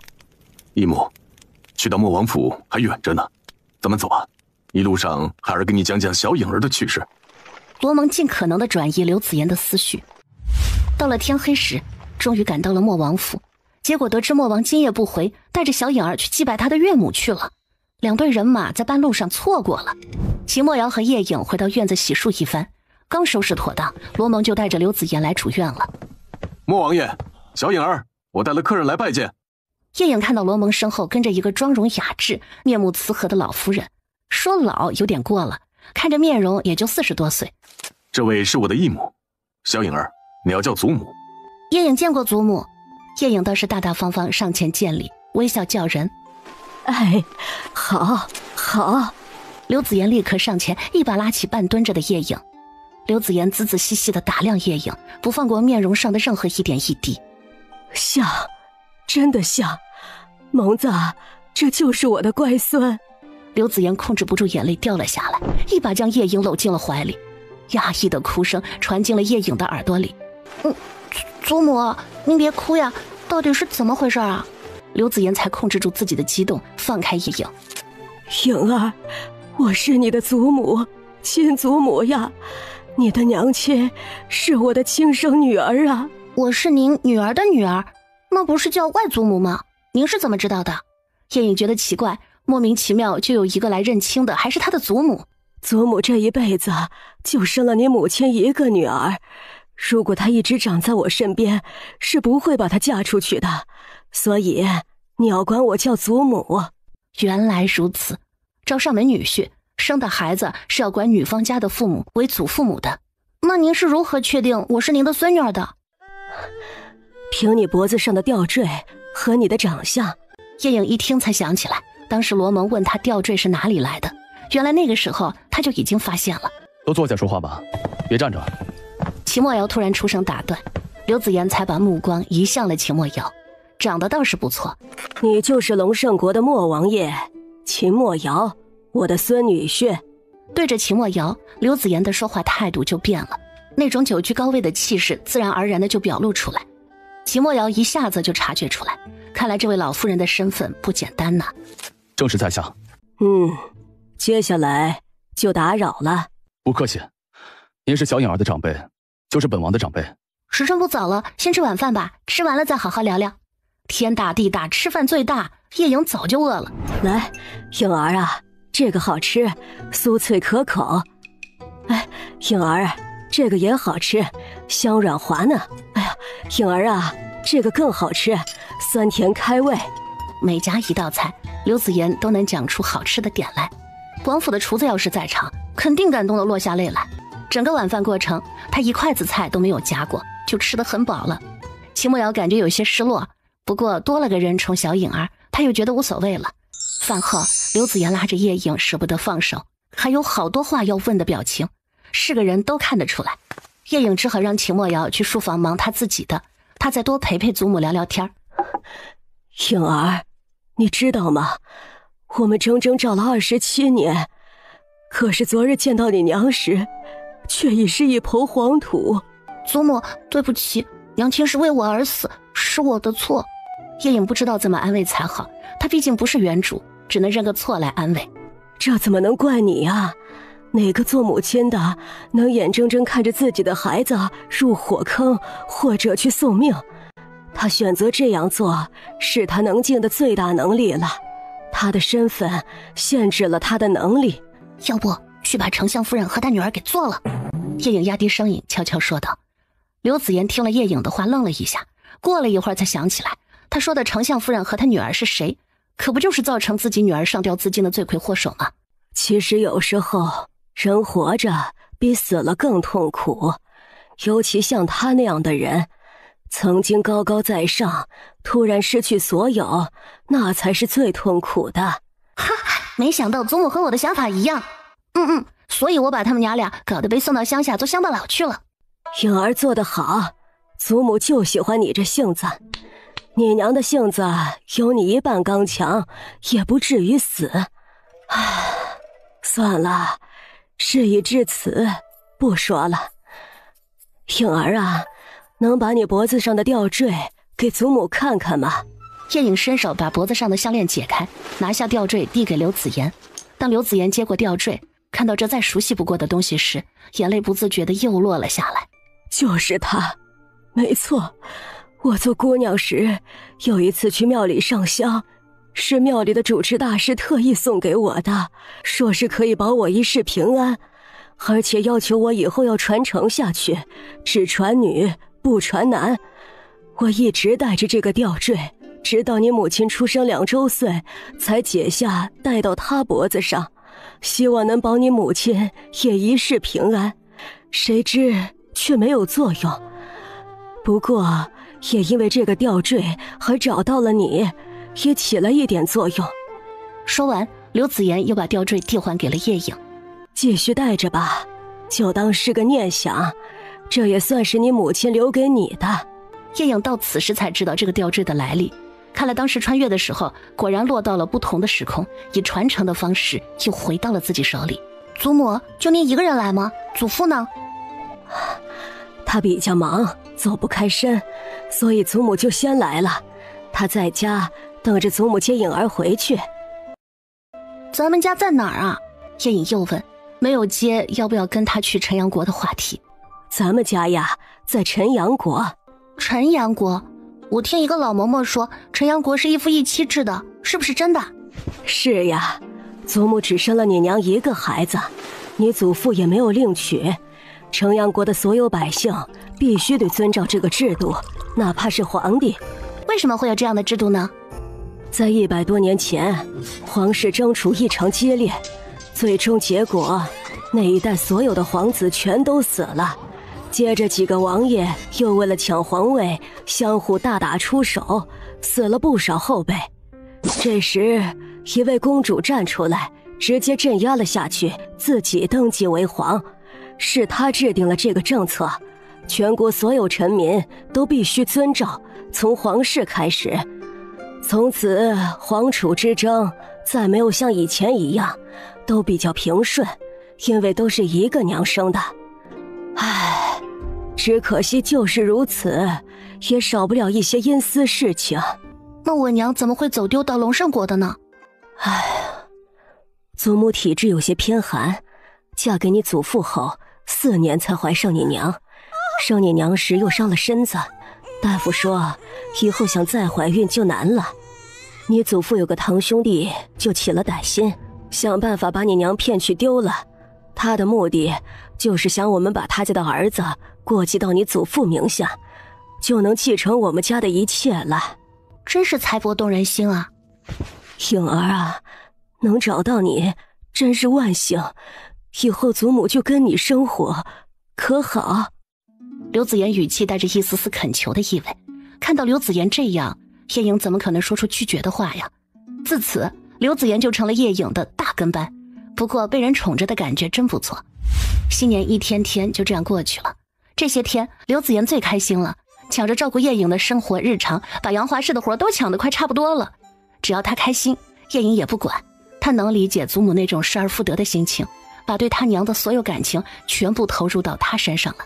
正月16，皇帝恢复早朝，秦墨瑶又开始早早起床的日子。早朝过后，秦兰臣把秦墨瑶叫到了御书房。秦兰臣请秦墨瑶坐下，何公公上好茶，退了出去。莫弟，齐越国国主4月出发50大寿，你打算什么时候出发？从咱们京城到齐越国京城，慢行大约需要2个月时间。正月已过一半，是该准备起来了。下月初就出发。你打算带哪些官员同往？全听皇兄安排。秦墨瑶不接他的话，皇帝想让谁去就让谁去，秦墨瑶无所谓。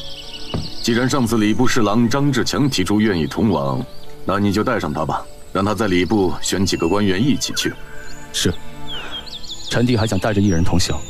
谁？臣弟的王妃叶颖。你带她干什么？把她放在京城，臣弟怕她一个孩子被人欺负，带在身边，臣弟才能放心。想带就带吧。带走了更好，留在京城里，等着他把所有权臣家都治一遍，到时候满朝文武都向着他，还有自己什么事儿啊？两人又说了一些关于和齐越国边防的事儿，秦墨瑶才出宫。秦墨瑶今日不打算去军营，回到主院，看到刘子言正拿着一块布在叶颖身上比来比去，没想到这老夫人针线活真不错，在短短时间里就给叶颖做了2身冬衣。王爷，今天回来的这么早？秦墨瑶微笑着牵起叶颖的手。小燕儿，我有事和你商量，咱们去书房吧。什么事？不能就在这儿说吗？祖母也一起来吧。3人来到书房坐定。小燕儿，再过3个月就是齐越国国主的50大寿，齐越国发来国书，邀请各国派使臣出席。还有启越国上一任南勒族圣女2个多月前突然暴毙，新的圣女册封大典也是同期举行。秦墨瑶在家很少和叶颖谈正事，这还是他第一次主动说起来。该不会是你皇兄派你去的吧？小颖儿就是聪明，一猜就对。那你告诉我的意思是？小颖儿，陪我一起去，好不好？你皇兄会答应吗？他答应了。哦，那就去吧，钱当旅游。还有那什么南勒族的圣女突然暴毙，不会是我干的吧？嘿嘿嘿嘿。小颖儿就是能耐，只有8、9失了。颖儿，祖母陪你一起去。祖母，路途很遥远，您身体受得了吗？放心，祖母身体好着呢。没事，祖母我会照顾好。叶颖冲秦墨瑶眨了几下眼，秦墨瑶明白了叶颖的意思。从这半个月来的相处，两人都感觉到了刘子言对叶颖的真心。叶颖的秘密让他知道和共享也问题不大，而且那个地方还是面前的老夫人给的。小颖儿，为了咱们的安全，我打算带上我的20万大军去龙胜国与启越国交界的边城南陵城。别告诉我你的这个要求你皇兄也答应了。秦墨瑶点点头，他一定有阴谋。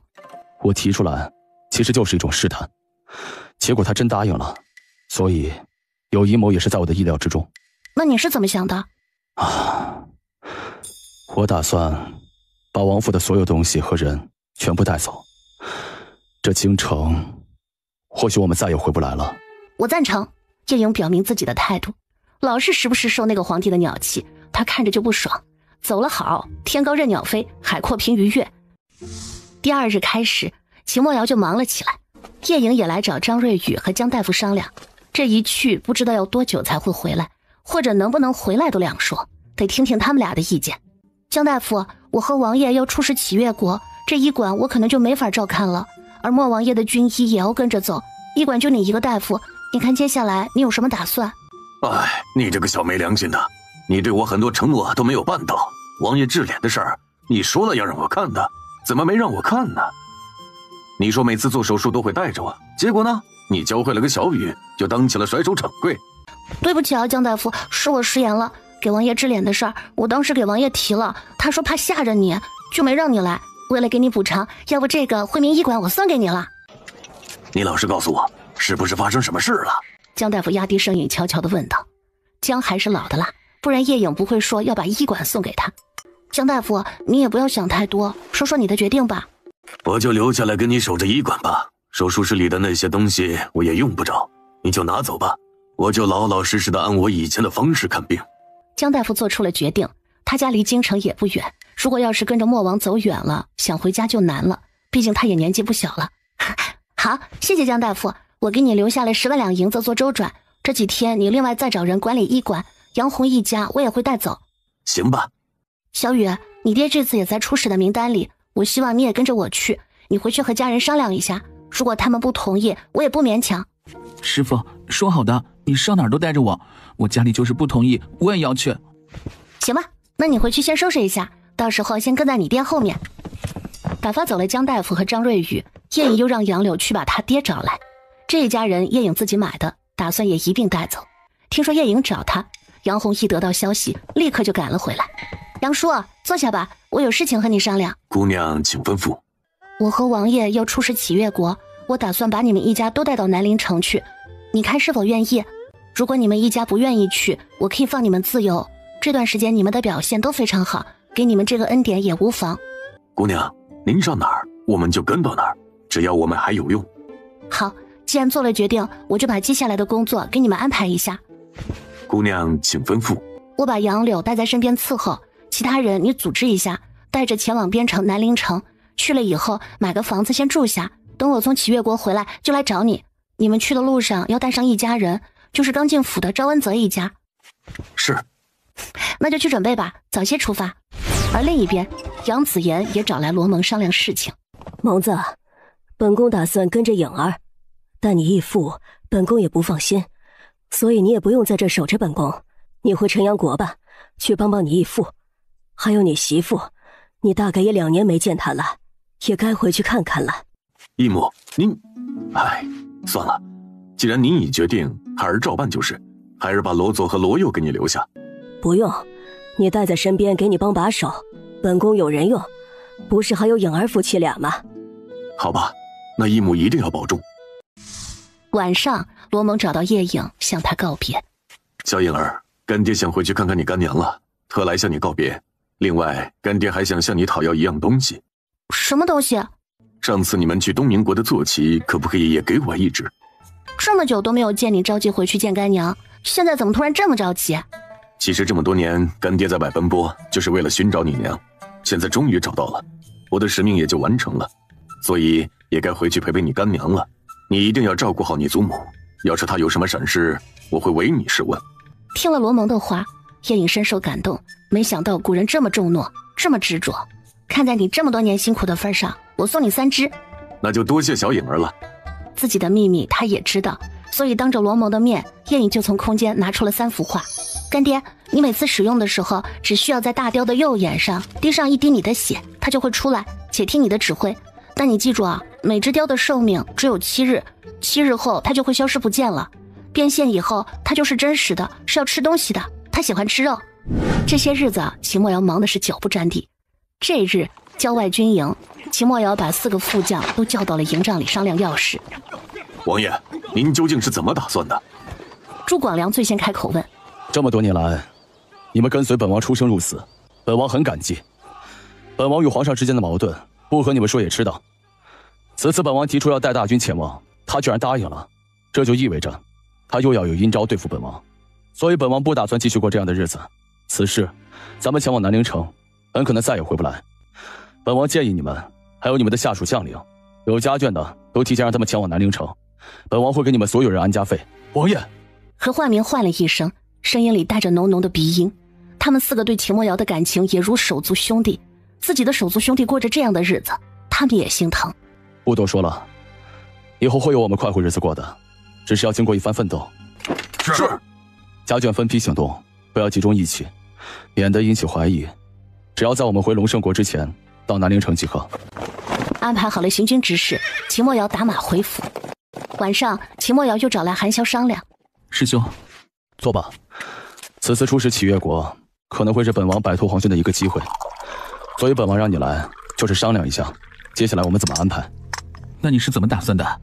我们本不是江湖人，罗刹组织这几年除了训练暗卫和护卫，作用也不大，就不用把精力放在江湖上了，直接就作为暗卫营吧，转移到南陵城。以后我们就以南陵城为基地。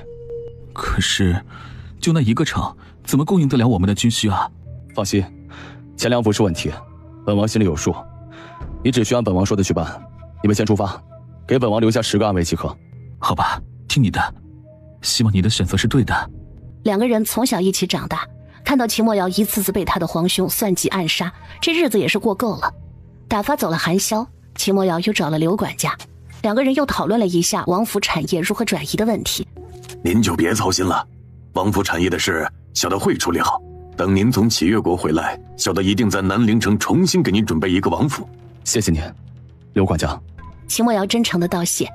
刘管家可是个人才，当年就管着父皇的私产，父皇去后就跟了自己。大军开拔，粮草先行。秦兰城还算大方，给了半年的粮草，其实也就刚够出使启越国来回的时间吃。秦莫瑶的军队在几个副将的带领下提前出发了。2月2，龙抬头，春季来临，万物复苏，折龙开始行动。这日也正好一出行，出使启越国的使团在秦莫瑶的带领下出发了。秦兰臣亲自在宫外送行，一路上走走停停，遇到合适的地方还停下来游玩一番。这是叶颖第一次真正意义上的坐马车出远门。此次的出行，他才真正认认真真的看着古代的山山水水，没有现代的污染，没有高楼大厦，处处都能看到山林田野。大半个月以后，这日他们来到离边城大约有400里地的南郡城，这里是靠南最大的城市了。因为离启越国比较近，商贸往来的客商也多。到了驿站安顿好，离天黑还早，叶颖就提议去逛逛，在外面吃晚饭。这些天天天坐马车也坐累了，秦莫瑶看到叶颖都有些憔悴的脸，有些心疼，于是秦莫瑶通知大家自便，在此休整3天再出发。秦莫瑶带着叶颖和刘子言出门逛街，这里的风土人情和京城还真的是有些区别，人们的服饰就不同。在叶颖的眼里有点像壮族人的服饰，不管男女都以墨色为主色。此时天色已近黄昏，还没怎么逛，叶颖就喊肚子饿了。几人找了一家看着不算小的饭店进去，没想到客人还挺多。小二一见来客了，立刻上前招呼：“就在大堂给我们安排个靠边的位置。”刚一坐下，就听到隔壁桌一个大汉说道：“你们知道吗？不知怎么回事，3个月前七月国的京城高门中出现了几个莫名其妙得了风症的，各家都在寻求名医，报酬高达30万两银子。”我也听说了，一个是国舅爷，一个是镇南大将军，还有一个好像是太后娘家的大侄子，其他的我就不知道了。大概是亏心事做多了吧，这些高门大户阴私事多得很。晴儿，不要瞎说。是爹爹。叶颖和秦墨瑶对视了一眼，两人越来越有默契，对方心里想什么一看就能明白，又有钱挣了。几个人吃罢饭，听了一些八卦，走出饭店继续逛街。叶颖见什么都新鲜，居然看到有捏泥人的，这个在现代社会可是很少见了，绝对的手艺人。叶颖拉着秦墨瑶来到捏泥人的摊位前：“老板，你能照我的样子捏一个泥人吗？”“当然没问题，姑娘较小的泥人章即可。”“泥人章？不会吧？难道他死后也穿越了？还是巧合？”“泥人章，捏对我们2个的人像。”“好嘞，这就给2位捏，请稍等。”泥人章一声吆喝，就开始捏起来了。只见他手指翻飞，一会儿换一种颜色，一会儿拿个小刀背2下，很快2个人的轮廓就出来了。然后就是细修。泥人章不时地看看叶颖和秦墨瑶一眼，就在2人的注视下，一点一点的，小叶颖和秦墨瑶栩栩如生地呈现在2人眼前。哈，太神奇了，这才是真正的艺术家。泥人章，再给我祖母也捏一个。颖儿，祖母都一大把年纪了，就不用了。你们年轻人玩玩也就罢了。什么一大把年纪了？祖母还这么年轻？我告诉别人说您是我娘亲都有人信呢。泥人章又花了2刻钟时间就捏好了。此时天色已晚，叶颖一行结束了逛街，回到驿站。次日，叶颖和秦墨瑶带着罗运婷找到了南郡城的春香楼。3人来到春香楼后门，罗运婷上前敲门。过了几息时间，就有人开门了，是个老妪。“你们找谁呀？”“婆婆，我们找秦姨。”罗运婷答道，并递上了一个腰牌。老妪一看就明白罗运婷的身份，立刻带着几个人进了内院，叫来一个小丫鬟去通知罗运婷叫秦姨的。没一会儿，就见一个20多岁的年轻女子扭着腰肢推门进来。“哟，这不是阿婷吗？你怎么到这儿来了？你不是在京城跟着少主的吗？”“秦姨，这就是少主。”女子笑着的脸立刻就严肃了起来，上前一步跪在地上，向叶颖深深的叩拜一礼。“属下何倩晴，见过少主。”“秦姨快免礼。”叶颖快步上前，亲手扶起了何倩晴。“谢少主。”“秦姨，我们从南郡城路过，特意来看看你。”“多谢少主关心。”“这里离南郡城较近，如果南郡城有什么重要的消息，接下来几个月尽量往南郡城送。”“少主，南郡城是不是要发生什么事？”“暂时还未可知，但很有可能。总之你们注意京城的动向，并保持与京城的晴空楼联系。”“是，谢少主提醒。”“你这里目前经营的可还好？”“目前倒是没什么大的问题，就是客人嫌我们的节目太少了。”“这个好办，我给你出几个主意。”接下来叶颖就讲了一些吸引人的节目，让他试试，听得何倩晴眼睛越来越亮。休息了2日，使团继续前行。3日后到达了南郡城，莫王的20万军队已经提前到达。此时在城门口迎接使团的知府大人万思聪正等在城门口，朱广良陪同在侧。4年前那场与启越国的战争，秦墨瑶与万思聪结下了友谊，如果没有秦墨瑶死守城池，他可能已经死在这南陵城了。看到使团走近，万思聪立刻上前：“下官万思聪拜见莫王爷，王爷万安。”听到声音，秦墨瑶立刻从马车里出来，亲自上前扶起了万思聪。“思聪，你我2人之间不必如此啊！王爷一路辛苦了，下官在府里备好了酒菜等着您来。4年不见，咱们今晚可要畅饮一番呢。”“好。”到了知府府，万思聪让夫人带叶颖去内院，他则带着秦墨瑶和朱广良去书房。到了书房，私下2人就如朋友相处了。“王爷，您的脸好了，思聪真的很欣慰。”“是王妃给本王治好的。”想到叶颖，秦墨瑶脸上不自觉地露出笑容。皇上呀，还算是做了件好事。他大概气死了。王爷，接下来您有什么打算？我看您都把军队带来了。思聪，你可愿跟随本王？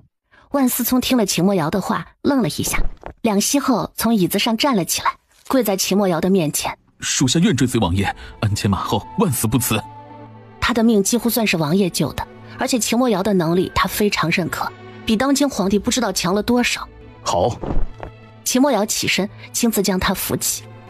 本王的皇兄一直想着法子的想要弄死我，这窝囊日子本王早就过够了。此次本王把军队拉到南陵城，就是想以此地为基地，建立本王自己的王国。王爷，这南陵城的地理位置可不是太好。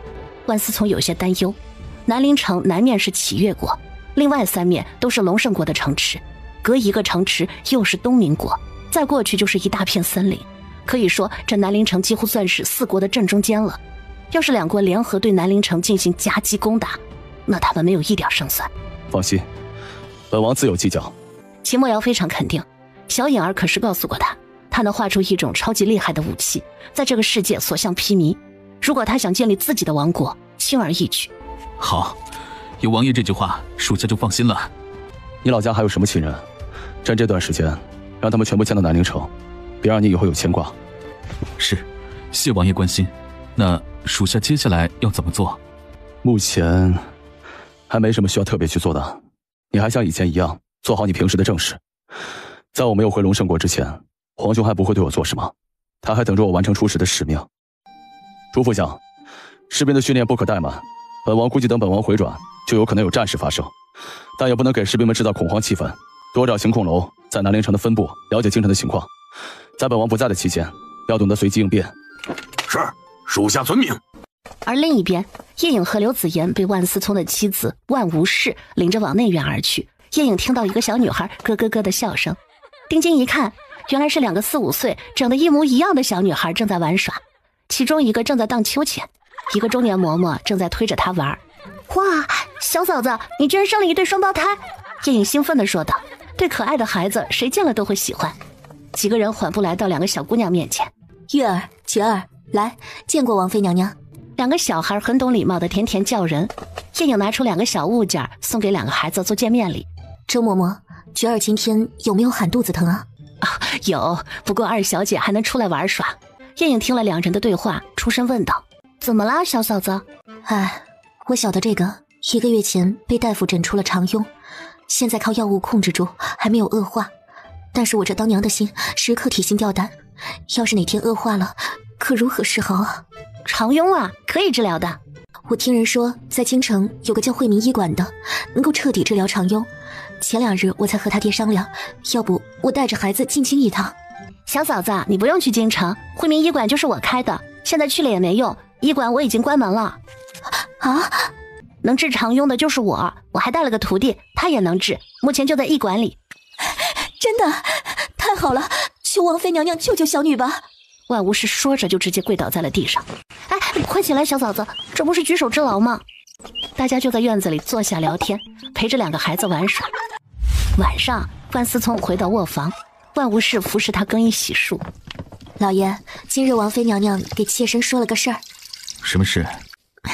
京城的惠民医馆就是王妃娘娘开的，菊儿的病，王妃娘娘可以治。真的？王妃娘娘亲口说的。太好了，王爷夫妻俩是我们家的福星啊。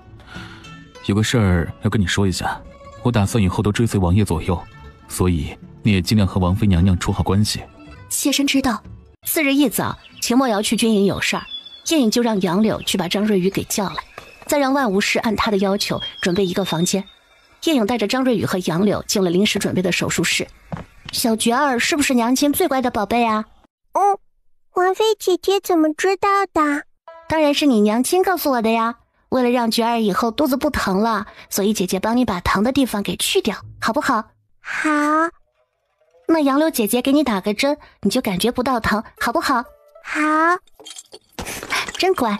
叶颖冲杨柳使了个眼色，杨柳就给小菊儿扎了针，手术很顺利。当万斯从下衙回来的时候，就看到躺在床上的小女儿居然在喝粥了。多谢王妃相救。万大人，你不必客气，我们明天就要走了，接下来的医治我已经交代给了万夫人，不会有什么问题的，只要保持伤口干净不发炎，很快就能痊愈，而且以后都不会再得这个病。晚上，叶颖来到刘子言的房间。颖儿，有什么事吗？祖母，我和王爷打算提前去启月国，您是跟着使团慢慢走，还是想跟着我走？昨夜叶颖就和秦墨瑶商量好了，提前去启月国悄悄地赚一笔钱，而且还能提前把启月国京城的局势给弄清楚。你这是什么话？当然跟着我的颖儿了。干爹有没有跟你说过我有一项特殊的本事？你干爹只说你是个大夫，其他没有多说，他主要是向祖母汇报了你娘的一生。看来干爹的嘴还是比较严实的。祖母，我是个精神力修炼者，而且我有一个特殊的修炼地方。我们此次去启月国，为了保证您的安全，我想把您放在我修炼的地方，跟着我们一起走。叶颖想到了刘子言肯定不同意和使团一起走，但是又怕他一把年纪了，不敢做雕，万一没有控制好摔下去，那可就悔之晚矣。哦，精神力修炼者，没听说过。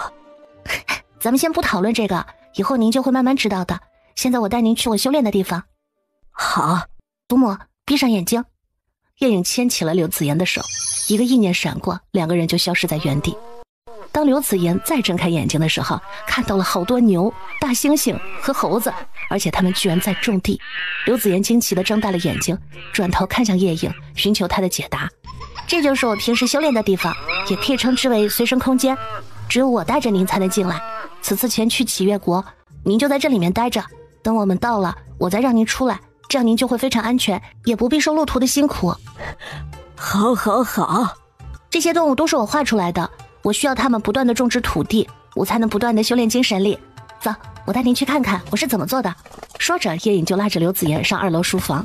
叶颖连画了3张图，都是牛、大猩猩和猴子，然后两个人下到1楼。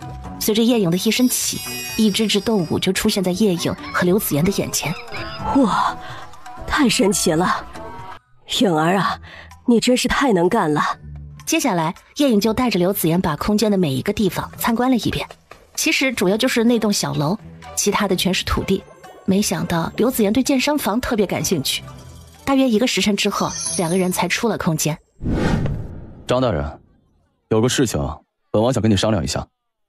王爷，有事您吩咐，别这么客气。本王打算先行一步，你带着使团队伍慢慢继续前进。本王会找人假扮本王在队伍里，等你们到了，本王自会来和你们会合。你无需担心，本王先去，还能先摸清楚启月国京城的一些情况，更利于我们行事，免得被人卖了，还帮着人数钱。行吧，那你一定要注意安全。你儿子是小颖儿的徒弟，你问问他要不要跟我们先走，还是跟着你走。秦墨瑶之所以提这句，也是想多个人帮叶颖。自从秦墨瑶给叶颖打了几次下手，才体会到一场手术下来是多么累人。他肯定愿意跟着王妃走。知子莫若父，他家那小子自从跟了叶颖，成天嘴上挂着的都是我师父我师父。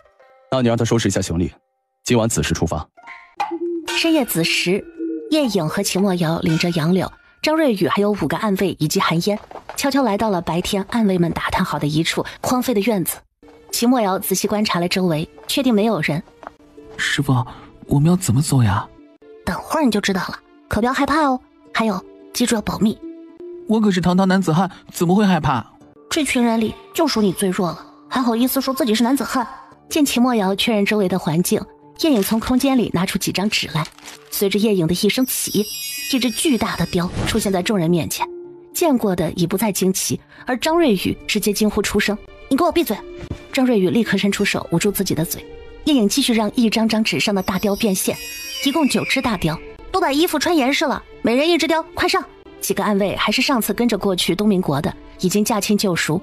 韩嫣也是武功高手，见别人都上了，他也学着暗卫上了1只雕背。只有张瑞宇还傻愣愣地站在那儿。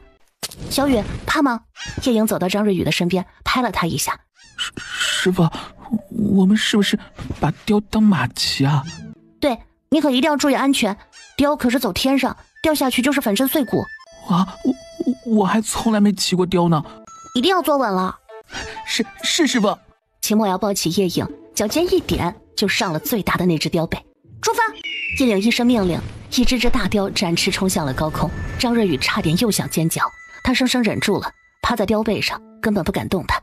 启越国的京城在南方，一群大雕往南而飞。如此，叶影他们一行飞行了2个晚上，就到了启越国京城附近的一座山头。有了第一次的经验，这次秦墨瑶给每个人都准备好了露营。大家在山上休息了一整天，第2日早上才下山。叶影放出了马匹和马车，叶影和杨柳进了马车，其他人骑马跟在旁边。师傅，这些东西你都藏哪儿了？张瑞宇傻乎乎地问道。一路上他都非常好奇，想问，可是一直不敢问，现在终于是压不住了。不该问的别问。秦墨瑶冷声说。张瑞宇只好乖乖闭嘴，把好奇心压下。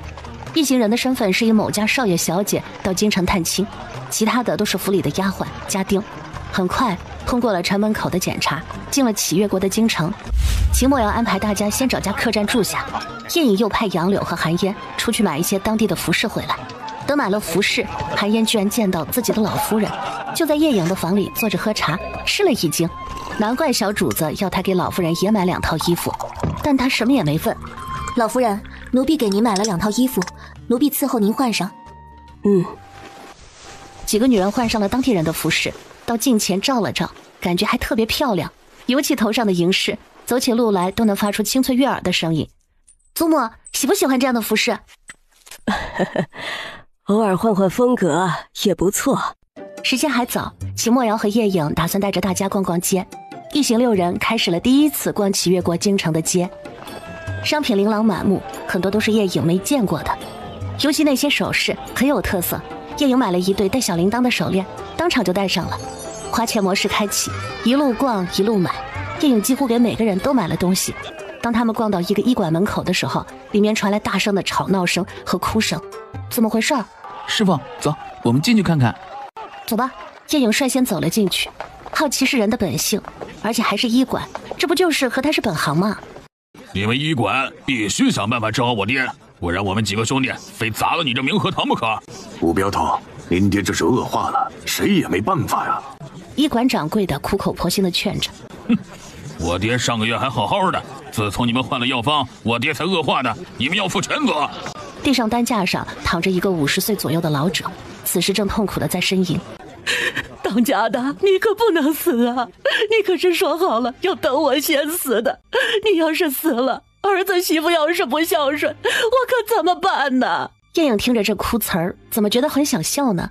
吴镖头，贺大夫就是发现你爹有恶化的趋势才换的药方。掌柜的伸手在额头上抹了一把，3月天他都急出汗来了，真是秀才遇到兵，有理说不清啊。那是你的一面之词，是不是真的？你拿出证据来啊！吴三爷，你又不是大夫，这个把脉的事情怎么拿得出来证据吗？掌柜的都快急死了，这武凌风养了这么几个不讲道理的儿子，他真是没办法。他们又是开镖局的，个个武艺高强，想砸他的店那是轻而易举的事儿。你们再这样吵下去，老人家都快要痛晕过去了。众人回头，只见堂前站了一个14岁左右的姑娘。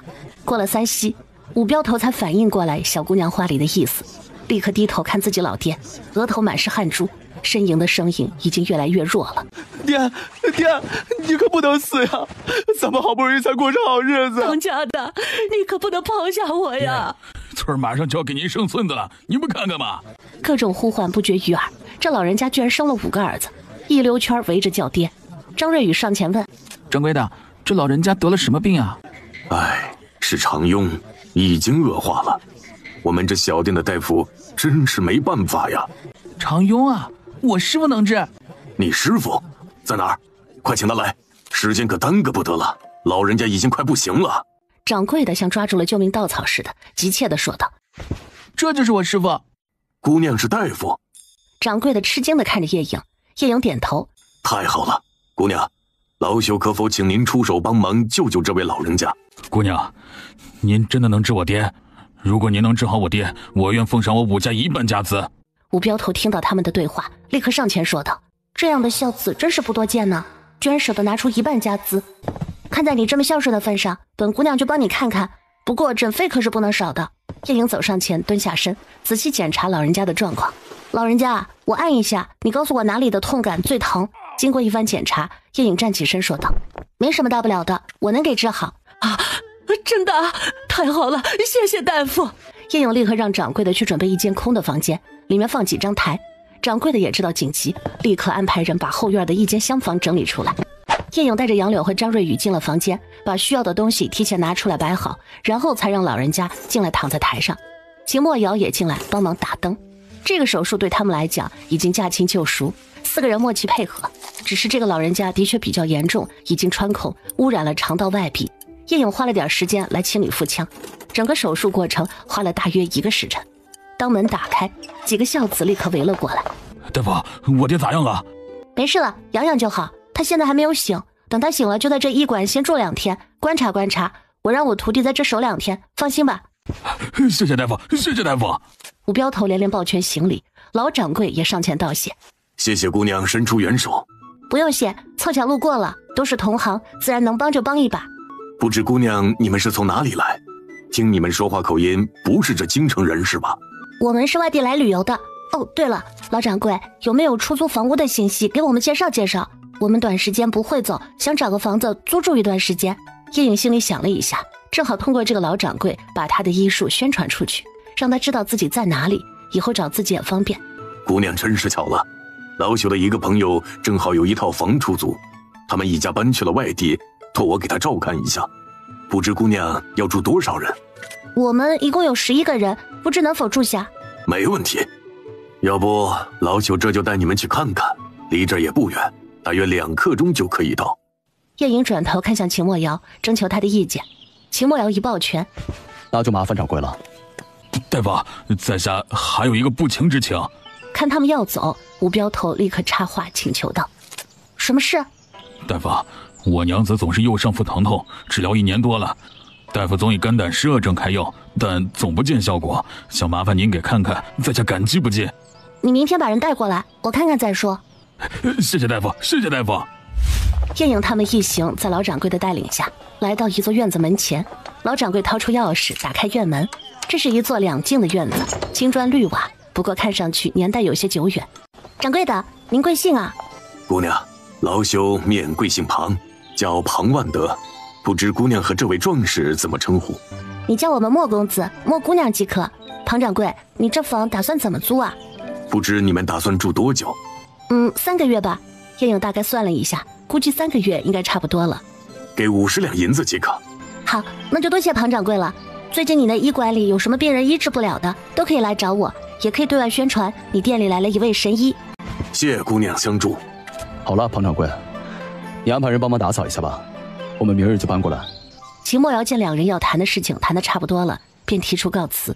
本打算来逛个街的，结果救了个人，还租了一套房。晚上，叶颖带着秦墨瑶又进空间画画修炼。前段时间叶颖的勤奋让他隐隐有突破的趋势，今日他又救了人，结果果然如他所料，经过2个时辰的修炼就突破到了9级。主人，恭喜突破到9级，又有新功能上线。突然小宝的机械音传入了叶颖的脑海里，小宝的机械音听的次数多了，叶颖也觉得越来越悦耳了。叶颖立刻跑进1楼客厅，轻点电视屏幕，一个灰色的按钮果然变成了实体。蔬菜种植技术。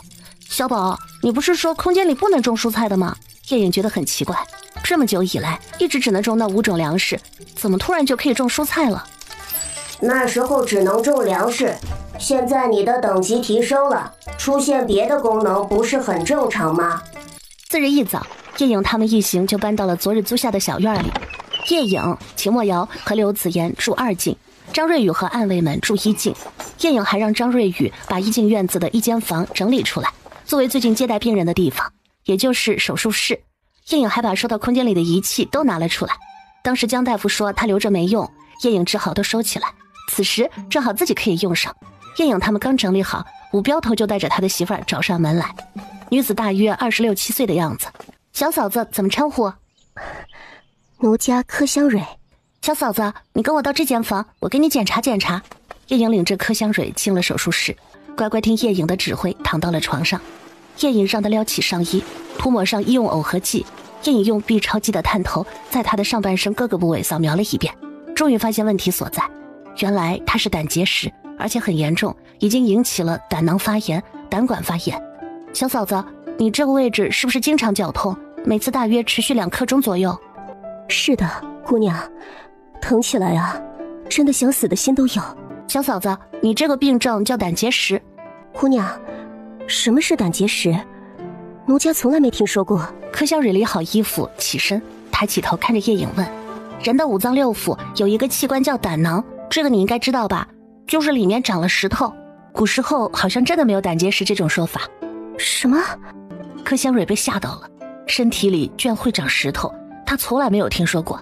是真的，走吧，出去找你的夫君，咱们一起商量商量怎么治疗。2个人出了手术室，武镖头正在外面焦急的等待。我媳妇咋样了，大夫？武镖头，您媳妇的病我是查出来了，但是治疗方法我得和你商量一下，看你们是否能够接受。大夫，您说。你媳妇儿是因为胆囊里面长了石头，已经很严重了，要想彻底的治疗，只有把胆囊割掉。大夫，他胆囊里长了石头，人的胆囊怎么能割掉的？没错，的确是长了石头，起码有我们人手的拇指那么大，已经引起了胆囊发炎和胆管发炎，如果不割掉，他可能有生命危险，且非常痛苦。你们放心，胆囊切除并不影响他的正常生活，饮食上注意清淡一些，和正常人没什么区别。大夫，容我们商量商量。没问题。夫妻俩就到旁边悄悄商量了起来。媳妇儿，你是咋考虑的？夫君，如果真如大夫所说，我还是想治。夫君，我想多陪你些时间。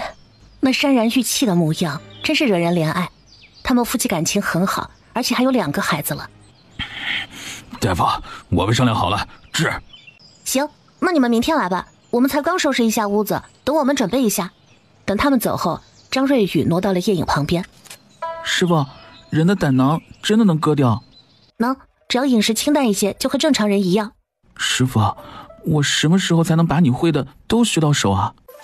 你小子挺贪心呐，你师傅会的，这辈子你都学不完。齐墨瑶冷不防来了一句，不知道什么时候他也站在了他们的旁边。啊，那我就跟着师傅一辈子。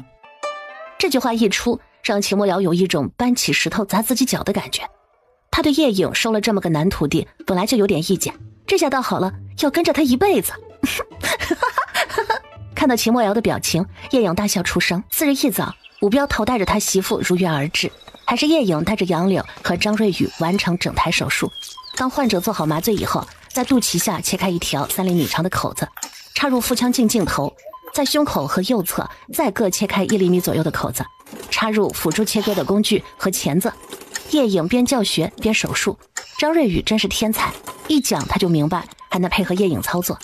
张瑞宇整个过程都兴奋不已，居然可以通过镜子把胸腔内的情况反映到屏幕上，看得一清二楚，这是他从未见过的。他觉得自家师傅真是一个宝藏。整个过程大约花了1个半时辰。当一个完整的胆囊切除，从肚脐下的口子拉出时，杨柳惊得嘴巴都合不拢了。手术结束以后，杨柳把一切收拾妥当，3个人才打开门出去。武镖头立刻上前：大夫，怎么样？手术很成功，这就是从你媳妇肚子里取出来的胆囊。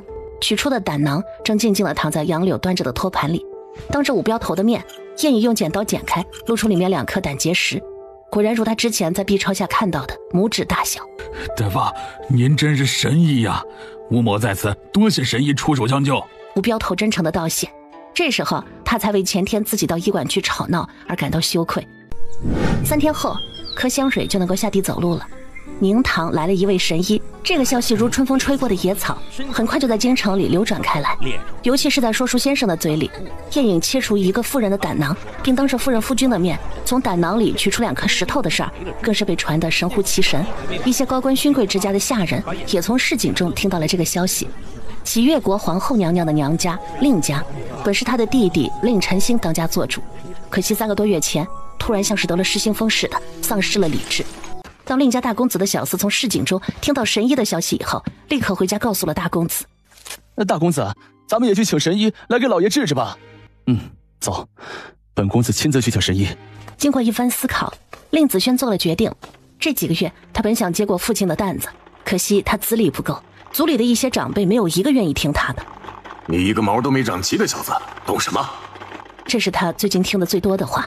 叶颖他们租住的小院今天来了一位客人，说是客人也谈不上，是晴空楼在启月国的掌权者罗南。杨柳把人领进客厅，罗南一见到刘子言，直接就跪下，行叩拜大礼。属下拜见老夫人，老夫人安康。快起来，快起来！几年不见，你小子已经脱了稚气，像个堂堂男子汉了。当罗南抬起头看向叶颖时，又向他鞠了一躬。属下见过少主。叶颖这才仔细打量他，年岁20的样子，长着一张娃娃脸，难怪祖母说他稚气脱了些。他实际年龄已经26、7了。是不是韩嫣告诉你，老身在这里的？是。罗南老实回答，还用眼角余光瞄了韩嫣一眼。这次我就把韩嫣留下吧，你们也该成亲了，都老大不小了。老夫人，谢老夫人。罗南开心的道谢。既然来了，就向你们少主说说这启月国京城的形势吧。是。接下来大约花了1个时辰，罗南把启月国的京城局势大致的说了一遍。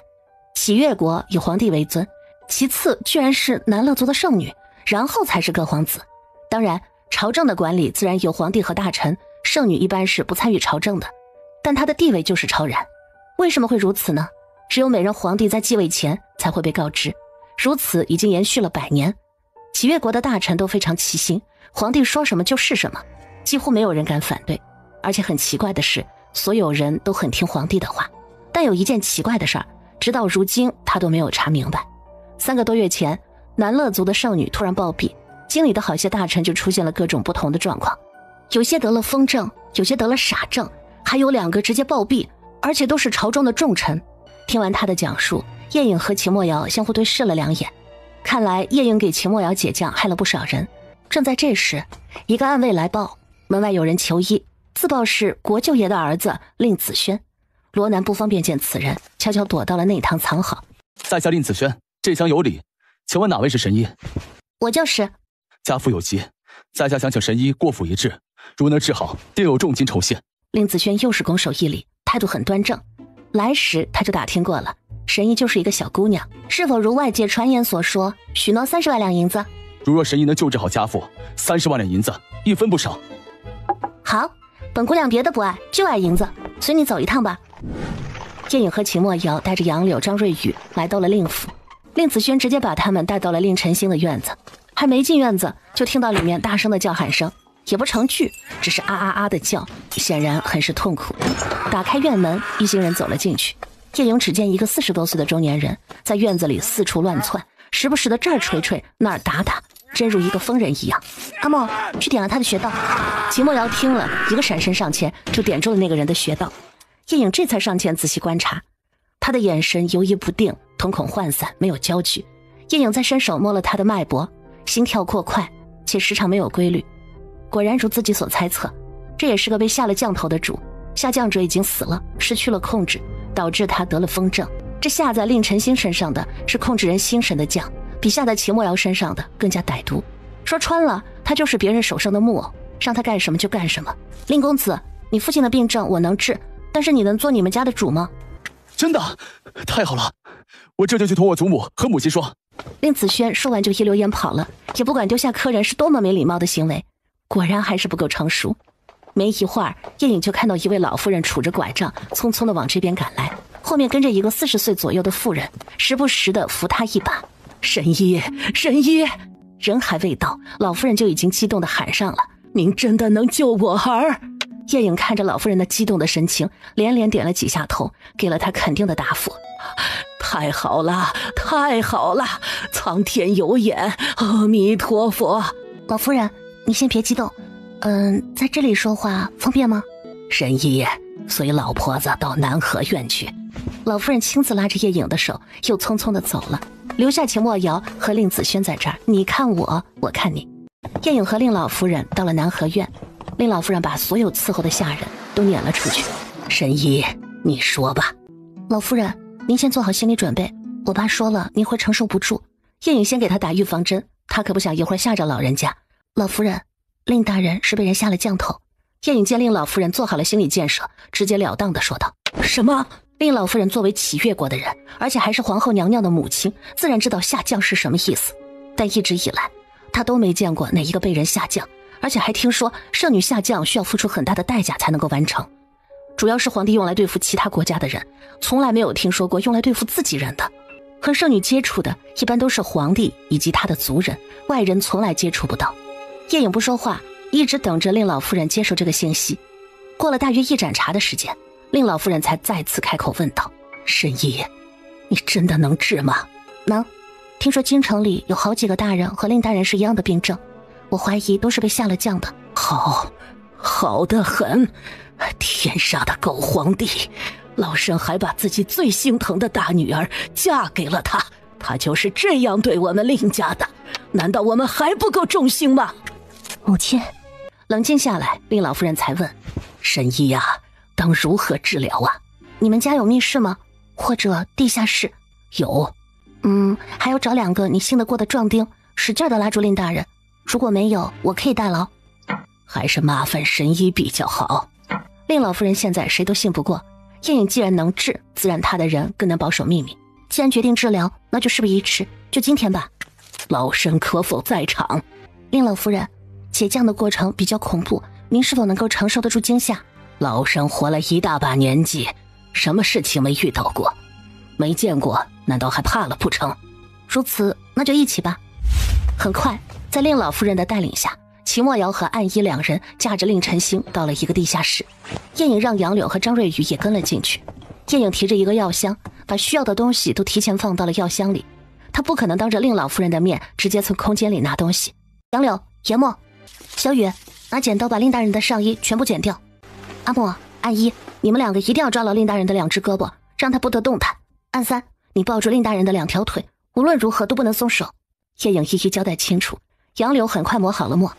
杨柳、小雨，等会儿如果你们害怕，就把眼睛闭上，把耳朵塞住。令老夫人，当你也承受不住的时候，也如此。好。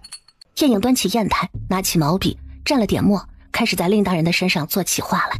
当叶颖的毛笔落在令大人身上的时候，他就开始发出凄厉的惨叫声。他现在神志不清，不可能像秦墨瑶能够自己控制一些，他是有什么反应直接表现出来。听到令晨星撕心裂肺的惨叫，令老夫人不住的抹眼泪。给秦墨瑶解降时，叶颖的精神力才到6级，而现在他已经修炼到了9级，画起来更加得心应手，速度也快了很多。只用了1刻钟，他就在令晨星的胸前和后背各画了1个钟馗。好了，杨柳，你也去帮忙抱住他的腿，别让他动弹。杨柳立刻上前蹲下身，抱住了令晨星的另一条腿。张瑞宇就是一个娇惯着长大的孩子，根本没有力气，就不使唤他了。叶颖又蘸了点墨在胸前的钟馗右眼上轻轻点了一下，然后厉喝一声出来。2个钟馗眼睛眨了眨，突然从令晨星的身上跳了出来，哇哇叫着，开始从他身上抓出如同鬼魅一样的东西，塞进嘴里，搅吧搅吧2下吞下肚。所有在场的人见到这一幕都吓得惊呆了。还好每个人都没有忘记自己手上的工作，死死抓住了令晨星，没让他动。给秦墨瑶解降时，他只顾着忍受痛苦，没有看得太真切。这是他第一次真真切切地见到真实的钟馗是如何驱鬼降邪的。持续了大约1刻钟，2个钟馗才停止了咀嚼的声音，然后慢慢消失不见了。又过了一会儿，母亲，晨星啊，我的儿，你受苦了。令老夫人果然见过世面，没有被吓得晕厥。我儿啊，你可知道你怎么了？母亲，以前不知，现在知道了。3个多月的痛苦折磨得他人不人鬼不鬼。在10多年前，他记得自己曾经有一次在宫里过了一夜，是皇帝与他秉烛夜谈，后来他就昏睡了过去。自此他就成了皇帝的忠实拥护者，很多时候他自己都觉得莫名其妙。一直以来他都认为自己和皇帝的情分特别深，没想到这是皇帝使的控制人心的手段。令大人，我建议你还是先别好，等其他人都来找我治疗了以后你再好吧。至于你们要如何行事，也等我把钱赚到手再说。其实叶颖说这话有2层意思，你们被人这样耍得团团转，最好是联合一下。其他人如果没有他的治疗，想好没门，所以令晨星就是一个牵线的人。令晨星自然听明白了他的意思。多谢大夫，珍妃，我令家1分不少。在令府用了午饭以后，回到租住的小院。小颖儿，今日我才真正了解到，当时你给我解降时的长相。小颖儿真是了不起。说着，秦墨瑶一个公主抱，把叶颖抱在怀里，并迈步往里走。喂，快放我下来！大庭广众的，羞死了！叶颖挣扎着要下来，秦墨瑶抱得更紧了，就是不松手，直到进了厅堂才把她放下来。晚饭后，颖儿啊，陪祖母到院子里走走，消消食。是祖母。秦墨瑶今天的举动，叶颖早就猜到，肯定会引得祖母说教。不过还是乖乖的跟刘子言到院子里散步。颖儿啊，今年你已经14岁了，之前也没个长辈照看，苦了你了。如今好不容易找到了你，有些事我这个做祖母的就要多操些心。祖母，你放心，我能照顾好自己。你还小，有些事你还不懂。你现在还没来癸水，有些事还不能做，你可知道？刘子言停下脚步，看着叶颖的眼睛问：祖母，颖儿心里有数，我们什么也没做，就只是睡觉而已。听了这话，刘子言稍稍放了些心，他私下还得找秦墨瑶再说道。这种事最关键还在于男人的自控力。你是大夫，不用祖母多说，你心里应该有数。谢祖母关心，有人爱就是好。听了叶颖的话，刘子言怜爱地摸了摸她的头，有这样一个长辈在身边，感觉真心不错。在刘子言的心里，叶颖就是他的亲孙女儿。尽管叶颖知道是怎么回事，他的亲孙女儿早就已经死了，但这话他不可能告诉刘子言，所以这份情他叶颖代受了。令晨星解了降，休息了一下午，精神就恢复了。次日晚上，令晨星在令子轩的带领下，悄悄来到了叶颖他们租住的小院。见到他们来，叶颖并不吃惊，请到厅堂坐定。令大人，这么晚了，有什么事吗？叶大夫，有些事想和你商量商量，不知可否行个方便？令大人请放心，这是我的祖母，这是我的夫君，这是我的徒弟。杨柳，你和韩燕先出去吧。叶大夫，我之所以得了风症，不用多做解释，你应该都明白是怎么回事。他是天子，我们做臣子的只能任他拿捏，总不能让我做乱臣贼子。而剩余的那些阴暗手段就不应该存在，这种歪门邪道的东西早就该消失了。所以我想请叶大夫帮忙配合一下我的计划。如何配合？叶颖也很好奇，这一下午过去，这令大人都想了些什么？今天叶大夫提醒我不要那么快好，所以我就想其他人是否也不要那么快好。我应该是你第一个病人，或许还会引起某些人的注意。如果你公开一家接一家的去治疗，自然会引起某些人的注意。所以我想，可否等我一家家联系好，咱们私底下治疗，这样也能保证叶大夫的安全。如果你引起了某些人的注意，有可能会被灭口。就这么定了。听了令晨星的话，秦墨瑶开口一锤定音。叶颖看了秦墨瑶一眼，也认同，跟着点了点头。多谢。既如此，那我就等着令大人的通知就行。令晨星得到了自己想要的答案，告辞离去。王爷，他这是什么意思呀？难道他还能组织人把皇帝给反了不成？小颖儿，在外人面前你叫我阿莫，私底下老叫我王爷，咱们可不可以把这称呼给改改？以后就叫我阿莫，好不好？好吧，那就叫你阿莫，还挺亲切的。颖儿，祖母猜他可能要对圣女不利。刘子言出声解答了叶颖的问题，秦墨瑶也点头赞同。我也是这样认为的。那不是也替你报了仇？对。那咱们这算不算借刀杀人？而且还要收他们一大笔钱，想想真是爽。次日，令晨星继续在家装疯扮傻。到了晚上，装扮一番，悄悄来到镇南大将军司徒磊的府中。自从司徒磊疯癫之后，司徒家做主的就变成了他儿子司徒震。不知阁下是哪位？司徒小将军，可否借一步说话？司徒震挥了挥手，伺候在书房的两个小厮自觉地退出了房门，并随手关上。司徒震武艺高强，并不怕此人会有什么不利于他的行为。令晨星见下人都出去了，主动把帷帽摘了下来。令大人！司徒震惊呼出声。司徒震可是清楚得很，令晨星和他父亲是一样的，得了失心疯，怎么可能好好的来到他的书房？贤侄，您不是和我爹一样吗？是，昨日本官还活在痛苦之中。令大人，这是怎么回事？本官、你爹、太后娘家的钱志远，还有2个内阁学士，我们都是被人下了降头。3个多月前，南乐族上一任圣女突然暴毙，失去了控制，才导致我们失风的失风，痴呆的痴呆。什么？司徒震吃惊的一拍桌子站了起来，心中的怒火喷涌而出。太欺负人了，太欺负人了！他不傻，一听就明白是怎么回事了。他们一家祖祖辈辈为皇家卖命，居然是别人的狗。如果没有发现，他很有可能就是下一个他爹。司徒震在书房里来回踱步，大约1盏茶的功夫，他才慢慢的消化掉令晨星说出的这个消息。令伯父，您是怎么治好的？今晚本官来就是要告诉你，治愈有望，但本官希望你不要声张，私下悄悄治好。咱们一家一家的去联系，我们联合一起。皇上，我们不能把他如何？难道一个南乐族，我们还没有能力吗？皇上对付别国的人也就罢了，居然连我们如此忠心的朝臣也这般对待，你叫我们如何能忍？令伯父说的对，没有人愿意这般没有自我的活一辈子。既然如此，那咱们就尽快安排给你爹治疗，因为怕大夫被有心人惦记，所以我们不能暴露大夫。你找一间密室，不能传出声音，明晚我就把大夫带来。好，多谢令伯父。次日晚上，天黑的伸手不见五指之时，令晨星亲自带着马车来接叶影。秦墨瑶给自己易了容。啊，你怎么易容了？难道这里有人认识你？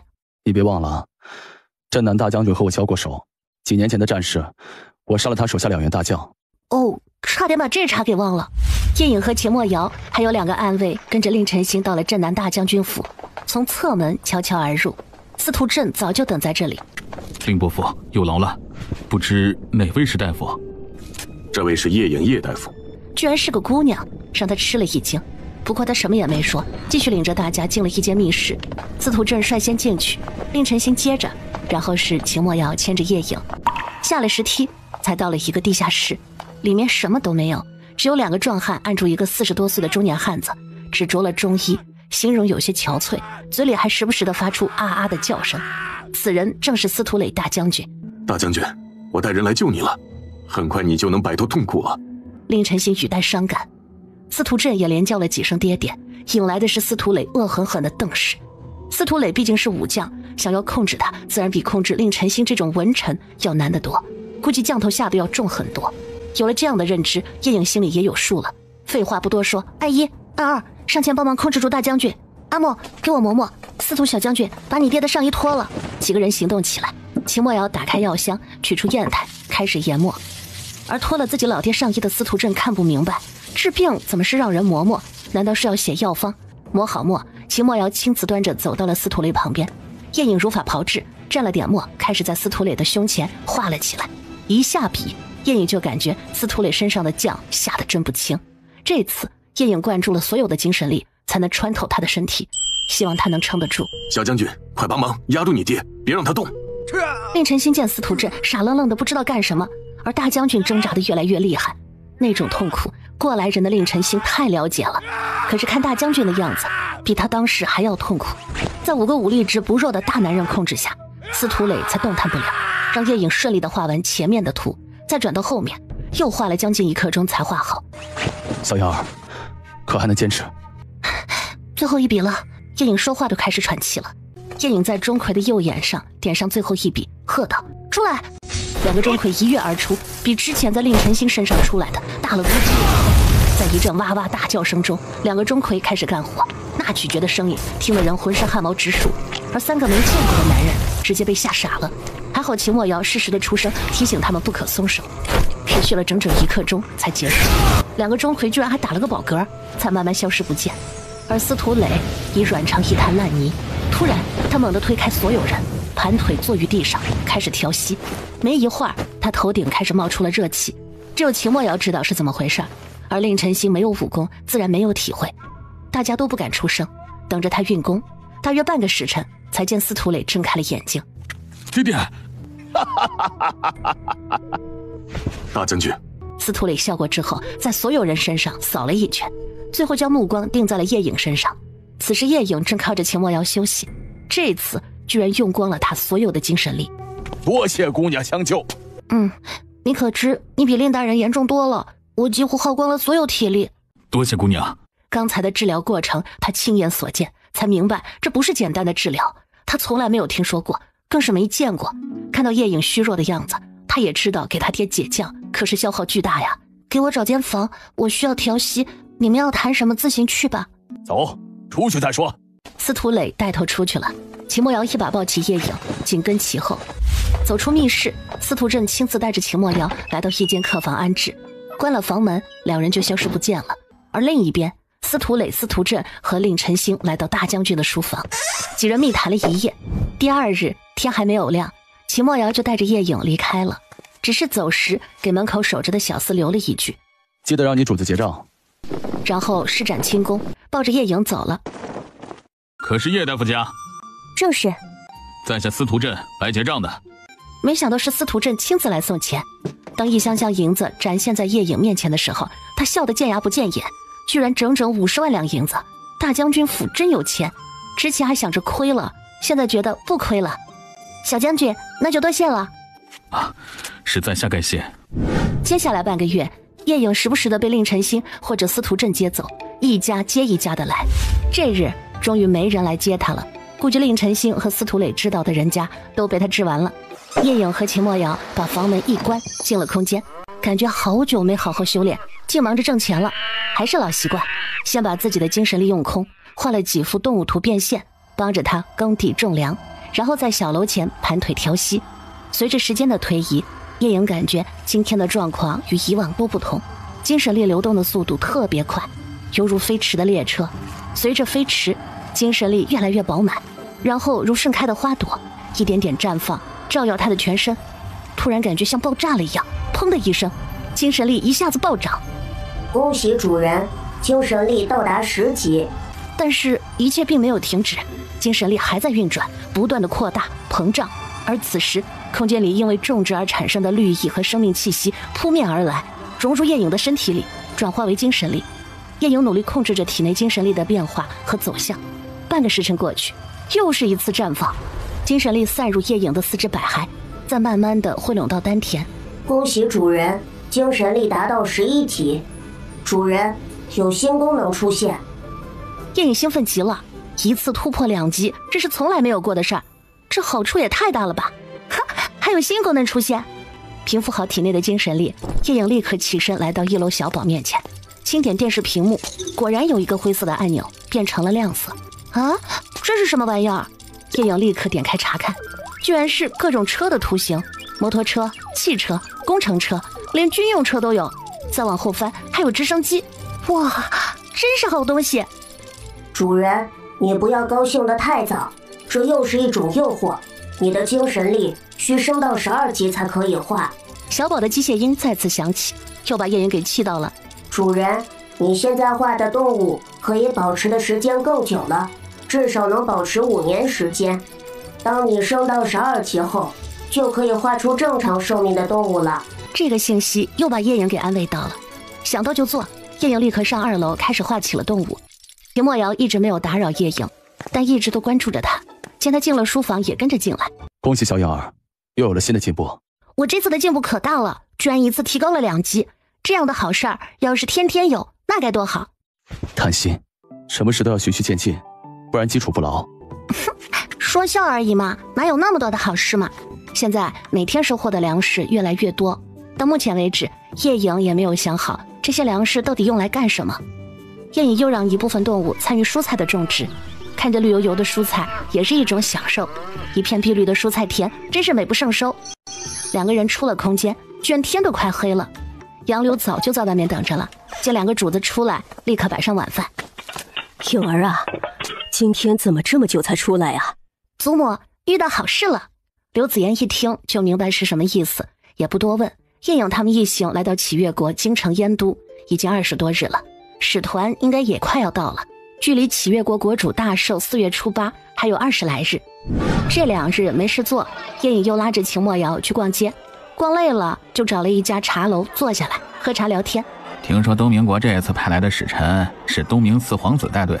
我还听说这东明国的四皇子以前是个瞎的，不知道遇到了哪路神医，居然给他治好了。唉，我岳母家也有一个孩子，天生就是瞎的，要是也能遇到这个神医就好了。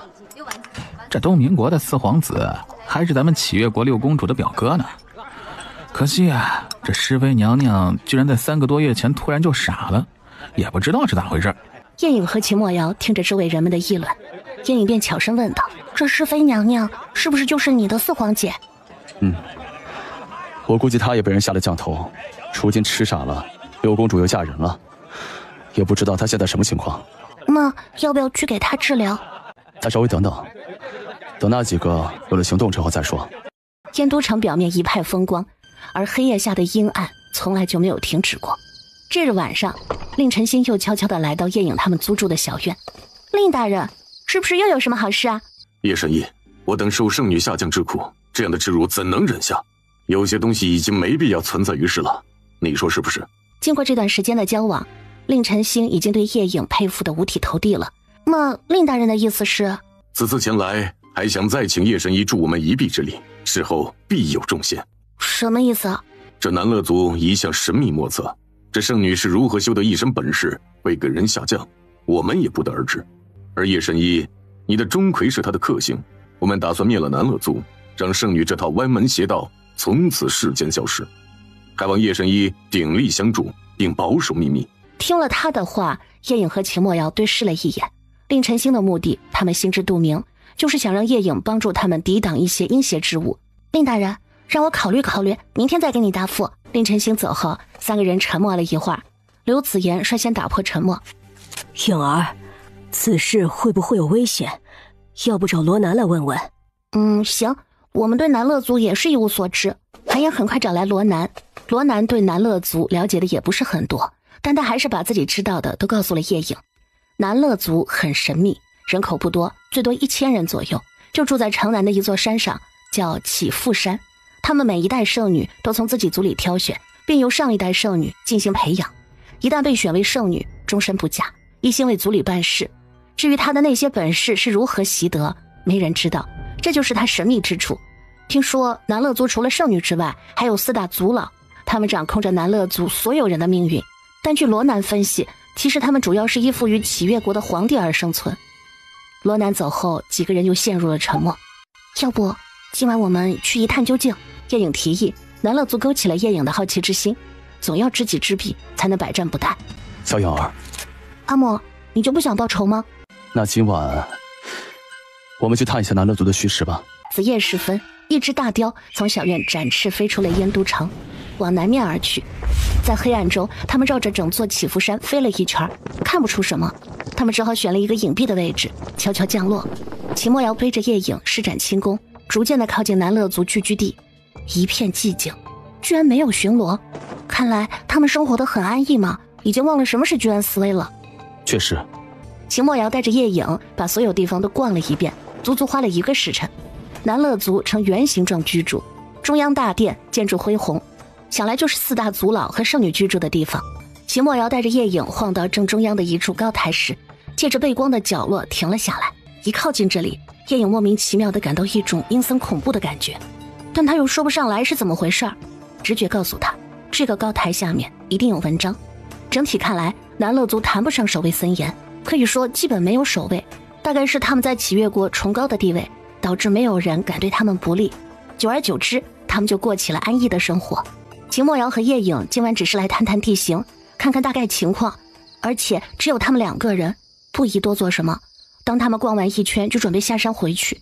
经过中央大殿西北角的一个房间时，秦墨瑶听到里面有说话声，立刻停了下来，一跃上了屋顶，轻轻掀起一片瓦，向下看去。